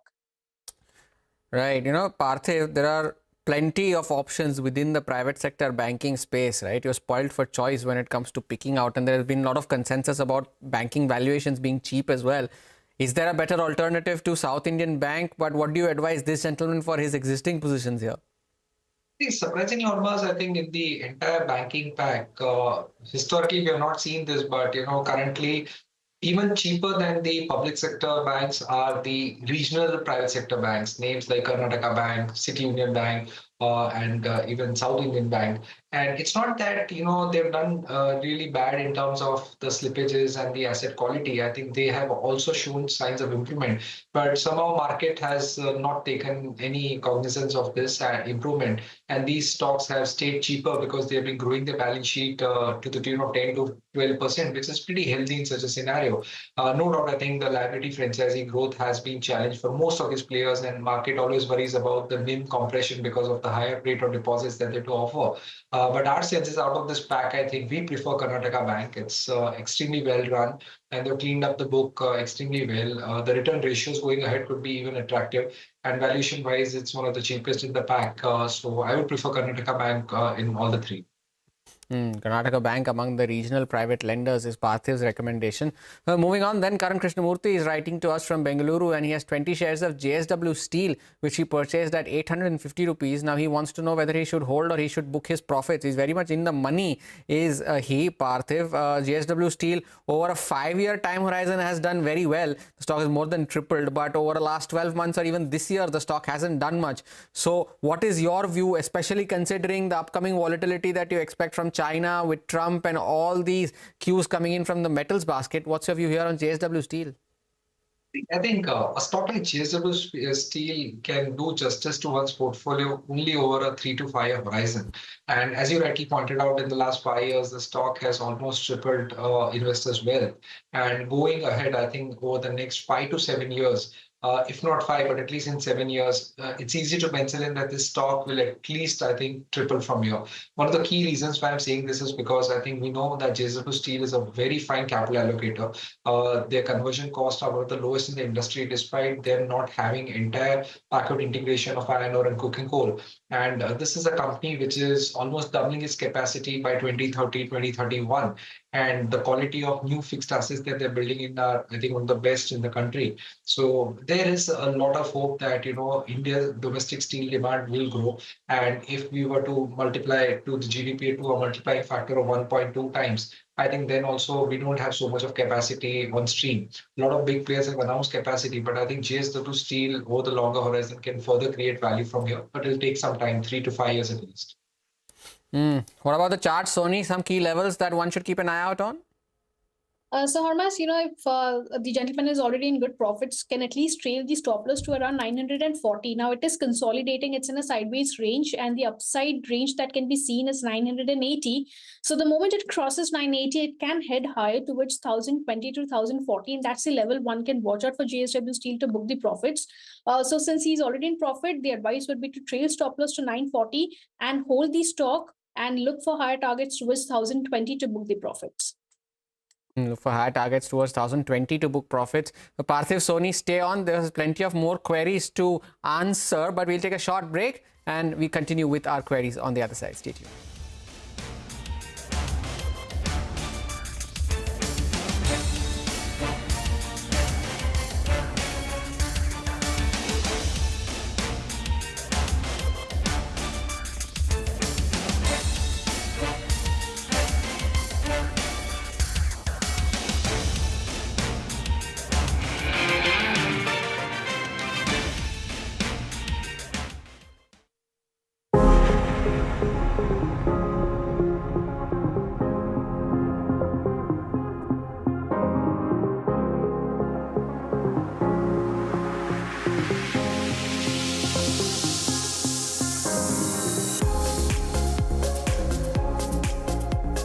We need to be really clear about how different Snapchat is. And that's been supported by the data and independent research just out this year, actually from Australia, that showed that Snapchat does not have the negative mental health impacts that other platforms like TikTok and Instagram do.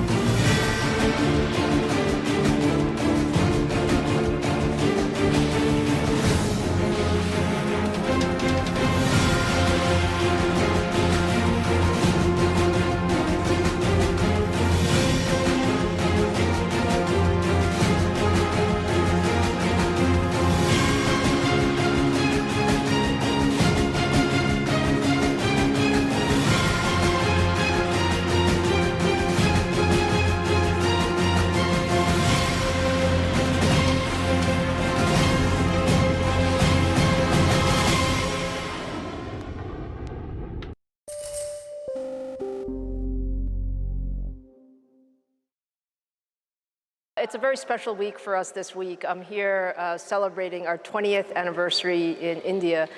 India is such an important part of AMD. When we look across our, all of our, global portfolio, every aspect of our product line goes through our design center here in India. And so I had a great time this morning with our team. And when I look back at the last 10 years, it's kind of interesting that we had met each other 10 years ago. It's been a remarkable experience. I mean, if you think about all of the things that have changed over the last 10 years, I say that, semiconductors have now gone from, something that was, kind of behind the scenes, under the covers, to today. Everybody's talking about semiconductors, and semiconductors are essential to, every business, every country, every profession. So I think that feels very good. And then from an AMD AMD standpoint, I think we've also had a very good 10 years in terms of, taking our business from what was, in 2015, we were about a $4 billion company, and this year we'll be north of 25 billion. So there's been a lot of growth in there. There has been a lot of growth, and I'll address the growth in just a second. But I want to double down on your bet on India. And you have committed $400 million to 2028, and you've just been here to inaugurate the last phase of this campus. Why the decision to make India the home for your largest R&D facility? Well, we actually look at it in a very logical way. When you think about our business, it's all about having the most talented people around the globe.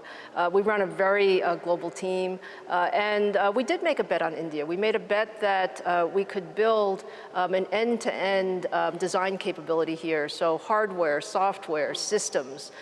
It's an extremely talented team. And with the investments, nothing comes overnight. It comes after literally 20 years. I think 20 years ago, we started with, maybe 100 people. Yeah. Now we have 8,000 people in India across all of our product portfolio. And I think the bet has really, paid off. We wanted to have a major site in India, and we wanted to grow that skill set across the board. And I'm very happy to say that this is our largest team outside.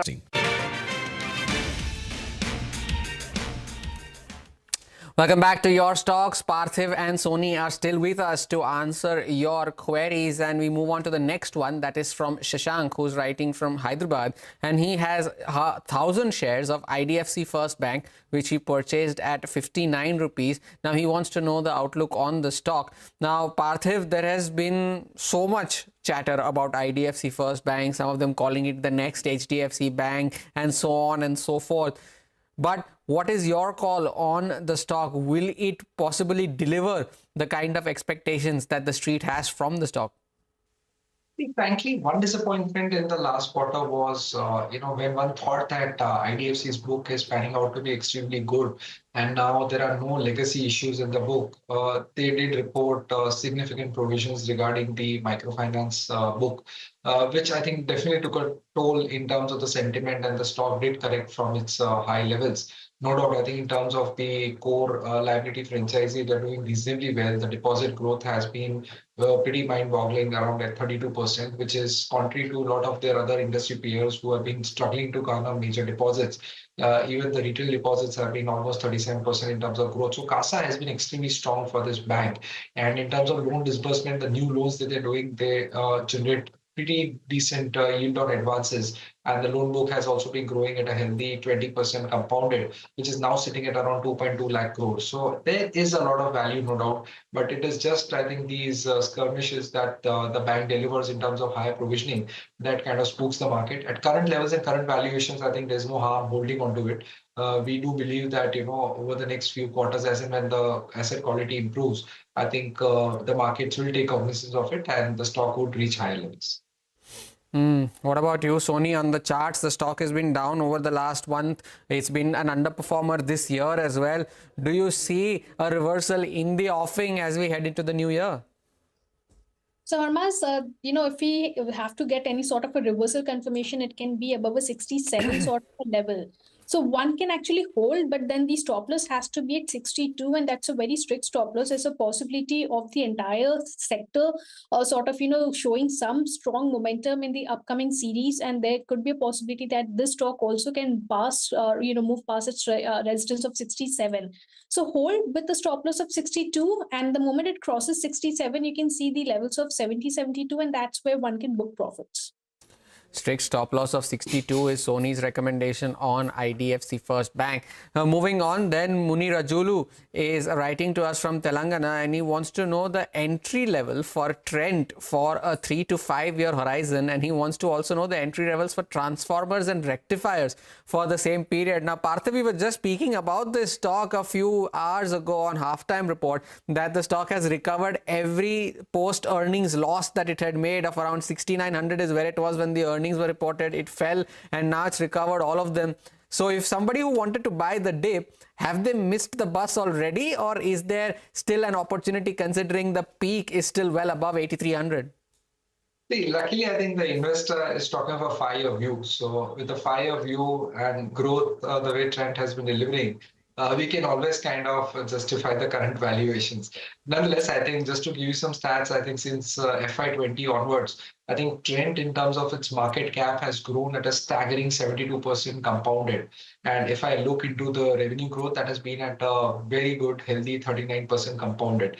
And same is the case of the profit growth. But I think if you see the fundamentals have certainly moved a lot ahead of the earnings growth. And that is the key reason where I think there's a lot of pressure in terms of Trend to deliver such stable results quarter on quarter. Even a single quarter miss, I think, would hurt or derate the valuations by at least to the tune of 15 to 20%, which kind of we saw recently. Yes, I think there'll be opportunities in terms of better entry points, but the gentleman has a 5-year view. I don't see that over the next 5 years, similar 72% compounded sort of returns will be made because a lot of PE re-rating, everything has taken place. But this is a company from here can deliver 15 to 20% sort of a market cap growth over the next 5 years. Indeed. What about you, Sony? Has Trent made a bottom for now, at least on the charts? What are the charts indicating? Is this a good entry point? And if you could also share levels for transformers and rectifiers. Certainly, Hormas. I think, yes, temporarily speaking, Trent has seen a triple bottom formation around 6,200 base. The whole of November series, it was sort of after the correction, it was consolidating. That's a very strong bottom that one can see on a short-term perspective. This can be the good entry point because it has just given a breakout above that consolidation range. So the stock, the levels one can watch out for in Trent on immediate basis is 7,000, 7,050. And there's a possibility that the next upcoming series, one can see it actually heading back towards the levels of 7,700 to 8,000 level. So it's a good entry point and one can accumulate on small declines up to 6,500 as well. The stop loss support to be followed for Trent would be 6,200. If we talk about transformers, transformers actually has a resistance of 1,040. And that seems to be a bit of a difficult resistance to actually break. I think the entry point ideally should be on a decline towards 930 to 900. That range is the level where one can initiate a long sort of a strategy. And there's a good support of 840. So I think that's the level. Just wait for the dip to happen and enter on lows of 930 to 900 range. Usually stocks make double bottoms, but Trent is known for defying expectations and everything. So it's made a triple bottom according to Sony. But Parthiv, Sony, thanks a lot for sparing time joining us this afternoon to answer our viewer queries. And with that, it's time on this edition of Your Stocks. But do remember to email us your queries and we will address them with our experts. Closing bell up next to take you through the final hour of the Nifty Bank monthly expiry.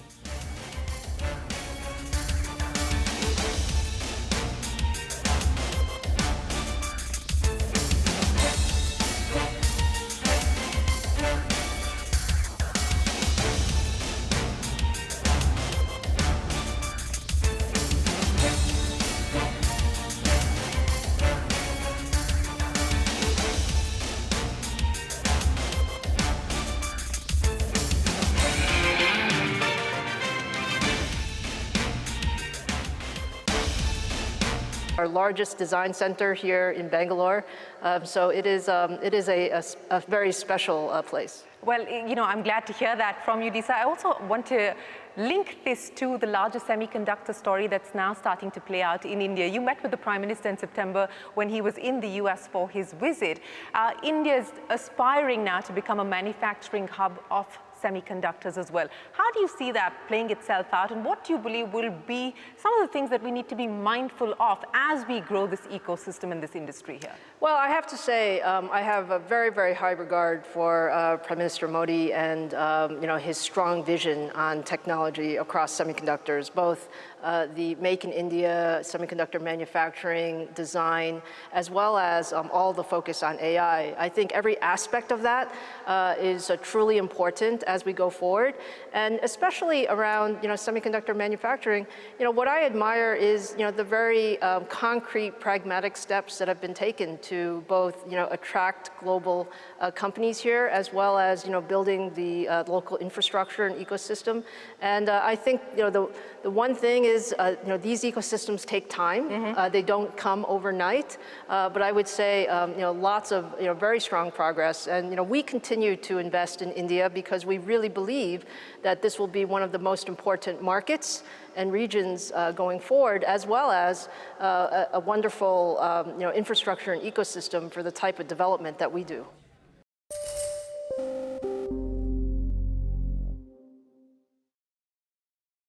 So I bet you were looking at the Swiggy IPO very, very closely. What was going on in your head as you saw the listing, which got off to a slow start and then sort of shot through the roof on day one? Yeah, I think it's great. It's huge kudos to what Shriyasha and the team have pulled off, and I think it's great for the ecosystem. I think we should, one of the last things I mentioned, Shireen, is that we should be celebrating this. This is Indian technology, like quick commerce, and Swiggy's IPO. I think it's fair to say, largely powered by excitement about quick commerce, right? Zomato's performance, largely powered by excitement in quick commerce. I think that's not a controversial thing to say. It's a consensus view. We should be celebrating quick commerce. This is good for the country. This is Indian technology, Indian innovation. This hasn't worked anywhere else in the world, and it's real infrastructure for ordinary people. This is not for the top 0.1% of India, right? These are people who now realize the scale they were getting to. This is impacting ordinary people's lives at scale and now going from metro cities to beyond. But the way that I look at it is we should be celebrating the fact that today, because of Indian infrastructure, Indian technology, there's a mom in Noida who's able to take a part-time job because her life has become easier because of quick commerce. It's exactly like setting up a metro station, right? So, we look at this as Indian technology, Indian innovation. Nobody else in the world has been able to do that.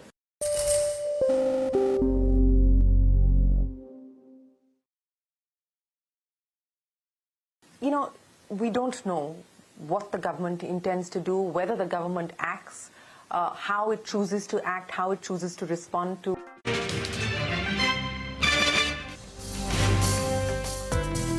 Taiwanese markets, which are sitting with cuts of around almost 100 points. The Fed feels as if they have some ways to go. How much is unclear before they hit that neutral rate. This is the XEV-9A from the XEV brand under the Mahindra Group. US President Biden announced that Israel and Hezbollah have reached a ceasefire agreement. The support for the Nifty comes in at between 23,956 and the 24,000 level. Nifty is starting absolutely flat, 24,181. The Nifty valuations, again, it's a very misleading number. NTPC Green starts its journey on the green side of the screen, 113 to kick it off. March 27, we should be reaching to 19,000 megawatt of commission capacity. Absolutely flat on the Nifty Sensex in the mid-cap index. A press note which says that Gautam Adani, Sagar Adani and Vineet Jain are not charged with the FCPA violations. Ola Electric, which currently holds market share of more than 30%, yesterday decided to expand its product portfolio. A year recovery and a sharp surge from the lows. That's the theme that we are tracking right now. Sharpest strategies, top market trends, unmatched perspectives. The trading day's most comprehensive roundup. Stay ahead with NSE Closing Bell. Broadcasting live from the CNBC-TV18 Motilal Oswal Studios in Mumbai.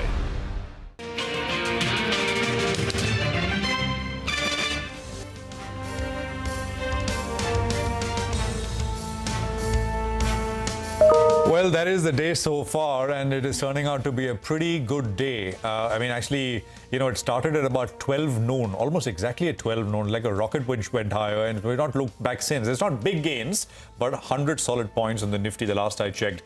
This is Closing Bell. We're coming to you from the CNBC-TV18 Motilal Oswal Studios. I'm Prashant. With me, my colleagues Rima and Surubi here. In the studios, Nigel is joining us, as always, from the newsroom floor. Guys, hi, good afternoon.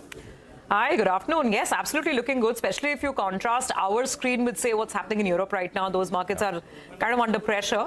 But there's interesting stuff going on. By the way, guys, do watch the dollar as well as the yield, because both have cooled off. And that's led to a bit of buying, at least in our neighborhood. Asian markets held up pretty well today. No, absolutely. And, I think that is the highlight. That's the global highlight, the dollar weakness. I think that's maybe at the margin giving us a bit of a lift. But I'll talk about the dollar. Just a couple of specific points on the table. So sharp move starting 12 o'clock. Actually 11:56 or when it started. The Nifty is, the swing high is, actually just look at the high in the last 3 days. Friday, Monday, and then yesterday. It's all around this 24,350 level. The swing high is 24,351, around there as we speak. So that's the level to kind of take out. That's a target. First up, the Nifty Bank resistance is 52,680.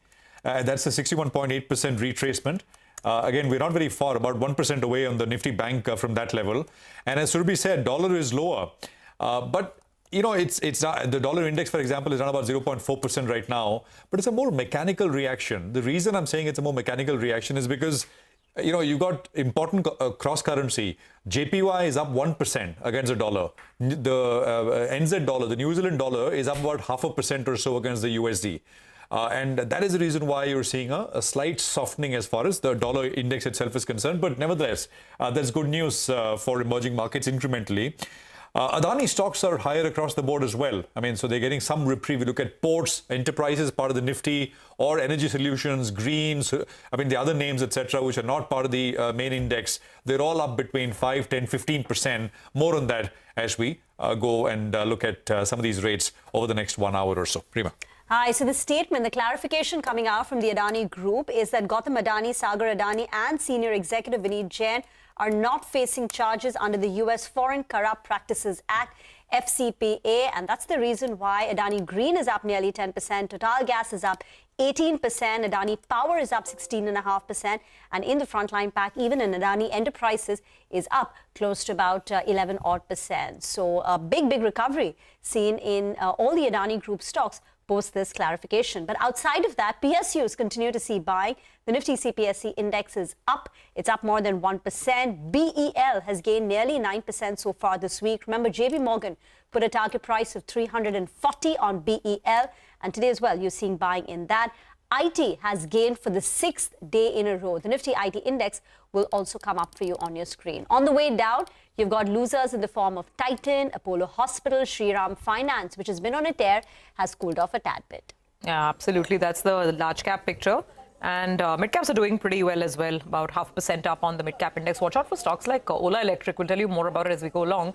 20% on Ola Electric. It's a move that you really can't ignore. So, Nigel, bulls all the way. Well, that's right, bulls all the way. And around 6-7 trading sessions ago, we had made this point. If things turn around for the Adani Group, then a couple of stocks with tangible assets, that's Ambuja Cements as well as ACC, they'll stand to benefit, as well as Adani Ports as well, because those are the three assets that actually have tangible assets. Valuations are a bit of a discount. And if you look at it, ACC, it was below replacement cost. That has gained close to 10% from the time we put out that piece as well. So some of these stocks, they have good amount of business sense. They have valuations in their favor. And now you have the positive news flow as well that's come about. So good move is what we've seen on all of these names. So Midesh Thakkar is back with us. Midesh, we're holding with solid gains, 100 points higher. But the last couple of days, we've gone to 24,350 and done a U-turn. What's your guess this time around? Do you think we've got enough 1 day ahead of expiry to close this expiry about those levels? Well, Nigel, my sense is that I think, we might be able to get past those levels, though I think maybe it'll happen tomorrow with the expiry coming in, but the view is positive. And I've highlighted this that, buying should be done closer to 24,150 and some profit booking should be done closer to 24,350. And you look at the last 3 days, which is the Monday, Wednesday, and Monday, Tuesday, Wednesday is high. And the reading is like 24,351 on Monday, 24,343 yesterday, and 24,355 today. So yeah, 25. The next buying should happen once we start getting past 24,365, 70 zone. Until then, I think if you book profits around 24,350, wait for a decline to end. So we'll trade with a long bias, but the entry, I think will be slightly tactical. Okay, lots of PSUs are doing well. We spoke about BEL and the 9% gain in 3 days, but Coal India is up and about in trade. NTPC surged 2.5%. Outside of that, frontline names like HDFC Bank has been on the front foot. HDFC Bank is up more than 1%, and Trent has been a big mover in the second half of the trading session. Trent is up close to about 3-odd%. Mitesh, what would your stock calls be for the last hour? Yeah.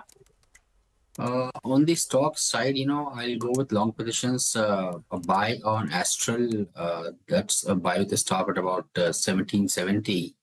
And, target of 1835, 1840 on the upside is what I look at. It's given a pullback, so I think the risk-reward ratio from this entry point is good. And a buy on Bata with a stop at 1358 for targets of 1410. Okay, all right, got that. Mitesh, we'll come back to you for some more ideas in a bit. Thank you for now. Let's move on and talk about some of the key newsmakers of the day. And obviously, the listing of the day has been taking top honors in terms of just Mindspace. NTPC Green listed on the exchanges and managed a small premium, 4 to 5% premium as well. Let's just pull up the stock price right now as well. Vivek is here with more details. It was a large issue. 10,000 crores is what the company is raising now, 13% up on the stock, with promise of lots of capacity addition on the renewable side ahead. Vivek, you also heard the management. So what are the overall takeaways on this company? Well, good afternoon. That's right. So NTPC Green expected to be a slightly tepid listing, but it's actually surprised the street in terms of the kind of up move it's seen after what was largely a flattish listing. Remember, this is a 90,000 crore market cap company, prior to listing itself. So any move there is significant amount of market cap addition that we are actually looking at. 10,000 crore fresh issue, out of which 7,500 crore is what the company is looking to go ahead and reduce it at its subsidiary. But they have a lot of capex plans, so there will be a significant amount of debt that the company will have to incur going forward. Now, when you're talking about the implied valuations, at the upper end of the price band, it was close to 16 times FY27 EV to EBITDA. Now it's become slightly more expensive after the up move, almost 13% higher. Now, talking about the installed capacity, currently the company has an installed capacity of just around 3.3 gigawatt. But what is it that the company is looking at? Year-wise, is what the company has given in terms of capacity addition plan and commissioning as well. 3.3 currently, 5.9 gigawatt under construction, and almost 10.8 gigawatt is the current pipeline that the company has. Ambition FY32, the company plans to commission 40 gigawatt. 60 gigawatt is the kind of capacity that the company will have as far as FY32 is concerned. So that is a significant jump from the current capacity that has already been commissioned. What does the management tell us? Targeting close to 19,000 megawatt or 19 gigawatt of capacity by March 2027 itself. And they gave us a key number, in order to go ahead and calculate what will be the kind of earnings. They said that, when you're talking about per megawatt, the EBITDA that they're looking at is 65 lakhs per megawatt. So that, if you extrapolate to the FY32 numbers, works out to an EBITDA of close to 35,000 to 40,000 crore by FY32. This is on a base of just around 2,000 crore from FY24. So very large, growth as far as earnings are concerned is what the management has guided to. Very important to see whether they can execute on what it is that they've guided for. Right now, valuations aren't cheap. You can't really compare it to any listed peer in India because there aren't any listed peers in India. But globally, the stock too is trading at a slight premium.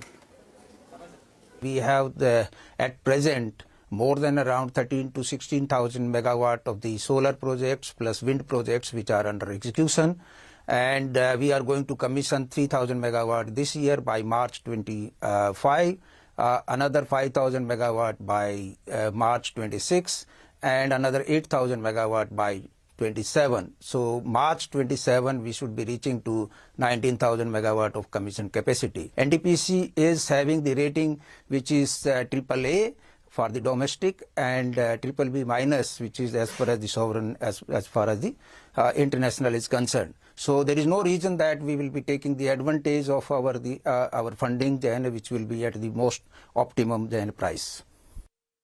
FY27, we will have the 19 gigawatt commission capacity, means 19,000 megawatt. So 65 lakhs, it's translating to around 11,000 to 12,000 crores of the EBITDA. So this is, and going forward, the growth rate is going to go on increasing. We will be accelerating our growth rather than only getting flat. Okay, all right. So there you hear some sort of projections from the management as well. Prakash Diwan is with us on the show this afternoon. Prakash, good to have you on as always. So NTPC Green, seeing green on day one. Now, these are patient businesses, right? But it's a very hot side of the market. Everyone wants to have a slice of the pie, which could explain the 13% up move on the stock as well. Would you be a buyer? Not today, Surbi. Not today at all, because one is there's a huge amount of allotment liberally that has been already underway in the IPO. So this particular allocation that's being done post listing is from largely, I would guess, institutional investors who would want much more than what they've secured. So on the retail side, I don't think the appetite is going to be so huge so soon. But it makes for a great portfolio pick for, undoubtedly. And when I say that, given the kind of runway to growth, given the cost of funding that he's very clearly articulated, and that's always been one of the advantages, they will definitely continue doing well. But keep it pinned on your list wherever you want, because on a bad day, if this kind of gives you a good entry point, there you have an opportunity to kind of add it to the portfolio for the long term. Prakash, hi. Afternoon. What about Sagility? Is this a company that you've tracked? It's a recent listing. They came out with their numbers 2 days back. And just for our viewers, it's a company which provides tech services to US healthcare clients, largely the health insurance companies. About 85 or 90% of the revenues come in from the US health insurance companies, where they provide tech solutions like claims management, premium billing, care management, etc. Since the numbers, which came out 2 days back, the stock has been on a tear, 20% up. Do you like it? Because it had a muted debut. No, good afternoon, Rima. You're absolutely right. These are names that you really cherry pick when the going is tough. The listing wasn't very exuberant, but and the numbers now corroborate the fact that the growth rate is going to be probably even better than what they have clocked in Q2. My sense is that the current market cap, it's if you look at the projected numbers, profitability, it's probably valued at under 20 kind of P multiples. This also takes me back. If you see, there was a time when First Source used to be focused on. That was the only company which was working on this particular healthcare vertical, and it's a very promising space. That was the time when Rakesh Jhunjhunwala also actually bought into First Source, because he kept talking about the kind of market, the addressable market being so massive. You have healthcare, you have the hospitals, the insurers, the hospitals, and the credit card companies, or the financials, which are on the other side along with the consumer. So it makes for a great play. You almost become so critical to the functioning of these entities that they can't do without you. So this is a space which is going to grow. Though the market in the US has been very mature, I still feel there are lots of players that have actually exited the market in the last few years, and Sagility has been there.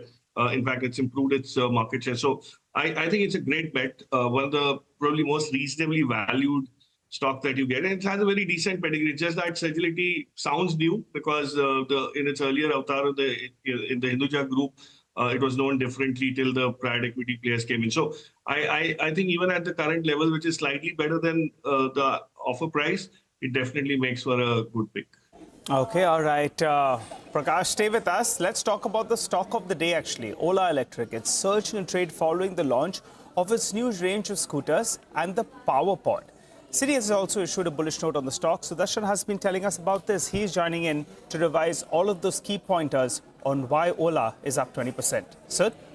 So first news is, Ola has launched a range of scooters, and good part about this launch is they have launched in the affordable range. Price range of these scooters are in the range of 40,000 to rupees 65,000. Now, after that news, Citi also has come out with a note initiating coverage on the stock with a buy call, and target is rupees 90 per share. For Citi, positive thesis is, first, company has a wide product portfolio. Second, it continues to focus on strong R&D. Third is significant vertical integration, and it has a large scale of production. Citi believes soon to be launched motorcycles and electric three-wheelers will boost volumes further, and it expects profitability to improve as capacity utilization increases further. But it has also highlighted key risks. In that one, first is overall weak EV penetration. Second is elevated competition. Third is continued negative perception on service quality related to Ola.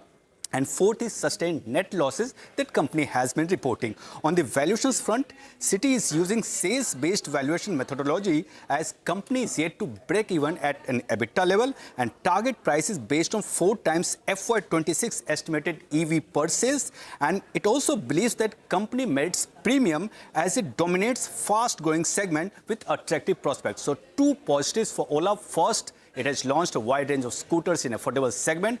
Third, positive brokerage note. On the back of that, you can see that today Ola is up almost 20%, hitting the upper circuit.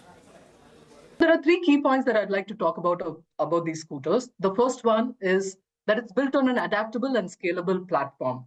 And with that, we are able to address a variety of use cases across personal and commercial necessities in rural, urban, and semi-rural areas. The second point is that it is a durable, reliable, affordable, and efficient series of products. And we hope with this that we will be able to address the needs of a lot of high-rise demands like gig workers and last-mile mobility needs. The third point is this is the very sort of heart of the need, which is that it's built on this Ola portable battery. And this we think will address the concerns of range anxiety. We expect to launch these scooters in the timeline of March to May, these 4 scooters. And as I said, this platform is scalable and modular.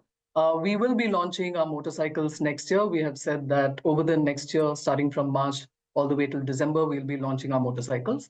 We will be launching our Gen 3 scooters, the S1 scooters, starting from January, and further that adds to our profitability because every generation we are able to reduce our costs and improve our margins. All right, Prakash, what do you think? The scooter went speeding away to 140, then it corrected to around 70, and now the street is liking all that they're hearing, with regard to the city note, with regard to what the management had to say. Your view at around 88 rupees? No, Nigel, the tough part is that you're yet to see the product and the acceptance thereof. That's going to probably happen middle of next year.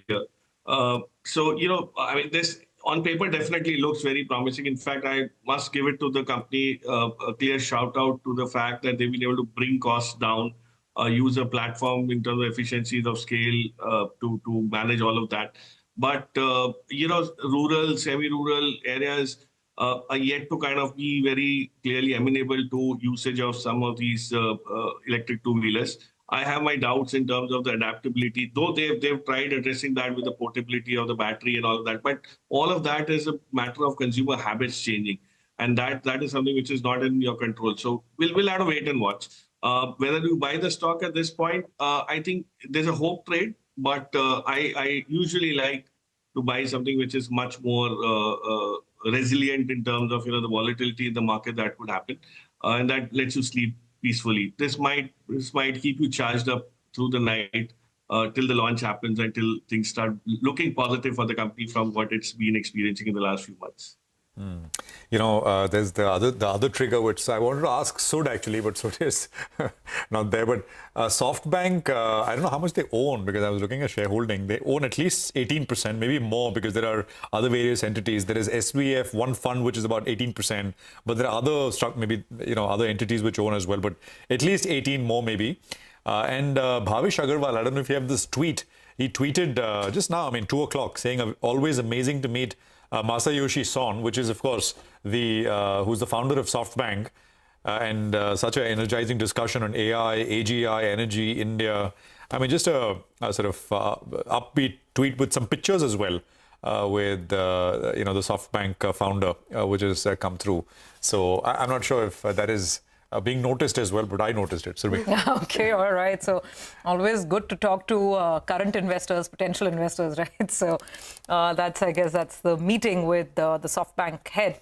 But Prakash, you were talking about you want to own stocks which let you sleep peacefully at night. So we all know which one of those picks it is. One of your old favorites, right? Mahindra and Mahindra. How did you find the cars? EVs. So what's the sense? I think the question really is that whether this can give a new leg up to M&M. Yeah. I don't know if you saw enough in the vehicles that were launched yesterday. No, I haven't been able to physically sit through any of those, but whatever specs I have tried understanding and evaluating, I think they've done the master stroke is the price point. If they are going to offer you this feature-laden EV product which competes with any of the regular IC SUVs that are available in the market, it's actually the rest of the players will have to run for cover. So what it does is it starts impacting immediately the market share of the likes of the Creta, some of the Volkswagen products that are in that segment were just kind of Kia and all of them were kind of getting a foothold in that market. Mahindra will disrupt that for sure. And remember, they also have they have the longest history of electric vehicles tried and tested of this scale, thanks to the acquisition that they made long back from Bangalore on the many motors thing, So they've evolved themselves far more better in terms of indigenization. They don't have to depend on anybody to make changes and upgrades.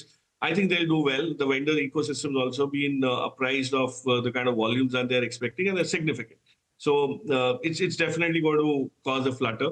Let's see. We'll, of course, wait to see them, try them out on the road. But from what we've seen till date, it definitely looks promising. And remember, the farm equipment thing is now kind of slowly coming back in place. This is a peak season for those numbers to back it up.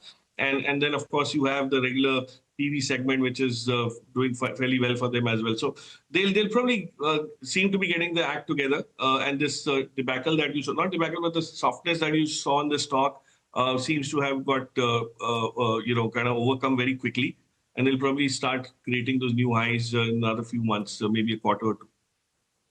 The counter argument to this is that there is intensifying launch action in the EV industry over the next 6 to 12 months. So there is one part which believes perhaps the best of the cycle could be behind us, at least over the near term. But thank you, Prakash, for joining in. We need to slip into a very short break. On the other side, Jitendra Shriram from Baroda BNP Paribas Mutual Fund will join in.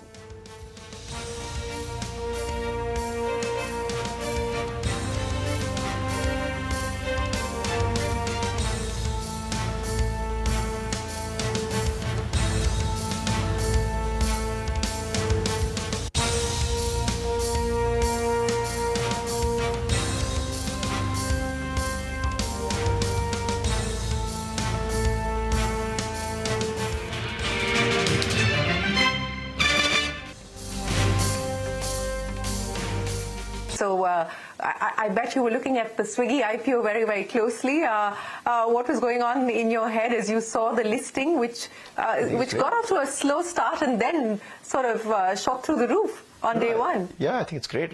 It's huge kudos to what Shriharsha and the team have pulled off, and I think it's great for the ecosystem. I think we should, one of the last things I mentioned, Shreen, is that we should be celebrating this. This is Indian technology, like quick commerce, and Swiggy's IPO. I think it's fair to say, largely powered by excitement about quick commerce, right? Zomato's performance, largely powered by excitement in quick commerce. I think that's not a controversial thing to say. It's a consensus view. We should be celebrating quick commerce. This is good for the country.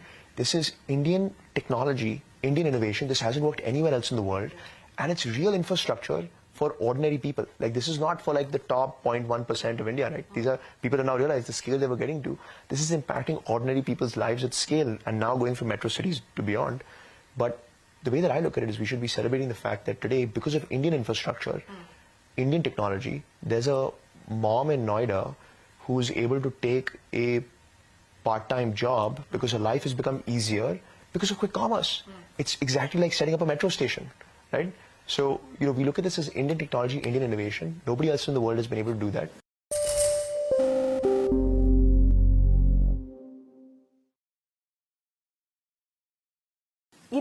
We don't know what the government intends to do, whether the government acts, how it chooses to act, how it chooses to respond to the charges that Kate has put on the table, and whether there's going to be any change in regulation or not. But you're going to be filing your papers at some point, hopefully soon. This is going to be a significant risk factor, is it not? Was this a risk factor when you did this round of fundraise, when you did the domestic financing? Look, not really. I think we've got... Nobody's asked you these questions? No, people ask the questions, no doubt about it. But to give you a sense, I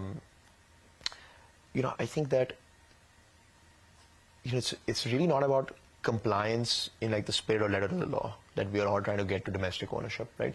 We're realizing, and this is the first time that large internet companies are getting created at scale in India, which is a good thing, right? We should celebrate, companies like Zomato and Swiggy that have created tens of billions of dollars of value, and most of that, especially in Zomato's case, has accrued to Indian shareholders over the past 2 years, right? There are people that, sorry, on a side note, but there are people that probably can retire earlier or can take care of their parents easier because they own Zomato stock, and that's how you build a middle class, right? You own Boeing stock for 30 years and you build a middle class like that. You don't touch it and you create wealth, right? So it's a good thing. But to give you a sense, what we're all realizing as an internet ecosystem is to build real value at scale, right? Tens of billions of dollars without having to, be an Amazon or a Walmart, right? to get to that scale, you want to be an Indian company, and it's looked at very positively, not just by the government, but even by the market, shareholders, and the public at large. Right? People trust you more. So, it's not really, to answer your question, it's not really about FDI compliance, FDI regulation. Right? We've had a decade of e-commerce that's been built at scale in this country, and we're just a small part of that today, and so are our competitors in this industry. Now, I'm just trying to understand why it suddenly becomes such a big issue as far as companies like you, and perhaps, again, as I'm pointing out, we don't know.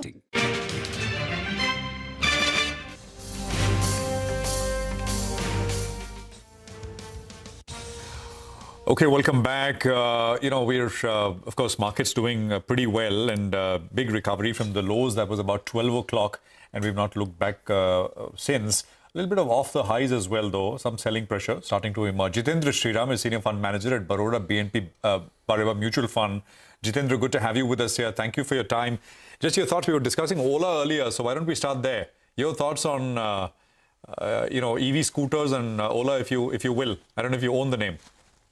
I don't think we own the name, but by and large, overall, what I feel is that, it is a absolutely new ground-up build-out for anybody. I mean, in a sense, whether you're building a EV two-wheeler, because none of it was imagined originally the way, you have matured on, say, the traditional IC two-wheelers. So to that extent, I guess these are all starting glitches which were there. And I guess that, with a little bit of experience, you will obviously get through that entire teething troubles which were there earlier.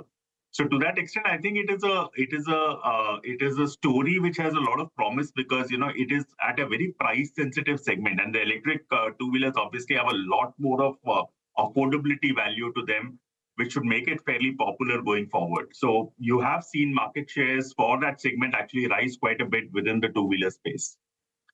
Hi, Jitendra. Good afternoon and good to see you in. This is Nigel on this side. What about the other sectors that has been getting plenty of attention? The renewable power sector. What's your view out there? NTPC Green is listed today. Everyone thought it'll be up a couple of percent. Well, it's up close to 12-13%. And there's been plenty of interest in this space. How are you all placed? Yeah, I think, the point is that this is one of those segments of the market which are actually witnessing a lot of capex as such. So, we have seen this time and time again. Even the existing utility plays, they are seeing a lot of growth on the renewable portfolio. So this is definitely one area which is seeing a lot of money inflow, and also the way the discoms are actually adding to the renewable purchases and the kind of ramp up that is happening. So it's almost up almost 70-80% in YOY terms in terms of the power contracting capacity. So to that extent, I think it is definitely a space which should do well for the next couple of years at least, till we meet our medium-term targets on the renewable side. And the fact is, today, given the way the equipment prices are falling, it is actually becoming a far more competitive source also. See, earlier, it needed a lot of crutches of governmental support, subsidies, etc. But with prices coming off and technology stabilizing, I think it is becoming competitive on its own standing. Jitendra, hi. Afternoon. Just about a few months back when we had spoken, I think your small cap exposure in your funds was quite negligible. Are you, given the fall that we've seen in the mid and the small cap stocks, have you added on to your positions, and what would the call be now on the markets overall? In fact, if I look at it in the last couple of months, selectively, yes. Some part of those earnings misses which we saw in the 2Q results, you could probably attribute it to certain softness in governmental spending because of the election dynamics, or you could talk because of the elevated interest rates and so on and so forth. I think prices did correct in quite a few small and mid caps, so we have been selectively adding to our exposures there. To the extent that, it has definitely gone up, but obviously that time the conversation was more about the large cap product, and since it is focused more on large caps, yes, it is predominantly still more than 80% will be in large caps mandatorily, but we have added a little bit of mid caps there given the price corrections that have happened across select names. Oh, okay, all right. I think we are just approaching the 3 p.m. mark with the market, which I think is taking a small sort of dip. Jitendra, I don't know if you have time for one more question, or should we go across to the Mahindra? Okay, I think, Jitendra, what we'll do is we'll wrap up our conversation here. Shorter one. We have the M&M interview coming up, Jitendra, so apologies. Thank you for joining us. So my colleague Parikshit caught up with the Mahindra management. Remember, Mahindra has unveiled its first 2 electric origin models, marking its entry into the electric SUV segment. This is Rajesh Jajurikar, ED and CEO, Auto and Farm Sector at M&M. Listen. Both of these are electric origin SUVs, and they're built on what we call the INGLO platform. These are lifestyle experience chill products. So, when you see these products, we are expecting a boom boom kind of feeling, which is a wow, because the design is standout of each of these. They're on the same platform, but they look very distinctive. So different types of customers will get appealed to each. And we're really bringing next stage technologies into these products and next stage features. So you've got to see some of them today. We also kind of set out, one of the reasons we call this event Unlimited India is because we believe this is India's moment. And this is a demonstration of what India is capable of doing by way of comparing and competing amongst global luxury brands, but at India kind of prices. And that's why it's an India moment. Right. So who are you really targeting?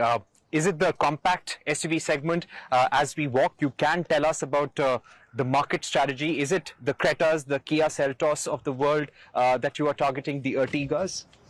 We don't target a specific product. When we look at our strategy, we like to think of which customers would buy us. And we've seen in the past, over the last few years, that when we launch something, customers come from all over. Some from really super premium, expensive brands, some from entry-level brands, and categories get created that way. And I think it's the same thing that will happen here, because these are, like I said earlier, lifestyle experience products, and it's going to attract a certain kind of customer who wants a certain experience, people who really want to see cutting-edge technology in their cars. One of the things you would have heard yesterday is the way we've created the Sonic Studio experience. I mean, global music tuning experts, and we had Richard King here yesterday, talked about how you can almost create the studio tuning experience in this vehicle. The music sound system is so amazing, with the 16 Harman Kardon speakers and the Dolby Atmos and all of that. So it's about experiencing something very different, and that's going to draw people from all segments. But to your specific question, I would think, we've launched the entry, what we call the Pack 1 of the BO5 at an ex-showroom of below 19 lakhs, which is going to open up a huge segment, because when you look at UV1, UV2, UV3, we have quite a substantial volume per month, almost like 18 plus 23,000 in the two, at a price point of between 20 lakhs and 30 lakhs on road.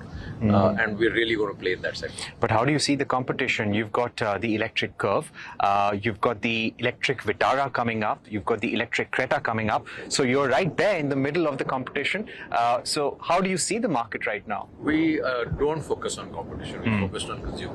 Yeah. So, people of course, there will be competition, which we think is good for the category. So the more the people come in, it will facilitate ecosystem creation, so on and so forth, break customer barriers. So we're not worried about competition in a category where the market penetration is only 2%. Right. We believe we have a really good product which will excite customers and will help grow this segment immensely. Okay, but do you feel that today price parity with ICE has been achieved? EVs are now at the same price as ICE vehicles? Well, we've only put price out of one variant of each of the two products, and by the time we come closer to Jan and in the later part of January, we would have all the prices out.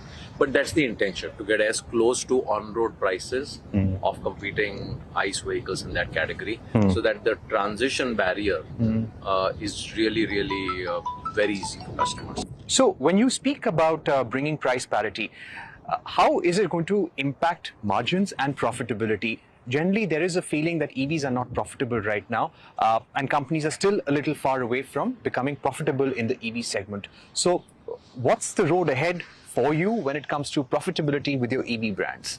I don't know which companies you're talking about which are not profitable, but without naming... On EVs? On EVs, I can name, without naming the companies, I can talk about 2 global EV companies which are immensely profitable. Yes.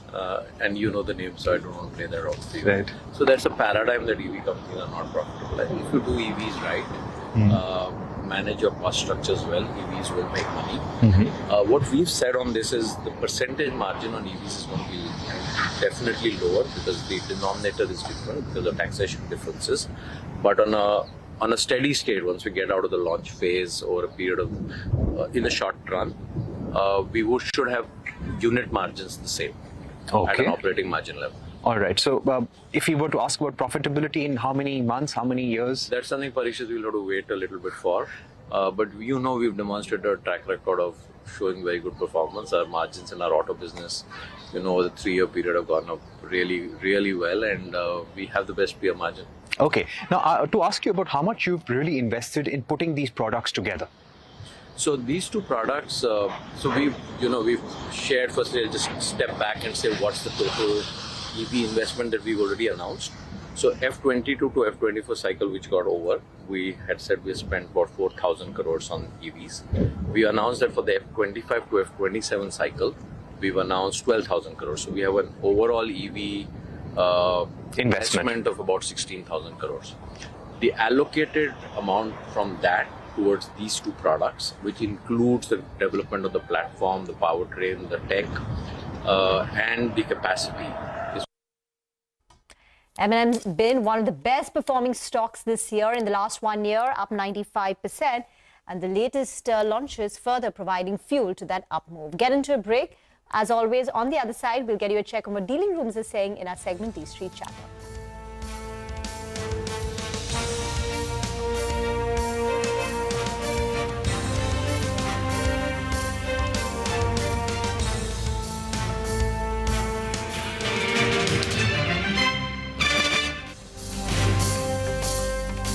Official comment from Zomato, but HDFC has foreign holding and it's in the banking space. Why are you guys getting so concerned about this? There's a difference between financial services and what we're building, which is commerce, right? We're employing. Obviously, HDFC is one big example. There are obviously lots of examples of large Indian companies, right? Like the Tatas and the Reliances of the world. But that's the feedback that we've gotten, right? In general, if you look at companies, in the Nifty 50, right? Most of them are, Indian owned, and most of them have, that's been the broad example. Obviously, there are exceptions, no doubt about that. But yeah, look, I think, you're right to say that, why has it become an issue suddenly? I think we're expecting that, we will scale, we will create value. So is this a preemptive move, is my question? Yeah, look, candidly speaking, I don't think raising this financing is going to change one thing or the other, right? I don't think that it's going to change something for tomorrow morning. It's more a long-term track, right, where over the next 6, 9, 12, 15 months, we keep building Indian ownership. So what will be the ownership? How much do you dilute with this round? How much do you hold between you and Cavalier? What will the foreign shareholding be, and what will the domestic shareholding be? Yeah, so, we are, we will own, by the time we go public, we'll own about 20-ish%, right?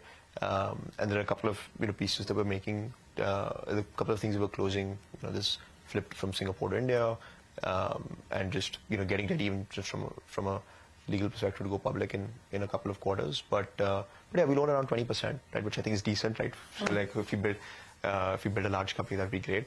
But back to answering the key question, right? Is it, I don't really look at it as a risk factor, right? We are today, like, we're not only FDI compliant, but we've got a long precedent of FDI compliance, right? Before us, well before in this industry, in e-commerce. We are anyway moving towards being a domestic company, but that doesn't mean that tomorrow we become a domestic company, business model will suddenly change, we're constrained. No, that's not the thought process. Business model will stay the same, even as a domestic company. But, today these large IPOs, hopefully if you become a large company, what does this preempt, right? This preempts us, I hope, right, and then maybe be optimistic, but in the next 12, 24, 36 months, I think we'll be like a 15, 20, $25 billion company. I don't know when, I don't know if it's 3 years, 2 years, or maybe longer, but it seems like that scale is going to come. And that's what we're preempting, right? We're preempting that, saying that we would like that large-scale value to accrue to Indian shareholders, and now we have an opportunity to do so. So I think that's true for Zomato as well. They started as like a largely foreign-owned company, and over time move towards Indian ownership. A lot of that value scale happened there. Similar with I'm sure Swiggy over the next couple of quarters. But for the first time, we have that opportunity, and so all of us are taking that option. It's a very special week for us this week. I'm here celebrating our 20th anniversary in India. India is such an important part of AMD. When we look across our, all of our, global portfolio, every aspect of our product line goes through our design center here in India. And so I had a great time this morning with our team. And when I look back at the last 10 years, it's kind of interesting that we had met each other 10 years ago.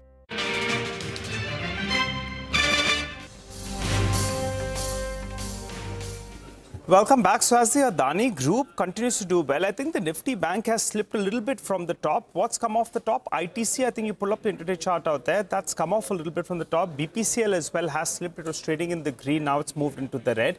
And big boy ICICI Bank, I'm looking at the large trades. It appears there's a very, very large block that's taken place on ICICI Bank. And if I have seen this correctly, more than 1 crore shares have changed hands just in the the last few minutes or so. So that could be one stock that's moved to the low point of the day. It's pulled the Nifty Bank down. It's weighing a little bit on the Nifty as well. But it's that time of the day when Nimesh joins us to tell us what is he picking up. Nimesh, you believe the FIs will be buyers yet again?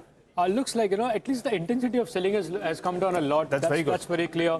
And again, there is a bit of buying as well. So that's overall feedback. So the flow seems to be quite neutral from an institutional point of view. I guess, but the bigger thing is the momentum back in the broader market stocks. We've been saying for the last couple of days that the broader market stocks have relatively outperformed. Yes. And again, I guess today, for a change, even the big pullback in the Adani stocks have changed the sentiment towards the broader market stocks as well, because on a daily basis, investors were getting hurt because of the sharp falls. Big recovery in the Adani stock also means there is a bit of relief in the broader markets as well. So that's the broad feedback that I've been picking up from the dealing rooms. I guess from a sector point of view, as I said, I've been saying for the last couple of days, there is a bit of momentum back in the PSU names. So that space continues to outperform, and there is buying as well.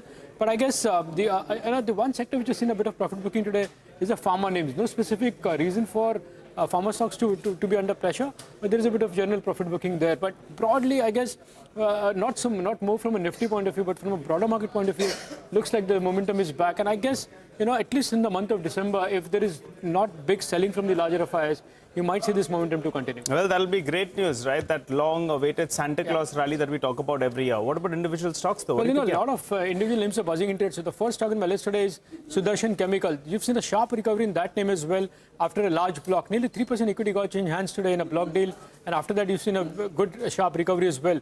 In terms of seller, I understand the promoter entity was a seller in today's block, and some large HNIs were buyers on the buy side. So that's a possible trade. But also in Sudarshan Chemical, there is a big QIP also which is lined up. So even that's something to track going forward. The second name is MSTC. We don't talk too much about this name, but surprisingly, that stock is buzzing in trade. Good volumes as well. I understand a leading HNI investor was an active buyer, and hence a big move in that name in today's trade. The third name is Coal India. I'm picking this name because I've been saying this for a while now that some bit of interest seems to be back in the PSU name. Coal India has actually fallen sharply in the last few days, largely on the back of a big sell-off.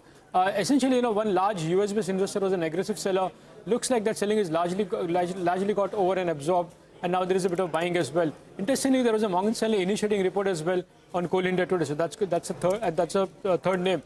And the last is ICICI Bank. While Nigel did point out about a large block in the last 5 minutes of trade, nearly 1 crore shares got changed hands. But within the banking name, this is one stock which was very aggressively bid by larger institutions. Not sure whether it was part of the block deal, but in general, there is buying interest in ICICI Bank at these levels. Okay, all right, Nimesh, thank you very much for that. So those are stocks on Nimesh's radar, so keep an eye. Well, let's tell you what to buy or sell today for a reverse trade when we come back tomorrow. Mitesh is here with that. Mitesh, afternoon. Yeah. Good afternoon, Prashant. You have a BTST in Crompton. Keep a stop at about 407 here. Look for a 415 kind of a target. And Biocon is the other one, which is a BTST with a stop at 355 for targets of 360. Okay, got that. Desh, thanks very much. You have a good rest of the day, and we'll see you with the market again tomorrow. Markets continuing to hold on to a bulk of that momentum, but we're not above 24,300 right now. Once again, slight dip coming through below that mark as we speak, but still 78 points higher, so not bad. Mayuresh Joshi, Head of Equity Research at William O'Neill, is now with us. Mayuresh, thank you for joining in. I have to first ask you about Ola. 20%. Quite an electrifying move today. What do you think about the stock? Afternoon, Surbi. No, I think the new launches is something that has done the trick. And I think all the new launches that they've probably come with in terms of both the price points as well as the expected range for each of the model that they've probably launched. I think that is something which has created a lot of enthusiasm for the stock itself. Again, I think a clear indication to competition that these are the price points that you are going to put on the table at this juncture. And the expectation specifically in terms of the larger model, the larger price model, is that they're obviously expected to carry portable batteries, which means that the infrastructure issues that a lot of companies probably face, or even end users, you can probably charge those batteries at home. Now, what do they do with their existing servicing issues and servicing woes is something that the street will ideally watch out for as well. But I think the enthusiasm has largely got created because of the new launches, the 30% share that it probably has, and what does competition probably do in terms of their new launches and price points as well. So yeah, I think the new launches have done the trick for it. Okay. All right, got that. Stay on, Mayuresh. We want to talk to you about Hitachi Energy as well, which has been such a story in the market this year. The stock is up 150% in this year itself, which explains why today it's cooling off. I mean, once the news came in of this large HVDC order, we caught up with the managing director and CEO of the company to talk about what this order win. I mean, the order win is along with BHEL. It's a large win on the HVDC side. Renewables is what the space is. So what this particular win means for them and what are the growth prospects from here on? Take a look. We have a very clear strategy on the growth segment, high growth segments. Data center is one among them, and then renewables, the transmission, and the industries. And in addition to that, we also talked about the two other levers, that is our exports. We brought exports on a consistent basis, 25% of our total order values, and also the services, because we have been present 75 years in this country, and we have created a huge, pipeline of our install base, and we would like to leverage that install base to offer our digital and services to our customers. The two other levers, that is our exports. We brought exports on a consistent basis, 25% of our total order values, and also the services, because we have been present 75 years in this country, and we have created a huge, pipeline of our install base, and we would like to leverage that install base to offer our digital and services to our customers. And the services also high focus on that. We are taking a lot of actions in driving the service business for Hitachi Energy. All these three combination of that, and in addition to our various other initiatives of whether it is manufacturing efficiencies, bringing. All right, that's Hitachi Energy. At the start of the year, the stock was a 5,000 rupee stock. Now it's a 12,000 rupee stock. That's been the kind of move. And then, of course, it's cooled off with the market correction and given the concerns on elevated valuations for some of these capital good equipment players. Mayuresh, your thoughts? Hitachi or anything else in the space that you would play that you would like? So Surbi, again, I think a large element in terms of the price move, the order win obviously is huge. And therefore, I think as they execute this over the next few quarters and years, that is going to substantially add in terms of how their top line grows. Obviously, in terms of operating efficiencies, you've seen EBITDA margins probably recover in the last financial year, with execution expected to be doing well for Hitachi Energy over the next few quarters as well. The expectation is that there will be a bump up in terms of the EBIT margin performance as well, which will clearly indicate operating leverage, and therefore earnings should see significant amount of earnings growth over the next couple of years. However, if I then look at how valuations are probably pegged for Hitachi Energy, assuming what they can probably deliver even from an FY26 perspective, I think the highs that it probably hit up around 15,500, 16,000. I think that was the best case scenario that they probably delivered, but there was a little bit of an enthusiasm there as well. So I think fairly valued in our opinion, late stage base as we see it. So anybody holding can hold on. Fresh investments need probably to wait out for declines. What we like again from this space, L&T within the large cap names. a clear proxy to the entire India eco play. And within the smaller names, Pennar Industries, Azad Engineering, I think these couple of stocks, in my opinion, with enhanced capacity specifically for Pennar Industries, the expectation in terms of stable earnings growth probably seems to be on the card. And Azad is a very, very niche play in terms of the critical components that it probably supplies. Very good set of numbers. And therefore, our belief is that earnings along with the strong order book and execution should reflect in their balance sheet growth as well. Okay, all right. Mayuresh, Sion, we'll take a quick break. Then we'll be in the last leg. We have some more questions for you. Come back and start counting down to the close. 10 more minutes to go for trade today.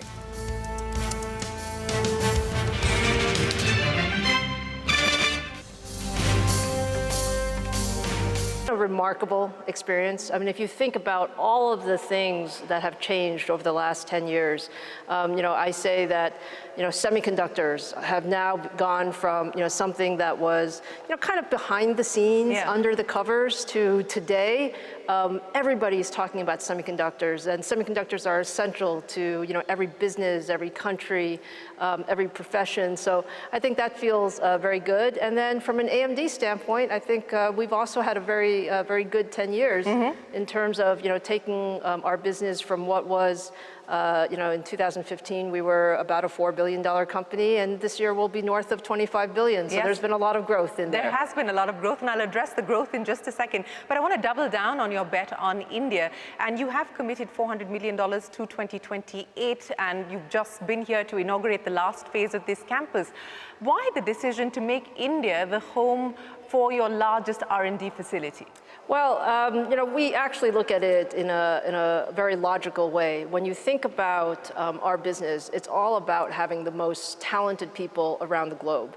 We run a very global team, and we did make a bet on India. We made a bet that we could build an end-to-end design capability here. So hardware, software, systems. It's an extremely talented team.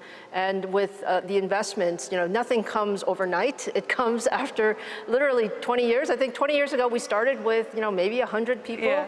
Now we have 8,000 people in India across all of our product portfolio. And I think the bet has really, paid off. We wanted to have a major site in India, and we wanted to grow that skill set across the board. And I'm very happy to say that this is our largest team outside of the U.S. This is our largest design center here in Bangalore. So it is a very special place. Well, I'm glad to hear that from you, Disa. I also want to link this to the larger semiconductor story that's now starting to play out in India. You met with the Prime Minister in September when he was in the US for his visit. India is aspiring now to become a manufacturing hub of semiconductors as well. How do you see that playing itself out, and what do you believe will be some of the things that we need to be mindful of as we grow this ecosystem in this industry here? Well, I have to say, I have a very, very high regard for Prime Minister Modi and his strong vision on technology across semiconductors, both the Make in India, semiconductor manufacturing, design, as well as all the focus on AI. I think every aspect of that is truly important as we go forward, and especially around semiconductor manufacturing. What I admire is the very concrete, pragmatic steps that have been taken to both attract global companies here, as well as building the local infrastructure and ecosystem. And I think the one thing is these ecosystems take time. They don't come overnight. But I would say lots of very strong progress, and we continue to invest. Welcome back. Well, a lot of stocks actually are moving around. Swiggy is up and about in today's trading session. You have Zomato as well that did well. Now it's cooled off a little bit, but Swiggy is the one that's really firing away in the last few minutes. Mayuresh is still with us. Mayuresh, who would have thought, right? 390 rupees odd was the IPO price. They came out on a day when the markets were very, very weak. It listed well, and it's given you a quick fire 20% return in a matter of a month. Your view on the stock at 500? Good afternoon, Nigel. No, I think when they listed, obviously, they left something on the table as far as the valuations were concerned for investors. And therefore, with the lull, I think the stock is now picking up pace.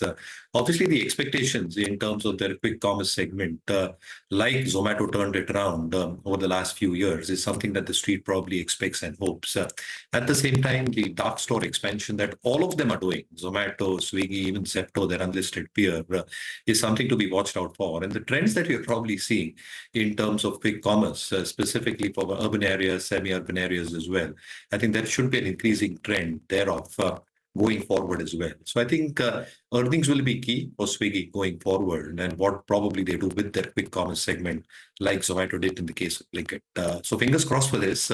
But in my opinion, I think a large part of the move is probably in the price at this stage. By the way, the mid-cap and the small-cap index is at the day's high. The mid-cap index has added on nearly 400 points. The small-cap index is up more than 1%. Vodafone Idea continues to see green on the screen.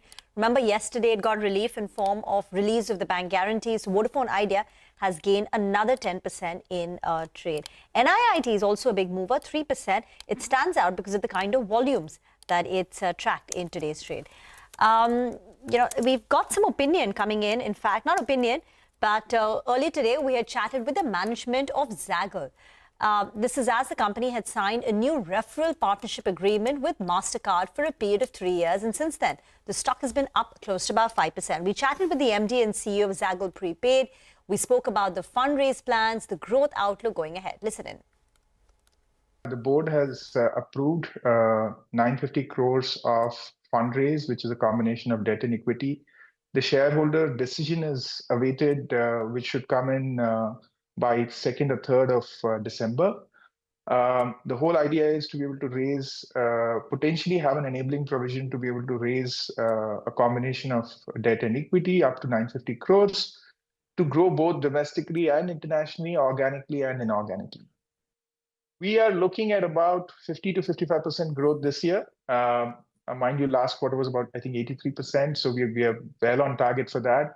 And margin levels, we stay at the current levels of around 9 to 10% this year. All right, that's the Zaggle management with perspective. I think there's, 4 minutes to go for close. Mayuresh, and any thoughts? Do you track this one? Zaggle's done very well. Doubler this year. Afternoon, Prashant. Yeah, and the management probably seems to be very, very optimistic in terms of their overall earnings delivery as well. And they've probably done that, Prashant, to a large extent. So if you look at FY24 numbers, if I'm not mistaken, they've posted around 780 or 785 crores in terms of top line, around 85 or 90 crores in terms of EBITDA.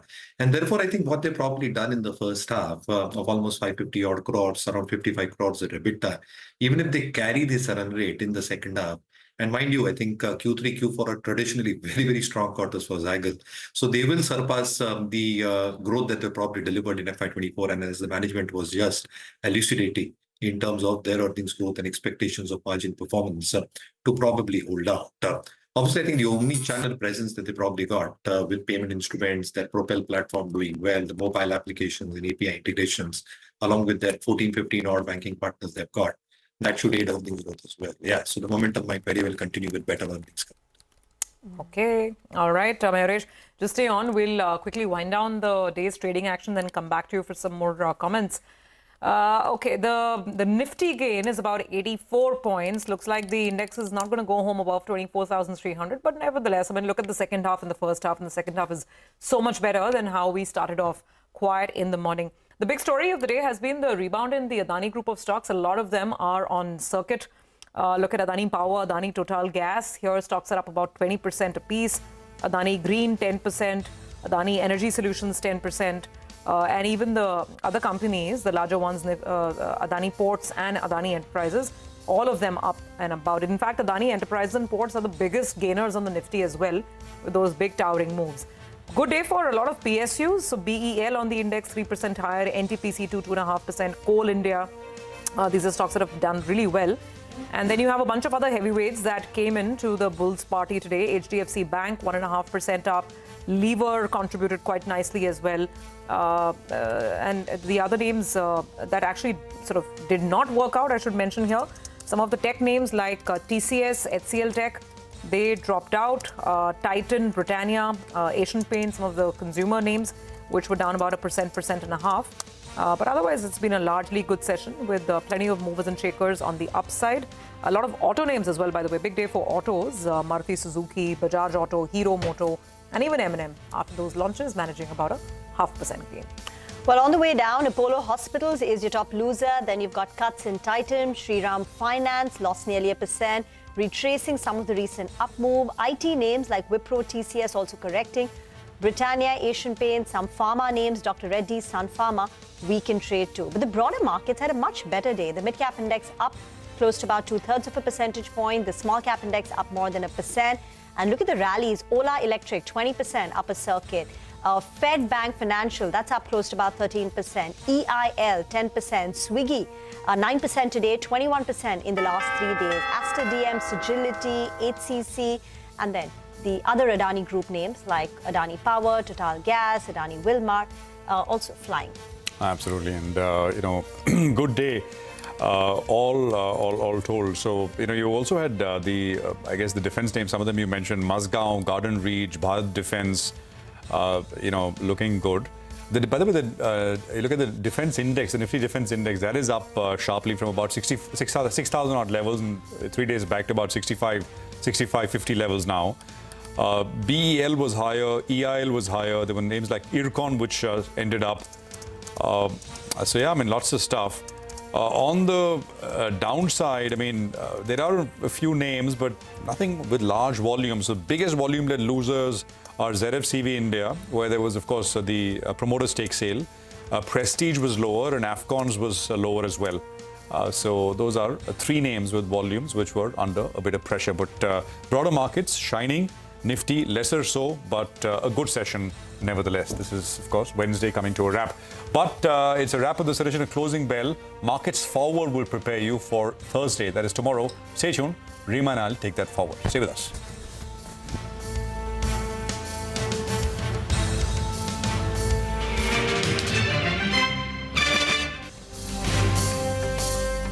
We really believe that this will be one of the most important markets and regions going forward, as well as a wonderful infrastructure and ecosystem for the type of development that we do.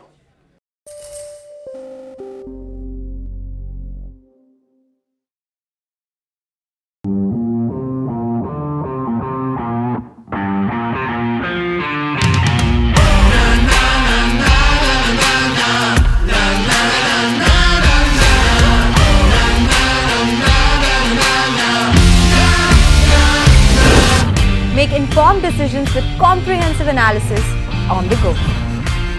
Strengthen your portfolio with real-time market updates on the go. Create effective strategies with insightful expert opinions on the go.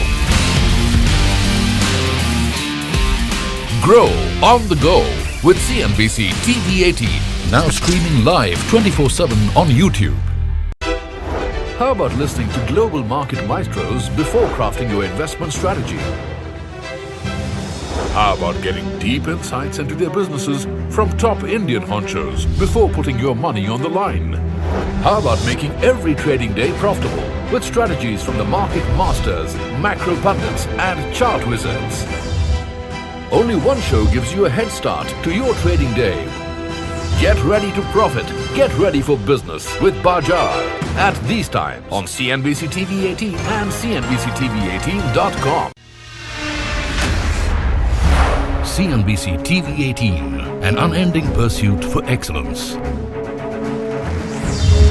A pioneer, a leader, a visionary, building a lasting legacy of credibility, consistency, and trust. Giving unparalleled access to global thought leaders and powering conversations that are shaping the new world order. Setting the highest standards through exemplary leadership. It is this unrivaled reputation for the most comprehensive coverage, actionable intelligence, and in-depth reporting that makes CNBC TV18 India's #1 business news brand.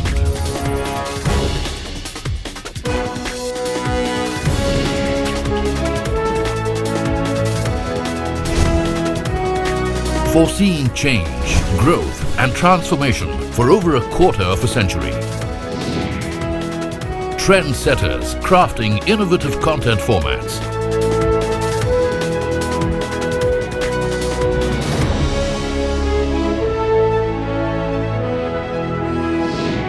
And award-winning business journalism. On air, online, on social media. As we embark upon 25 years of excellence, we invite you to be a part of our future. A positive close for the market, but off the day's highest level. Nifty holds above the 24,200 level. Broader market outperforms. Energy and metal stocks are the top gainers, while pharma, real estate and IT buck the trend. NTPC Green Energy lists at a small premium but charges up thereafter, delivering strong gains for investors over and above the issue price of 108. The management tells CNBC-TV18 it is on track to meet its big capex targets. Mahindra unveils its first two electric origin models, marking its entry into the EV SUV segment. The variants priced to pit them against premium ICE models. Analysts optimistic about their prospects.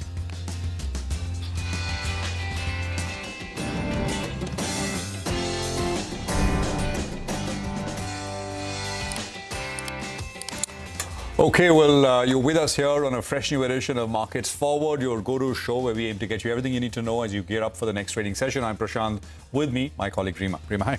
Hi. It started off as a very quiet kind of a session, flat opening, but thereafter it picked up and it's a good close. It's a good close. And there were two things, I think, incrementally. One, of course, was the fact that the dollar was lower. It sold off. And the other was that the Adani complex. I mean, sentiment-wise, I mean, it doesn't have too much of an impact, like to like or 1:1, but sentiment-wise, it does play a bit of a role, right?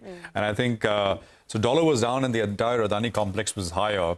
The market did close up, not at the day's high, as we read out in the headlines. Decent close, about 1/3% up.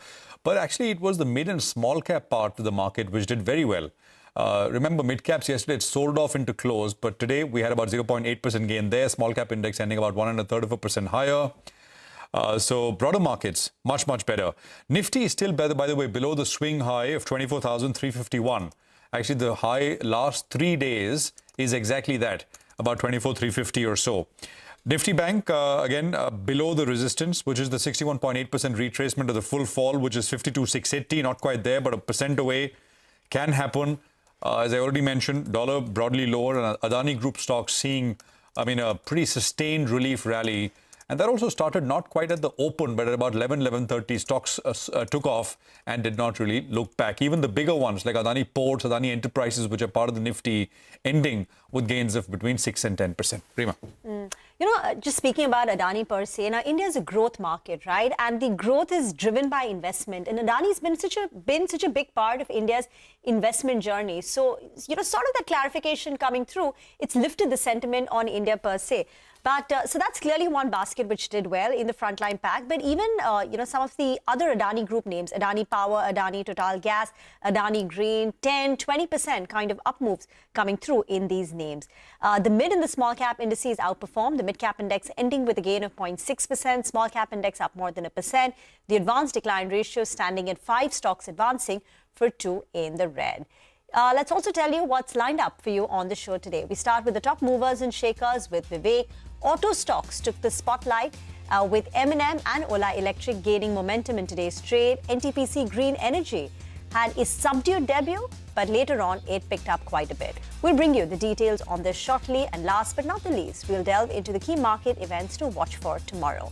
But first up, it's over to Vivek now for the big stock movers.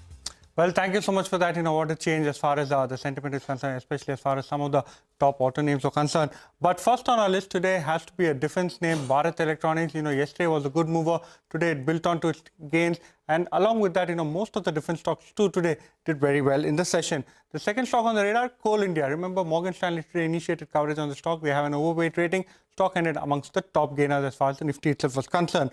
The third stock, one from the broader end of the market, has to be Ola Electric. Citi initiated coverage. The stock ended at the top or at the upper circuit level. Quest Corp, another stock, as far as the NSE 500 index was concerned, good volumes today, up almost 6.5%. And another stock, which moved quite significantly was Federal FINA Services or Fedbank Financial. This particular stock ended higher by over 12.5%. But on the other hand, quite a few losers as well. First on the list, ZF Commercial Vehicle. There was a very large block deal, over 5% equity changed hands. Stock ended lower by almost 13%.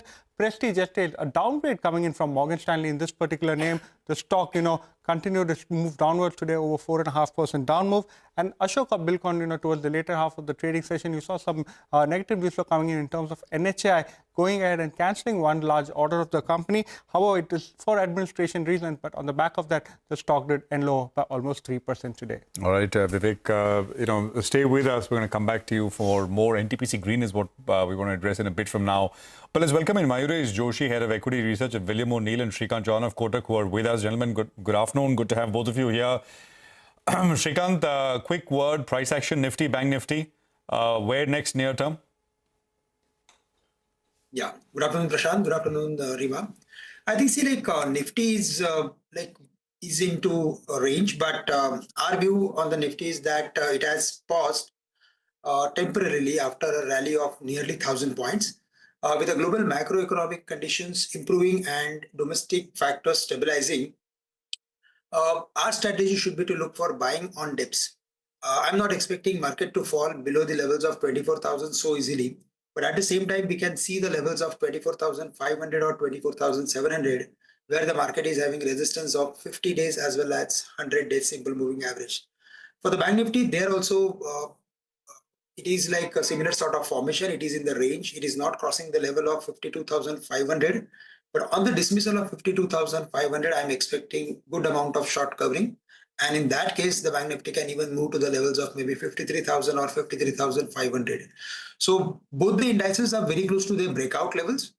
And if there is any correction, then certainly we should look for adding some long positions. Okay, let's get to one of the big stocks of the day. M&M launched its first electric SUV, marking an entry into the segment. BE6E is priced at nearly 19 lakh rupees, while XEV 9E stands at a price of little more than 21 lakh rupees. The car maker plans to roll out these models by late January 2025. Sudarshan is standing by with the latest. That's correct. So company was in focus today. It has announced the launch of 2 electric vehicles, and those are BE6E and XEV 9E. For BE6E, price is rupees 20.3 lakhs, and for XEV 9E, price is rupees 23.5 lakhs. And brokerages are finding these prices very attractive. And sales for these 2 EVs to begin in January 2025, and deliveries are likely to start by February. So what do brokerages say? Morgan Stanley says models are high on performance and are feature-rich, and prices are in line with premium variants of best-selling ICE models. ICE models basically petrol and diesel, but key to watch would be off-take. Goldman Sachs says new launches will help address segments totaling 85,000 units per month. Elara says company has done all that it takes from their side, and company has earmarked a capacity of 10,000 vehicles per month for EVs in FY26, and this target is higher than the size of the entire EV industry currently. Novama believes EVs to support growth ahead for M&M, and it has built-in EV volumes at 48,000 units for FY26 and 96,000 units for FY27.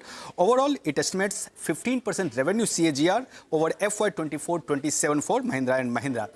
Investec has listed out few standout features in 2 new electric vehicles that company has launched. First one, company is offering lifetime warranty. Second, it's 3-in-1 integrated powertrain. Also, it features.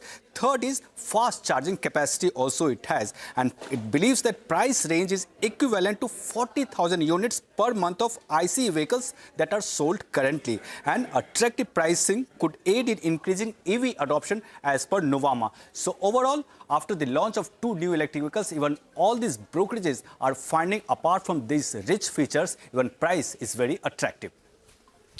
Mayuresh, Sudarshan, thank you very much for that. Mayuresh, come in. Would you concur that, the model is attractive, pricing-wise, features rich, but even the stock price, after a 95% return in the last 1 year, Novama says, I think Novama or Nomura, as Sudarshan was pointing out, Investec, sorry, the stock is trading at an attractive valuation. Would you buy it for the next 1 year?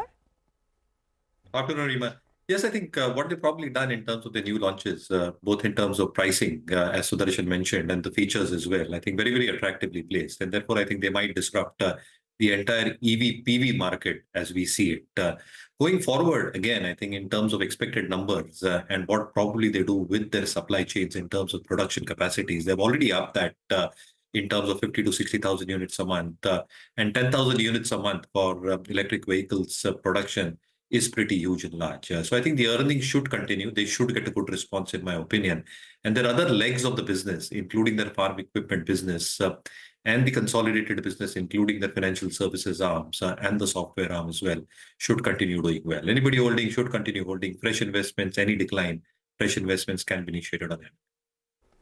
Okay, all right. Mayuresh, stay with us. That is the view coming in. But NTPC Green listed today. It was a slow start, but it picked up pace like the rest of the market. The management told us that the company is on track to meet its capex targets. But what are those targets? And at 120, which is where the stock left off, what are the valuations for this one looking like? Vivek is here with more. Vivek, back to you.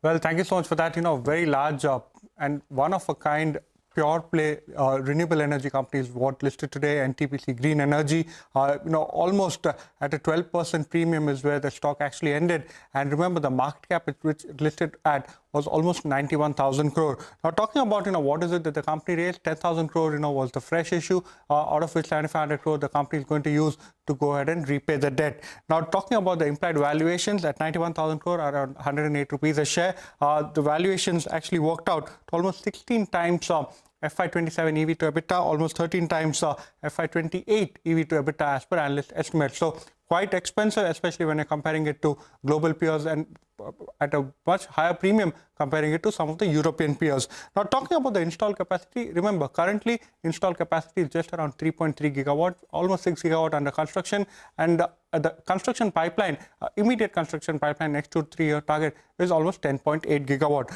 Now, talking about what is it that the company has in terms of capex as well as commissioning planning, number one, remember, FY32, the company plans to go ahead and commission close to 40 gigawatt. Stated target, 60 gigawatt renewable energy capacity addition by FY32. And this is something that, when the management joined us today, they went ahead and they said that they stick to that particular guidance. They said by FY26 itself, they will go ahead and commission close to 5,000 megawatt of projects. Now, what is it that the company told us? They said the achievement as far as EBITDA is concerned, and the calculation that they gave us was that they looking to make close to 65 lakhs per megawatt when it comes to the EBITDA. So the management actually indicated that at that particular run rate, 2,000 crore EBITDA in FY24 could actually scale up to in between 35 to 40,000 crore by FY32 if all of the capex commissioning as well as execution targets are, move as per what the management has guided. So significant growth plans ahead, but both debt as well as equity is something that we need to watch out for. Vivek, valuations on FY32? What is it? 8-year forward valuations is what you have to look at. You said, according to what they said, per megawatt, 35 to 40,000 crores EBITDA. That's right. That's right. Then, if it's 60, as you said, 60 gigawatt 60. of capacity. That's right. All right, Vivek, thank you very much for that. Mayuresh, any thoughts? NTPC Green? So, Prashant, anybody holding should continue holding. Obviously, I think the targets that they've put off, and obviously I'm not considering FY2032 as you pointed out at this juncture, but even if you assume FY27, which is the next 2-3 years in terms of visibility, they're expecting 5,000 megawatts of projects to get commissioned by 26-27 end. They're doing around 2,000 crores of EBITDA right now. Their expectation is around 12,000 crores by FY27 end. And therefore, that will be a substantial increase, both in terms of capacities and purely in terms of an absolute operating number as well. Obviously, I think from an EV/EBITDA perspective, as they keep on adding more capacities, the debt equity portion also increases quite significantly. And the capex requirements are going to continue over the next 8 to 10 years. So yeah, valuations is one thing which is very, very rich, but there is enough expectation that earnings might continue growing at a good pace. So anybody holding should continue. Right. No, absolutely. Get that. Shrikant, before we move on to the next stock, anything on your radar which came up? Because lots of stocks are moving and running hard. Anything on your radar, what you're advising? Yeah, I think so, in this particular rally, if we see any specific sector, then this defense sector is really doing well. Most of these stocks are bouncing back from their immediate lows, and they are crossing their previous immediate swing highs, which is something really like positive, and this can help the entire sector in the near term. But in that particular space, we like Bharat Electronics, which is currently trading around 307, 308. If we see the relative outperformance of the stock as compared to other stocks, then it is much better. Like when it was correcting, the drawdown was much lesser than other stocks, and when it is like recovering, it is much faster. So based on it, I'm expecting this stock to move back to the levels of 330, 340 in the near term. And the other stock which we like from the large cap space is HDFC Bank. It is almost into all-time highs, and it has like crossed the consolidation of last 6-7 months.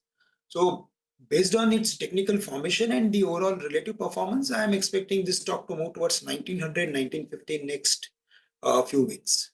Okay. BEL and HDFC Bank. All right, let's get to Ola Electric. The stock was up 20% by the close of trade. Two sets of news. One, the company has launched its first electric B2B scooter. It's called Ola Gig. And the second one is that Citi has come out with a bullish note. Sudarshan is back with us for more. Sudarshan. So Ola Electric has launched a new range of scooters, and this price range for these scooters are in the range of 40,000 to 65,000, and prices are much cheaper than like prices what we have for the current models that are in market, because Ola believes that new range of scooters are for gig workers and the young population. And apart from this news, Citi has come out with a note initiating coverage on the stock with a buy call, and target is ₹90 per share. Citi's positive thesis is based on, first, company has a wide product portfolio. Second, its strong R&D focus. Third, it has significant vertical integration. And fourth, it has a large scale of production. And Citi believes soon to be launched motorcycles and electric three-wheelers will boost volumes further, and it expects profitability to improve as capacity utilization increases further, but it has also highlighted key risks. First is overall weak EV penetration. Second is elevated competition. Third, continued negative perception on service quality regarding Ola. And fourth is sustained net losses that company continues to report. On the valuation front, Citi is using sales-based valuation methodology, as company is yet to break even on EBITDA level, and target price is based on 4 times FY26 estimated EV per sales. And it also believes that company merits premium as it dominates fast-growing segment with attractive prospects. As far as the preference order is concerned, it prefers Eicher, followed by Hero, Ola, Bajaj Auto, and last is TVS Motor. Thank you. The stock has bounced quite nicely. Just last week, it was at levels of 66, and now it's at 88. Mayuresh, would you buy Ola Electric? No, again, Rima, I think the new ranges or the new scooters with bigger ranges, better price points, as Sudarshan pointed out, have probably done the trick in terms of price action today. But what clearly happens in terms of their core operations right now is going to be extremely critical. How do they address the service issues with the existing models is another issue that they probably have to comprehend. And therefore, I think, how do they report better numbers, consistent numbers going forward?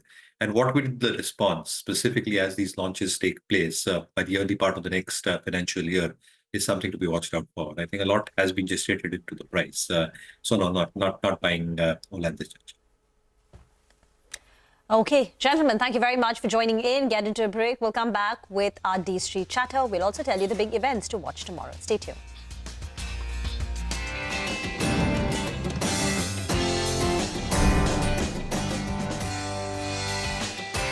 CNBC-TV18, your trusted partner and investment ally. What does it take to build India's largest startup platform? It takes a journey of starting out as an unknown and ending up as unforgettable. It takes more than 2 decades of celebrating the most influential and influencing the most celebrated entrepreneurs. From chronicling the stories of India's startup universe to becoming a success story in itself, as India's longest-running show on startups and entrepreneurship, celebrating 21 action-packed years of building India's biggest startup community. Young Turks at 21, only on CNBC-TV18 and CNBC-TV18.com.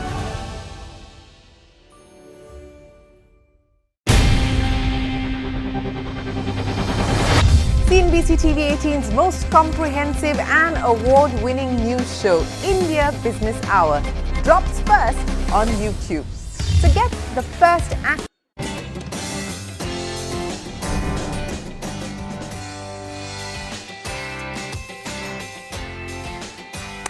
Welcome back. You're watching Markets Forward, and it's time now to get you up to date with the corporate commentary that we received through the day. First up, Hitachi Energy Management says data center, renewables and industries are key areas of growth for the company. Manufacturing efficiencies along with exports and services will drive margin expansion, pushing margins to double digits. Well, we also had the management of Zaggle Prepaid. Stock was up 5%. It's a doubler this year, the Zaggle stock. Remember, they'd taken board approval to raise 950 crores. A shareholder approval with regards to the same is pending. They've not decided when to actually go in for the fundraising. They're targeting sort of inorganic opportunities. We discussed with them the possibility of them actually acquiring an NBFC. They did not say no. In terms of growth rates, the company told us that they're looking at growing between 50 and 55%. That's the revenue growth rate. Margins will be between 9 and 10%. Moving on, KEC International says that transmission accounts for 20% of the total HVDC or high voltage direct current segment, which has already been factored into the guidance. They expect to secure 2 HVDC orders this year. The companies also participated in the EPC processes for Kavach and Loco orders. Additionally, they expect to win several rail-related orders in the coming weeks. Okay, well, that's Corporate Corner. Time for D-Street chatter. Nimesh gets us what's coming onto his radar stock-wise. Nimesh, afternoon. Hi, Prashant. Afternoon. So, another strong day largely for the broader markets because a lot of individual names rallied between 10, 15 and 20%. Even the recovery in the Adani names, helped the sentiment at the margin. But as I said, a lot of interest in broader market stocks. So, the first name on my list is Sudarshan Chemical. That stock saw sharp recovery after a large block. 3% equity got changed hands. I understand the promoter entity was a seller and some larger HNIs bought in today's block deal. The second name is MSTC. We didn't talk too much about the stock, but there was large volumes on that name as well.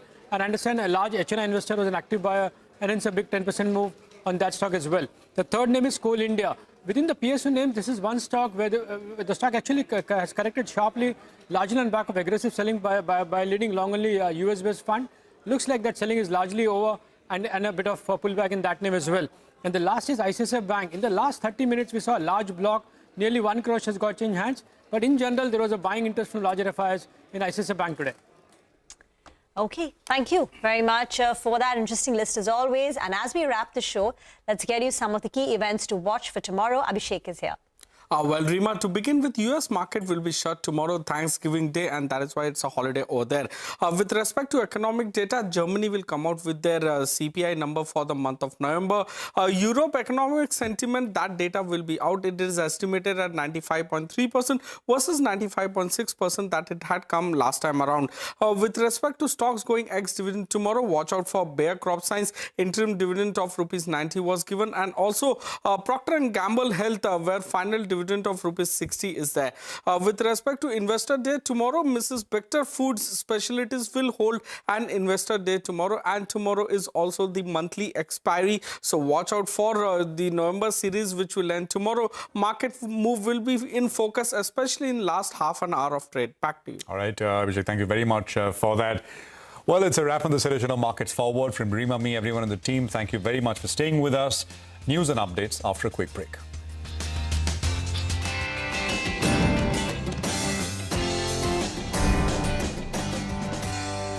Influential architects of policies and politics, the key newsmakers of the day.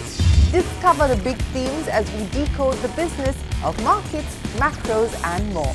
Be the first to go to the heart of all the top stories that drive the day's agenda. Catch the award-winning India Business Hour live every night on YouTube with me, Shireen Bhatt.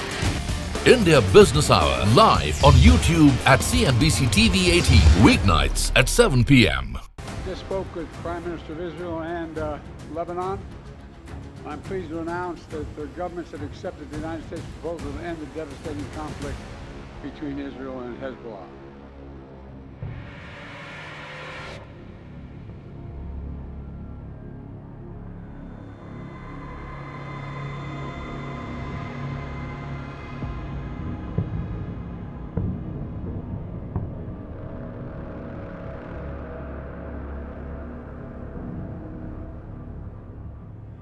הערב אביא לאישור הקבינט מתווה להפסקת אש בלבנון. משך הפסקת האש תלוי במה שיתרחש בלבנון. בהבנה מלאה עם ארצות הברית, אנחנו שומרים על חופש פעולה צבאי מלא. אם חיזבאללה יפר את ההסכם וינסה להתחמש, אנחנו נתקוף. אם הוא ינסה לחדש תשתיות טרור בסמוך לגבול, אנחנו נתקוף.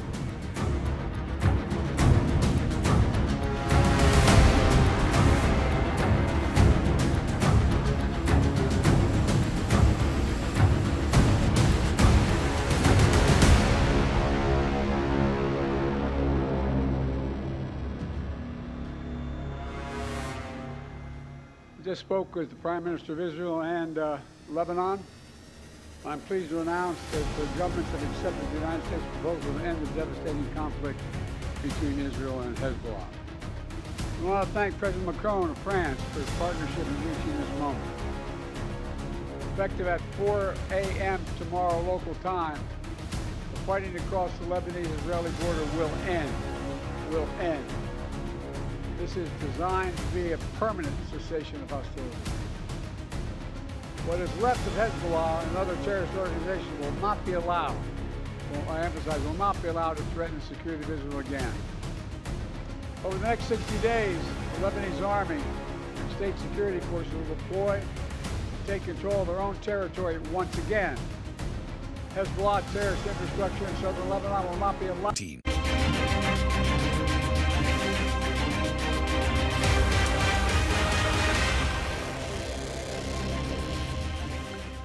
Hello and welcome to Business 360. I'm Ashmit Kumar and here are the headlines that we're tracking this evening.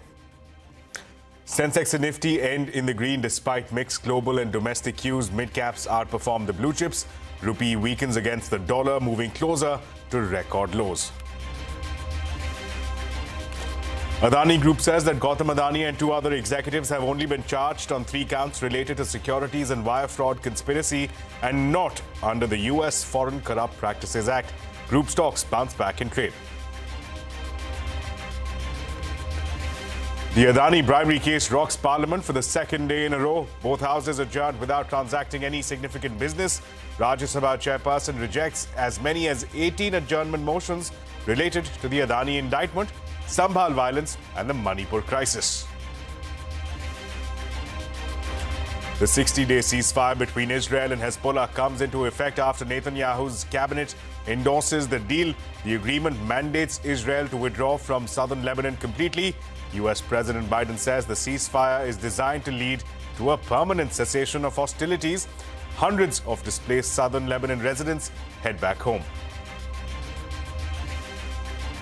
NTPC Green Energy lists at a small premium, but shares rally in trade, gaining 12% on the first day. Management tells CNBC-TV18 it is on track to meet the big capex targets. The Union Cabinet informs the Parliament that Indian Airlines received close to 1,000 hoax bomb threats in 2024 so far. This includes around 680 in the last 3 months alone. Close to 30% of these hoax threats were directed at Indigo, followed by Air India and erstwhile Vistara. Honda enters the electric scooter race in India, unveils the electric version of its flagship Activa brand. A market leader in the scooter space also launches the QC1 model. Bookings will begin from the 1st of January next year, with deliveries taking place from February. SoftBank founder Masayoshi Son is in India meeting executives of his portfolio companies, including Ola's Bhavesh Agarwal and other business leaders. Sources say Son is likely to also meet Prime Minister Modi. Australia moves a step closer to becoming the first country in the world to ban social media for children under 16 years of age. The lower house of Australian Parliament passes this legislation, which will now head to the Senate.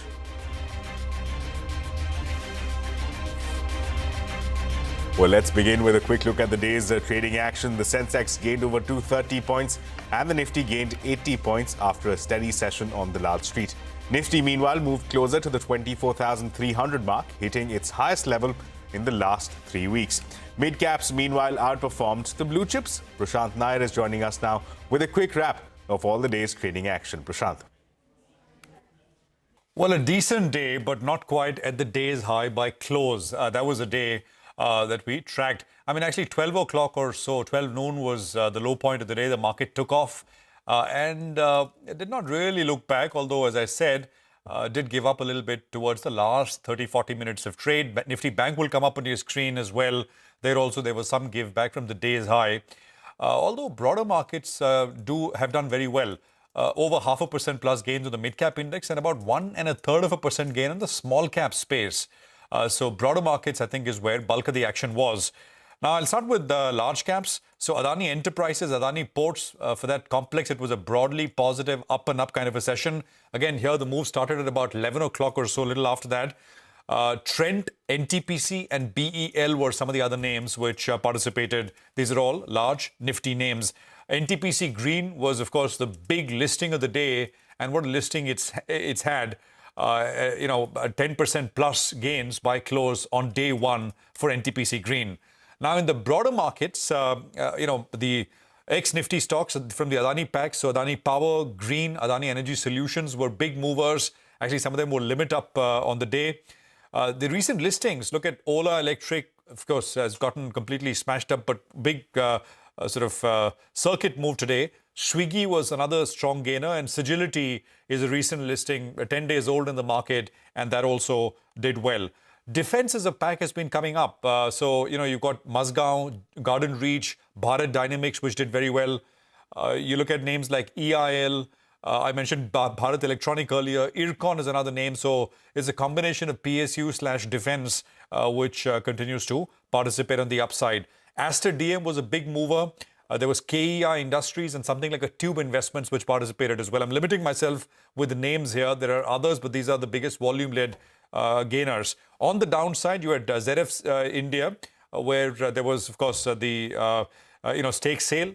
Stock was under pressure. Prestige was lower. There was Afcons Infra, had a big up move yesterday, saw some profit booking in terms of trade. Remember, the dollar index was supportive through the Asian trade and Europe as well. It was down about 0.4%, which is meaningful. And I think that remains the number one thing to track from global markets, apart from, of course, if there are any new tweets which markets will have to deal from President-elect Trump. Otherwise, a decent close all told, especially from a broader market perspective. Back to you. Right, Prashant, thanks a lot for that. Now, from the stock markets to the money market, Indian rupee weakened against the dollar by over 12 paisa in a trade today. The rupee has now moved closer to record low levels, erasing the gains made in the last couple of sessions. India's 10-year sovereign bond also gained in trade today. Well, here's the big international news. A 60-day ceasefire deal has come into effect between Israel and Hezbollah in Lebanon. This is a major breakthrough in the 14-month war. As per the truce brokered by United States and France, Israel will withdraw its troops from southern Lebanon border. People in Lebanon were seen celebrating across the country. Lebanon army also said that it was preparing to deploy to the southern border of the country. In a statement, the Lebanon army urged residents of border villages to delay returning home until the Israeli military withdraws completely. However, thousands of cars carrying displaced persons were seen heading towards the south. The Lebanese government said that the war has displaced more than 1.2 million people in the country. More than 3,800 people have been killed and over 15,800 people have been wounded in Israeli attacks in Lebanon since the war began last year.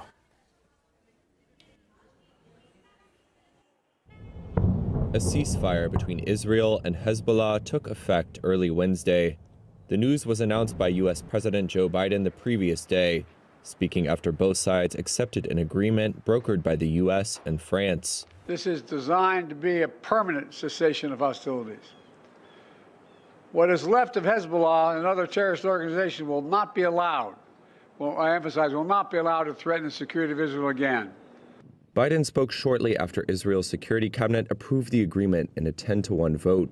He also said there would be a drawdown period of 60 days, where Israel would gradually withdraw its forces as Lebanon's army takes control of its territory near the border, which Biden said would ensure Hezbollah does not rebuild infrastructure there. Civilians on both sides will soon be able to safely return to their communities.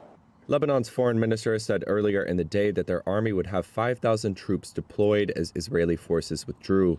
Netanyahu had also said in an earlier address that the ceasefire would allow Israel to focus on the threat from Iran, replenish depleted arms supplies, and give the army a rest. Tonight I introduced to the Cabinet a ceasefire proposal for Lebanon. The duration of the ceasefire depends on what happens in Lebanon. In full coordination with the United States, we retain complete military freedom of action. Should Hezbollah violate the agreement or attempt to rearm, we will strike decisively. If it tries to rebuild its fortifications along the border, we will strike. If it launches a rocket, digs a tunnel, brings in a truck with missiles, we will strike. He also said the ceasefire would allow Israel to isolate Hamas, which Israel is battling in devastated Gaza. There was no indication the truce would help deliver a ceasefire or hostage release deal with Hamas. Biden leaves office in January. However, he said his administration would continue to push for a Gaza truce after the Israel-Lebanon deal, and for an agreement to normalize relations between Saudi Arabia and Israel. Well, meanwhile, Israel continues to deepen its offensive in Gaza. Forces have killed dozens in the region, including 13 displaced persons who were seeking shelter in a school. As per Hamas-run health ministry, more than 44,000 people have been killed in Gaza since the start of this conflict in October of 2023. From one war-torn region to another, Ukraine has said that its capital, Kyiv, continues to face sustained Russian drone attacks that began on Monday. Ukrainian officials have said that a Russian missile attack on the northeastern city of Kharkiv injured at least 23 people and damaged more than 40 buildings. Meanwhile, Russia's defense ministry has said that its forces had shot down 8 ballistic missiles and 22 drones fired by Ukraine in the last 24 hours. Well, oil prices steady today as geopolitical tensions and upcoming OPEC Plus discussions drove market uncertainty. Investors are assessing the potential impact of a ceasefire between Israel and Hezbollah in Lebanon. Meanwhile, OPEC Plus is considering the delay of a planned output hike due to sluggish global demand and increased supply from outside the group.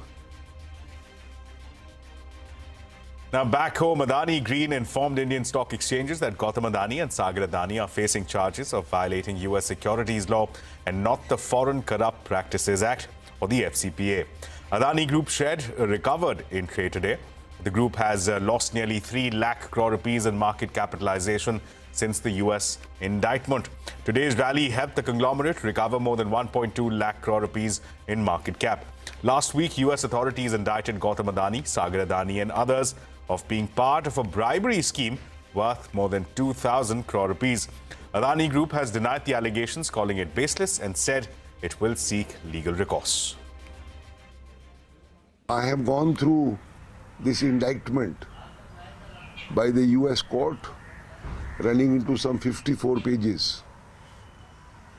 My assessment is, and it is clear, that there are 5 charges or 5 counts. It is very important to note that count 1 and count 5 are more important than the others, but in neither in count 1 nor in count 5 is Mr. Adani or his nephew charged. Now, more companies are likely to file claims for PLI disbursements after collating their quarterly figures till December.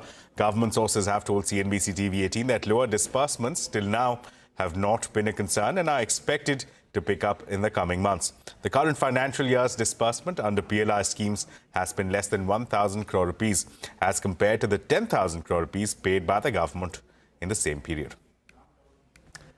Now, India has pitched for duty cuts and lower non-tariff barriers under the proposed trade deal with the European Union. Sources tell CNBC-TV18 that the EU has sought deep reduction in import duties in India in return. Abhimanyu is joining us now with more details. Abhimanyu, tell us more about this India and the EU FTA. What are the demands?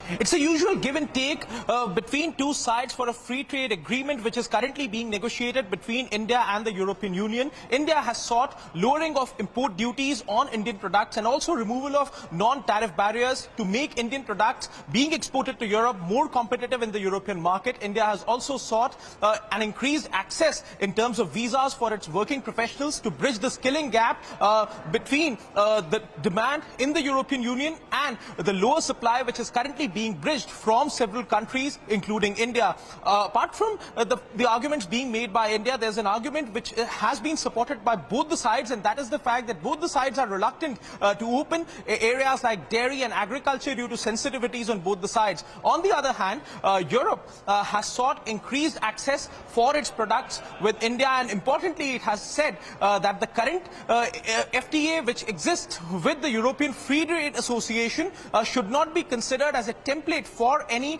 future FTA between India and the European Union, which clearly means that the European Union is seeking bigger import duty cuts. As far as India's current offer is concerned, it remains to be seen how the situation is going to pan out in near future, since India has already objected to European initiatives like the deforestation regulation and the carbon tax.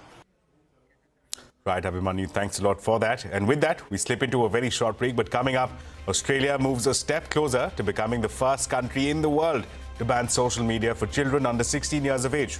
More details when we come back.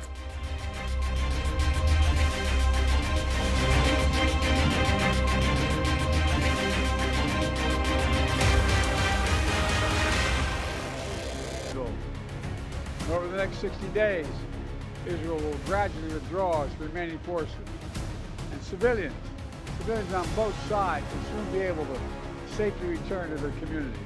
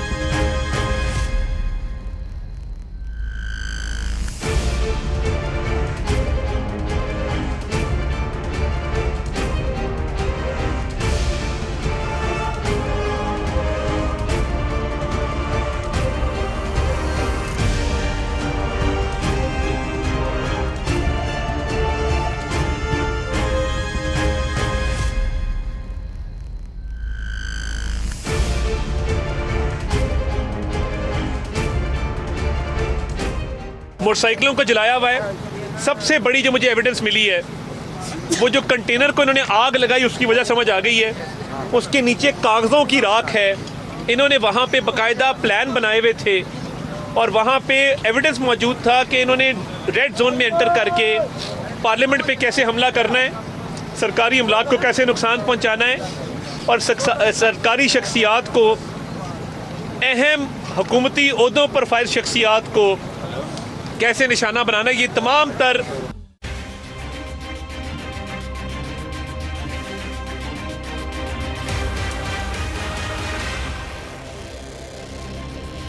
Welcome back. In the auto space, Mahindra & Mahindra has unveiled its much-anticipated electric car under its sub-brands BE and XEV.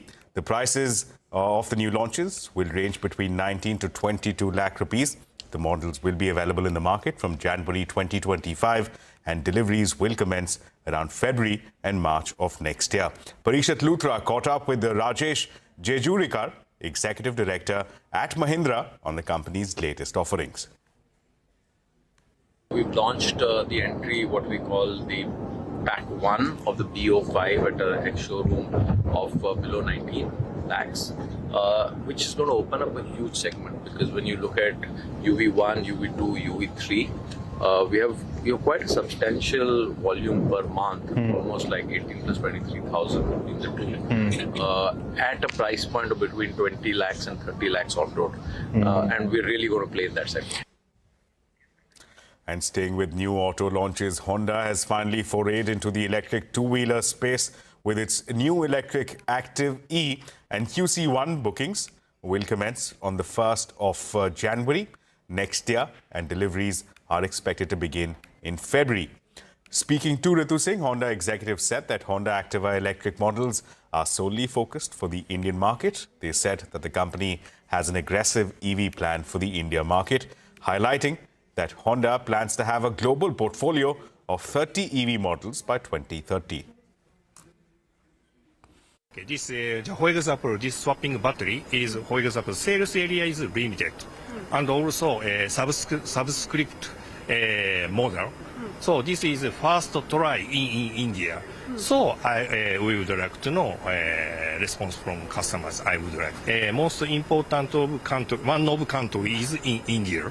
So we will launch many electric vehicle, but basically global, mainly global model means not only focusing in India, whole worldwide. Yeah. Indian market is quite a big market, right? So currently we are looking at close to around 20 million kind of a market. It will be there in this particular fiscal year. We have 30 model globally by 2030. In India? In India, some of them will definitely be part of that Indian market as well. So depending upon the response which we'll be getting for both these models, we'll tweak our lineup. So we are very excited to see in terms of what is the kind of responses. And basis on that, we will continue to tweak till 2030. So the government has unveiled the PAN 2.0 project, which aims to simplify the taxpayers' burden. The new PAN 2.0 will feature a slew of new upgrades, including enhanced cybersecurity and a QR code feature. Shivani Bajaj joins us now with the details. Shivani, the Income Tax Department released a list of frequently asked questions on the government's new project. Take us through the key details. Well, the government has introduced PAN 2.0, a major update aimed at simplifying tax services and integrating various processes under one roof. Let's first understand what PAN 2.0 is all about. It's a revamped version of the existing permanent account number system designed to combine services like PAN, TAN and TIN on a single portal. This means you will no longer need to navigate multiple websites for tasks like applying for a PAN, making corrections or even linking it to the Aadhaar. The entire process will now be paperless and much faster. Everything from applying to updating a PAN details to validating your PAN can be done online now. Existing PAN card holders don't need to reapply for a new PAN, but if you want, you can upgrade to a new card with added features like a QR code. For businesses, PAN will now also act as a common identifier across specified government systems, cutting down redundancy. This system promises quicker processing time, better accuracy, and robust security for your data. It also makes updating your information free and simple. If you need physical PAN cards, that's available too for a very small fee. Finally, all services from grievances to reprints to corrections will be streamlined through one unified portal, reducing delays and confusion. In short, PAN 2.0 is aimed to make managing your tax-related needs easier, faster, and much more user-friendly. Back to you. Right, Shivani, thanks a lot for that. Now, caretaker Chief Minister Eknath Shinde has said that he won't be a roadblock to the government formation in the state of Maharashtra. Addressing a press conference earlier, Shinde said that he will accept the BJP leadership's decision on who the next Chief Minister of Maharashtra should be. Both the BJP and the Shiv Sena are pitching for the CM seat after they, along with Ajit Pawar's NCP, registered a landslide victory in the assembly elections. The BJP had won 132 seats on its own, more than double the Sena tally. Despite this, Shiv Sena sources told Network 18 that Eknath Shinde would become the next Chief Minister, as he was the face of the Mahayuti election campaign. आदरणीय प्रधानमंत्री जी से भी बात की, उनको भी कहा सरकार बनाने में हमारी तरफ से कोई अड़चन नहीं है, आप निर्णय ले लो, जैसे आपके भारतीय जनता पार्टी को आपका निर्णय अंतिम रहता है। हम भी महायुति के कौन लीडर है, एनडीए के लीडर कौन है, मोदी जी है, अमित भाई है, तो उनको कहा कि मैंने अमित भाई जी को भी फोन किया, मोदी जी को भी फोन किया, सरकार बनाने में हमारी तरफ से कोई भी रुकावट, कोई भी अड़चन, कोई भी कुछ भी किसी भी तरह का अड़ंगा नहीं है। Now, Australian Parliament's lower house passed a bill that will ban social media for children under the age of 16. If turned into law, social media platforms would be forced to tighten age verification processes and also face a fine of up to $32 million for certain systemic breaches. Google and Meta have urged the Australian government to delay the ban to assess its potential impact. The CEO of Snap, the company behind the popular app Snapchat, spoke to Shireen Bhan on the legislation in Australia and the effect social media has on children. You can catch that full conversation at 7:30 p.m. tonight, right here on CNBC-TV18.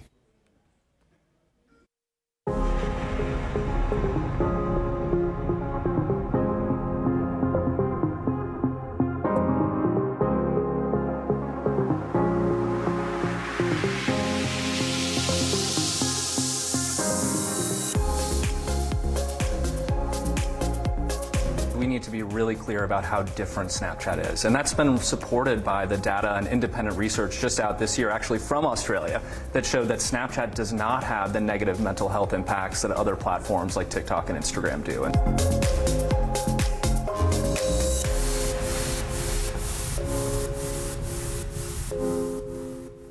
And with that, it's a wrap on this edition of Business 360. More news and updates will continue right here on CNBC-TV18.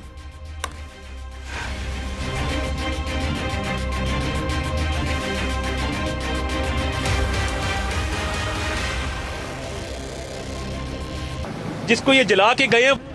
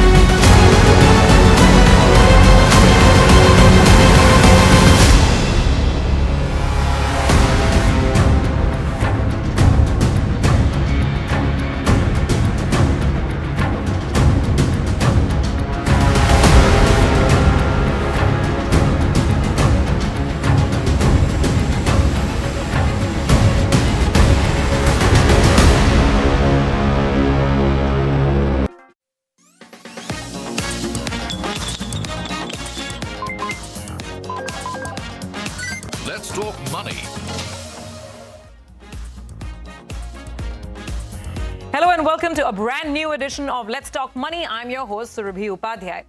Factor-based investing. Now, this is something that's beginning to see a fair amount of interest and traction in India. Many asset managers are launching funds based on factor strategies. But how do such funds actually work? How do they operate? What is their methodology of picking stocks? And most importantly, should you be investing in these funds?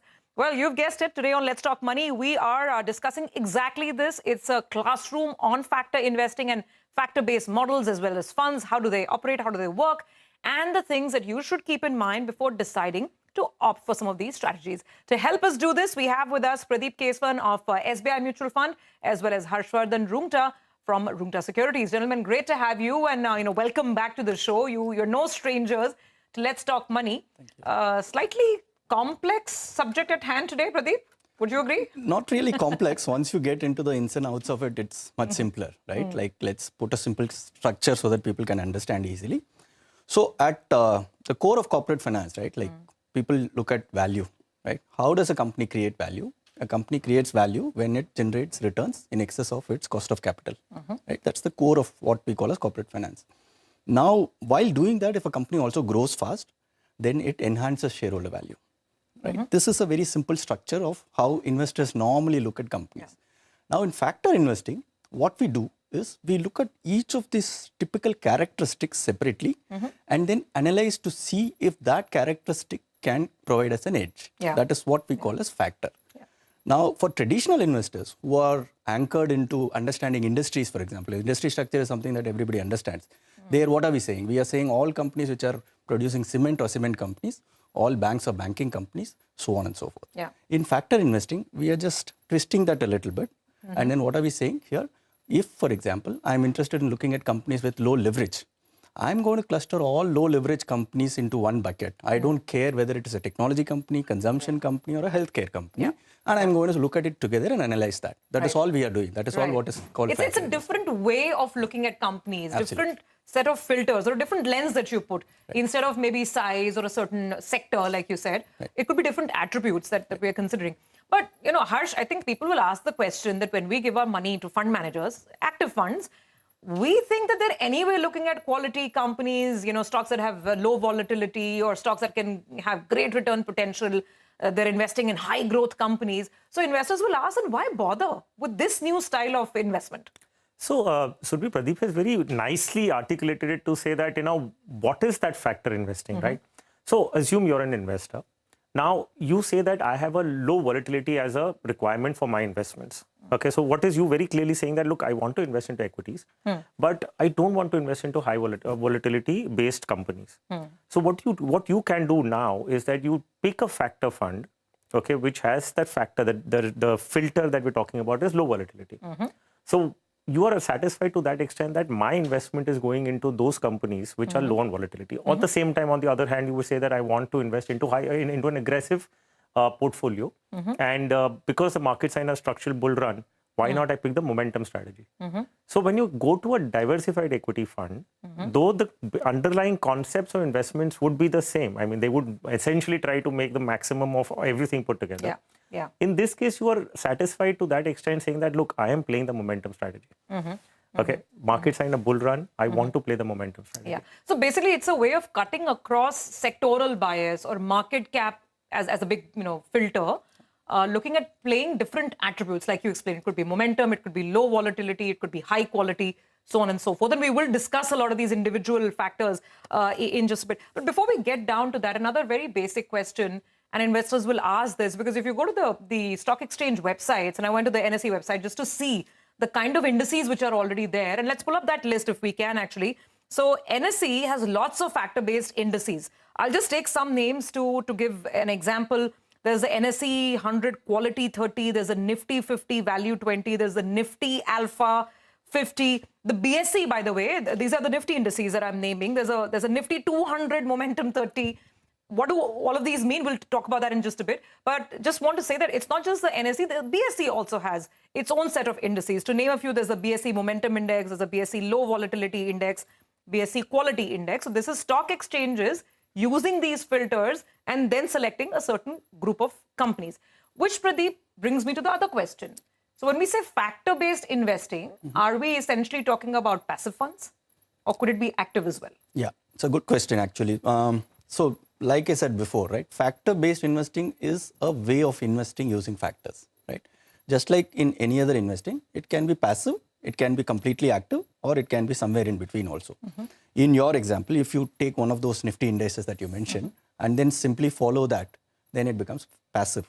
Okay. On the other hand, an active fund manager can also actively think about factor tilts. Like, for example, if the market, like Harsh is saying, like market is in high momentum, I want to add momentum to my portfolio, he or she can choose to add momentum. Similarly, in a downtrending market, if they want to reduce drawdowns, they can say, I'm going to reduce my drawdown by looking actively at low volatility stocks. So then in that scenario, it becomes a completely active way of looking at factors. Okay. But mostly when we look at quant funds, so to speak, they kind of fall somewhere in between completely passive and completely active. Okay. Some sort of a smart beta kind of a strategy where you have a construct of what you want to do. There is an intervention from a fund manager, but to a minimal extent and not fully to the extent that an active fund manager will be doing it. See, now we know how fast the mutual fund industry is evolving, right? There is factor-based funds, there are smart beta funds, there are quant funds, and then there's a traditional active and passive. So what you're saying is that there could be simple passive funds just based mirroring some of these indices that I named, and there could be strategies which are kind of in between, a mix and match of both. Just to understand from an industry perspective, where are we heading? And what do we see in the West? Is it more about just following the index? Or, are we likely to see a lot of these blended strategies? Absolutely. So following the index will give you exactly the index return, right? And there is a large set of investors. In fact, everybody wants a little more than what the index can offer. And by mixing and matching factors, so if somebody can prove to you that I can generate what we call as an alpha, something in excess of what the return that the index will provide, that is something that might be attractive, right? So that is where some of these smart beta strategies and mixing of factors and multi-factor models come into play. And the market will move towards that. Like in terms of many of the quant funds that are already in existence and more, in my opinion, will come in, we'll all look at multi-factor models. Multi-factor models, which is also called smart beta investing. So don't get confused if you increasingly hear these terms in investment circles. It's the same thing. When you combine multiple factors together, you have multi-factor investing. It's also called smart beta investing. So that brings us to the basic question. What are these different types of factors? So let's try and address them. And there's several of them. Harshvardhan, help us out here. So like you said, there could be, low volatility you described. What are some of the major factors that we see becoming popular here in India? So you'll have an equal weight. I mean, that is also one of the very smart, product. Like, for example, you have a Nifty 50. So in Nifty 50, there's a basket of 50 companies. And each company has different weightage. So HDFC Bank would possibly have about 13% kind of a weightage. And the 50th company would possibly have 0.5% weightage. Okay, when you have an equal weight, Nifty 50 equal weight, all the 50 companies will have a 2% equal allocation. So I'll give an example. So HDFC Bank, as I said, in a Nifty 50 has about 13% weightage. In a Nifty 50 equal weight, it will have 2%. Correct, because all the stocks have been given the same Equal weight. weightage. Yeah, they all contribute similarly to calculating the index value. Absolutely. Yeah. A company which has, say probably Hero MotoCorp will have a 0.5% kind of an exposure. In an equal weight, it will have 2%. So that's one strategy. That's a strategy, correct? Yeah, that's one of the equal weight is one factor. Is one factor okay. that we're talking about. Okay. There is momentum, as we spoke about. That if in case you want to ride the market, the bull run in the market, you possibly take a momentum strategy. Which means that these stocks, momentum stocks, will be the ones that will move faster than the market on the way up. Yeah. So basically, what happens is you have a Nifty, say 500, momentum 50 kind of a thing. So they only pick 50 companies out of that basket of, say, 500 or 300 or whatever Nifty base that you're making. So you'll have companies which have shown 6 months or 12 months return, adjusted to volatility, they've been doing well. So possibly you try and get some momentum over there. Okay. Then you have value, saying that, okay, I want to invest only into companies which are reasonably valued. Okay, we don't want something which is overvalued to enter into right now. Value becomes another filter. Another filter. Yeah. You would have low volatility. I've already mentioned about that. You have alpha that you want to possibly invest into companies which are outperforming, or the chances of performing better than the market are there. So you want to generate that kind of a thing. Everybody would want that, right? Yeah, it's all about looking for alpha, outperforming the index. So you mentioned about the NSE website. So if you go into that NSE same website, you'll have a methodology. They have one downloadable PDF. It's a very elaborate document where they have actually, very detailed. There is a detailed note on what are the parameters which fit into those alpha, into low volatility, etc. So quality is one. Sure. So these are various parameters on various factors, if I may use. Okay, Harshvardhan, I think we've got a fair enough idea now. We've spoken about a couple of factors: momentum. There is low volatility, there is value, there is growth, there is alpha. So I think that's enough to kind of work with. But what's important to keep in mind is the fact that not all of these factors move up together, and then all of them don't move down together as well at any given point in time in the market. So let's look at some data, which actually SBI Mutual Fund's research team has helped us map. We wanted to understand which factors work how in the market during different periods and different cycles. And as this chart here tells us, you can see it's a very diverse shade of all kinds of colors. So in 2029, this last 5 years, 2019 and 2020, it was actually the quality factor that was outperforming. The market wanted to own quality stocks, and things like value were not performing. It exactly reversed and flipped over the next 2 years, 2021 and 22, because suddenly value stocks were in vogue, and they were doing very well in the market. Momentum as a factor was also coming up in favor in 2022. In 23, that's the last year, growth became the dominant style. So what we know is that all the factors can move in different ways at different points in time, which, Pradeep, brings me to the other question, that this could get a little daunting and confusing for investors. How do I know which is the right factor for me and which is the right factor to pick, say, if I want a 5-year portfolio view? No, absolutely. It's an interesting question. Like you rightly said, various factors can perform well at various points in time in different market conditions. That's the reason why one should look at a multi-factor kind of an approach, right? Because what happens is timing the market or timing the factor is always going to be risky. So it's better to play a multiplicity of factors so that at least something or the other is going for you. Then again, the question arises as to how do we weigh a particular factor vis-a-vis the rest of the factors. Then therein comes the idea of going back in time and testing out, right? So to start with, if you choose 3 or 4 factors, a saner way of doing that will be just take a decision that I cannot be deciding on how much weight going in should I be giving to each factor. Just treat each of that equally, go back in time, test for its performance over a long period of time in a backtesting environment, see what works, and then start implementing those. Heavy stuff. Short point, if you're not a finance professional, don't do it on your own. Get some help. Well, we've done a lot of theory. We've understood the basic concept of factor-based investing. Now, how do you apply it to your portfolios with the help of perhaps an advisor? We discuss this after a break.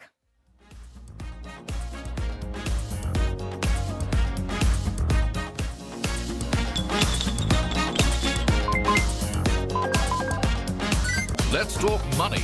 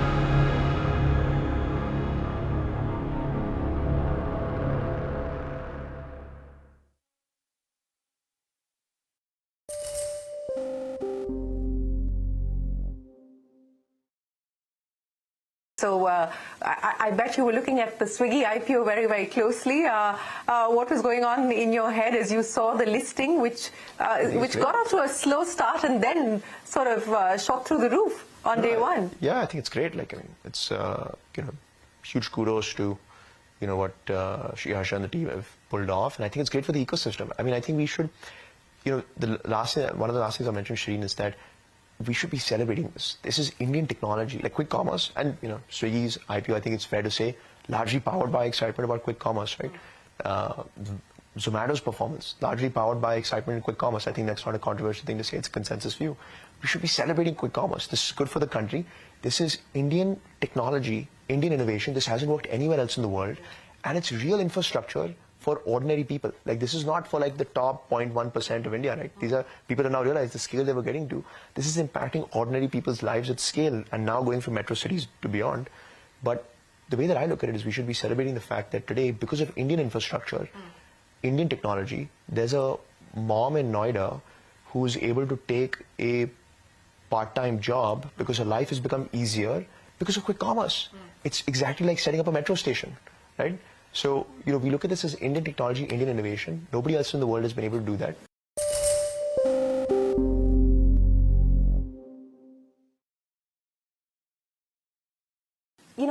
We don't know what the government intends to do, whether the government acts, how it chooses to act, how it chooses to respond to the charges that Kate has put on the table, and whether there's going to be any change in regulation or not.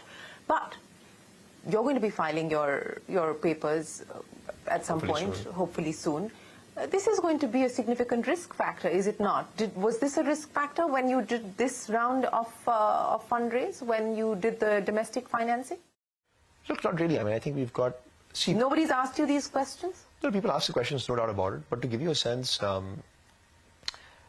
think that it's really not about compliance in like the spirit or letter of the law that we are all trying to get to domestic ownership, right? We're realizing, and this is the first time that large internet companies are getting created at scale in India, which is a good thing, right? We should celebrate, companies like Zomato and Swiggy that have created tens of billions of dollars of value, and most of that, especially in Zomato's case, has accrued to Indian shareholders over the past 2 years, right? There are people that, sorry, on a side note, but there are people that probably can retire earlier or can take care of their parents easier because they own Zomato stock. And that's how you build a middle class, right? You own Boeing stock for 30 years and you build a middle class like that. You don't touch it and you create wealth, right? So it's a good thing. But to give you a sense, what we're all realizing as an internet ecosystem is to build real value at scale, right? Tens of billions of dollars without having to, be an Amazon or a Walmart.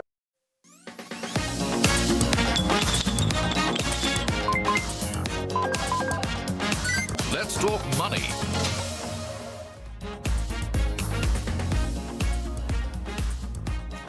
Welcome back. You're with us on Let's Talk Money. And this week we are discussing factor-based investing, what is also known as smart beta investing. So all of our viewers are extremely smart, and I'm sure they want that extra edge into their mutual fund portfolio. So that's the question, gentlemen. Now that we've understood the concept, the point is that in your mutual fund portfolio, which anyway has lots of diversified mutual funds, and I think a lot of people have understood that you need to have a basic index fund, like a Nifty fund maybe.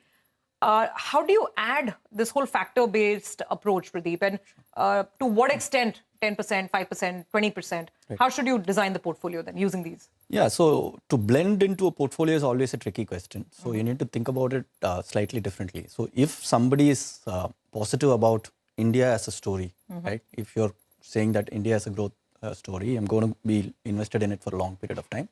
Factor investing gives a very different and alternative way of looking at that growth story and participating in it at a much more lower cost compared to a typical active fund. And at the same time, it gives you the benefit of a systematic rule-based approach, which will kind of reduce your risk at the same time. So on a risk-adjusted basis over a long period of time, if someone is looking at a decent return, then factor investing definitely comes into play. And there, again, the question of how much is a very tricky question. So one way of looking at it is, if you're looking at a multi-factor model, for example, it can be a very good substitute for a pure breed index fund in a large cap index or a mid cap index or a small cap index, because what it does is it has a similar kind of rigor when it comes to looking at the key ingredients that go into successful investing, but at the same time it tries to create a bit of an alpha over and above the index. Yeah, so I think this is taking our investing journey and experience to the next level, right? 2.0 or 3.0, that instead of just a plain vanilla Nifty 50 fund, you might want to select something where you have the Nifty 50 stocks, but there's an additional filter of, say, quality or maybe alpha, higher growth, so on and so forth. On the point of cost, Pradeep, that was a really important point for all our viewers as well. Sure. Typically, many of these multi-factor funds, if they are just based on the indices, they would be low in cost. But you mentioned that there are some blended strategies where there could be some element of active fund management as well. Yes. Are there a lot of such examples? And, is the cost substantially higher, lower, comparable to diversified funds? Not too many examples at this stage, but we would expect more such funds to come in the times to come. But then in terms of cost, that should still be lower than an actively managed fund. Most of the smart beta strategies should be somewhere in between passive and active when it comes to cost as well. Okay, there you go. So, an edge to your portfolio with the perhaps lower costs as well. So that sounds really good. Now we come to the tough part, Harshvardhan. Now you tell us which are the strategies that make sense to you right now, why, what are you convinced about, and what would you recommend? So, Surbhi, let's understand in layman terms, what am I trying to do? And what am I getting in return of that? How much additional risk am I taking? That's the equation that you're trying to balance. Okay, so say, for example, I am saying that I have an option to invest into Nifty 50, which is an index fund. Which cost me, say, 0.3% as a fee. My returns are going to be in line with market. If the markets go up, that's the maximum I'm going to make, whatever the market has given. And if it falls, I'm going to lose as much as the market has lost. Now, what I'm trying to do is, I'm saying that, look, I'm not happy with this, or rather, I want something more. So I say that, look, let me put some filter into this to say that Nifty 50, value 20. Okay. Okay, so I say I want to invest in only 20 companies. In terms of valuations, etc., they're more favorable. So that in case there is any kind of a downturn, I will fall lesser than the Nifty 50 now. And in case the markets go up, the value unlocking happens, I will make more money than the Nifty makes. That's my intent. Okay. Okay. So first I'm going to calculate is what is the additional cost am I paying for this? So obviously it's going to be a little more expensive in terms of fund management cost over and above the Nifty 50. Sure. The next element I'm going to see is that how much additional risk am I taking? Because there is going to be more risk. If Nifty 50 has, say, X risk, and I'm boiling it down to 20 companies out of that, I'm going to have more risk. So if I'm taking additional risk, what is the additional gains am I making? Sure. All you know, you may take more risk, but the returns are the same. So risk-adjusted returns. So risk-adjusted returns. So you have to evaluate that. Then you come to the segmentation, like the size of the company. So suppose now we looked at Nifty 50, then you have Nifty 100, then you have Nifty 200, then you have Nifty 500. So what is the universe of selection that you want to pick? So it has to be 100 companies, top 100, 200, 300. So that again will be your parameter, individual parameter. You sit down with your financial advisor and you say that, this is what we are going to be looking at, the universe of investments. Then you pick the strategy. Right. Now, which could be alpha, could be low volatility, could be momentum, could be quality, value. It could be whatever suits your parameters. own personal objective and style. Correct. So, in my personal opinion, now I like 4 factors. Okay, very clearly. So, one, I like the equal weight. I like equal weight. Why? Because as I mentioned that I have equal exposure to all the companies of the Nifty 50, etc. The other I like is alpha combined with low volatility. Okay, so alpha will capture stocks that are likely to do better than the index. And they're less volatile. So there are fantastic. That's an ideal situation, right? And the universe of stocks to pick is top 300 companies. So I have large cap, mid cap, small cap. The entire universe has been picked up. So Nifty Alpha would have a, the universe of companies would be, say, large, mid, and small. It goes across all. Okay. So if I have a strategy where I have alpha with low volatility. And if my risk-adjusted return is obviously much better, I mean, why not? And I'm paying a cost which is lesser than an active fund, but little higher than a passive fund. So I think that works very well. Value, of course, over a long term, you need to buy something at a right valuation. You may find a very good company, but if you're paying a high price for it, your you coming into profitability will take longer. Okay, so name, finally, as we're wrapping up, name some funds, some strategies, and not specific recommendations, but where you like the product and which are offering these combinations that you just So one is, of course, Nifty equal weight. I just mentioned, I gave you the example of how the allocations are different. I like the Nifty Alpha low volatility 30. I believe that's the strategy that you have. You have value, of course. I mean, as simple as that. A Nifty 50 value 20 could be. You have momentum. We spoke about momentum. Momentum, specifically if you have a structurally positive outlook on the market. So only if you are very clear that, okay, there could be volatility in the short term, but I'm positive on the structural growth of the economy and the market. So India is in that phase right now. So you would want to play the momentum strategy. strategies. So, so we spoke about it the last time on the small cap side, right? So in the small cap, my personal belief is that it's a 250 universe, the small cap index. Yeah. I don't think it's, it would be wise for a aggressive investor or a well-heeled investor to invest in the entire basket of 250 because the small cap space, it's about stock selection. Yeah. So you could use a filter which is momentum and quality. Okay. Okay, in the small cap side. Okay. So it'll be Nifty, small cap 250, momentum quality 100 fund kind of a thing. I remember this. Yes, I remember this, which is why it came to my mind that we should do a complete breakup, a full classroom on multi-factor funds.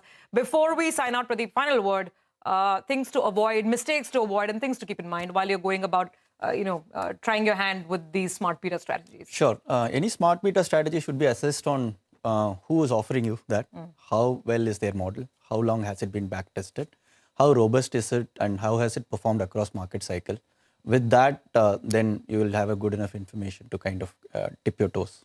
Okay. All right, gentlemen, thank you very much. Very, very interesting subject at hand, and something I think going sort of forward, we will hear more product innovation and perhaps more interest from investors as well. Thank you for taking us through this one. But with that, we are completely out of time. It's a wrap on this edition of Let's Talk Money. Thank you for watching. Keep sending us your feedback, comments, and queries. See you again next week.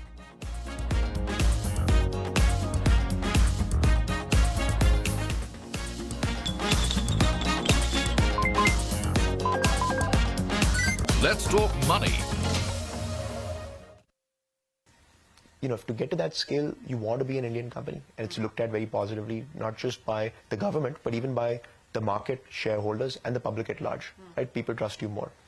So, it's not really, to answer your question, it's not really about FDI compliance, FDI regulation. Right? We've had a decade of e-commerce. It's been built at scale in this country, and we're just a small part of that today. And so is so are our competitors in this industry. Now, I'm just trying to understand why it suddenly becomes such a big issue as far as companies like you, and perhaps, again, as I'm pointing out, we don't know. There's been no official comment from Zomato. But, HDFC has foreign holding, and it's in the banking space. Why are you guys getting so concerned about this? There's a difference between financial services and, what we're building, which is commerce, right? We're employing, obviously, HDFC is one big example. There are obviously lots of examples of large Indian companies, right? Like the Tatas and the Reliances of the world. But that's the feedback that we've gotten, right? In general, if you look at companies, in the Nifty 50, right? Most of them are, Indian owned, and most of them have, that's been the broad example. Obviously, there are exceptions, no doubt about that. But yeah, look, I think, you're right to say that, why has it become an issue suddenly? I think we're expecting that, we will scale, we will create value. So is this a preemptive move, is my question? Yeah, look, candidly speaking, I don't think raising this financing is going to change one thing or the other, right? I don't think that it's going to change something for tomorrow morning. It's more a long-term track, right, where over the next 6, 9, 12, 15 months, we keep building Indian ownership. So what will be the ownership? How much do you dilute with this round? How much do you hold between you and Cavalier? What will the foreign shareholding be, and what will the domestic shareholding be? Yeah, so, we are, we will own, by the time we go public, we'll own about 20-ish%, right? And there are a couple of, pieces that we're making, a couple of things that we're closing, this flipped from Singapore to India, and just, getting ready even just from a legal perspective to go public in a couple of quarters. But yeah, we'll own around 20%, right, which I think is decent, right? So, like, if you build a large company, that'd be great. But yeah, but back to answering the key question, right? Is it, I don't really look at it as a risk factor, right? We are today, like, we're not only FDI compliant, but we've got a long precedence of FDI compliance, right? Before us, well before in this industry, in e-commerce. We are anyway moving towards being a domestic company, but that doesn't mean that tomorrow we become a domestic company, business model will suddenly change, we're constrained. No, that's not the thought process. Business model will stay the same, even as a domestic company. But today these large IPOs, hopefully if you become a large company, what does this preempt, right?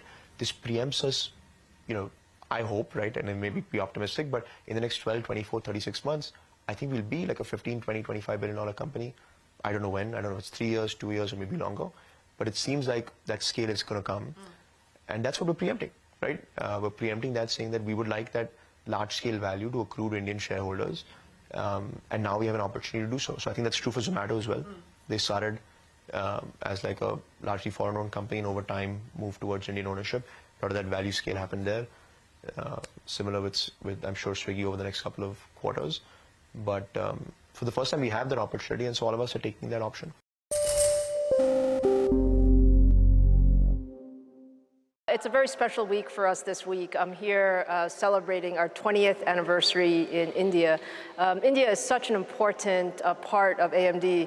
When we look across our, all of our, global portfolio, every aspect of our product line goes through our design center here in India. And so I had a great time this morning with our team. And when I look back at the last 10 years, it's kind of interesting that we had met each other 10 years ago. It's been a remarkable experience. I mean, if you think about all of the things that have changed over the last 10 years, I say that, semiconductors have now gone from, something that was, kind of behind the scenes, under the covers, to today.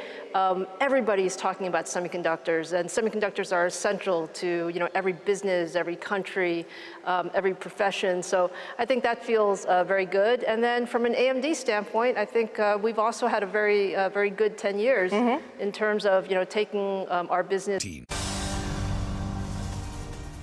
Hello and welcome to our special broadcast. Here in Chennai, the Mahindra Group has launched its two latest electric vehicle products, which have been developed ground up. You have the B6E and the XEV9E. These are the two brands under the Mahindra Group. A lot of similarities between the two. They both come in a 59 kilowatt-hour battery pack and with a 79 kilowatt-hour battery pack. Both cars give you a range of more than 500 kilometers in a single charge and can go from 0 to 100 in about 6.7 seconds. So what's really different? Let's find out.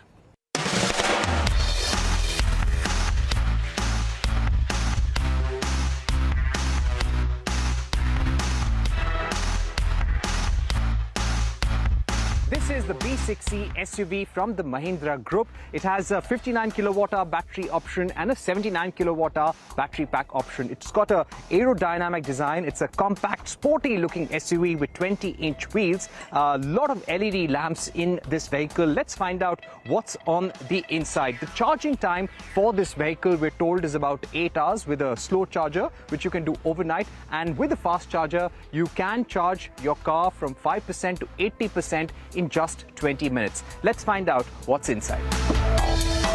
We're inside the B6E electric SUV, and as you can see, it is a very driver-oriented fighter jet-inspired cockpit. The steering wheel that you see is inspired by the controls you have in a fighter plane, for example. You also have a driver's console here, which resembles an aircraft and also that of a fighter jet cockpit. One feature which really stands out for me in the ADAS features that this car has is automatic parking. Now, with the press of a button, your car parks on its own, and this is a very useful feature in city conditions where you can be in very cramped conditions at any given point in time. In terms of the other features in this car, it's very high on software. Mahindra is describing it as software on wheels. You've got 5G connectivity, you've got advanced Qualcomm Snapdragon chips to support AI applications in this car.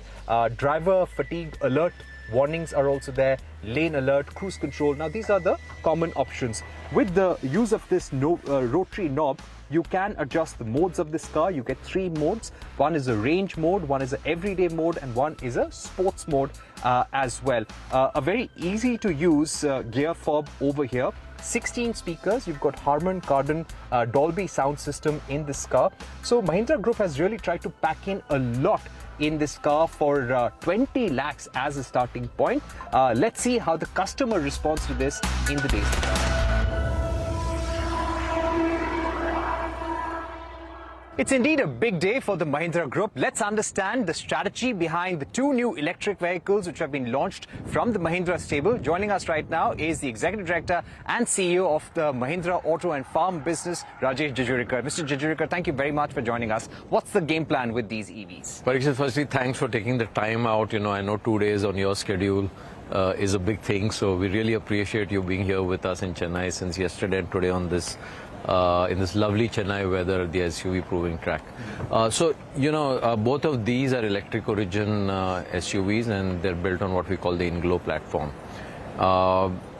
These are lifestyle experience chill products. So, when you see these products, we are expecting a boom boom kind of feeling, which is a wow, because the design is standout of each of these. They're in the same platform, but they look very distinctive.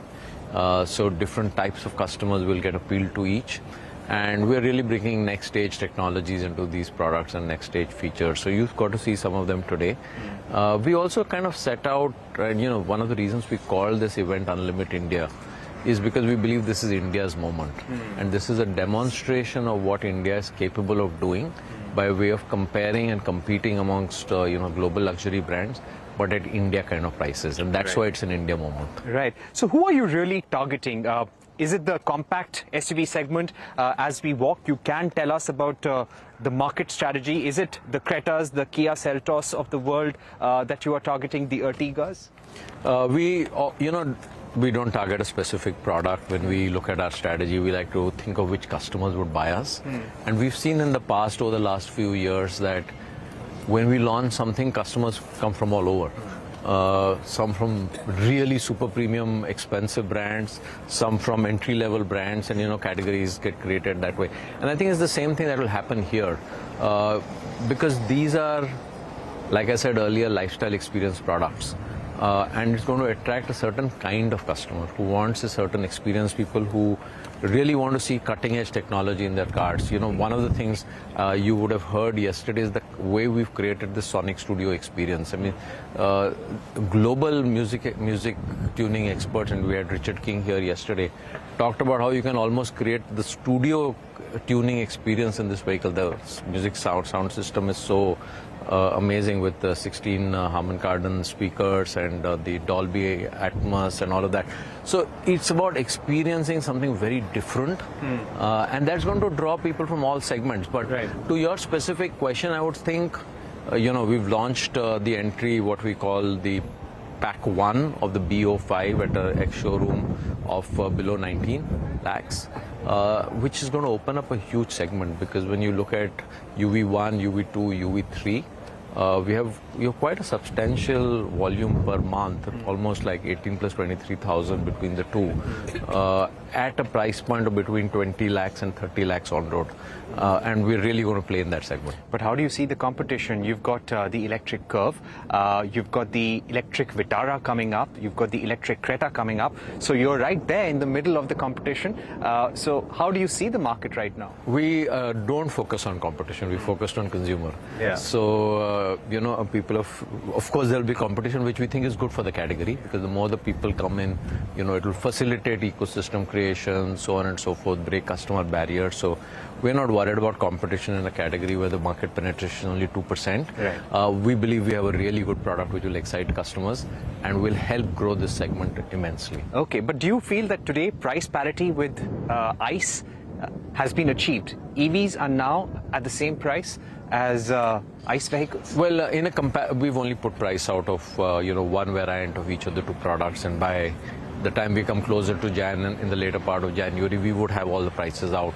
But that's the intention, to get as close to on-road prices of competing ICE vehicles in that category, so that the transition barrier is really very easy for customers. So when you speak about bringing price parity, how is it going to impact margins and profitability? Generally, there is a feeling that EVs are not profitable right now, and companies are still a little far away from becoming profitable in the EV segment. So what's the road ahead for you when it comes to profitability with your EV brands? I don't know which companies you're talking about which are not profitable, but without naming... On EVs, I can name, without naming the companies, I can talk about two global EV companies which are immensely profitable. And you know the names, so I don't want to play that out for you. So that's a paradigm that EV companies are not profitable. I think if you do EVs right, manage your cost structures well, EVs will make money. What we've said on this is the percentage margin on EVs is going to be definitely lower, because the denominator is different because of taxation differences. But on a steady state, once we get out of the launch phase or a period of, in a short run, we should have unit margins the same at an operating margin level. All right. So if we were to ask about profitability in how many months, how many years? That's something, Parishit, we'll have to wait a little bit for. But we've demonstrated a track record of showing very good performance. Our margins in our auto business, over the 3-year period have gone up really well, and we have the best peer margin. Okay. Now, to ask you about how much you've really invested in putting these products together. So these two products, so we've shared, firstly, I'll just step back and say what's the total EV investment that we've already announced. So F22 to F24 cycle, which got over, we had said we had spent about 4,000 crores on EVs. We announced that for the F25 to F27 cycle, we've announced 12,000 crores. So we have an overall EV investment of about 16,000 crores. The allocated amount from that towards these two products, which includes the development of the platform, the powertrain, the tech, and the capacity, is 4,500 crores. Okay. Now, in terms of raising more funding, there have been talks that the Mahindra Group has been having to raise funding for your next round of development for electric vehicles. You seem well capitalized right now, but what's the amount that you would possibly need for future? How much are you looking to raise? At this point of time, we're not really into going to external investors for more funding. We're generating a good amount of cash in our auto business, as you know. As an M&M Limited, we have 19,000 crores, as a cash balance at the end of the last quarter. So at this stage, we feel very comfortable financing all the investments that are needed for doing what we have to. So there's no immediate plan for external funds. So what kind of demand picture do you expect for these products? I wish I wanted to ask you that, Parikshit. You said you have a capacity of 90,000 You've vehicles. been with us since yesterday. You've seen some awesome comparative performances. What would you set as a target for us? The customer always thinks very differently. I'm not going to get into the guessing game. That's your job. But if I were to ask you on a monthly basis, what's the kind of offtake you're gearing up for? So we've said we are setting up a capacity of 90,000 per annum for these two products. That will ramp up, gradually. Obviously, we're not going to hit that capacity either from a demand or a supply side right from day one. We'll soon get this to customers, by January, which is when we start getting a first cut feel. But all I can say is the buzz right now over what's happened over the 3 weeks leading into yesterday and today, and since yesterday, when we've revealed these products, is something which really excites us and makes us feel very optimistic. Right. Now, if we were to ask you about the charging options, yes, these vehicles come with a 59 kilowatt-hour battery pack, 79 kilowatt-hour battery pack. What are the charging options you're giving a customer? Can you charge at home, or you'll have to go somewhere to charge? What about the fast charging options? Yeah, obviously, fast charging is not something customers will set up at home, but they could potentially in the office, where if a large number of customers in an office block, are going to move towards EVs, then corporate could set up a fast charging for their employees to charge. But otherwise, customers can set up two charging options of 7.4 and 11 point something kilowatt hour at their home, or in a dedicated office space that they have, or even community. We'll create multiple options for our customers. So what is the level of local engineering and domestic content in these vehicles and compared to the import content? So we are in the process of preparing our PLI applications, which need to answer the question which you're specifically asking. We will, because the calculation of that is a function of the multiple tiers from our suppliers. So you need all the data coming in from suppliers of what is the end-to-end through all the tiers of local versus imported content. We're in the process of completing those applications, and over a period of time, we're sure we're going to meet the PLI. But we are in the process of preparing ourselves for that. Right. So how many more EVs? A few years ago in the UK, you had showcased a pipeline. At the Bharat Expo next year, are we expecting some EVs to be showcased? What would we'll show the same ones at Bharat Expo.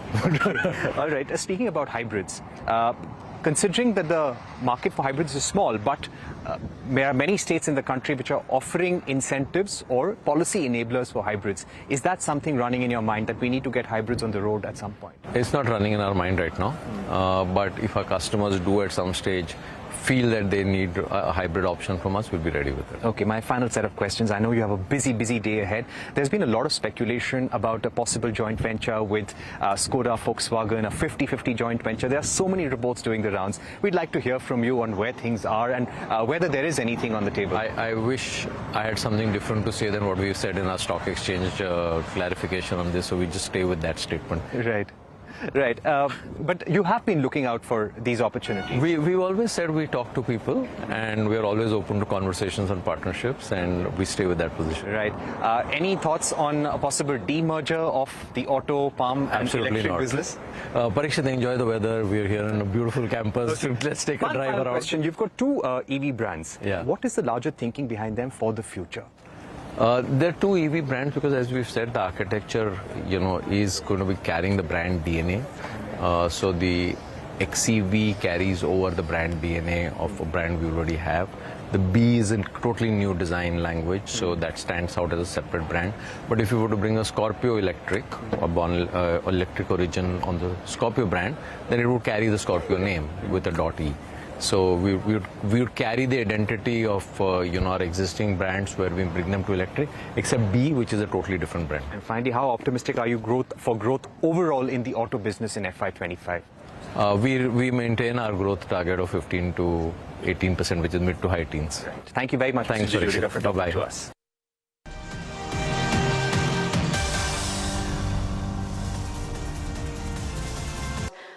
In 2015, we were about a $4 billion company, and this year we'll be north of $25 billion. So there's been a lot of growth in there. There has been a lot of growth, and I'll address the growth in just a second. But I want to double down on your bet on India. And you have committed $400 million to 2028, and you've just been here to inaugurate the last phase of this campus.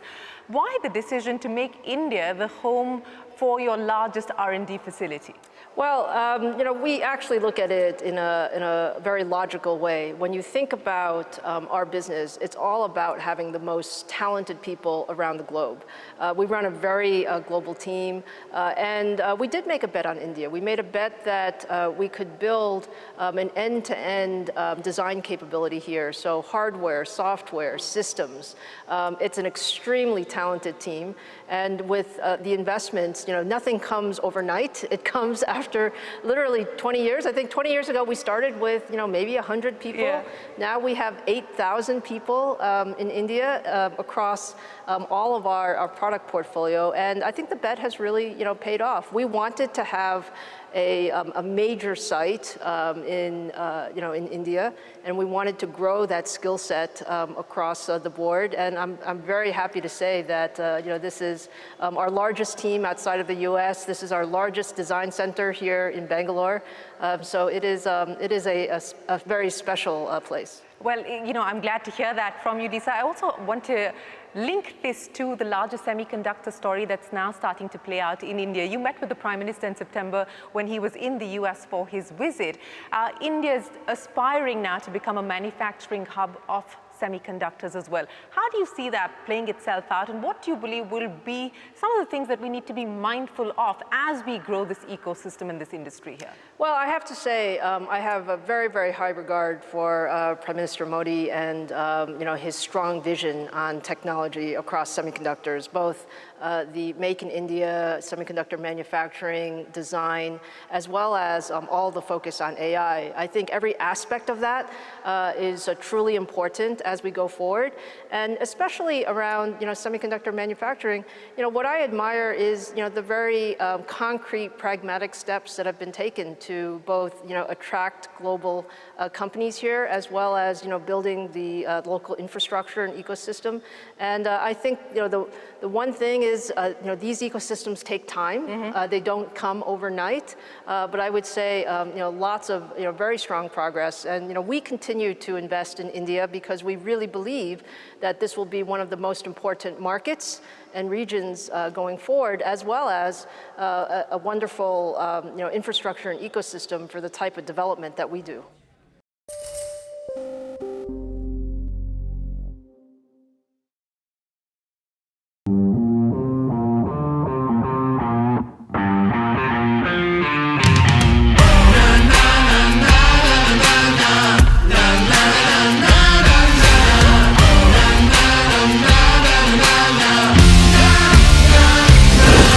Make informed decisions with comprehensive analysis on the go. Strengthen your portfolio with real-time market updates on the go. Create effective strategies with insightful expert opinions. On the go. Grow on the go with CNBC-TV18. Now streaming live 24/7 on YouTube. With these two new electric SUVs, Mahindra Group wants to target a big chunk of the compact SUV segment, which is a 44,000 per month market. But they will face a lot of competition, not just from the traditional ICE players, but also EV players in this segment. You already have the Curve EV from Tata Motors, and very soon in the market, over the next 4 to 5 months, you will have the electric Vitara from Maruti Suzuki, and also the Creta EV from Hyundai Motors in the country. So how is the company getting ready for these players? We caught up with Pratap Bose, the Chief Design Officer of the Mahindra Group, to understand a bit more about the design strategy of these cars and how the company is getting ready to take on not just the domestic players, but also the likes of Tesla and BYD.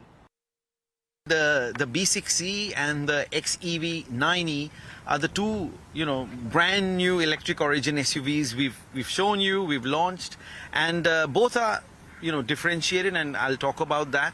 The B brand was actually created to bring in a new kind of customer to the Mahindra fold.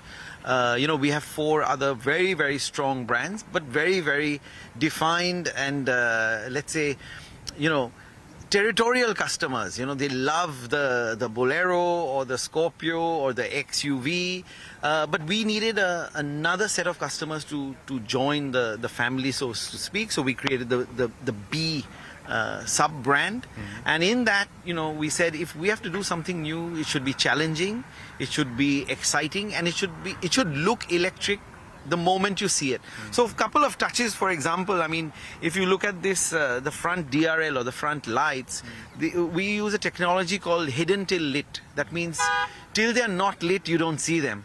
Or this scoop indeed on the bonnet, it takes air from the front and it, basically passes it all over the car for aerodynamics. So when you see this vehicle, you know that this is not some sort of ICE derived product. It is really truly electric origin in its architecture.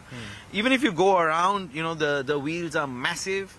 They're true SUV, So whatever we do, just to go back to your point, even if it's for a new customer, we at Mahindra build SUVs. If they're electric or if they are ICE, they're always SUVs. And SUVs have a certain visual, let's say, characteristic. There's high bonnet, big wheels, nice clearance, amazing ground clearance. We brought in this sort of premium touch with the piano black finish. This is very international as well. This is happening, all over the world. Your phones are like that, so we bring in a lot of influences from architecture, from other parts of design, from fashion, to create cars like this. So the ground clearance for both the vehicles is almost the same. The wheel size is the same as well, but the coupe is slightly bigger, isn't it? That's right. The 9E is bigger. It's for a different kind of customer, as we said. It's for those who want to travel in luxury. They want to travel in sort of refinement, but still want that SUV capability.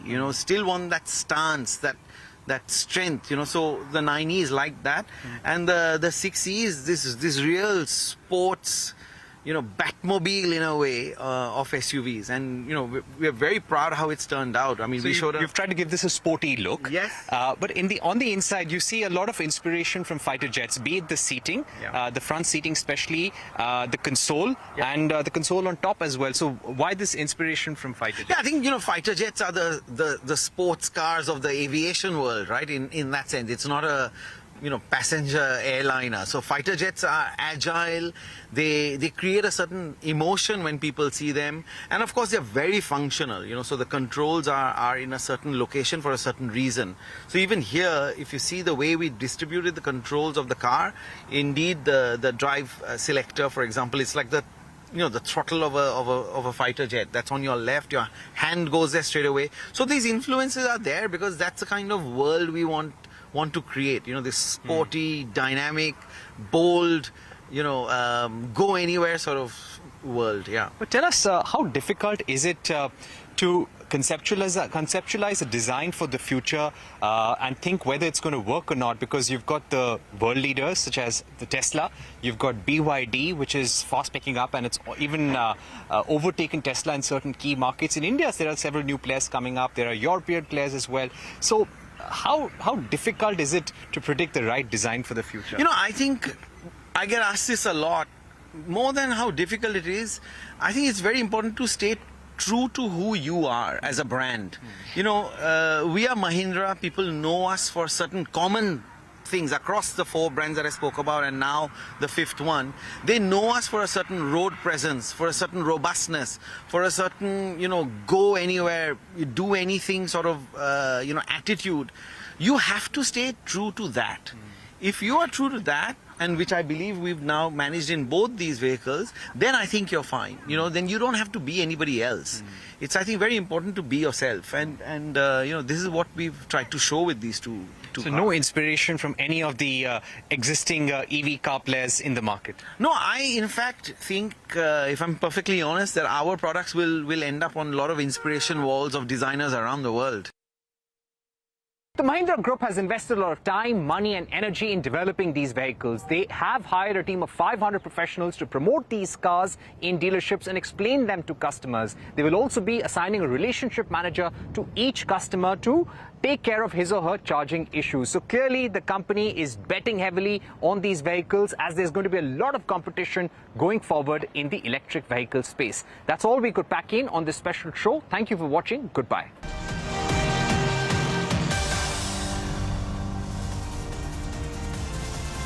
How about listening to global market maestros before crafting your investment strategy?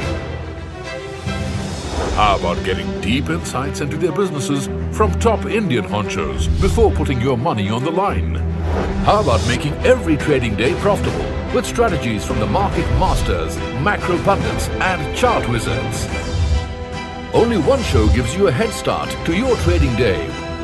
Get ready to profit. Get ready for business with Bajar at these times on CNBC-TV18 and CNBC-TV18.com. CNBC-TV18, an unending pursuit for excellence. A pioneer, a leader, a visionary, building a lasting legacy of credibility, consistency, and trust. Giving unparalleled access to global thought leaders and powering conversations that are shaping the new world order.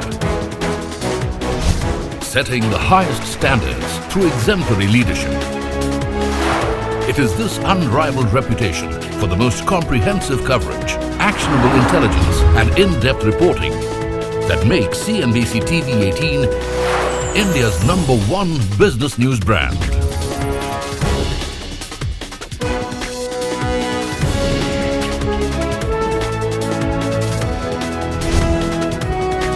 Foreseeing change, growth and transformation for over a quarter of a century. Trendsetters crafting innovative content formats.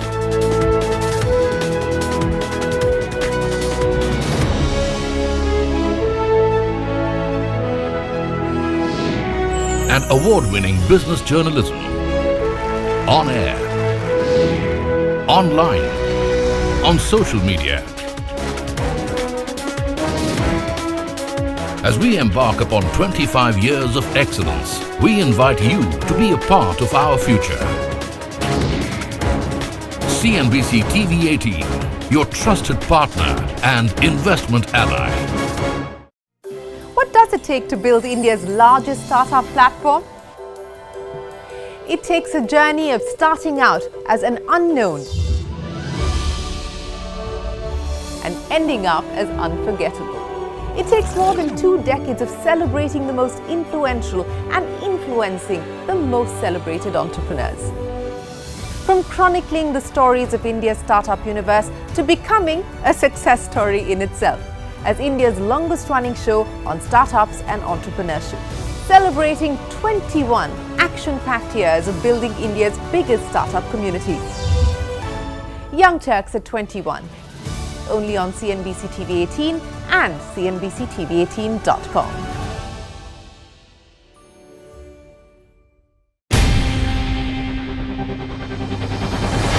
CNBC TV 18's most comprehensive and award-winning news show, India Business Hour, drops first on YouTube. So get the first access to the most influential architects of policies and politics, the key newsmakers of the day.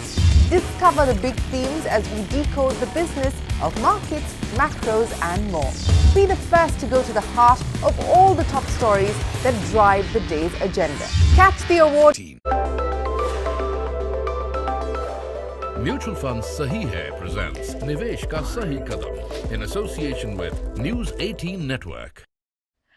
Hello and welcome to the curtain raiser episode of Mutual Funds Sahi Hai presents Nivesh Ka Sahi Kadam in association with the News 18 Network, a new series dedicated to helping you make informed investment decisions through the world of mutual funds. This initiative centers on long-term investing, targeting diverse audience segments through various content formats. The campaign's goal is to foster positive sentiment around mutual funds and highlight their critical role in our investment portfolios. We aim to inspire individuals to adopt a hero mindset, heroes who prioritize long-term financial security over short-term gratification. Joining us today is a person who actually needs no introduction because he's been one of the tallest, most prominent leaders in the mutual fund industry over the years. Navneet Munot, Chairman of AMFI and Managing Director and CEO of HDFC Asset Management. Navneet, great to have you with us on this special episode right here in the studios. Thank you for coming over. Thank you, Surbhi, and it's a pleasure. And we are also very happy to start this new series in partnership with CNBC family. And Mutual Fund Sahi Hai is now almost every Indian recite that. SIP has become a household name. It's very flattering for us. It's very heartening for us that now it's not only the mutual fund industry, but a lot of other industries use the word SIP. It's become kind of an, a metaphor for something which is very disciplined, something with long-term orientation, something with consistency. People use the word SIP. It's very flattering for us.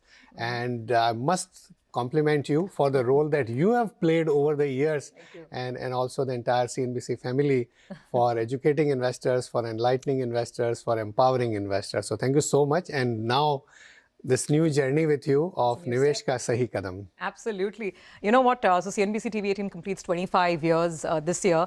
I have been associated with 20 of those years, in different avatars. And I must say that if you go back in time, I think the last 2 decades have been absolutely awe-inspiring in terms of how the investment landscape has changed, right? You go back to 2005 and 6 when the whole concept of mutual funds was very new to investors. So let's take a step back in history and first understand how you see this whole evolution journey from where we were, around demonetization, and then COVID was another milestone, and where we are today. How have you seen the investor change? I always say this, Surbhi, that in 1947 we got political independence. In 91, in many ways, was economic independence with liberalization and globalization. 2014 was another milestone year for India because of the Jan Dhan Yojana.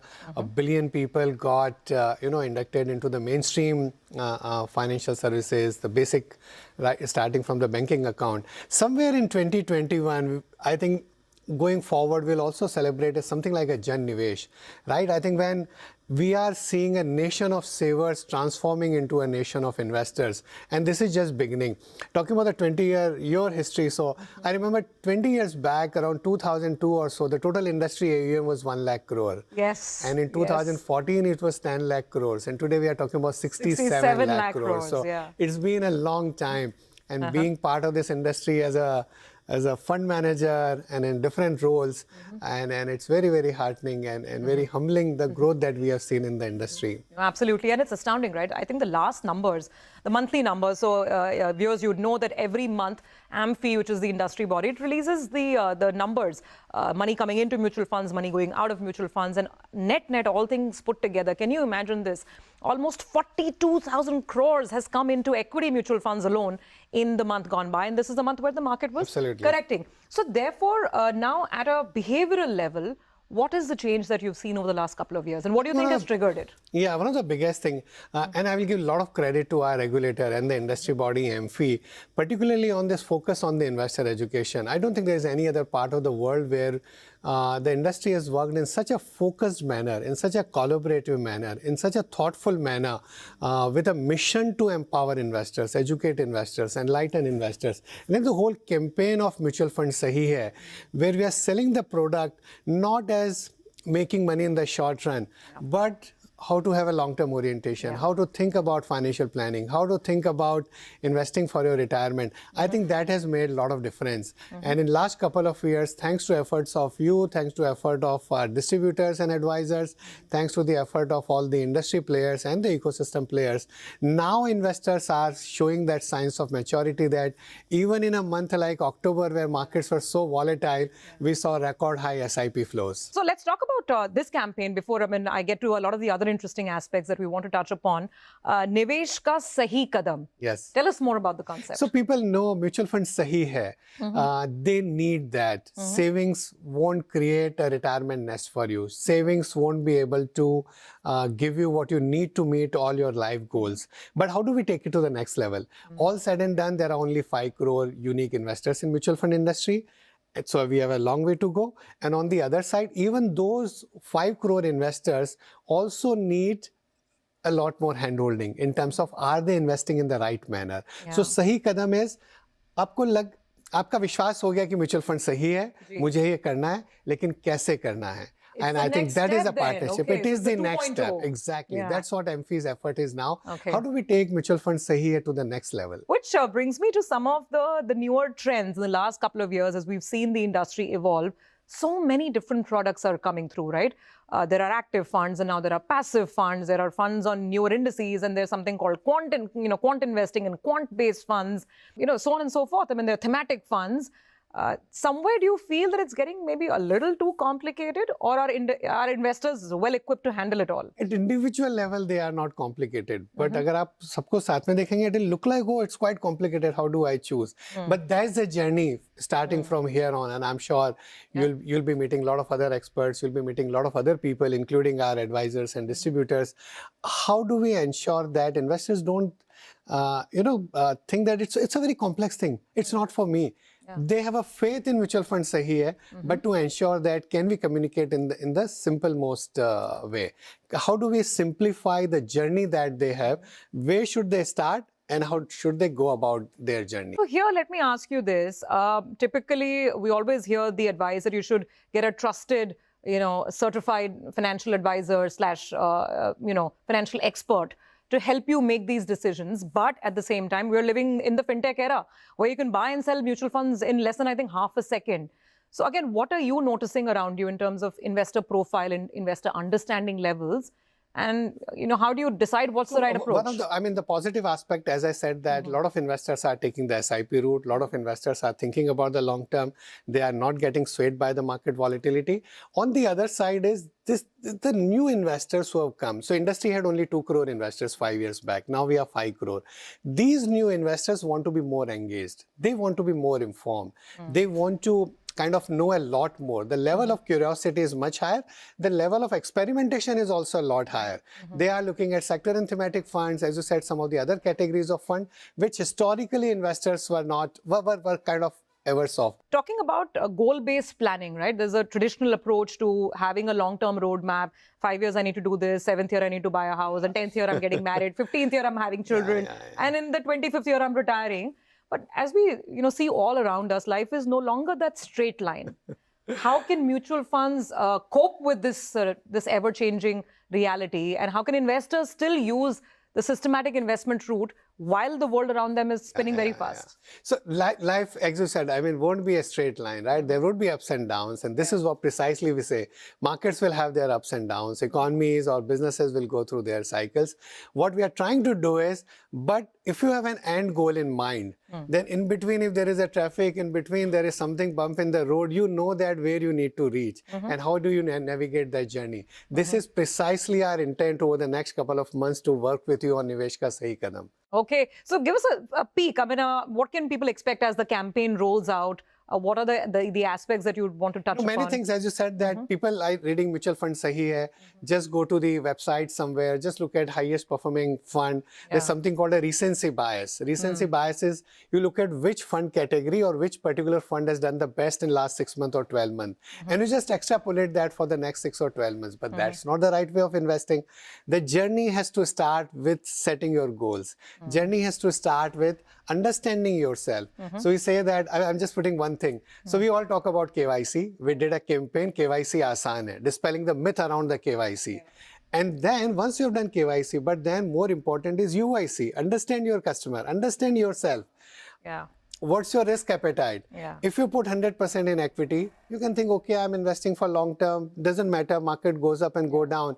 But if markets are down 10%, can you stomach that volatility? Or will you have butterflies in your stomach? Yeah. If you have butterflies, then you need to think about, is 100% okay for me? We should take a quick break on that note. We'll come back on the other side and talk about some of the newer aspects that investors want to experiment with, whether it's global markets, whether it's newer ways of investing, slightly more complex strategies.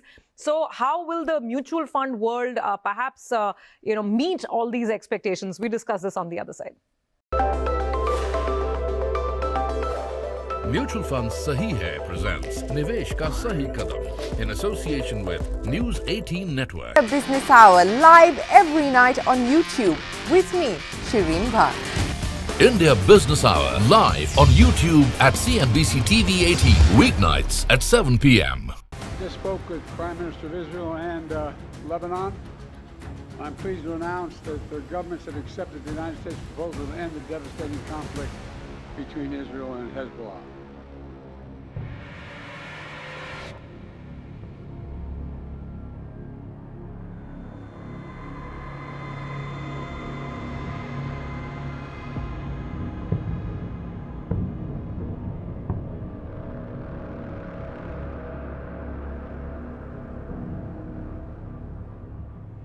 הערב אביא לאישור הקבינט מתווה להפסקת אש בלבנון. משך הפסקת האש תלוי במה שהתרחש בלבנון. בהבנה מלאה עם ארצות הברית, אנחנו שומרים על חופש פעולה צבאי מלא. אם חיזבאללה יפר את ההסכם וינסה להתחמש, אנחנו נתקוף. אם הוא ינסה לחדש תשתיות טרור בסמוך לגבול, אנחנו נתקוף.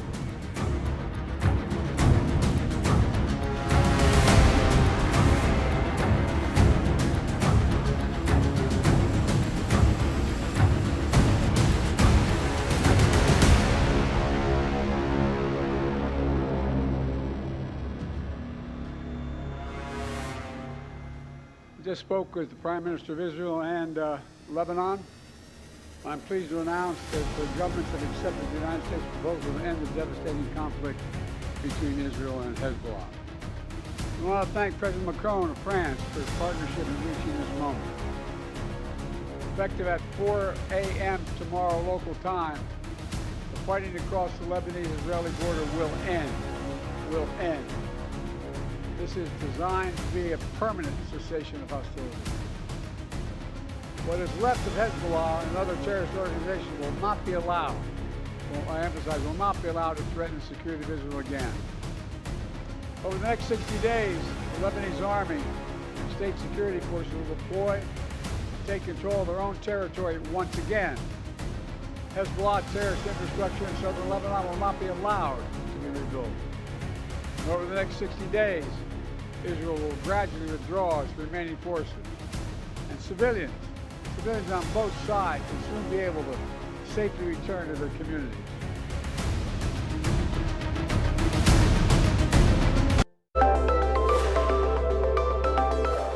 Mutual Fund Sahi Hai presents Nivesh Ka Sahi Kadam in association with News 18 Network. Welcome back. You're watching the curtain raiser episode of Mutual Fund Sahi Hai presents Nivesh Ka Sahi Kadam in association with the News 18 Network. We're in conversation with Navneet Munot, who has been enlightening us on how investor psyche, behavior and mindsets have been evolving as we've gone forward in this journey from being savers to becoming investors. Nation of investors. A nation of investors, absolutely. And that journey is well and truly on.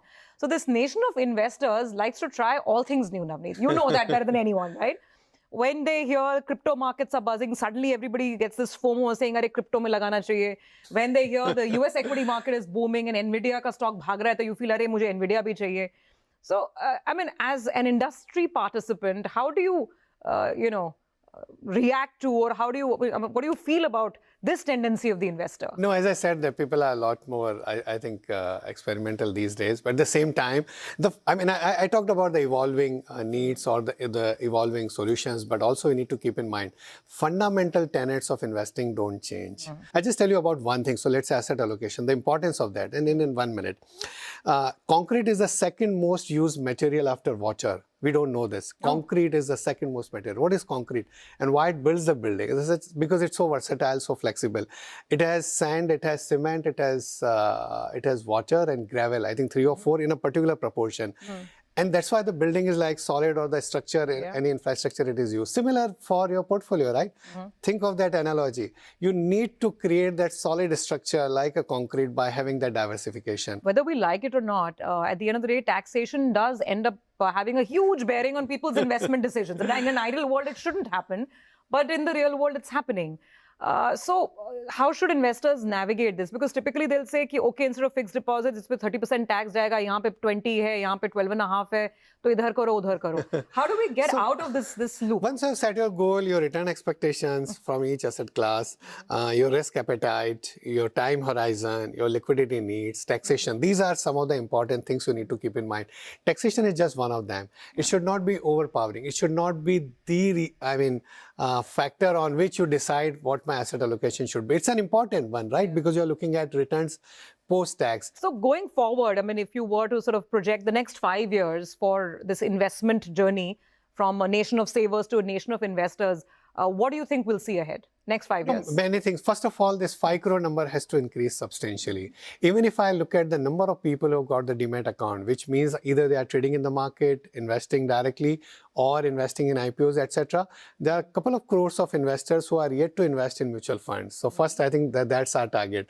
And then you have like many other families who are yet to invest. And that's the target of Nivesh Ka Sahi Kadam with CNBC family, that people know that mutual fund sahi hai. They are seeing people around them who are investing.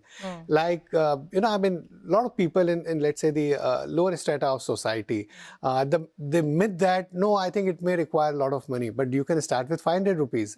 And regulator is working with us. How can we reduce that amount even more?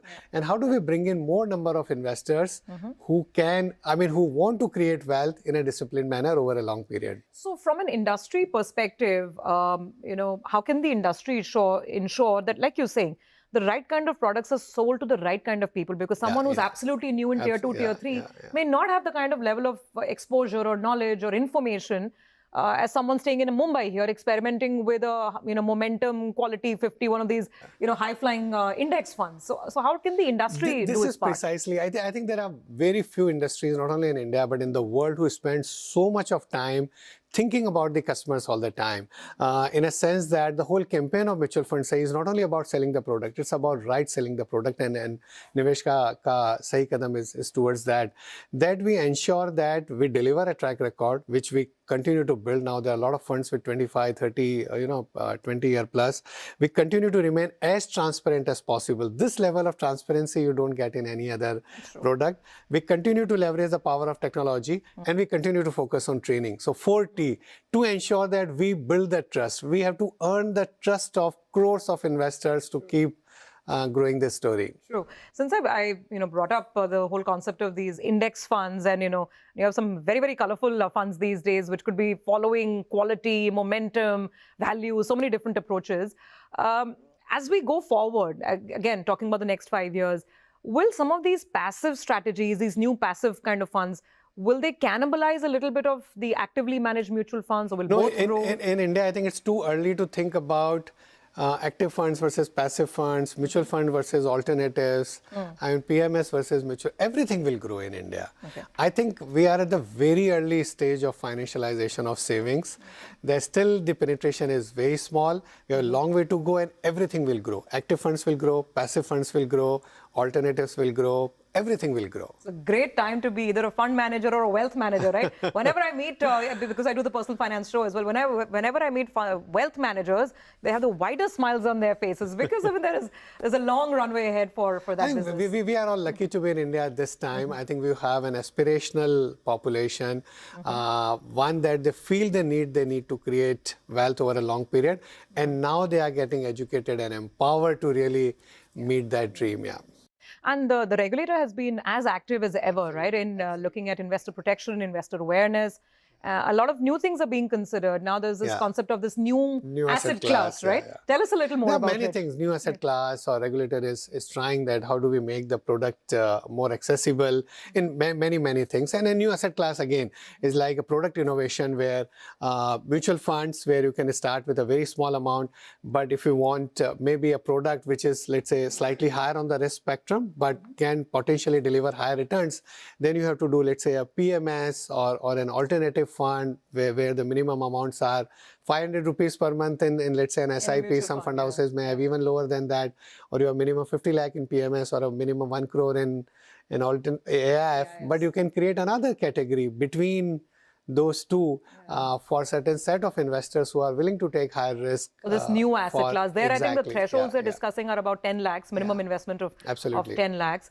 So I know it's very early days, but how will the industry approach it? Leveraging on the capability that this industry has built of investment management, risk management, product management, and servicing the investor rightly. So I mean, there would be all kinds of innovations over the years. Now, I think one grouse or not complaint, but one issue that investors have, especially now looking at the way global markets are shaping up, is that they're not being able to take too much part in global equities through Indian mutual funds because of regulatory issues, right? I think there are certain caps in place. $7 billion cap by RBI. We are hoping as an industry that at some point in time it is enhanced, and there are a set of investors who are looking at diversification. We talked about the importance of diversification and risk management before.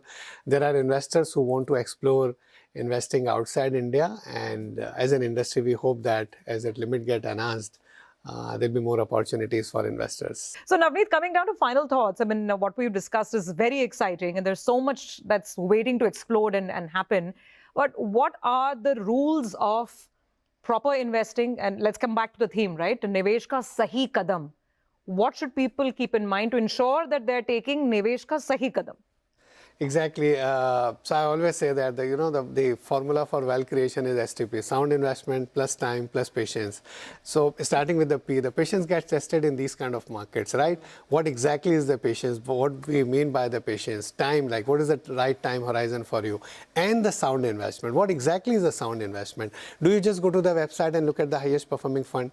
Do you just go to the some app and look at the fund that has delivered the best in last 6 months, 1 year, or a category of funds? Is that the right way of investing? Not really. How do we have a holistic journey, starting from understanding your needs, what is the money that you can invest every month, what is the lump sum money that you have, and understanding those things that we discussed about, that your return expectations, your risk appetite, understanding your time horizon, liquidity needs, taxation angle, and we provide you a right solution for each individual. So let's end on that personal anecdote. When family members and friends ask you कि ये fund सही है कि नहीं सही है, what all do you tell them to look at? What should one consider? I generally tell them that either you spend a lot of time and you understand this and you want to do it yourself, but otherwise I always tell them, get a good advisor, get a good distributor who can help you in that journey. This is very important. It's just like, I mean, for our, if we have a fever, we can take a medicine, but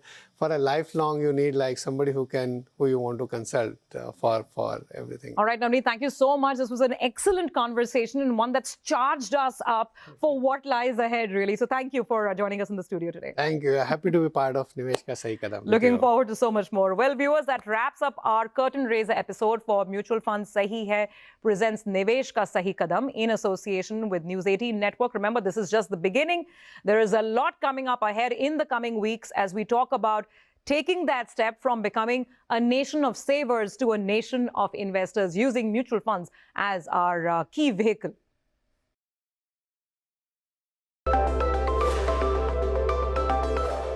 Mutual Fund Sahi Hai presents Nivesh Ka Sahi Kadam in association with News 18 Network.